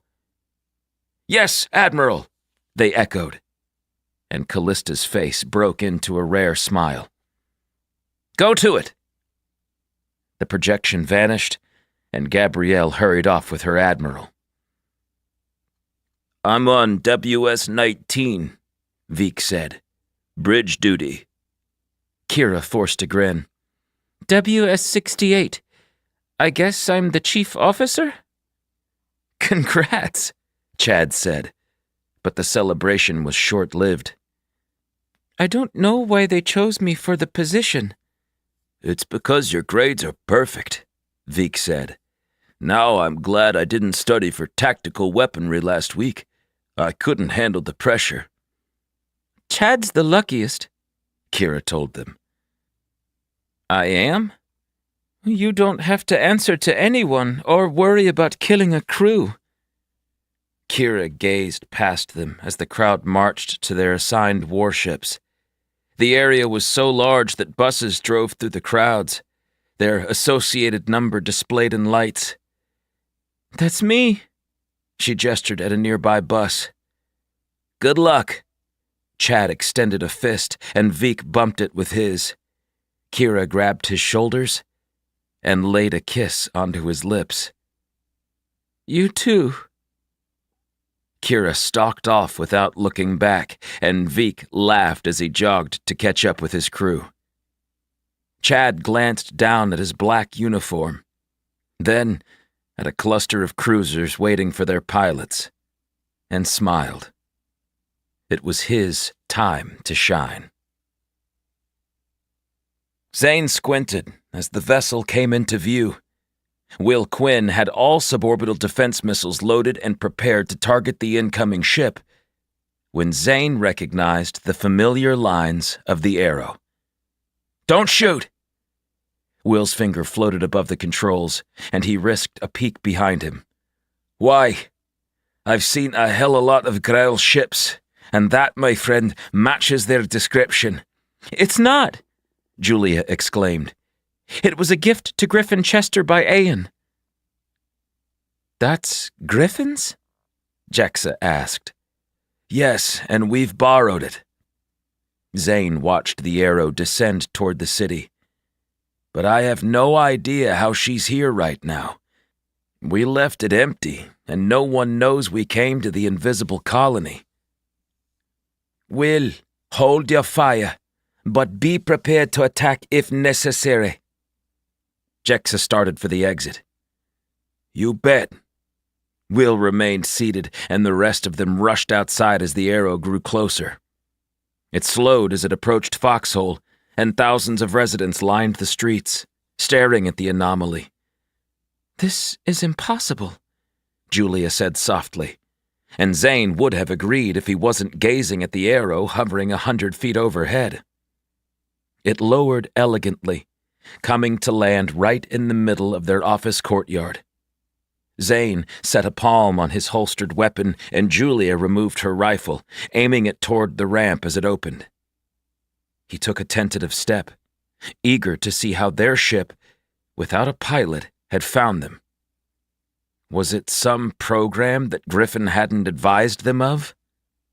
The metal incline set to the stone ground, and Zane gaped up to the cargo hold, not seeing anything or anybody.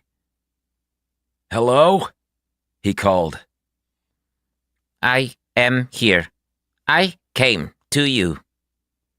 The voice was robotic, and Zane had heard it recently when talking to the leech.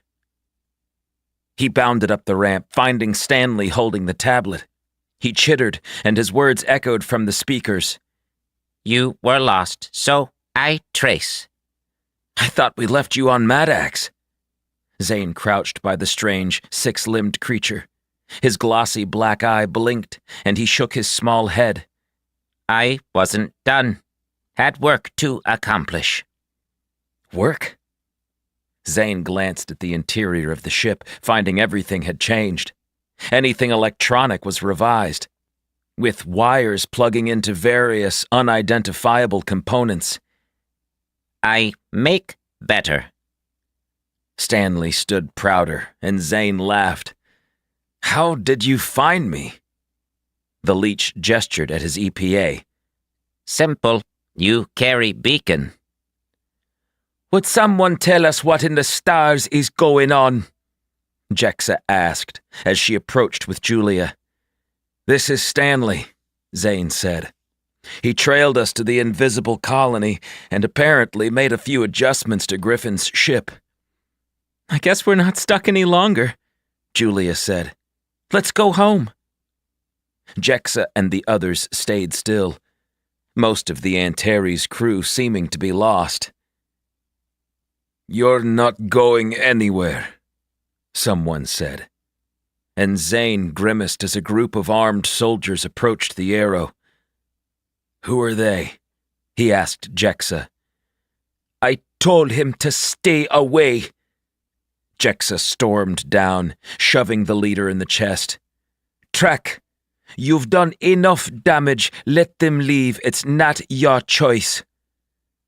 Zane stared at the man, recognizing him from thousands of feeds during the war. "High Counselor Track?" "That's right." Track grew taller, his shoulders shifting as he pressed his chest out. "I'm in charge of Foxhole, and you're violating the Council's agreement by being here." He was older, his hair a shock of white, his cheeks covered in dense stubble, but it was the same man that had ordered their people into battle after battle, often butting heads with the actual military fleet ran by Zane's father. According to legend, he'd been ousted near the end, being replaced with Audrey Young. "We've done nothing wrong," Julia said. "Did you forget you were stripped of any power?" Track's cheek twitched, and he spoke through a sneer. "Apprehend them. I won't have our position revealed to the colonies." Zane grabbed his gun, while Julia swung hers to aim at Track's chest. Will Quinn arrived behind the soldiers, taking Zane's side, and Jexa had a gun in her grip a second later. Track frowned and gestured at Jexa. "I let you play officer at these headquarters, more as busy work than anything. Don't cross me, Jexa, or I can make your life a living." She slapped him and stood her ground when a dozen rifles focused on her. "It's more like we've tolerated your rule as a cursory thanks for your time in charge of the colonies. But no one wants you here, Track. I hereby remove you from the rank of mayor." The previous High Counselor laughed deeply. "You're a piece of work. Sorry, you need someone to second it, and they must be higher rank than any present." Zane's tablet beeped, and Dexter Vallis's duplicate shone from the lens, projecting directly in front of Track. "I second his removal." "Who are you? Is this a joke?" Track inquired. "I'm High Counselor Dexter Vallis, Or, I once was. I saw your ineptitude as their leader for 7 long years. You're lucky they didn't throw you in the brig. Or kill you, for that matter. In my day, if I'd pulled a stunt like that, my head would have been on a spike. Everyone stared at the odd, holographic man, and Jexa smiled when Track's soldiers lowered their weapons. Rules are rules, the nearest soldier said, winking at Jexa. You have to be kidding me. I demand you bring these traitors into custody and— Track, this is Zane Lucas, Grant said, cutting him off. Track's rage dwindled with a lengthy exhale. Lucas? Zane hadn't relinquished his gun. You agreed to give the growl my father. It was a negotiation, son. Don't you dare call me that. Zane's hand trembled as he clutched the weapon.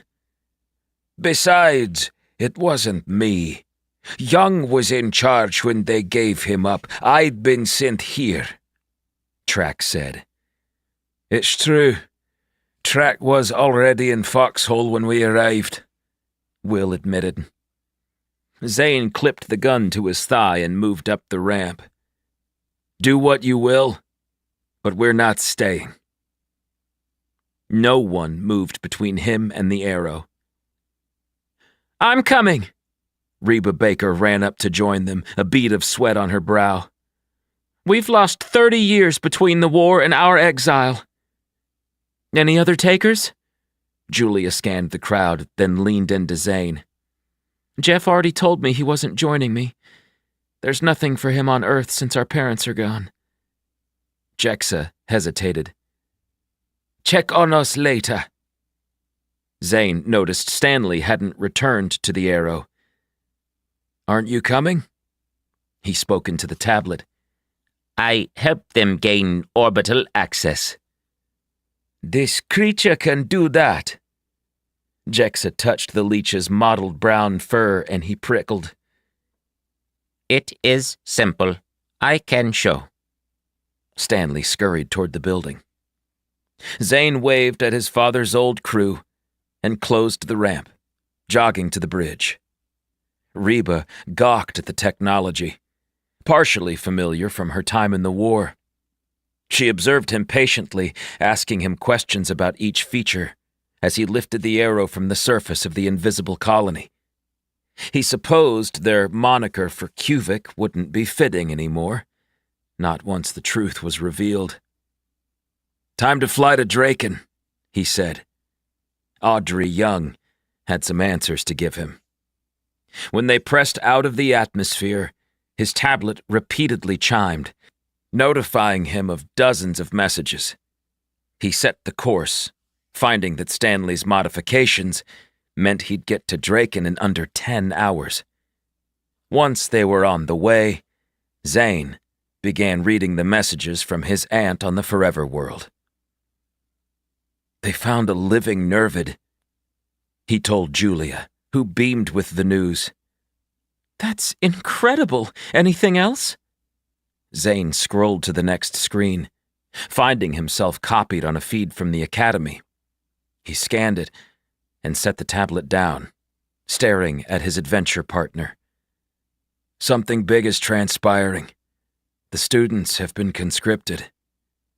The senior class at the Academy? No. All of them. Zane typed a message to Griffin, requesting an update before alerting Audrey Young that he was on his way to Council Tower. 23. Lorna walked through their makeshift hospital, smiling at the nervid patients. The 9 were awake and well. According to their specialist, this was a miracle. Dr. Barden was asleep in the corner, the visor keeping his sight shrouded by blackness, as per the custom of those from Larkstone. Lorna couldn't imagine living in the dark.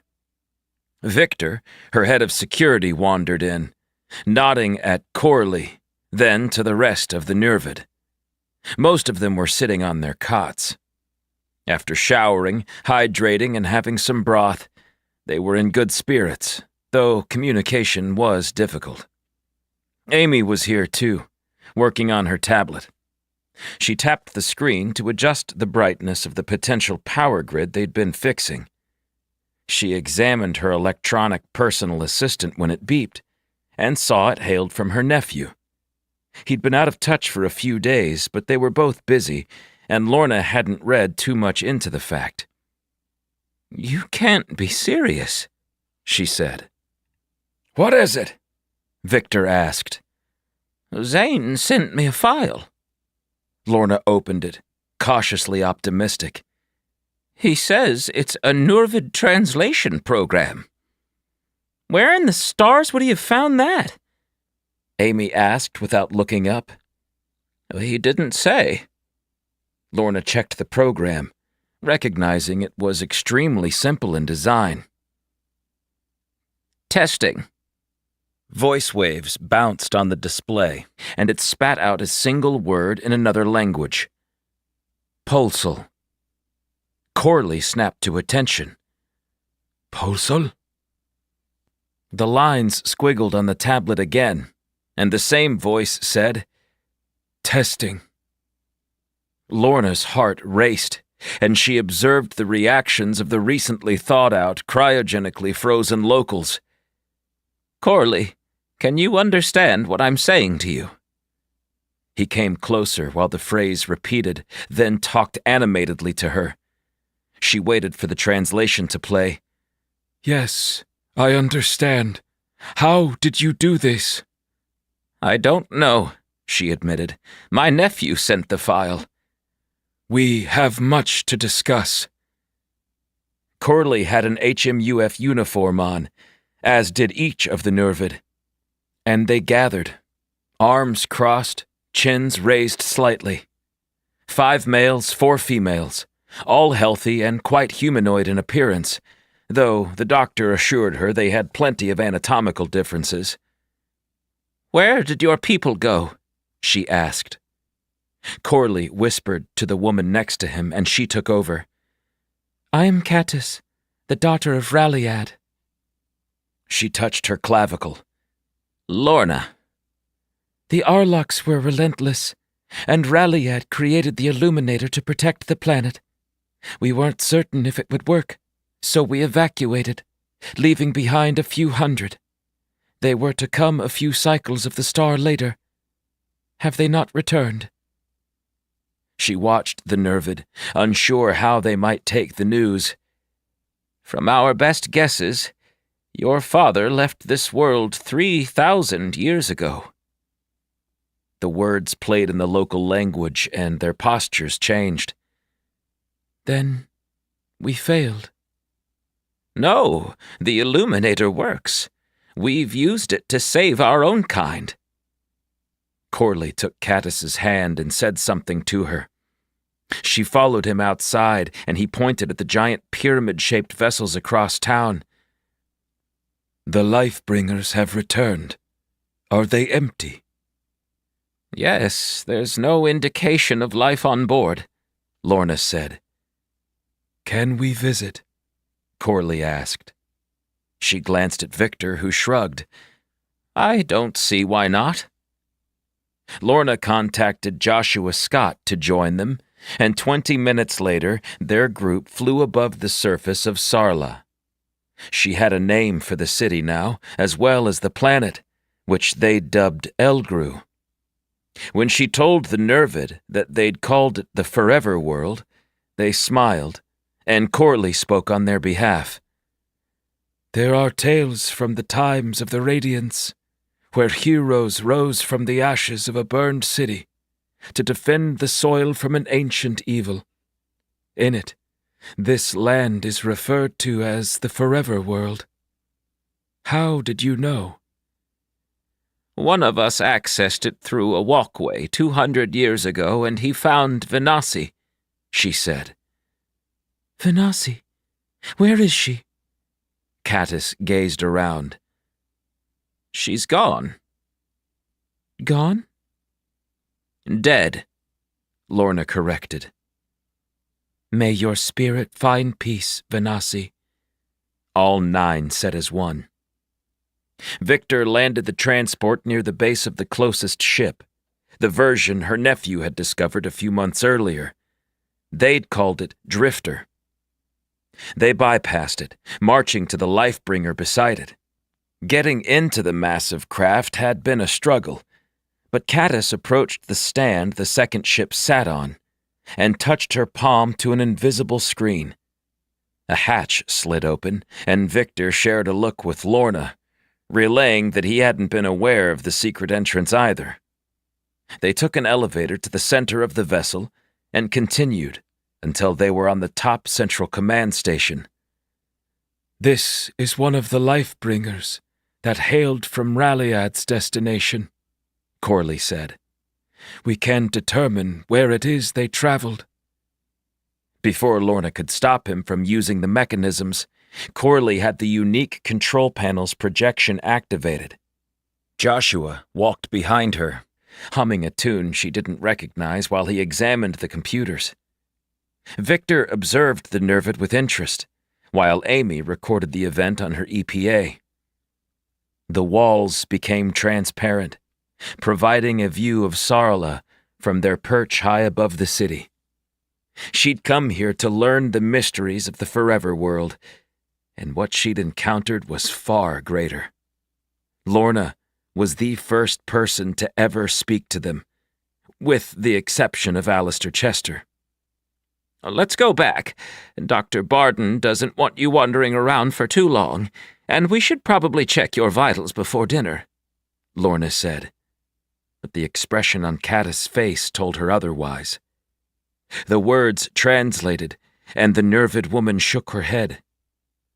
Corley, do you have it? Yes, the program is set. Joshua stopped humming and glared at the aliens. Well, now, see here. We are not leaving the Forever World. The ship detached from the mount and began rising. Oh, Joshua's right. Please don't do this, Lorna pleaded. We must find out what happened to our people. We mean no harm. Corley pressed the holographic controls, and the view became hazy as the thrusters kicked onto full. Lorna had only been here a week, and was already en route to an unknown destination. The instant Zane slowed the drive, he could tell something was wrong. Draken Station was nearly empty of starships, the docks devoid of any action. When he reached out and asked after Jaz Badul, he was informed that his old partner was away on a mission. First the Academy, now Draken Station? Someone's attacking, Julia said. With drones? Zane checked the program Carl had provided, but saw none of the familiar energy readings in any of their colony's regions. If not the drones, the growl, Julia told him. I know who'll have answers. The High Counselor. Did someone ask for me? Dexter appeared, his duplicate shooting into the bridge. No, they called simultaneously. Well, you don't have to use that tone. Dexter floated to the screen. This is Draken. I haven't visited in some time. Do you miss it? Zane asked him, still unsure how much of the real Dexter was in the dupe drive. I guess I do, though spending my days at the seaweed farm is quite nice. I worked hard for decades, but then I had a purpose. Perhaps I should go home. I think Nancy probably misses having me around. Then there's my other family to consider. Little Orin must be harassing everyone searching for me. Would you like me to transfer you? Zane asked. Dexter shimmered and flashed off and on. Yes, that would be nice. We found your friends on the invisible colony, and the truth of the terraformers' era will be exposed. Please, don't let it tarnish my family name, if possible." "We wouldn't dream of it," Julia assured him. Dexter gave Zane the EPA ID linked to Nancy on Polonius 4, and he prepared the message, with the dupe drive details attached. "I guess this is goodbye," Zane said. "It was a pleasure getting to know you," Julia added. Dexter Vallis, the former High Counselor, smiled, then vanished. Zane sent the communication and checked to confirm the duplicate was no longer connected to his tablet. With that part of the mission settled, Zane directed the arrow toward the sprawling capital city below. He was detached from the fact he'd called Draken home for years and only felt reluctance to return. Reba Baker stared at the cityscape without a word. She sniffled as he landed near Council Tower, and when they exited, her gaze lingered on the damaged monuments of her ship, Antares, and the others from the war. Zane left the robots on board and marched to the entrance of the tower, eager to speak with the High Counselor. 2 HMUF soldiers blocked his path, and Zane stopped just short of them. "The tower is closed," the woman on the right said. "I need to see Audrey Young," Zane told them. "Who are you?" Her eyes cast upwards and caught the shape of the arrow. "I'm Julia Rossi, and this is Zane Lucas. You know, the pair that found the Forever World. And this," Julia motioned at Reba, "is Reba Baker, the pilot of Antares. Any further questions, or will you let us in?" They parted without comment and muttered their astonishment under their breaths when Zane was in the foyer.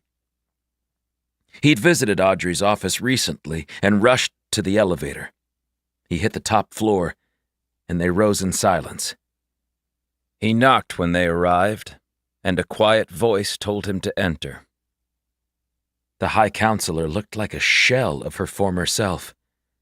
Her hair was messy, her eyes sunken and dark. Her EPA continuously chimed, but it sat askew on her desk, with Audrey ignoring it. "What's happening here?" Zane blurted. "It's over." Audrey glanced up and recognized Reba. This only made matters worse. "So, you heard?" "Yeah. I know you gave my father to the Growl and that they've released him. Where is he?" Zane demanded. "I sent Carl and my arrow to find him. As far as I can tell, the ship has been destroyed near or on Pisha." "No word from him or my dad?" Zane asked. Audrey shook her head. "Not a peep." Zane wanted to yell at her, but doubted it would accomplish anything. "You said it's over. What are you talking about?" The High Counselor stood and staggered off balance before walking to the windows. She gazed through the glass at her city, and Zane joined her with Julia and Reba. "The Growl are attacking." The skies were empty, the streets calm and peaceful. "I don't see any warships." "Not here. On Estro," she said. "Estro?" Julia asked. "Are we protecting our colony?" "We had a plan to, but the walkways stopped operating." "That's why Alistair's path didn't work," Zane declared. "You also found the paths." Audrey turned her attention to Reba. "I'm so sorry. For everything." "You were protecting our populations." Zane had expected Reba to be angry too, but she restrained herself well. "Back to Estro," Julia said. "Tell us what the plan was." Audrey continued to stare at Draken. "We built massive walkways, a pair to connect Griffin's secret base with Estro. Admiral Levine would lead her fleet of warships through at the precise moment to intercept the Growl assault. The walkway failed on the first test run, and they've been failing ever since. Who's working on it? Zane asked. Henry and Hansen. They'll figure it out. Zane strode to her desk and picked up the tablet. It continuously beeped with a flurry of incoming messages. High Counselor, get it together. He handed it to her, and she accepted without glancing at the screen. When will the Growl strike Estro? Audrey touched the EPA and checked. We have 12 hours. I'm going to Estro, Zane said. By the time you arrive, it'll be over. The Growl will own our colony and begin their infestation, Audrey said. That's where you're wrong. We've had a few modifications done to the Arrow. Zane tapped his tablet and contacted Edward on the bridge. How long before we get to Estro? Estro is 11 hours and 14 minutes if we push the engines to top velocity, Edward responded. It's too far, Audrey breathed. Not anymore. Julia pressed the elevator. We had a little help from a friend. I'm coming with you. There's no point hiding in the tower while my people are under threat. Audrey brushed her fingers through her hair and stood taller. Take me to Estro. Carl sat nervously on the Growl bridge, glancing at Hollis as she spoke to the crew. He wondered if it was possible to change their minds, or if all 5 factions were committed to seek vengeance against humanity. Hundreds of vessels were visible in the view screen, all flying for Estro. It was bizarre being in human territory on board a craft filled with his sworn enemies. Carl wished he could contact Audrey to warn her of the incursion. He wanted to message his son and daughter and say he loved them one last time. But all he could do was sit silently and await his destiny. He considered the irony of his situation. He'd been cured of the illness that had spread in his body for years, only to end up here, where he would die regardless. Once the Growl took Estro, he doubted the other faction leaders would allow him to live, or Liam for that matter. They'd be made examples of, with proof of their extermination sent to Draken. Carl knew how the Growl operated, and they had little empathy for the human race. They flew closer, time ticking down in Carl's mind. The fleet adjusted position, and it was obvious they were almost at their final destination. He risked a peek at the radar screen, finding 7 planets in the system, the 3rd from the star blinking with a red circle around it. Estro. The view screen shifted, and a large Growl male in full armor appeared on the display. Corb, Hollis muttered. Factions. We have gathered forces for the greater good of our people. Today, we take a remote colony, and tomorrow, Draken! Carl translated the words he recognized and filled in the rest based on context.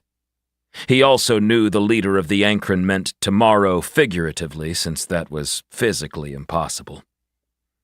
For the first time since we allowed these puny humans to challenge us, we band together, not as 5 factions, but as a united collective of Growl. Corb pounded a fist to his chest. Carl noticed a figure behind the big alien, and he rose, walking closer. The man was thin and wiry, his beard long, hair past his shoulders, but there was no mistaking his identity. Liam. We will defeat the meager defenses of Estro and send the supplies home. The Growl will continue to farm this land while we eventually take over every inch of human territory. Get to your battle stations, prepare the fighters, and get all ground troops into dropships. We strike in an hour." The view screen snapped off and was replaced with the present view of Estro's solar system. "You heard the man," Hollis shouted. "You don't have to do this, Hollis," Carl said. "I do, and you know it. If I want to survive the week, I must play the game." Hollis broke eye contact and gestured to a guard. "Take him away!" Big hands clutched his arm, and he was dragged from the bridge. The doors slid closed, and Carl fought to escape the soldier's grip. "Let me go. You will die with the rest of them." The man wore full armor, and Carl didn't stand a chance in combat. He was shoved forward as a group of Growl jogged in unison toward the hangar. They continued when the soldiers passed. "In here." Carl gazed into the dark room. He'd only have one shot at this, and he took it. He removed his metastick from his pocket and jabbed it into the Growl's eye, pressing the release. The guard flailed, and Carl snatched his gun, barely able to lift the thing. He pressed the trigger, shooting him in the chest, and dragged the corpse into the cell. He wiped his hands clean on a rag and tossed it on the dead enemy. Before leaving, Carl left the enormous gun and replaced it with the much smaller handpiece, which still required both of Carl's arms to operate. He kept his back to the bulkhead, staying out of sight as more soldiers rushed the ship's passageways. When they were clear, Carl crossed the hall and sprinted into the hangar. A dropship filled with 24 ground troops sat near the exit, preparing for their mission, and Carl snuck in, bolting to the engine room. The machinery thrummed and vibrated around him, and steam blew onto his head, instantly making him sweat.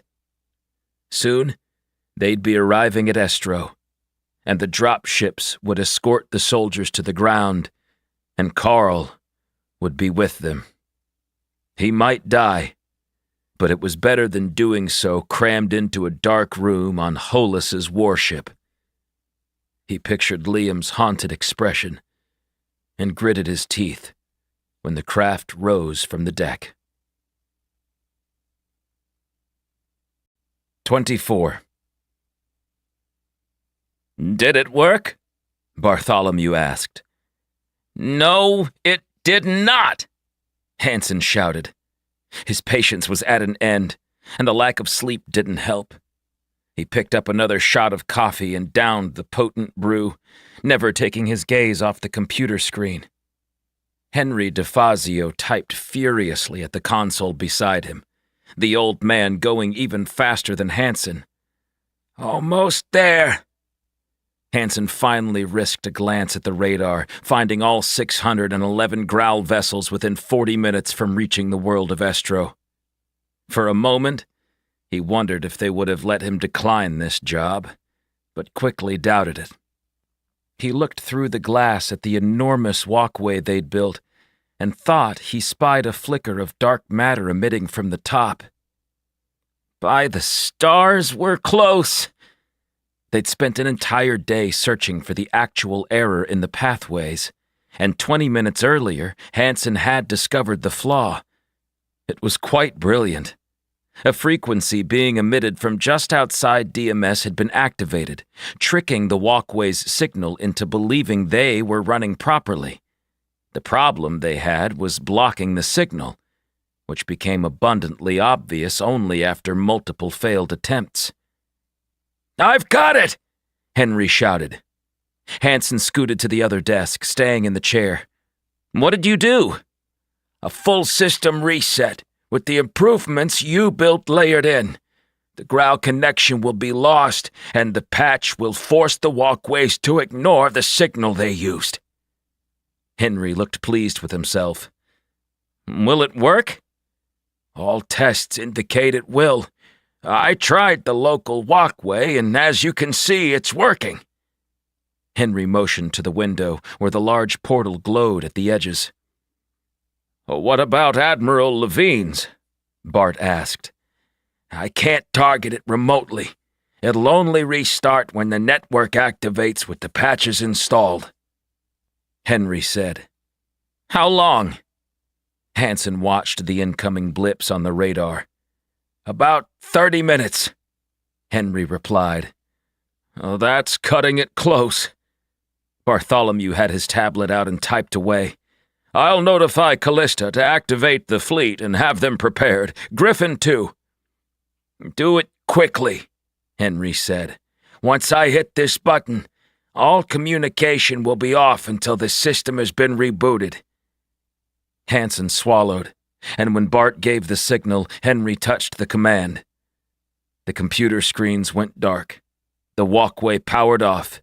The radar vanished from sight. They were blind, while an enormous fleet of growl flew toward their position. Griffin Chester smiled as he read the message. Looks like our buddy DeFazio has figured it out.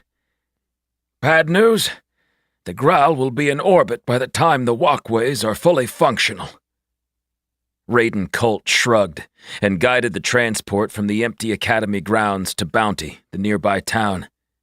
Griffin knew the area well, since his company, Unity, basically owned everything from the school to the businesses of Bounty. Commander Hoggart deserves to die, Griffin said. That snake merits much worse. Raiden landed the ship in a fenced yard, and Griffin laughed when he saw the opulence of the instructor's home. He was on the take from the growl and built a mansion this close to the academy? How did nobody notice? I taught alongside that man for a decade, and without a word of a lie. No one ever socialized with him. As far as we were aware, he flew to a cave and slept by hanging from the ceiling like a bat. Raiden exited, cutting an imposing figure in his assault gear.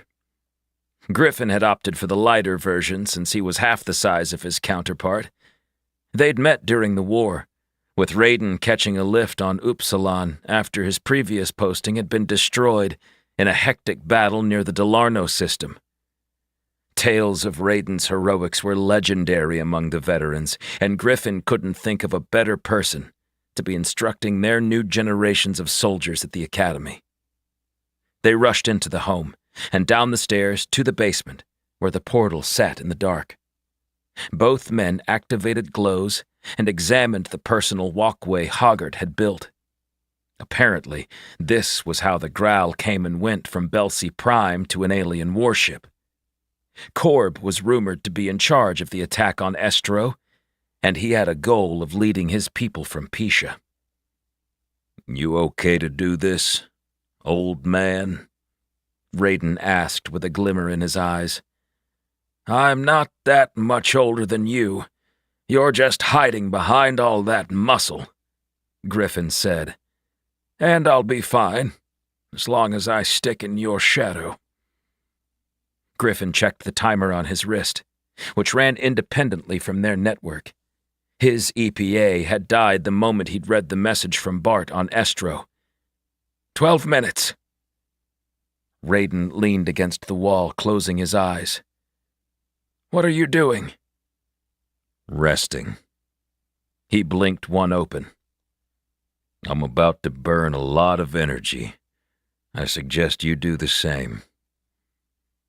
Griffin thought about busting through the walkway onto a ship filled with angry growl and almost chickened out, until he remembered that Liam Lucas was supposed to be on that very ship. As the seconds counted slowly, Griffin's nervousness shifted to anticipation and excitement. He was about to save his friend from certain death. Zane checked the Arrow's dash. Something's wrong. The network link is gone, Crystal said. Julia perked up in her seat nearby. Entirely? That's good, High Counselor Young told them. It is? Zane tapped the display, finding his own system remained intact. It indicates that Henry and his team have solved the problem, she said. Or the growl shut it off. Julia lifted her eyebrows when everyone glared at her. What? It's possible. Let's stay positive. Zane realized the Arrow was decelerating, and he ran an analysis on the engines. There's an issue. Edward, can you help me? If we don't repair this, we're going to be late for the fight. He hurried from the pilot's seat, with Reba taking over for him. Edward clanged behind him as they wound through the Arrow heading to engineering. It was a complete disaster, with wires everywhere, panels wide and modified. The Leech had done wonders for their potential speed, but no one could ever decipher what exactly Stanley's improvements were. Dozens of dark matter enhancer cases lay empty on the deck. Edward scanned the surroundings and pointed to the tank. There's a crack. Zane barely noticed the fracture until his nose was an inch away. I suggest you gain some distance. If it leaks, you might lose your sight, Edward said, and Zane backed up. Can you fix it? Zane guessed they had about 10 minutes before the growl arrived at Estro. This setback would cost them precious time. Edward worked without answering. His metal hands moved quickly, using various pieces of errant debris Stanley had left in engineering. It was difficult to believe that Bartholomew had placed the duplicate of Edward Boone onto the robot's hull. They still hadn't discussed it with Edward, hoping to learn more once their current mission ended. Edward stepped aside. Done. Zane knocked on the sheet welded to the tank. This will hold? I hope so. Zane used the ship's control panel and contacted the bridge. Reba, how are we looking? Back to full speed. ETA is 11 minutes. His father's previous crewmate answered. When they returned to the bridge, he had a visual on the sheer size of the Growl fleet. The radar wasn't connected to the regular network. Since the Arrow was created by the aliens they were about to face in combat, and it filled with tiny dots indicating every enemy ship. Zane filled with despair, realizing they had no way to defend Estro. We have to evacuate. Why haven't we transported the population off-planet? High Counselor Audrey Young set a hand on his arm and locked gazes with him. Zane, there are moments in your life when you need to have faith. I trust in the people I've associated with. Henry, Carl, Callista, Griffin. You and Julia. She smiled, and years sloughed from her expression. Zane saw her as she'd been during the colony wars. Everything will work out. The network will restart, the walkways will activate, and we'll fend off the growl. Julia nodded with determination. I actually believe you. So do I, Zane admitted. He took over the pilot's seat as he sped deeper into the solar system. Zane peered at the enemy vessels, wondering where his father was. We're doomed, Gabrielle said. No, we're not, Callista told her. Bart's message said they required a restart. It'll power on at any moment.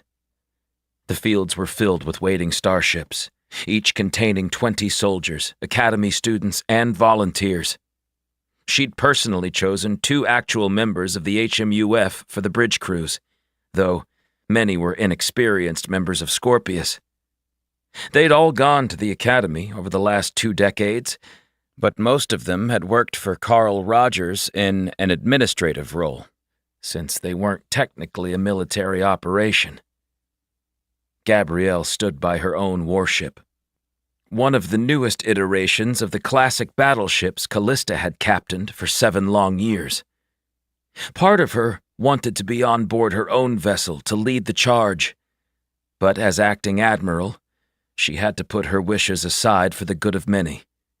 After killing 2 growl with her bare hands, hadn't Callista earned a spot behind closed doors while others made the sacrifice?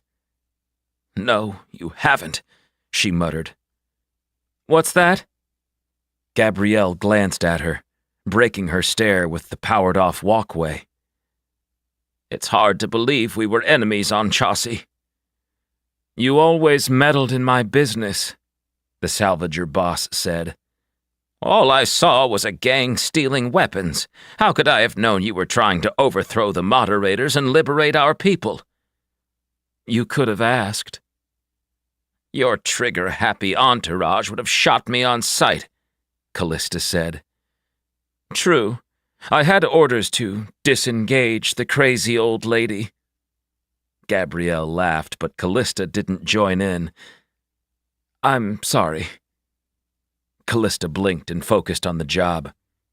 Her mind occasionally wandered, but the medication helped. She'd never had issues before fighting Hookah in the marshes of Folis, but after the beating she'd endured, Callista's brain wasn't the same. "It's okay." She eyed the countdown timer and gestured to Gabrielle's ship. "Get on board. Lead them when the portal opens." "I won't fail you, Admiral." The bald woman smiled and gave her a single nod. Callista was left alone on the surface of a lonely and barren planet. Behind her were hundreds of giant warehouses stocked with supplies. In front, a grounded fleet of warships unlike anything the human civilization had ever witnessed. She had to appreciate Griffin's foresight, but also wondered if this would make things worse. They needed to not just fend off the Growl attack, but to destroy every one of their enemies. Callista wanted to prove a point to the factions to dissuade any future assaults. Humans weren't to be trifled with. 3 minutes, she told herself, checking the timer. This better work. "Look at your colony, Liam. This is what you came from. They're weak." Korb lingered in the center of the bridge, staring at the view screen where Estro sat, defenseless. There was no fleet in orbit prepared to fight, no space station with military protection capabilities, just empty space and silence. Liam wanted to argue, but he didn't have a leg to stand on. The Council wasn't aware of the incoming Growl fleet, and Liam could only watch in horror as the clusters of agitated Growl approached their target zone. The dropships were already near atmosphere, and Korb switched the screen to show the camera feeds from one of those craft. Estro wasn't huge, with 100 separate living regions for the farming crews spread across the most fertile lands. Korb would decide which area had the biggest silos, and that was where he'd focus on. Tiny probes shot from the underside of the lead dropship, and dozens of new screens opened as they each relayed a feed back to the network. Korb observed quietly, slowly getting closer to the view screen as they transmitted buildings and people in the fields. The hair on Liam's arms rose when the walkway came into view. It was gigantic and beautiful, even without the glowing ring surrounding it. He smiled, understanding that a plan had to be afoot. "What in the blessing of Galvatron is that?" Korb barked a few commands in his own language, and the bridge crew muttered responses. He looked at Liam, a deep frown cutting through his wide brow. "Why did they build this, human?" "You're asking me?" Liam asked. "I've been locked on Pisha for the last 23 years. Korb shoved him, sending him into his seat. "Don't move."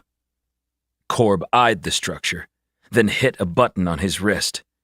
"Send the ground troops to that device. Blow it up."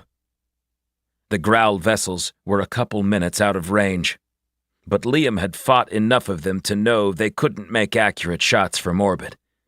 They were tactically much stronger battling in warships while remaining in the vacuum of space, not within atmospheres.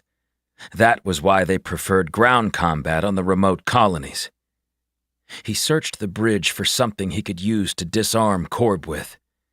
Even if he secured a gun, the other Growl would kill him within seconds. Plus, the fleet wouldn't stop just because Korb did. They were committed to the cause, and there was no turning back. Liam could only watch helplessly as the Growl inched forward. 25. "Come in, Estro," Zane called to radio silence. "The reset is happening," Audrey Young said. "We will defend our soil." "Judging by the 20 dropships about to land by the walkway, I'd say they might be too late," Julia told her.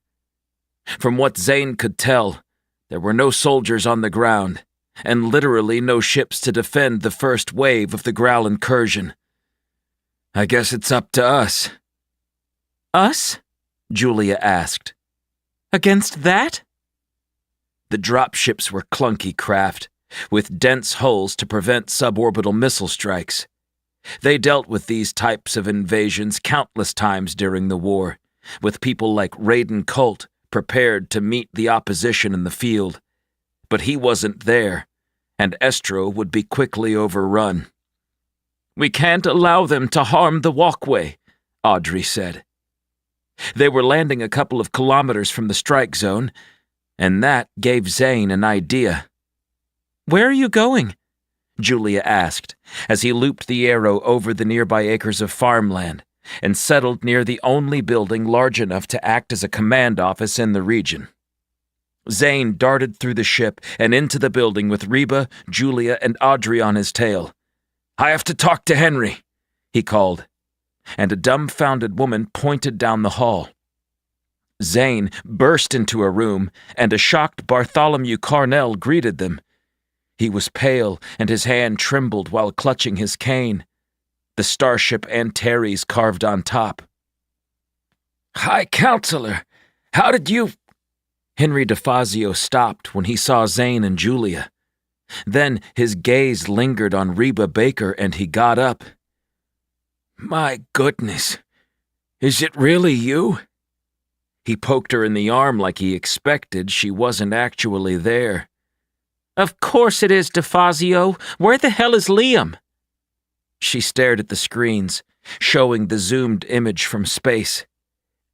"We're guessing he's on board one of those," Henry said. Zane viewed the image, still struggling to comprehend the news that his dad wasn't dead, at least not yet. The day was young. "How much longer?" Audrey asked the other man in the room. Zane had seen him once after the accord ended but couldn't recall his name. "Hanson, I'm talking to you. 2 minutes, he stammered. "I'll give Nebulous my firstborn if this works." "What would Nebulous want with—" Henry shook his head. "Never mind. I'll give Nebulous your children too if we pull this off." Audrey stood with Reba, both wordlessly observing the display as the numbers decreased. Julia held Zane's hand, her grip tight while they waited for their fate to be sealed. The walkway would either work, or it would fail. Both options were beyond Zane's control. The dropships were settled, and Zane used his own Arrow's cameras to watch on his tablet. It wasn't connected to the network, but he had a local link to the ship on. The Growl had landed, and a ramp opened, revealing battalions of armored Growl dashing to the fields below. "It's begun," Zane said, but no one looked at him. They were too focused on the walkway as the timer went from 10 to to 0. The giant ring remained dark. "We're going to die," Hansen whispered. "Not today, kid." Henry hit another button, and the ring lit up, the outer edge growing bright as the dark matter misted from the interior. The portal was operational. "Send word to Admiral Levine," Audrey ordered. "It's a go." Henry rapped his gnarled knuckles on his tablet. "The walkway started, but the comms are lagging." "What does this mean?" "The fleet can come, though we're running blind. There's no chatter between our ships," Henry said. "Better than nothing." Audrey tapped on the desk. "Get the comms working, you two. Bart and Reba with me." They all rushed outside, and Audrey led them to a nearby barn. She flung the doors open, rushing to a hidden starship. It was another Arrow, or similar enough in design. "Reba, can you fly it?" The woman smiled at the High Counselor. "I can fly anything." "Less telling, more showing." Audrey turned to Zane before boarding the craft. "It'll take them a while to arrive. We need to defend the walkway in the meantime." "Do you have ground troops waiting across that portal?" Zane asked. "No, just a couple hundred warships and a lot of inexperienced soldiers," she answered. "I have an idea." "Hurry. The Growl will be here any minute." With that, the High Counselor was gone, with Bart lifting his cane to wave at Julia. The ramp slammed closed, and Reba wasted no time barreling through the barn's ceiling. "What's your plan?" Julia asked as they returned to the Arrow. "Remember how we thought there was a warehouse of robots?" "Sure." Zane left the comment unsaid, and Julia laughed as they lifted into the sky, shooting toward the activated walkway. "You always surprise me, Lucas," Julia said. "Crystal, we require your help." The robot's face shone brighter. "I am here to serve, Julia." Zane's heart raced as the first warship passed into the walkway, coming from a distant planet to defend Estro. They'd hoped to have the fleet waiting when the Growl arrived, but maybe this would work out even better. Their enemies were mere minutes from reaching Estro, and fleeing wasn't an option. A second HMUF warship shot through the glimmering portal, and Zane ducked the Arrow lower, nearly clipping the ground before entering the walkway. Until a couple of weeks ago, Zane hadn't known there were personal portals, or paths as Alistair called them, and now they could send entire battalions from world to world. They materialized, molecule by molecule, near the warehouse district, far, far away from Estro, and Zane shuddered, thinking about what could have happened to them. "This is unbelievable," Julia said. The entire sky was blotted out with warships.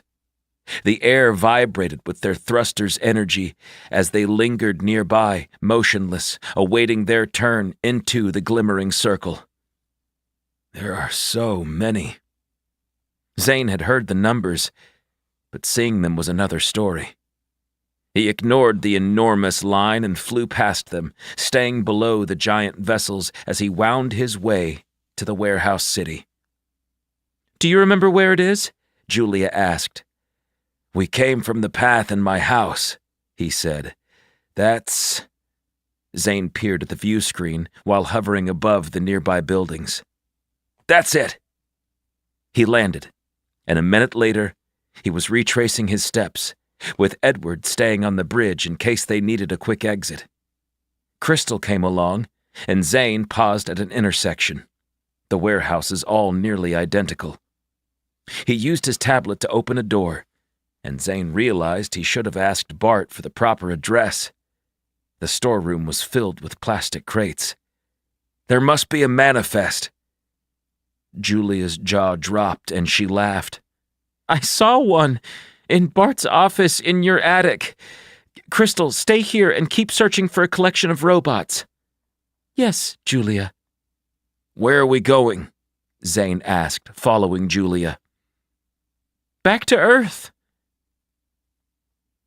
Carl waited until the last growl had exited the dropship before braving the outdoors. His uniform was drenched in sweat from hiding near the overworked engines, and Carl wanted nothing more than to have a shower and sit by a fireplace with a stiff drink and a good book. It was hot on Estro, too, which didn't help his mood, but his head no longer ached with every step, and his lungs didn't burn with each breath, so he had to take the positives and run with them. He returned to the empty cabin and scoured it for anything he could use to defend the walkway against the approaching soldiers. There were hundreds of growl, and only one of him. Carl wished he could contact someone, but without a tablet that wasn't possible. He quickly found a belt filled with timed explosives. He'd seen these grenades in action years earlier and recalled the damage they were capable of.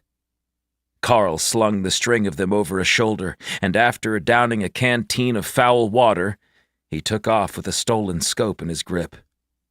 Carl used it to view the walkway. He couldn't help but smile as the warships poured out. From here, the growl weren't visible above. They hadn't breached the atmosphere yet. He guessed they'd remain in space once they realized what was happening. But he guaranteed Korb had ordered these troops to destroy the portal. He turned the focus to the huge armored growl stalking through the fields, aimed for the incoming human fleet. Carl inhaled and followed them. Zane completed the code, and the personal walkway gleamed. They entered it, leaving the warehouses behind, arriving in his estate house in Little Knife, Minnesota. He peered out the window at the idyllic summer afternoon. "It's hard to imagine such peace when we're in the middle of a fight for our future," he said. "Okay, you keep contemplating life, and I'll find the damned manifest." Julia scoured Bart's private hideout, tossing books and paperwork onto the wooden planks. She hefted an old tablet and pressed it on, whispering impatiently as it powered up. "Come on." "Are you sure that's what you saw? We could be wasting valuable time." Zane stayed near the path, eager to enter the password. Julia scrolled the files and showed him the list. "This is it." "Where did they store the robots?" Zane peered over her shoulder at the screen. "Quadrant 11.3, Building 5. Zane took a last look at the yard and hoped he lived long enough to come home and enjoy the property. "When this is done, I'm taking a month off." Julia was unusually silent when they materialized on the far side of the path. "Don't tell me you have other ideas." "I do," she said. "How? We've been together for this entire trip." "Ask me when we've dealt with the growl." Julia pushed outside, leaving the old-fashioned furnished landing room behind. It reeked of Bart's taste, until you reached the warehouse, which had Griffin's Company Unity's stamp on everything. He hadn't noticed the labels before, but now spied the digits near the building's doors. Crystal joined them in their search for 11.3. Luckily, they found it a minute later, and Julia had the entrance open as Zane arrived. Row upon row of lifeless robots stood inside. He walked up to the closest, which towered 2 feet taller than him. "Don't they need weapons?" "Right," Julia said, using Bart's tablet to locate them. Time ticked by, and Zane wondered how the scene at Estro was unfolding. He glanced at the line of warships, finding more than half had already departed through the portal. Normally, he would have suggested the fleet just blast the ground troops from above and call it a day, but the growl had protective shields on each of their armored suits. They were capable of blocking overhead assaults, but with all the energy focused on an invisible umbrella, it left their bodies susceptible to ground attacks. Not to mention there were hundreds of growl ships speeding for Estro to focus on. Saving the walkway only mattered until their fleet had evacuated, and that meant Zane needed to hurry.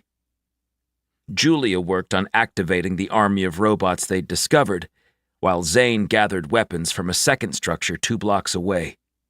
He hauled crate after crate into the street, which grumbled under his feet as the robotic army marched through the city, following Julia and Crystal. "Everyone grab a gun," Julia ordered, and they obeyed without delay. The robots were far different from the docile serving bots like Edward and Crystal. They were thinner, with narrow heads and glowing eyes. The army moved quickly, and when Julia gave them directions on who their enemy was, they nodded as one, racing from the city to the shimmering portal. They climbed the ledge and dashed below the nearest warship as it entered the walkway. Zane didn't loiter.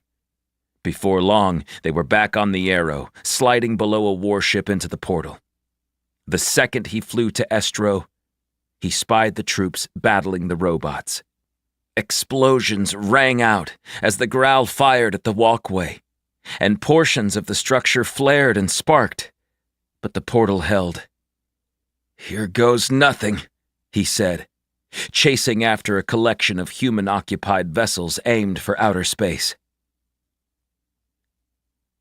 The cruiser thundered along, and Chad mentally checked off the list of commands before lifting from the hangar. Their comms were down, but the message was clear. Fight for the defense of Estro. Shoot anything that didn't belong to their own fleet. He was grateful to be included in Gabrielle's ship, which she'd called Salvage, in honor of her group that had started the revolution leading to the Growl's departure.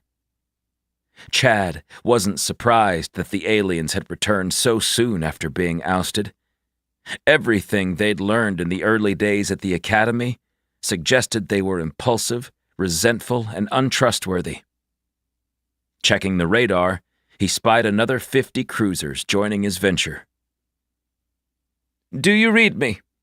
A voice entered his headset. "Loud and clear," he said, then realized the message wasn't sent to just him. "The communication lines have been restored, so keep them open," Gabrielle said.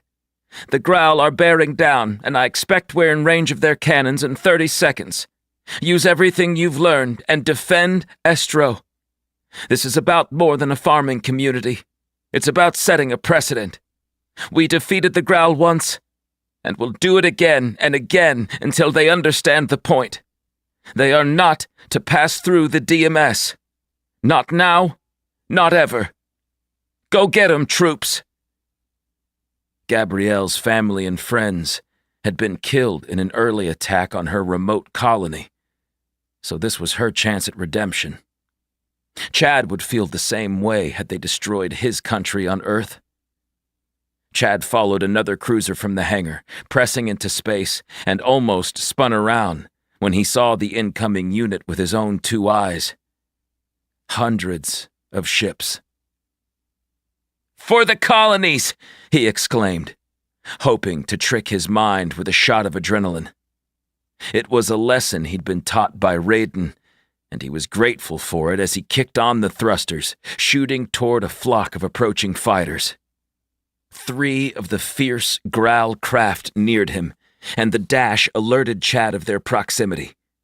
He fired, narrowly missing the target, and someone dipped from above, swooping in to destroy all 3 with as many pulses. The arrow continued on, and Chad smiled, recognizing the vessel Zane had taken on his mission to search for the invisible colony. "Z4, is that you?" he asked, firing at another cluster. "Chad? I didn't expect to see you out here," Zane replied. "Keep your chin up and follow me. Let's do some damage." He understood Zane was trying to protect him from harm, but grew in confidence from the sound of Zane's voice. "Roger that, Z4. I'm on your tail." A plethora of warships emerged from the surface of Estro until their numbers were almost equal. Everywhere Chad looked, vessels were engaged in battle, pulses and blasts erupting before quickly suffocating. with no air to fuel the flames. 26. Griffin Chester paced the basement of Commander Hoggart's home, eager to enter the personal walkway he'd built there. It had powered on a while ago, but they were waiting for a communication from Callista. There must be an issue, Raiden said. Or our contact is dead. Griffin thought about Callista, and he'd burned Pisha to the ground if anything happened to her. Raiden blocked his view of the portal, and he turned, his face grim behind the helmet's shield. You ready? We're going in? Raiden nodded. It's now or never. The large soldier touched the edge of his gun, and the charge displayed, showing full power. Griffin did the same, then checked his vitals, finding his heart rate much higher than it ever ran when he was 2 decades younger. Let's save Liam. Griffin entered behind Raiden, traveling from Hoggart's basement in Bounty to a moving Growl starship by Estro. They'd considered adding the smaller iterations to their own warships, but the math became exponentially tougher the more compact and mobile the destinations were. Griffin wiggled his fingers and toes, hoping they all made the trek.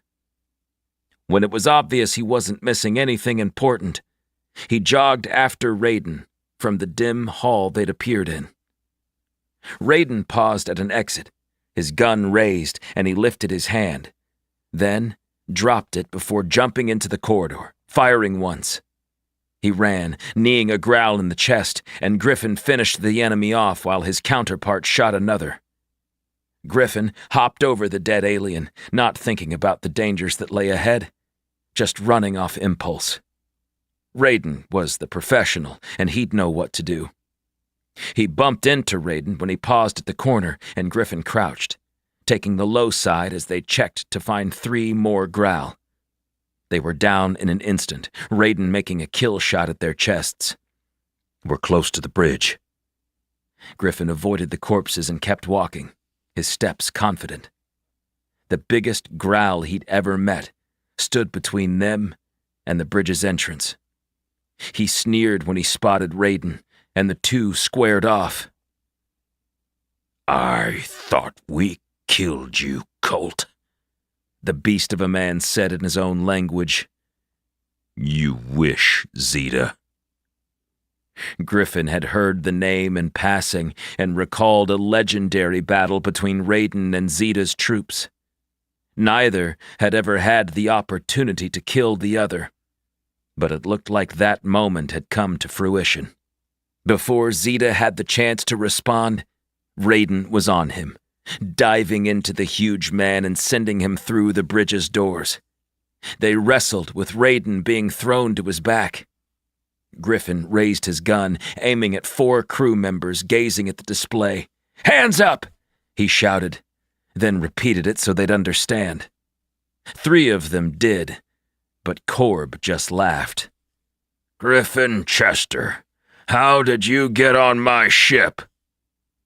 Griffin ducked when Raiden swung a fist at his opponent, and they bashed into a computer module, shattering it.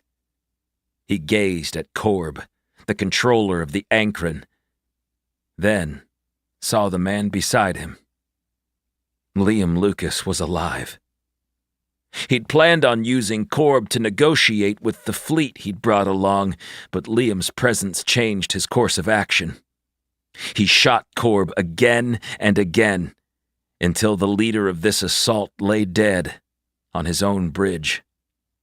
Raiden kicked Zeta, snapping something in his leg. He punched the Growl's giant neck and shoved him to the deck. Instead of risking it, Griffin fired at him too, ending the threat. Raiden's chest heaved from exertion. I could have done that. The remaining Growl lifted their arms in surrender, and Raiden removed cuffs from his belt, securing them to a bench. Griffin tossed a gun to Liam and nodded at the former captain. "Watch the door." "We have to stop this," Liam said, reaching for the controls. griffin peered out the view screen, seeing how much damage each side was inflicting on one another. But how? Zane had spent most of his Scorpius career flying a cruiser and checking borders, but rarely did they have to fight.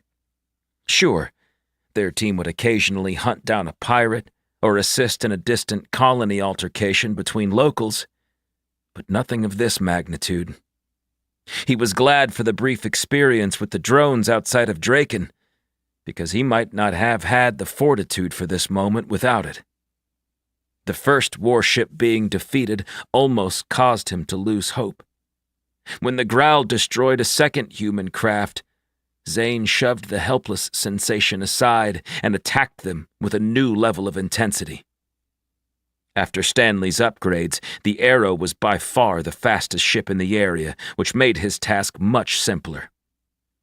"The Ankron ships are taking the lead," Admiral Levine's voice carried into the speakers, and Zane searched for the source, seeing Upsilon rising from Estro.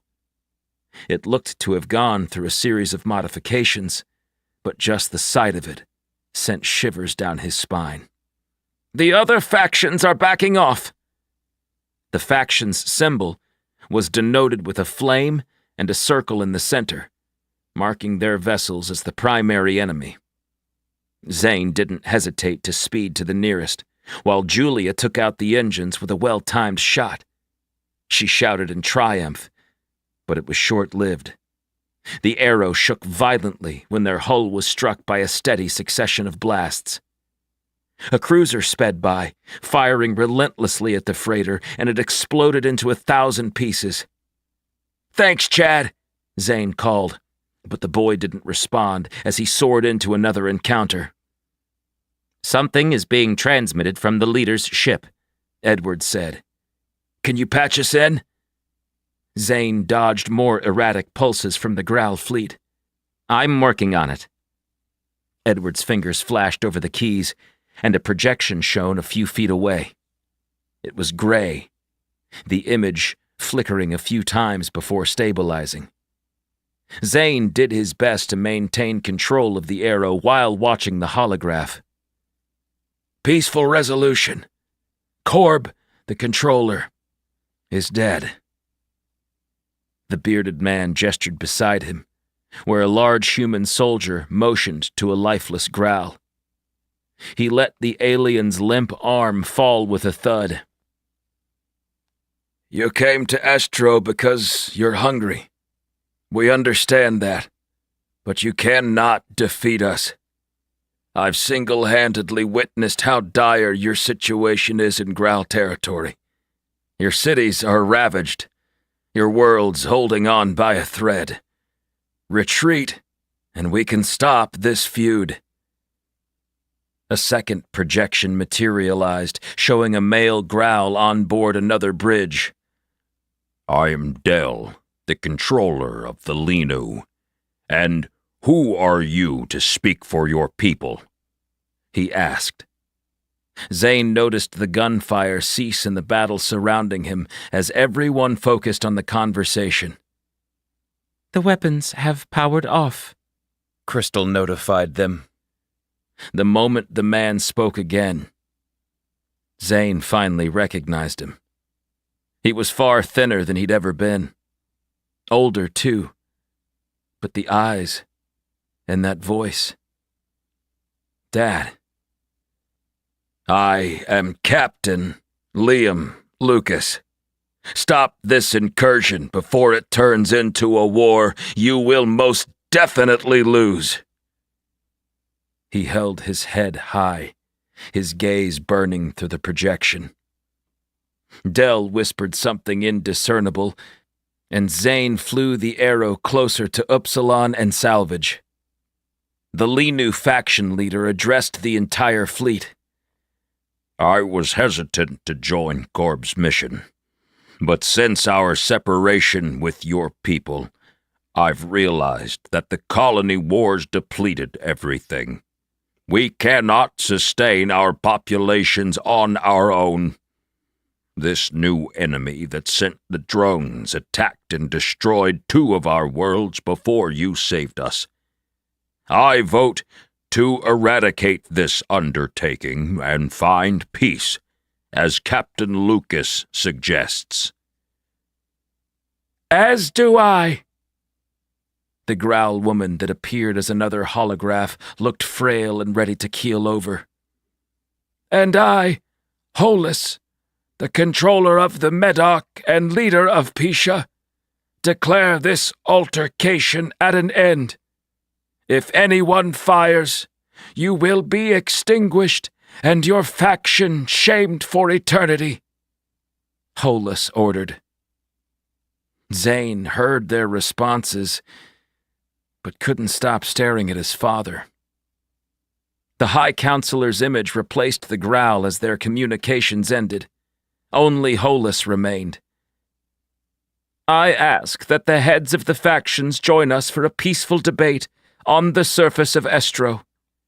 Send your fleet 10,000 kilometers away at a rendezvous point, and I'll give you my personal guarantee that none of you will be harmed. Audrey Young promised. Hollis accepted, and Zane watched as the growl vessels turned around and obeyed the command. Not a single vessel fired, though a few of the Ankren lingered longer than others. Eventually, a squadron of Medoc fighters flew behind them, urging them to depart, and they did. Julia smiled at Zane. Want to meet your father? The fields were flattened by 100 warships. Half remained in orbit, ensuring the Growl Armada didn't get any ideas. Zane was among the first to disembark with Julia beside him. Audrey Young recognized most of the surrounding faces, and even Callista seemed happy. Soldiers flanked the High Counselor as she approached the 4 Growl vessels. Their faction controllers joined the growing group, none looking too pleased with their situation. Only Hollis demonstrated any kind of emotion, and she smiled at Audrey. Are we done fighting? Callista asked. Yes, Hollis said. Callista Levine eyed them, ending with the old, frail Growl woman. Are you sure? Or do I have to kill one of you in Desik Pilem? No. Hollis spoke for them. There will be no resistance. We accept your terms. Audrey thought about the losses they'd just endured. There wasn't a concrete tally, but at least 20 of their newly appointed warships had been destroyed in the few minutes of battle, meaning over 400 inexperienced humans were dead. And for what? The Growl's selfishness? Fury rose in her chest as she watched. She could have them shot, then destroy the rest of the fleet before they were aware of what had transpired. But what good would come from more death? Perhaps she wasn't cut out for this position. Humanity should have a leader willing to make these difficult decisions. Audrey searched for Liam Lucas's vessel and finally spotted it descending from above. It was going too fast, and she noticed a spattering of gunfire near the walkway, aimed at Corb's ship. What is going on? A soldier she didn't know pointed to his right, past the wheat fields toward a sturdy barn. I found a battalion of Growl foot soldiers trying to take down the incoming craft. I suppose none of you gave that order? Callista shouted. We wouldn't dare, Hollis said. Dell grimaced, and Audrey knew it was his doing. You have dishonored your people. Audrey retrieved her gun, her hand not even shaking. Corb's vision was sound, and we shouldn't give in to the likes of... Dell staggered when the projectiles blasted him in the neck. He clutched the wound, glancing at Hollis before dropping to his knees, then onto his face. Get those troops, and for the love of the colony, someone stop that ship from crashing! Callista yelled as pandemonium ensued. Callista attempted to usher Audrey and the remaining 3 Growl leaders away from the fray, but Audrey refused. "Guard them. I fight with the rest of you." A stream of robots emerged on the horizon, shooting at the Growl ground troops, and the entire area erupted into battle.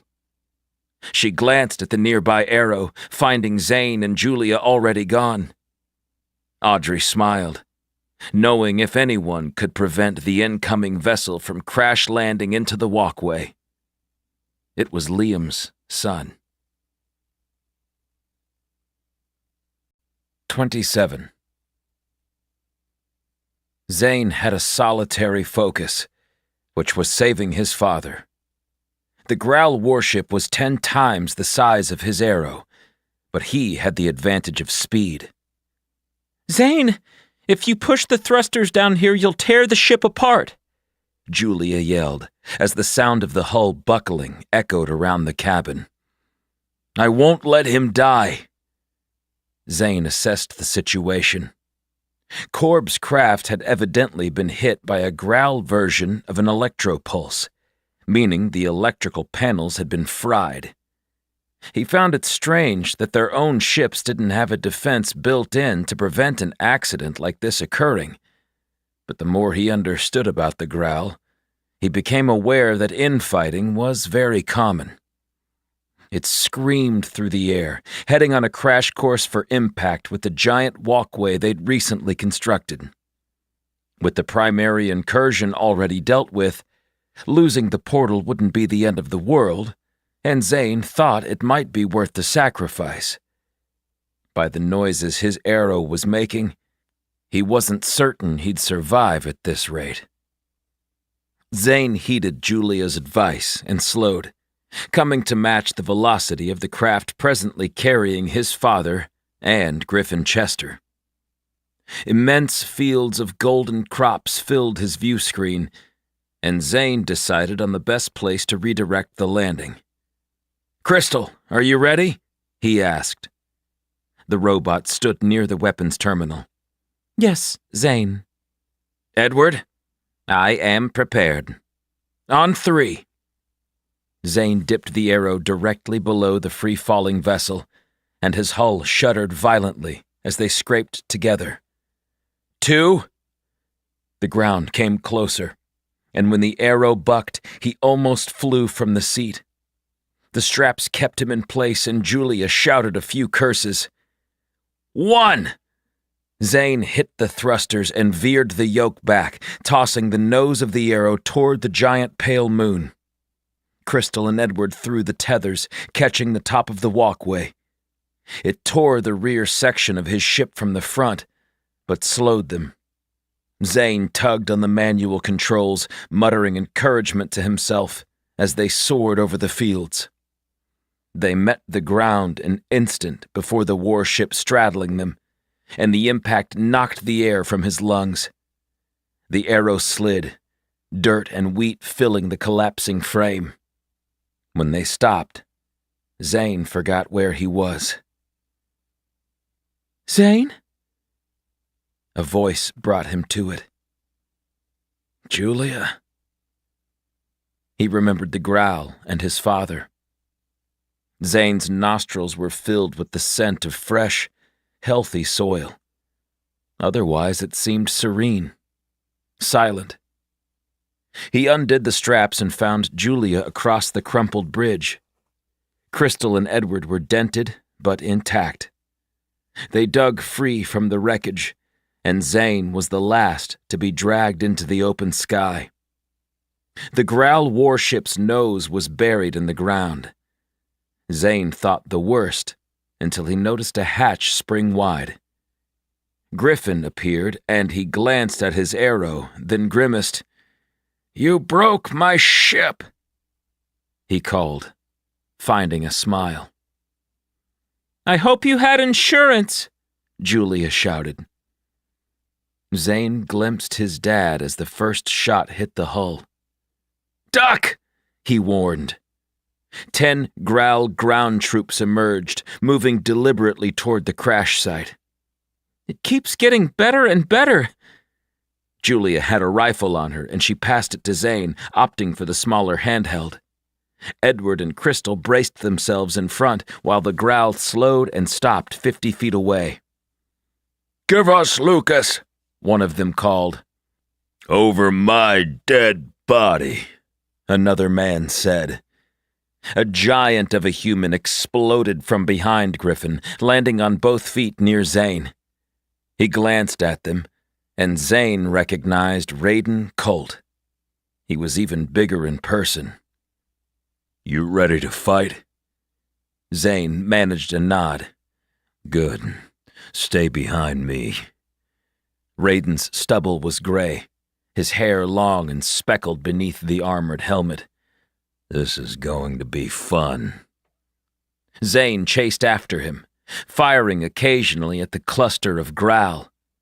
Before they approached, an explosion detonated, throwing their opposition back. Zane attacked the distracted enemies, while another man arrived, shouting at the top of his lungs. Carl Rogers was covered in mud, his clothing ratty and torn. "Get off our colonies!" Carl had killed 4 by the time Raiden joined the charge, and Zane held Julia back, keeping them from the carnage. It was over quickly, with Carl falling to his seat after the task was completed. The last of the ground soldiers had been dealt with. The Growl were farther away in space, waiting to return to their own territory, and... "Zane?" The voice shook him to the core. Zane dropped his rifle when Liam Lucas approached. He saw so many things in his father's eyes, ranging from sadness to excitement to resentment. But most of all, he saw himself in the cheeks, the forehead, and the familiar crooked grin they both shared. "Dad." They embraced, both men holding tight, like a false move might cause the other to vanish. "You saved us," Liam said. "You did come all this way." They separated, and Zane felt his father's gaze assessing him. It was probably even stranger for him than for his son. Zane had the advantage of being able to watch home feeds and relive bridge battles with actual footage. To Liam, Zane had been a young boy, now a grown man. "I'm sorry," Liam said. "There's no need to apologize." "Did your mother remarry?" The question broke Zane's heart. "Dad, she's..." Tears streamed down his cheeks, and his chin sank to his chest. Zane looked up, finding a growing audience. High Counselor Young was there, with Admiral Levine at her side. Bartholomew Carnell lifted his cane in acknowledgement, and Julia Rossi seemed content with the robots. Chad Scott exited his cruiser, grinning at the scene, while Henry DeFazio chatted with Griffin a short distance away. "Quite the rousing speech, Liam." Audrey was the first to interrupt their reunion. They hugged, despite Audrey's part in his imprisonment by their enemy. Zane knew that his dad had volunteered. Reba Baker jogged closer. "By the stars, Liam! Only you could be held by the Growl for 20 years and come out looking better." He laughed and appraised Antares' former pilot. "Reba, I thought you'd taken refuge on some distant, invisible colony." She gestured to Zane. "This one found us." "You've been busy," Liam told his son. "Come." Audrey clapped her hands loudly. The Growl are leaving, and it's time for us to honor our lost and celebrate our living." A warship rose, carrying the remaining 3 faction controllers as they were ushered to their own fleet, with the distinct orders to leave human space and never return. A negotiation would occur at a later date. Zane watched the last of the Growl depart Estro with Julia. She leaned her head on his shoulder and slipped her hand into his. "Don't get any ideas," she warned. "I wouldn't dare." They stared at the disappearing ship until the sky had darkened and the view was beset with nothing but stars and infinite possibilities. "I was thinking," she said, as they joined the party happening outside the barn. "Yeah? It won't interfere with my plans to relax for a few weeks, will it?" Julia's eyes sparkled. "Edward Boone was the greatest explorer of all time. He died before finding his biggest treasure. Have you heard of the Diamond of Destiny?" Zane gazed at the robot, with Crystal and Bartholomew near a roaring fire. "You don't say." "Securing that might give me enough to retire." Julia grabbed a drink from a table, offering it to him, then taking her own. "We'll go down as legends."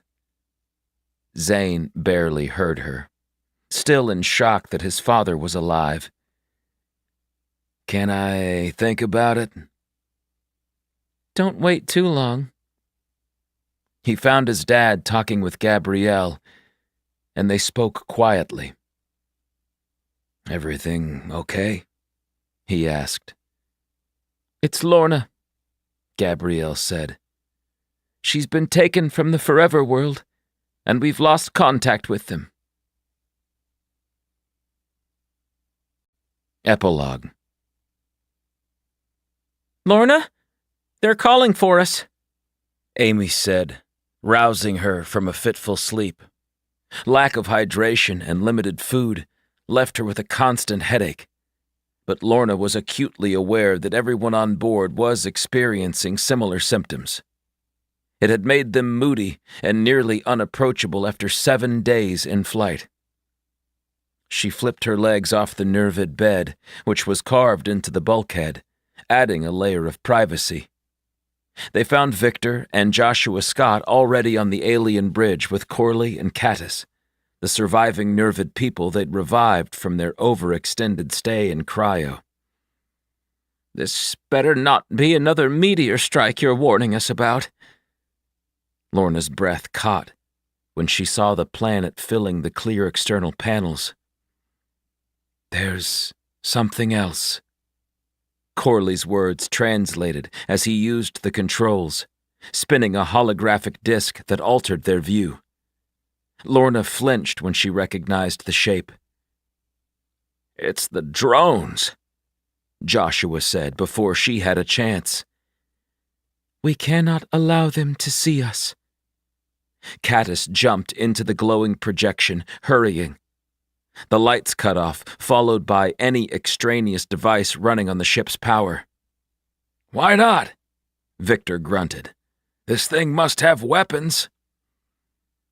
"We do, but if we advance, it'll notify the Orlocks of our existence," Corley said. "Are you telling us the drones are attracted to technology? Why wouldn't your people just blast them with the illuminator?" Joshua asked.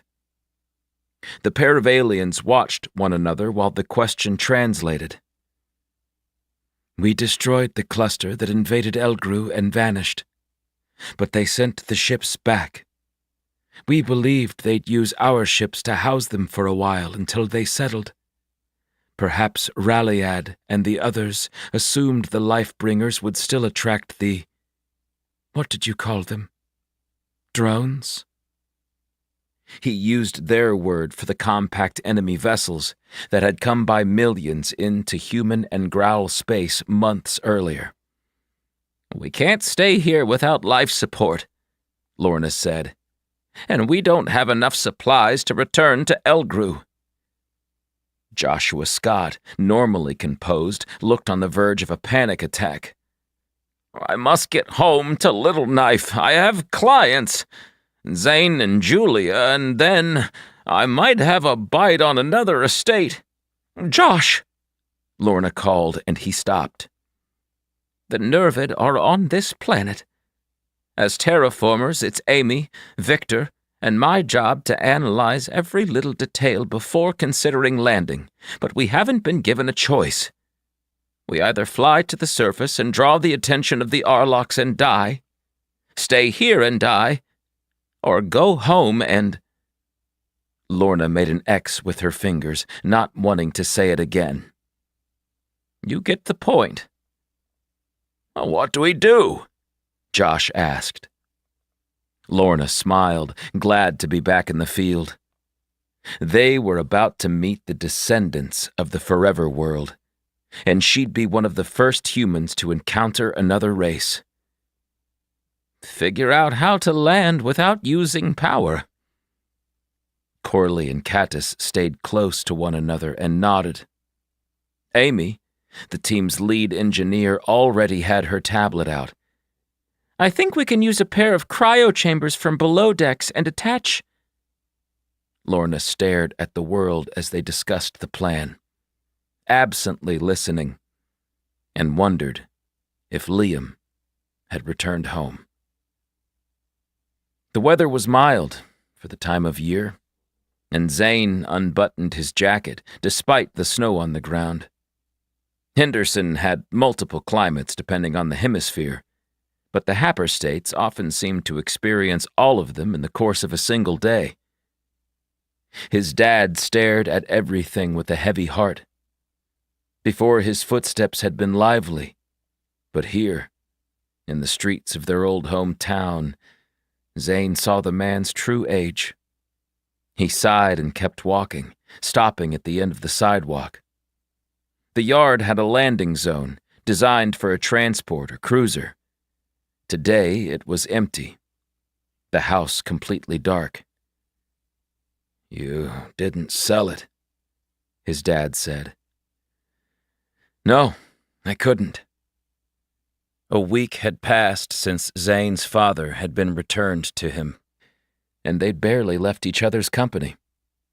For the first few days, it was like a ghost had drifted into his life, and Zane continuously expected him to fade away.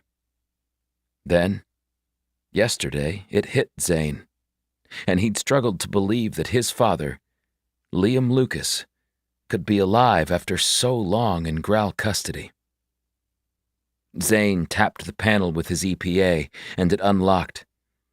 He waited to the side, letting his father enter first. The floorboards creaked with his weight, just as they always had, and Zane almost lost it. Such a silly memory to trigger his emotions, especially since he felt drained of all sentiment at this point. It's exactly the same. Zane entered behind him and sealed them inside. I have it checked on and cleaned every month. Liam didn't even look at Zane. He just wandered into the living room, then down the hall. He lingered at the door where he'd watched Zane when he thought his son was sleeping. Zane noticed how he resisted examining his own bedroom. I wish she would have known, Liam said. Oh, Irene, I miss you. She missed you too, Zane said. Liam's chest puffed out and he exhaled. I can't stay here. I don't blame you. Where do you want to go? Liam asked him. You've heard about my estate on Earth? That I have, his dad said. Then how about we visit? It can be our home base while we figure out the next steps. Liam smiled, despite the flood of memories. I'd like that very much, It'll be nice to show you around. Zane laughed as he locked up. Do you still have the Forever World? We must have worn through 10 copies. His dad walked the street, glancing in Lorna's house's direction. But I would like to see the actual place after we visit Earth. Maybe my sister will be back.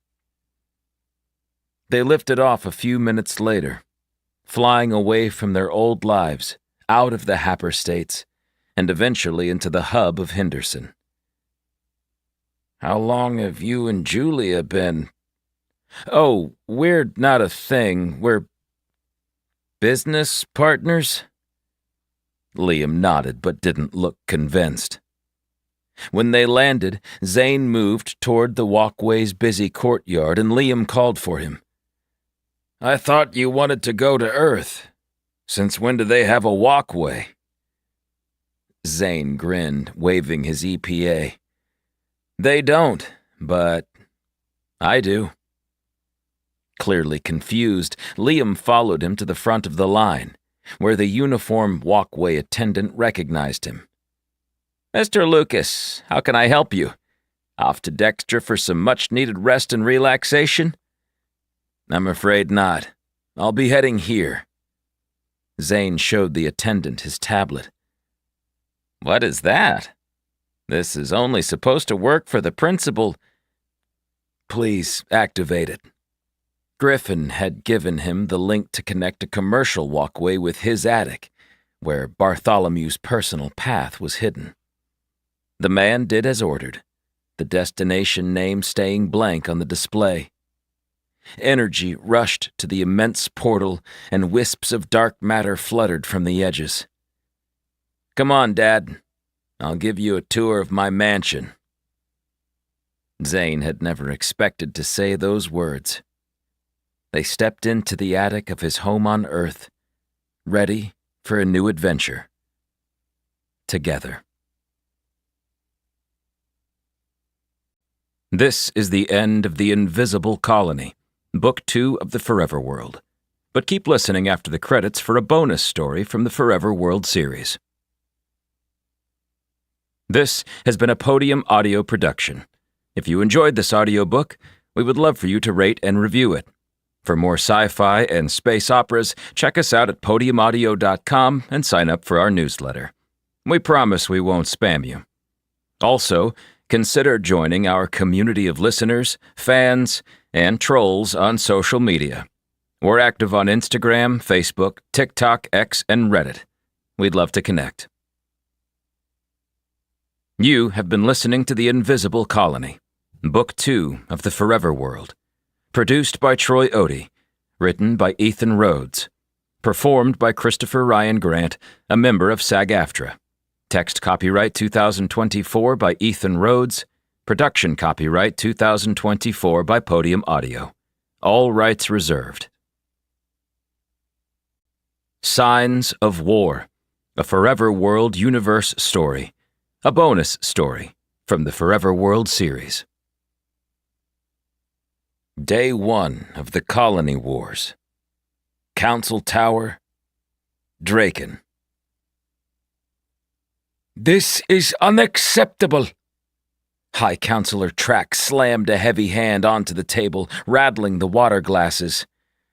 Track, we can't dive into war with an alien race we've never seen, Carl said.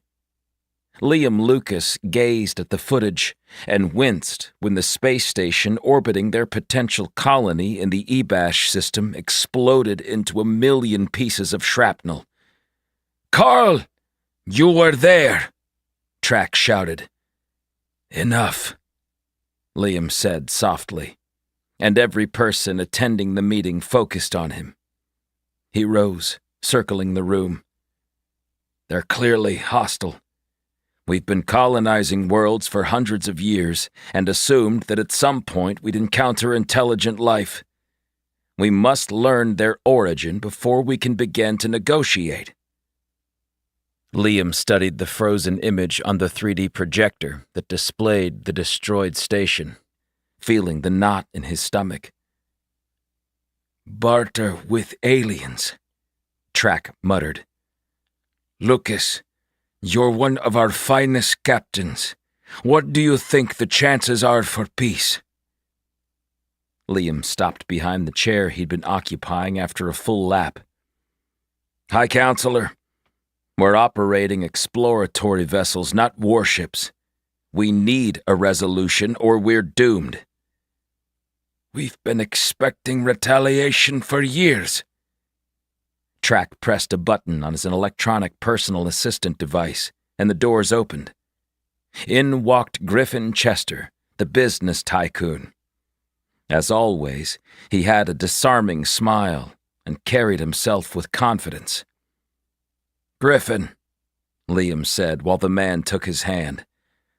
Liam Lucas in the flesh. Your name has come up a lot lately, Griffin told him. Is that so? Liam lifted his eyebrows and glanced at the others. Counselor Audrey Young grinned sheepishly, and Liam suddenly felt set up. What are we really doing here? We'll try Carl Rogers' approach, seek a negotiation with these aliens. But when that fails, we'll be prepared. High Counselor Track motioned for everyone to rise. Come with me. Liam exited after Carl and gripped his friend's arm. Do you know anything about this? He hissed. Nothing, I assure you. Carl shrugged him off and stalked through the corridor, their procession exiting the council's tower in the middle of Draken. Liam disliked the city, not because it wasn't pleasant or appealing, but because it was overpopulated. He preferred his home in the Happer States on Henderson. Liam closed his eyes while they walked toward the empty courtyard and recalled the breeze back home, heard the gentle rustle of the wheat crops outside his window. I present Captain Liam Lucas with humanity's first warship, High Counselor Track said, gesturing upwards. Liam's and everyone else's gazes lifted to the cloudless sky. He quickly recognized the rumble of powerful thrusters, the vibration of air as a giant vessel descended overhead. It was huge, twice the size of their exploration ships. I give you Antares. Liam's skin covered with bumps at the name, and he stepped closer as the craft landed. The ramp lowered from its underside, setting on the cobblestones with a resounding thump. A warship. For you, High Counselor Track seemed extremely pleased with himself. Unity built it, with a little help from the government, of course, Griffin said. Carl let out a low whistle, clapping Liam on the back. Guess you've been promoted. Liam observed the surrounding people, then the vessel, and had a sinking feeling. Their destiny was directly linked to the ship.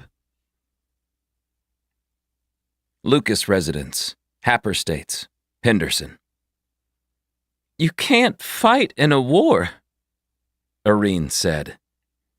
Liam stroked his beard and glanced outside, where a storm lingered on the horizon. I don't have a choice. What about us? Irene peered down the hall where Zane played in his bedroom. You'll be safe. What if these aliens come to Henderson? We're the largest hub for the walkways, and that presents us as a massive target. Irene shouted the last part, and Liam pulled her into an embrace. They don't have those details, dear, and we're going to keep it that way. We have a plan, Liam said. They'd been fine-tuning it for 2 months, waiting for another attack that had yet to come. None of the principal colonies will see so much as a skirmish. But the rest? The other 30+ are susceptible? Possibly, he whispered. Are we evacuating? Not yet. Irene, we're working on negotiations. And? We haven't been able to make contact. Irene fell to the couch, deflating with a long sigh. We'll be safe? Yes. He sat with her, taking her hands. She blinked at him, her large brown eyes pleading. He loved this woman so much and hated parting from his family. Before he was given the commission on Antares, he'd usually leave for 2 months at a time, venturing to the far reaches of their known galaxies, in search of potential worlds capable of being terraformed for human expansion. Now, his return home was as unpredictable as their new enemy's actions. Tell Zane. I will. Liam checked the hallway. Right this minute. The feeds began playing the second he'd exited the living room. He'd asked Irene to stop watching the news, but she refused, wanting to be informed. Liam stopped at his son's room, the door partly closed. He knocked once. Son? Hi, Dad. Zane was on the floor, cross-legged. His chin was low, his gaze not meeting Liam's. I suppose you heard? Zane nodded. He looked so fragile in his pajamas, clutching a miniature cruiser to his chest. He was only 4, and small for his age. Liam knelt on the hard wood next to his son. I don't have a choice. Will you come home? I always do. Zane finally made eye contact. Promise? Liam forced himself to smile and gave Zane a hug. I promise. They stayed talking, but were quickly interrupted by Liam's wife. You should see this, she pleaded from the hall. Liam saw the fear in her face, and he hurried from the room. Freighter was heading to Pholus, and the invaders came from nowhere. 51 passengers were killed, which leaves 7 survivors. The feed out of Pholus was on the major network and showed rescue crews sealing the damaged corner of the transport freighter. Footage of the alien vessels was spotty, only lasting for 10 seconds. The ships appeared, fired 3 red pulses each, and with a bang they were gone, their thrusters speeding the vessels away from the scene of the crime. The feed switched to Draken, and High Counselor Track stood in front of the capital's flag, his expression grim. This is an act of war. We won't sit idly by while these cowards invade our territory. I'm amassing the fleet. They will regret their engagement. The door flung open, and in rushed Liam's younger sister, Lorna. Did you guys see this? They've canceled my trip with the terraforming crew indefinitely. I was packed and everything. That's for the best, Liam said. Well, easy for you to say. You get to fight back, while the rest of us hide on Henderson. Lorna glowered, but her expression eased when she saw Zane. He plodded closer. Auntie Lorna, are we going to die? He asked. Lorna gazed at Liam, then ran over to her nephew. No, Zane, we'll be fine. They showed the footage again, and even his wife seemed to understand how dire the situation had become. Go, she eventually told him. Keep us safe, Liam. Military rendezvous point, Chaucy, 10. How's the family? Liam asked Carl as they marched toward the base. Carl winced before responding. Kids are good. Paula, well, she's sleeping with her fitness instructor. I'm sorry, Liam said. Don't be. We were terrible together. But we made something special in the process. Liam stared at the trio of huge warships in disbelief. This is what it's come to. Someone has to step up. It may as well be us. Carl grinned at him, but his eyes spoke another story. Guess I meet the rest of the crew today. Liam's previous vessel was being conscripted into the war efforts, and was presently parked on Draken while they added armaments and engine improvements. That meant his crew remained behind, except for his chief officer. Liam had convinced her to join Antares, and she'd accepted without hesitation. Jexa wasn't married and didn't own any property. In her words, she never wanted to be tied down. She waved at him, then stood rigid, saluting. "Captain." "Don't bother with those formalities, CO. Jexa, you look well," Carl said. "And you are Balder." Carl ran a hand through his thinning hair. "I've been under a bit of stress." "Don't worry. A few months of chasing aliens out of our territory and you'll be back behind a desk filling out military spreadsheets," Jexa joked. Liam laughed. "Can't we get along?"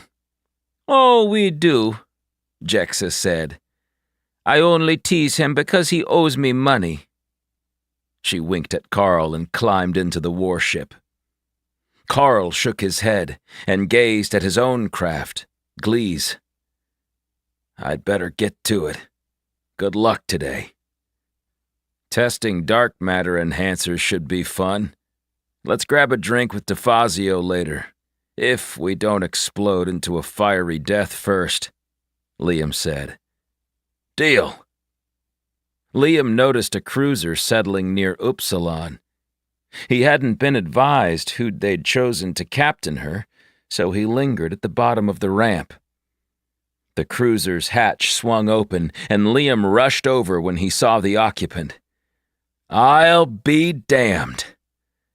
Callista Levine removed her helmet, perched on the nose of her ship like she was posing for a photo op. Her blonde hair spiraled past her shoulders, and she smiled widely when she saw Liam on the ground. Callista hopped the 8 feet, landing silently. Her helmet clanged to the concrete, and she embraced Liam, holding tight. "You rascal! How long has it been?" "Since the academy, 12 years. "And you haven't aged a day. How is that possible?" Callista gave his arm a light punch. Callista Levine had been the one to beat in his duration at the academy. She always set records in everything she attempted, except for flying the cruisers. Liam was the best pilot in his class. "I've been wondering when they'd drag you out here," he said. "I had to see the growl for myself." Her manner grew darker. "When they attacked a colony, I couldn't ignore the call. I have a daughter." She grabbed her EPA, showing him a picture. The young girl was the spitting image of her mother.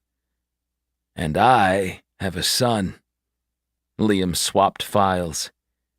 "He's a handsome lad. Are you sure you're the father?" "He took all my good traits." "There are good ones." Callista was a free spirit, prone to making light, and perhaps that was what they needed to survive the coming war. "No, Liam, the war has begun. The colony wars." Once the news feeds got hold of the name, it was displayed everywhere, across all 43 colonies. "Care for a race?" Callista asked. "We're supposed to test the enhancers, not compete." "We make the rules, Lucas. Don't you see that?" Callista started for Upsilon. "I'll wait for you at the finish line." Liam watched her go and finally entered Antares. The ramp ceiling as he reached the top. He strode through his warship, doubting a handful of these could prevent a full-scale invasion by an enemy they'd seen twice. High Counselor Track had made contact, and only knew they called themselves the Growl. Their message was obvious. The Growl come for your colonies. Liam used this to motivate himself as he approached the bridge. The doors parted with a hiss, and he stepped in. The 4 officers rose from their seats, saluting him. "At ease," he said, nodding at Chief Officer Jexa. "What did I just tell you, CO?" "That you demand our respect?" she asked. Liam ignored her and went to his captain's chair. He'd taken part in selecting the crew, but he hadn't met any of them besides Jexa. "Captain, I'd like to introduce you to everyone." Jexa walked to the woman sitting in the lead pilot's chair. "This is Reba Baker." "What was your previous posting?" Liam asked her. Reba rubbed her head, which was shaved to the scalp. "I worked for the docks outside Henderson's hub." Liam lifted an eyebrow. "You—" "Reba moves the largest incoming freight haulers, doing maneuvers those damned vessels should never be capable of. She's the one they call when even the robots start bashing hulls," Jexa said. "Very good. Glad to have you on board." Liam saw their war efforts for what they were. Humanity had spent centuries expanding into space, but didn't have a concerted defense in order. They were stretched thin, with 43 colonies and constant terraforming objectives. Now, when finally faced with a deadly opponent, Liam would fly into battle in a warship occupied by salvage wreckers and freight haulers. "This is Will." "Last name?" Liam asked while the man snapped a brief salute. He was big, a half-foot taller than Liam, and he cut an imposing figure in his uniform. "Quinn," the weapons officer grunted. "Will Quinn," Liam frowned. "You helped design the pulse blasters we're outfitted with, right?" Will nodded and gestured to his console. "That's the basic interpretation for the electroparticulate reverser, but sure, the blasters were my creation." "Welcome to Antares." Liam shook his hand and moved on to the last crew member. The thin man averted his gaze. He couldn't have been over 20. And for a moment, Liam saw a bit of Zane, his son, in the guy's anxious expression. "And you are?" "Grant Simmons, sir. Communications." He had an earpiece in, and the light blinked near his lobe. "Captain, we're being instructed to head into orbit." Grant took his seat, and the others followed, while Liam strode to the captain's chair. Antares had a full complement of 50 staff, with most working behind the scenes in engineering and throughout, ensuring their systems never failed. One faulty ducting malfunction could mean catastrophic losses, and that indicated protocol must be adhered to. Humans hadn't successfully terraformed wild planets by cutting corners. There were also 10 cruisers, armed to the teeth and prepared for skirmishes. Those pilots were the best trained the Academy had to offer. At least, that was what High Counselor Track said. Liam would meet them tonight after the test run. "Take us up." Liam sat while Reba guided their vessel into the air, flying alongside Guice and Upsilon from the surface. He felt a moment of trepidation at using the dark matter enhancers, despite the technology being heavily tested, just not on a warship of this magnitude. Liam was an explorer, not an engineer, but he trusted their people's calculations with his life. "Is it prepared?" Jexa held the comm button, reaching the team near the engines. "Roger that, Bridge. The enhancers are primed, ready for test run," the man responded. Liam took a deep breath while the warships lined up. Callista Levine wouldn't let him win, not if she could do anything about it. The ship rumbled, and Liam sensed the raw power of the craft he was suddenly in charge of. 3, 2... Reba's voice shook as she counted down. "Captain!" Liam's gaze flicked to the communications officer. "What is it, Grant?" He was pale, and his left eye noticeably twitched. "The Growler here!" Liam rose, stalking to the console. 2 dots blinked on the radar, heading into the system on an intercept course with 10, where their 3 warships waited. "Do you see that?" Callista's voice carried through the speakers, and her image appeared on the lower half of the viewer. Carl's popped up as well, filling the section. "Are they hostile?" Carl asked. The deck below his feet continued to thrum with latent power. "It's the Growl. From what we've gathered, violence is their M.O., Liam said after a silent 10 seconds. "Do we—" Liam considered their options. It was war.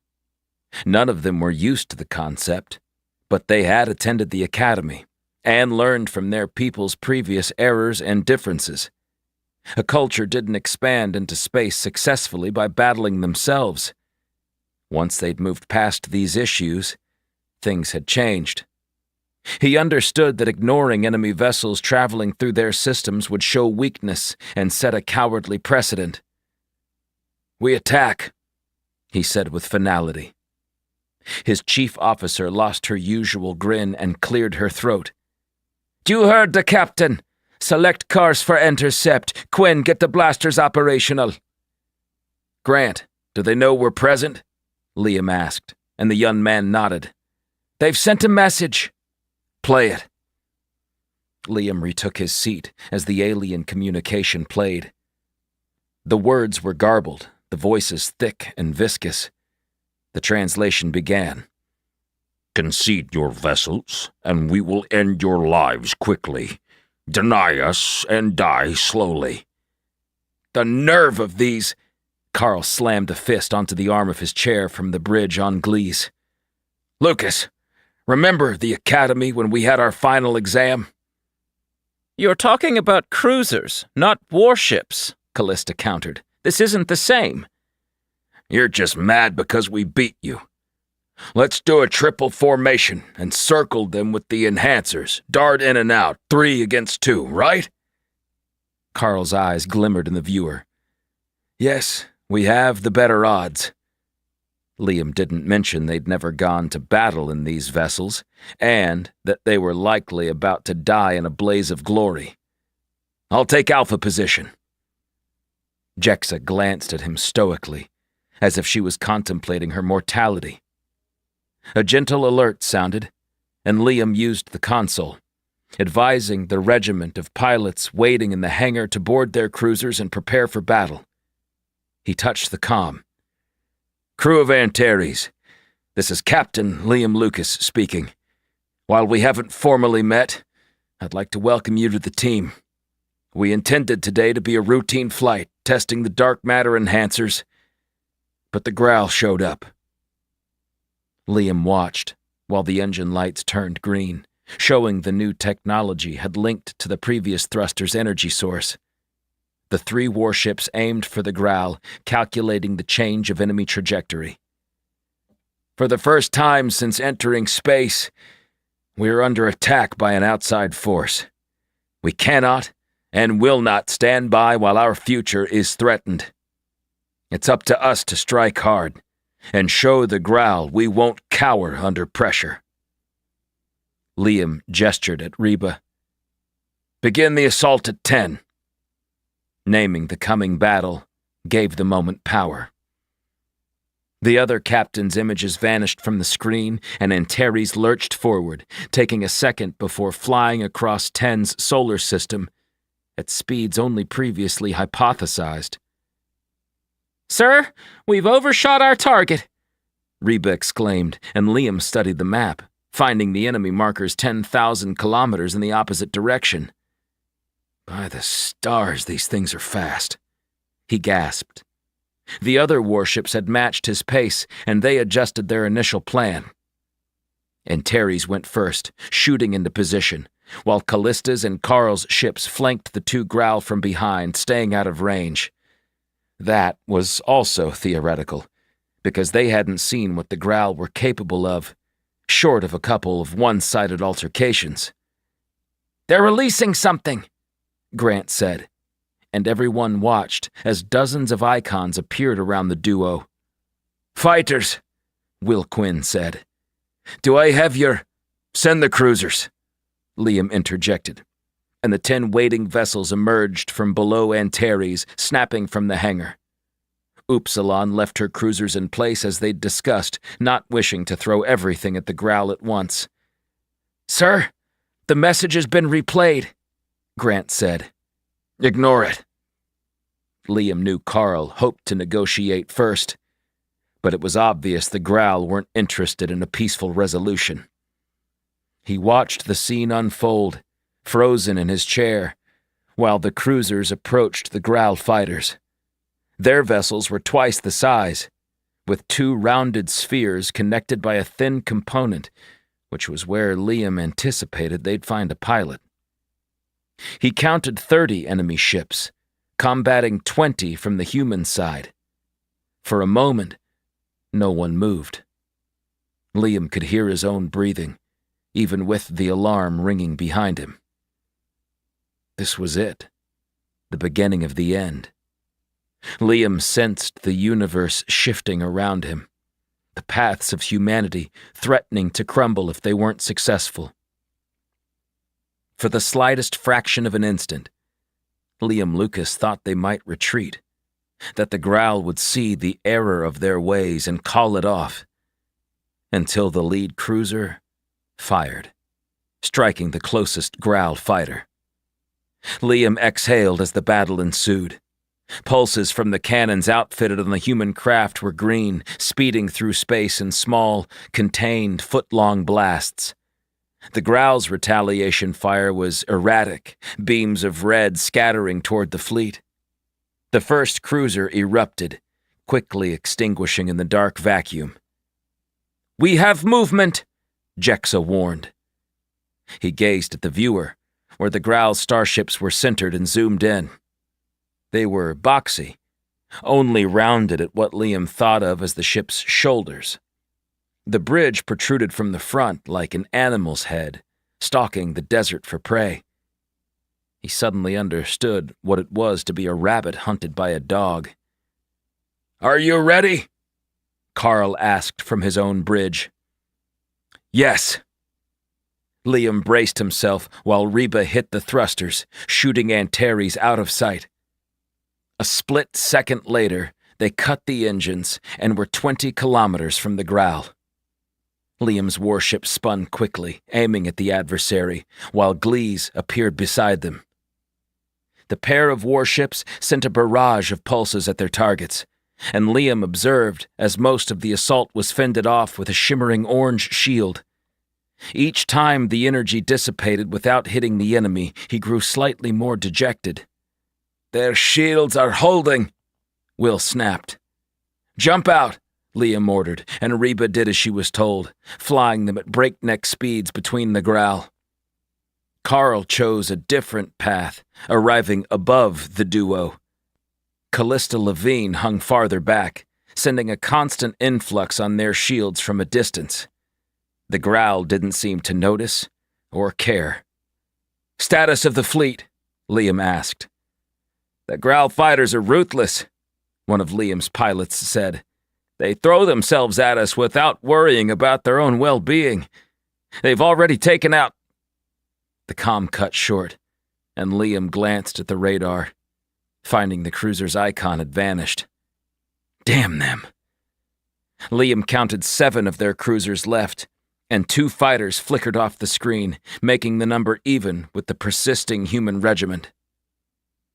"The Growl have ceased communication, sir," Grant told him. Good, let's finish this. This round of assault was faster, with the crews beginning to grow accustomed to their respective warships. Yet the shields endured. Carl and Liam took turns firing, then jumping with the enhancers, aiming to avoid the Growl's attack, and it worked. Their own shields had been struck 10 times, but remained half-charged. "Captain, the engines are overheating," Reba warned, and Liam checked the console, finding the cautionary message from the crew below deck. "Can we keep using them?" Jexa asked. "I don't know. We've never tried the dark matter boosters." "What are we waiting for?" Carl inquired. He looked distraught, his balding head covered in a sheen of perspiration. "Make the jump. We're almost through." Liam hoped that was true, or they'd be easy prey should the engines completely fail. They found themselves alone on the far side of the altercation, but Carl's warship, Glees, hadn't budged. Both Growl vessels shifted positions, focusing on the sitting duck. "Carl, get out of there!" Liam shouted. "Something shorted. We can't." Liam noticed Upsilon flying closer. Callista released the 10 waiting cruisers into the fray, and before she arrived at the battle scene, the last of the Growl fighters were scattering. The cruisers took off, chasing them as they fled. "We have to help them," Grant said. Liam drummed his fingers, curious what the Growl would do. "Wait." "But I said wait." He stalked the bridge, stopping front and center as Upsilon approached. Both vessels ignored Callista, while they continued their bombardment of Glees. The second he spotted an energy array bypass the Growl's shield, he ordered their attack. "See if the engines have one last jump in them." "Yes, sir." Reba looked dubious as she obeyed. Red lights flashed on the dash, but she continued regardless. Liam wanted to get inside the heads of these Growl, to identify what made them tick. How would the war be won? There had to be something he could learn in this very field that could assist in the coming endeavors. And it clicked. "Don't destroy them." "Sir?" Will Quinn peered over his shoulder while continuing to fire. "Leave one intact," he demanded. "If we're going to stand a chance, we have to bring the vessel back. We haven't even seen our enemy up close. We can study their technology." "If you say so," Will mumbled. The nearest Growl vessel limped toward Carl's warship, no longer firing. "What are they doing?" Carl asked. "It seems like their weapons are down," Callista interjected. "I'm going to—" The ship exploded into a billion pieces without warning. Glees was thrown to the side, spinning in long, looping arcs since its engines weren't functioning. Upsilon and Antares stood their ground, flying in unison at the only active Growl vessel in the entire system. "We could make a deal," Carl offered. They'd gotten a reverse thruster operating and steadied the ship. Liam stared at the enemy craft, noting the blinking red light, the rough edges of the hull. "There will be no such offer." He lifted a finger. "Quinn, take out the life support." "I don't know where." "Use your best guess to disarm them." Liam glared at his new opponent. "Make sure we're not flying too close, since they have no qualms about blowing themselves up." 10 minutes later, the Growl ship had been pacified. Liam touched the console screen. "Jexa, we added the life form sensors to the warships, didn't we?" "Sure, that's right, from the terraforming crews. Let's see what we can do." Jexa set to it, and soon they had the readouts on the viewer. 13 living beings on board. The display showed Liam where each body was situated, though they didn't have a blueprint of the interior. Yet. "Are the comms working?" Liam asked Grant. "It doesn't appear so, sir. There's nothing coming or going from the vicinity," the young man responded. "Meaning?" They can't send for help, Will added. Good. Liam glanced at the viewer, finding Glees arriving on his right. Carl, is everyone okay? Minor damage on deck 4, but no casualties. We've cordoned the leaking area off. The figures moved on the sensor, all gathering to the center of the ship. What are they doing? Callista's face scrunched up from her camera feed. I don't like this. We should...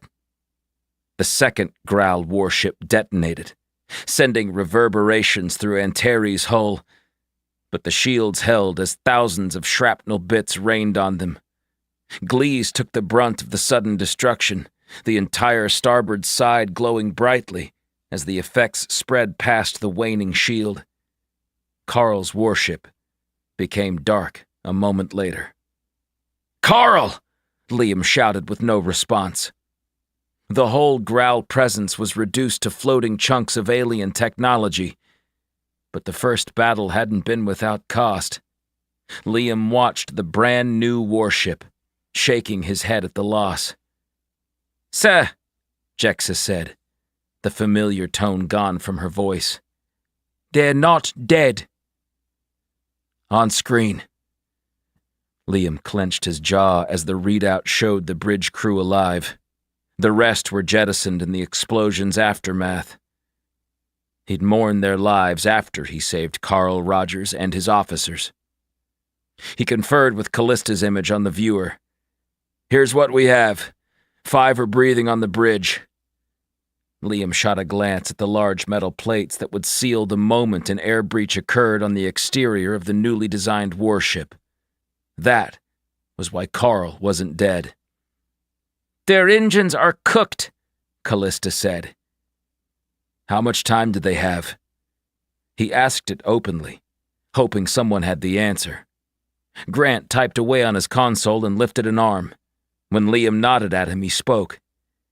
"Normally, we'd probably have a day or so," Grant said. "But?" Liam prompted.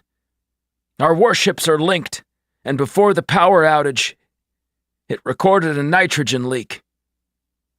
"How long?" 17 minutes at best."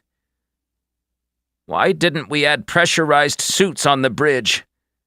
Callista asked from Upsilon's bridge. "I suggested it at the last meeting." "We don't have time to argue." Liam checked the hangar, finding a single cruiser had managed to return. Even if he suited up, he had no means of safely transferring the crew from the bridge to their warship. "Callista, you haven't spent your enhancers. It's up to you." "Understood."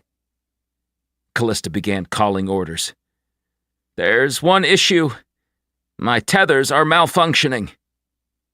Liam grunted and asked Will to test Antares' tethers. Will shook his head in a negative. "I also received an error code." "We're not ready for this war," Liam muttered. "Prepare your engines, bring Glees to 10, and escort them to the chassis base. I'll secure the ship to you." "We don't have..." "Callista, it's the only way. If you stay in orbit, they'll die."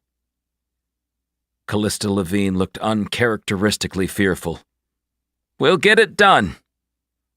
Chief Officer Jexa blocked the doors.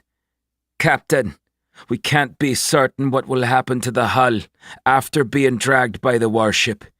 The enhancers might tear Rogers to shreds." "I guess we'll find out." Liam sprinted to the hangar a minute later. The sole pilot was almost catatonic after his bout with the Growl fighters.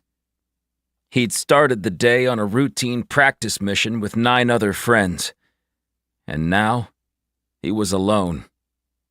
Rather than bother the man, Liam donned a pressurized suit with more haste than he'd ever allow his crew and jumped into the cruiser.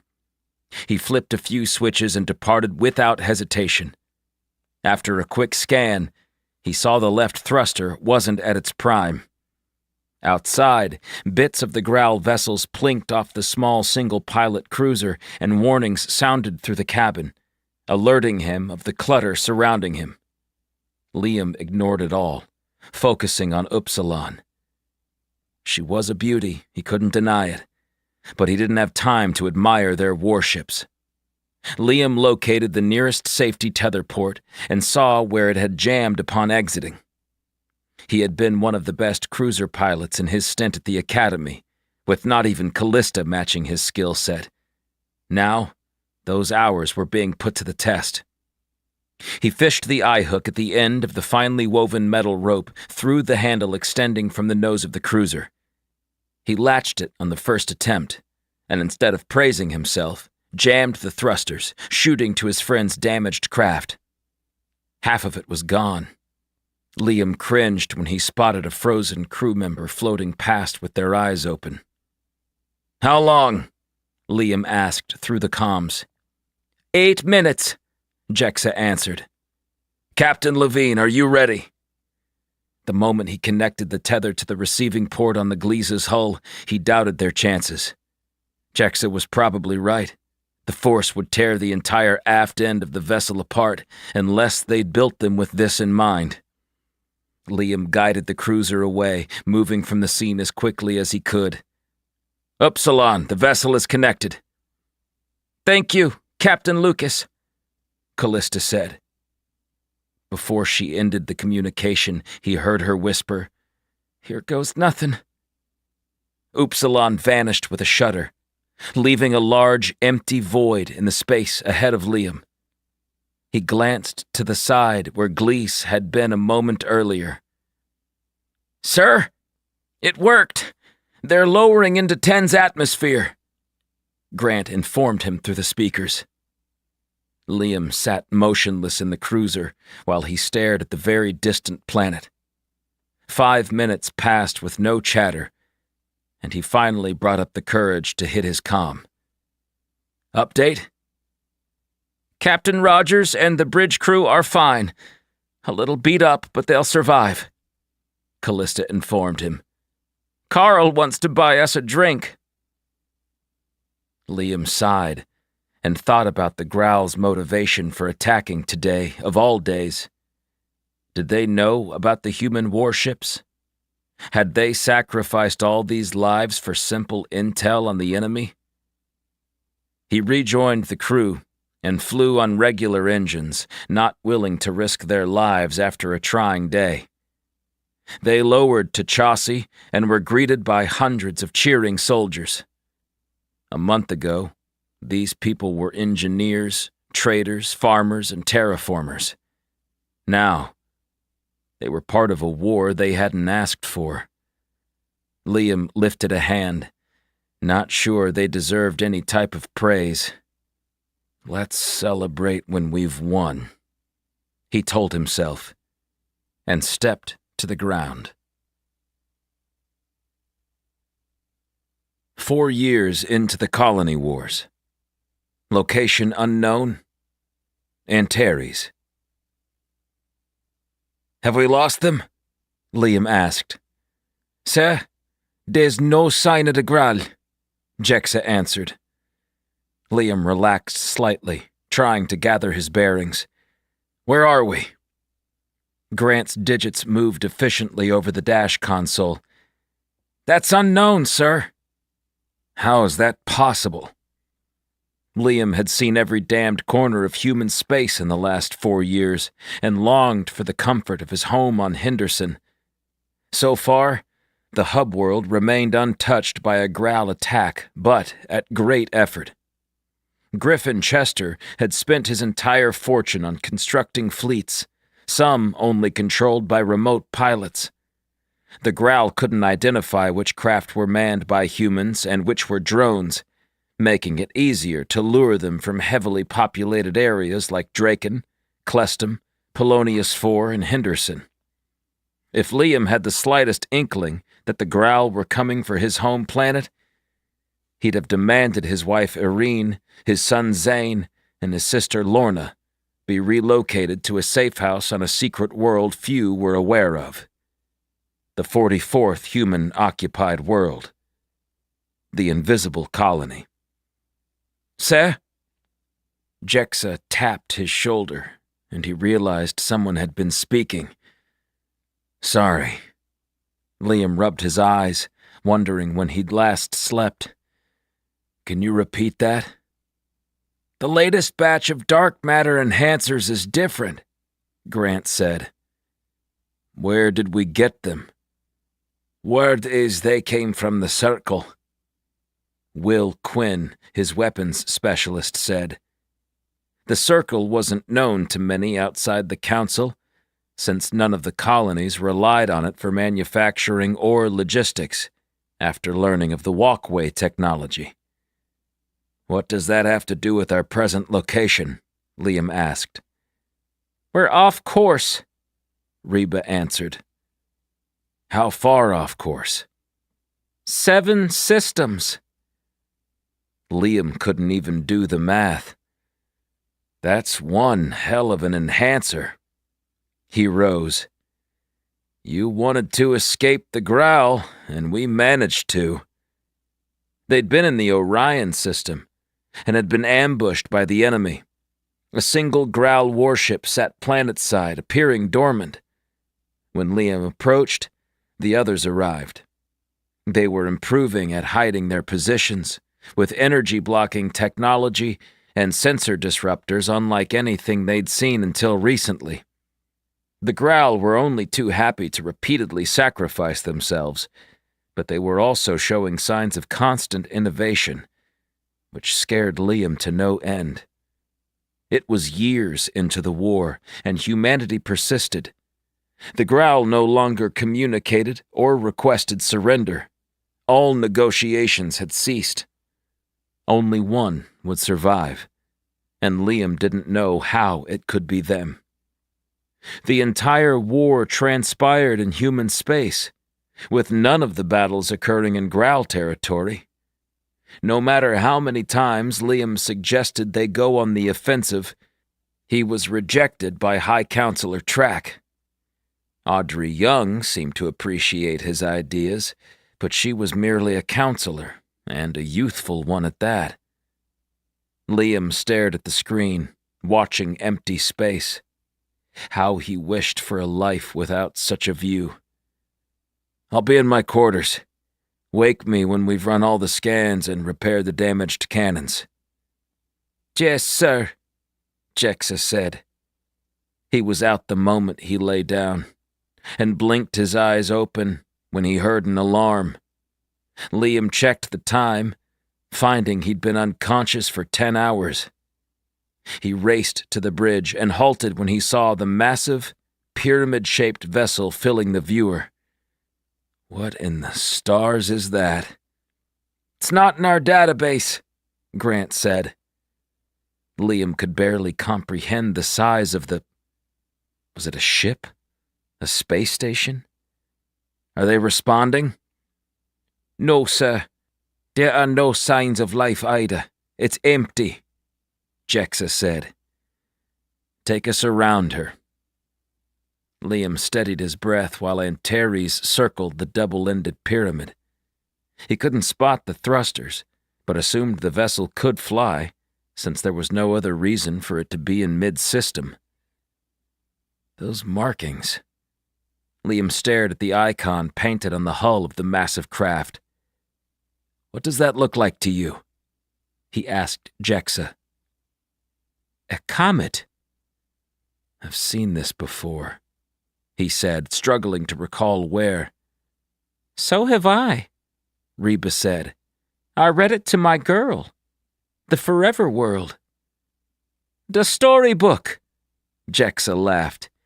"It must be a coincidence." Liam remembered. He'd spent countless nights reading that very book to Zane before the war. Liam hadn't been home in a year, and doubted his son would even want him to read a bedtime story any longer. "This is important," Liam said. "Sir, the Growl are entering the system," Grant said. Liam glared at the viewer. "Who are you?" "Sir," Will added, "we can't stay here. We have to distract the Growl and eventually come back," he said. Liam wasn't certain why, but he couldn't allow their enemy to secure the derelict vessel. There are 3 of them. It would be wiser to... Reba pointed in the opposite direction, but Liam shook his head. No, make sure they see us and hit the enhancers. They'll follow. Liam recorded the location of the ship in his logs. He gazed at the insignia one more time and wondered how this enormous vessel was related to a story he'd shared with his son on numerous occasions. 6 years into the colony wars.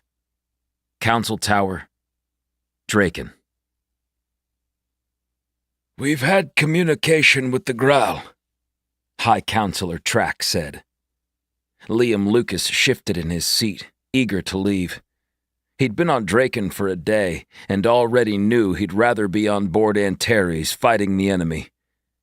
Gone were his dreams of returning home for long durations. There would be no peace until the Growl were defeated. Is that so? Carl coughed. And what do they... They want to strike a deal, Track advised. And everyone's breath caught. Counselor Audrey Young looked the most surprised.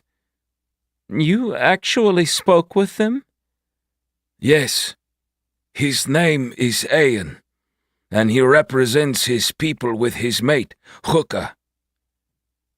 Liam shuddered. They'd seen the Growl up close after years of fighting. Any time the Growl thought they were being boarded, the ship would be destroyed. But they'd ultimately killed the self-destruct function in a full raid in the Jessel system battle. It lasted 10 days, with over 1,000 human casualties. They were beasts, twice the size of a human with similar attributes, enough that Liam had thought they might reason with the other side. A year later, he doubted that was possible. And? Henry DeFazio asked. He was why they'd been able to shut the self-destruct down after managing to hack their network. The Growl were quick to adapt, but his efforts had turned the tide of the war in the humans' favor, which was why they were finally negotiating. The room grew cold as they sat in a moment of silence, while Track's gaze shifted from one member to the other. Only the top advisors of the War Council were present, including Liam, Callista, and Carl. A stranger sat at the far end of the table wearing a bow tie. A cane sat propped against his chair. Ayan has offered to partner with us, Track said. Partner with the Growl, Callista spat. I'd sooner jump from a moving warship. There would be concessions, the High Counselor said. I bet, Carl muttered. Just tell us already. I'm tired of... Carl didn't even finish, but Liam knew what he was thinking. He was tired of the war, of everything. High Counselor Track rose, standing to face the intimate group. The Growl want our planets. They will allow us to occupy one primary of our choice. The walkways will be destroyed. Our fleet cannot persist. We won't continue with any military presence. No one spoke for a few breaths. Callista was the first to break the silence. She slapped a palm to the table, and Liam thought she was about to shout at him. Instead, she laughed lightly. Then it grew into something uncomfortable. She stopped, eventually, wiping a tear off her cheek. You're not seriously considering this, are you? This is war, Captain Levine. We have to ponder each... No, Audrey said. No? Track lifted an eyebrow.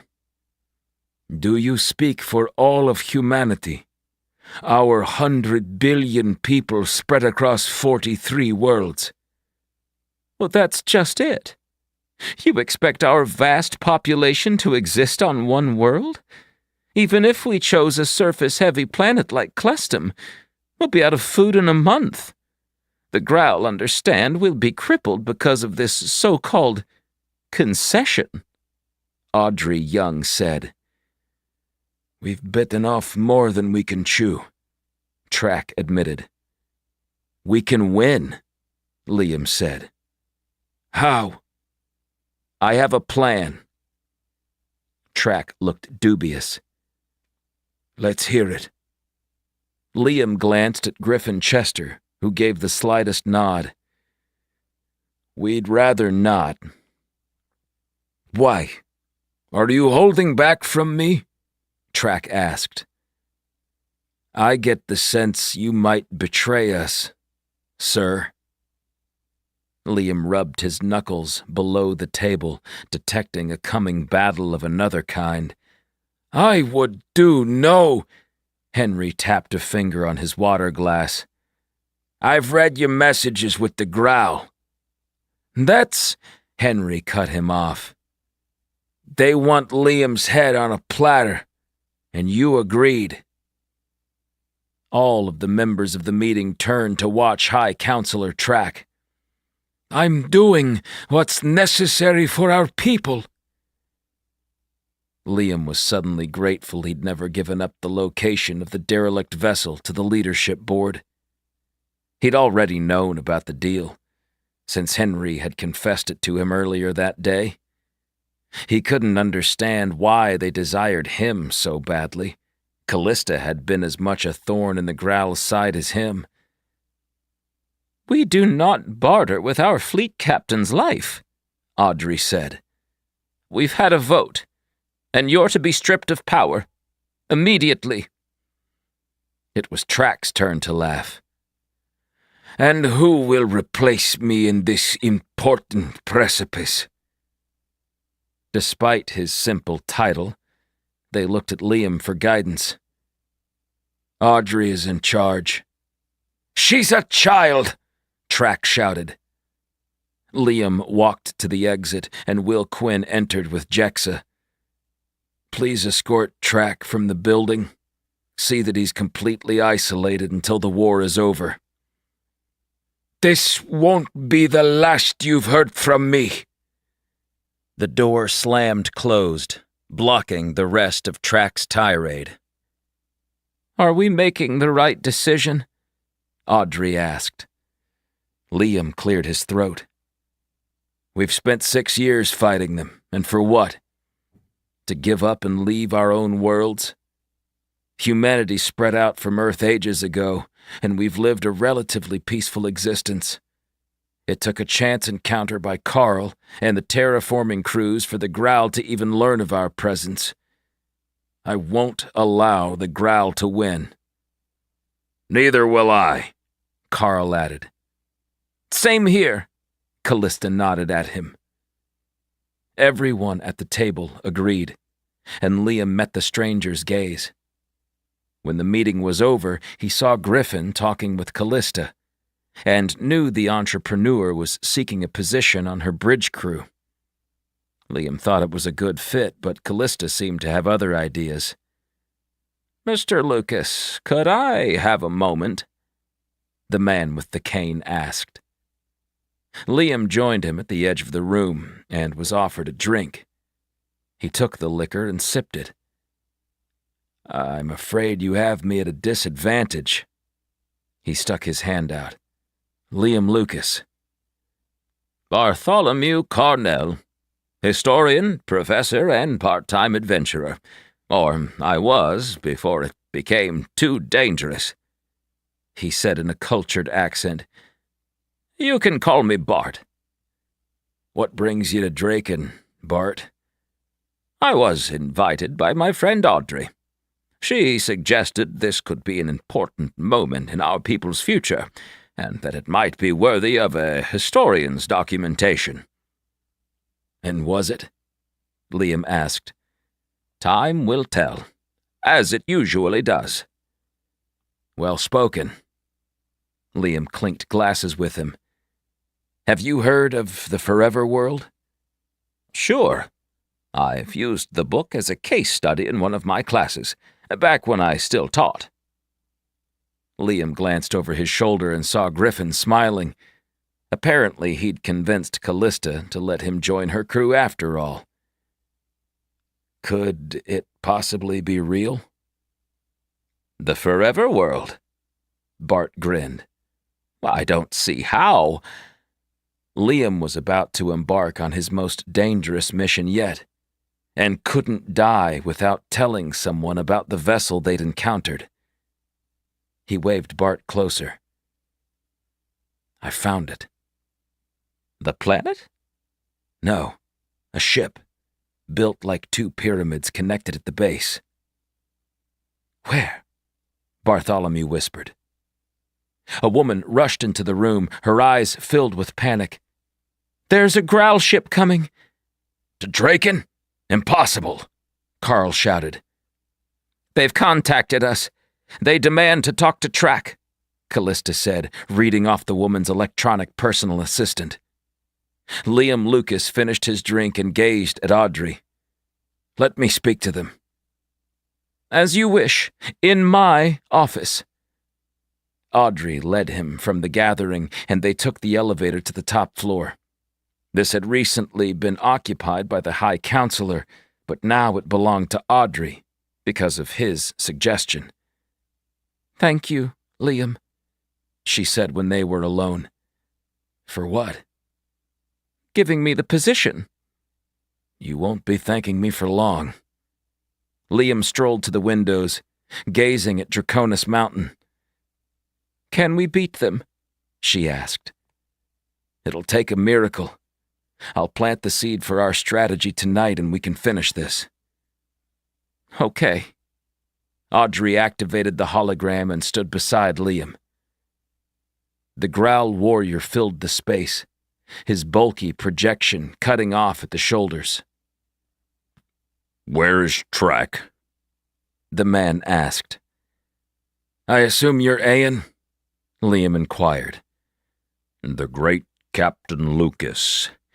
Yes, I am Ayan, and I speak for the Growl. Ayan's cranium was huge, almost disproportionate to his wide body. Liam saw no ears, and his nose was flat, 2 nostrils pointed straight forward. Have you accepted our terms? We're considering it. I won't parley for much longer, Lucas. You'll come with us now. Why me? He asked. It is tradition. We take the head of the Snizka as a prize. Liam wasn't sure what a Snizka was, but assumed it was akin to a snake, given the saying. Liam Lucas is off the table, Audrey said. Ayan's ridged brow grew deeper. Who is this? I'm High Counselor Young. And Track? He's been replaced, Liam said. Then we have no deal. Before the year is out, I'll be victorious. You'll beg for your lives like puny humans while we destroy every colony, Liam Lucas. The Growl's projection vanished, and they watched the radar as the Growl warship retreated from Drake in space. That was fun, Liam told her. Are you still excited about the promotion? 7 years into the colony wars, the Happer States, Henderson. Liam wandered down the hall, the entire home feeling like someone else's. He'd visited a handful of times since the war began, and Irene no longer greeted him as a wife to her husband. She was indifferent, her mind elsewhere as he left her in the kitchen. He loved her, but Irene couldn't reciprocate the emotion. Not after his abandonment. Liam paused at Zane's door and waited a moment before pushing it open. He noticed Zane's arm shift in the darkness. Son, are you awake? No. The response was filled with a moody tension only a spurned 11-year-old could muster. I don't have a choice. Why do you have to fight the growl? Zane sat up when he flicked the tableside lamp on. Because they're hurting people. I hate them, Zane lamented. Me too, son. He took Zane's hand, and the boy didn't pull free like usual. Would you care for a story? Yes, please. Which one? Star Night? Chester's Choice? The Forever World. Somehow Liam knew he was going to say this. Son, I believe it's real. Instead of telling him that, he just shook his head. Again? It's my favorite. Liam grabbed it from the shelf and sank into the bed, feeling the weight of the war, the future of his people, and the coming battle on his shoulders. In the far reaches of the universe lies a world of great curiosity. On it, the mountains rise into the clouds. The valleys are cut deep with roaring rivers. But even more wondrous than the sights are the people of the Forever World, Zane finished. Liam soaked in every second of the experience, and by the end, Zane was asleep. Liam set the book aside, staring at his dreaming boy for another moment, and returned to the living room. We can't keep doing this, Irene said, not facing him. I know. She finally glanced at Liam. Will you come back? I hope so. Irene hugged him, her damp cheeks pressing into his neck. See that you do. If not for me, for Zane. The final day of the colony wars. Near Folas. Liam woke. He didn't remember where he was, only that the last month was a blur. He'd fought tirelessly against the Growl forces, and the human fleet had been winning. But he'd been taken, captured in a well-orchestrated maneuver. He closed his eyes, picturing his engines being blown out. Antares was lifeless, stranded in the Deshari system after a jump using the dark matter enhancers.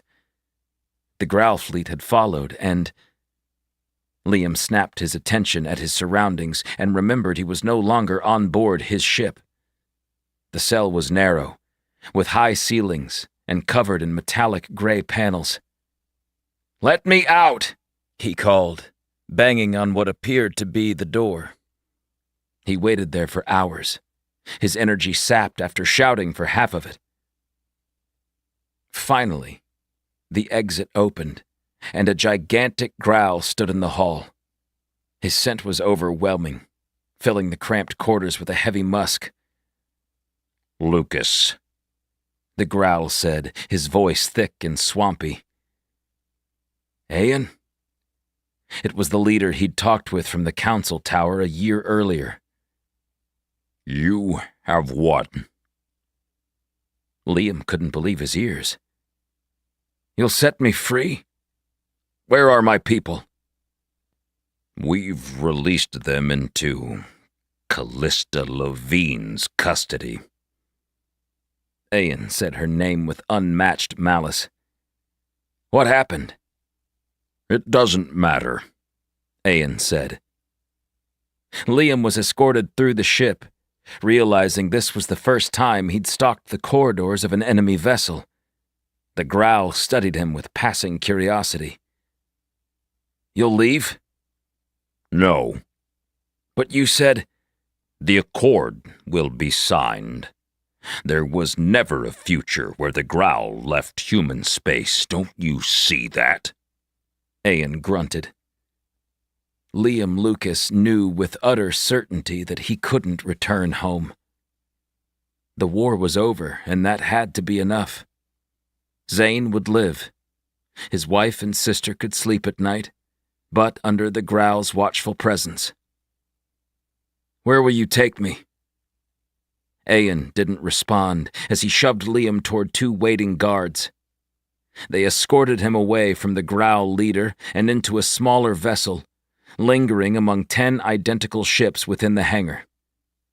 It lifted off, and for a brief moment, Liam spied the familiar outlines of Upsilon and Gliese. And Terry's was nowhere in sight. Liam Lucas flew from the only life he'd ever wanted and into another phase. This one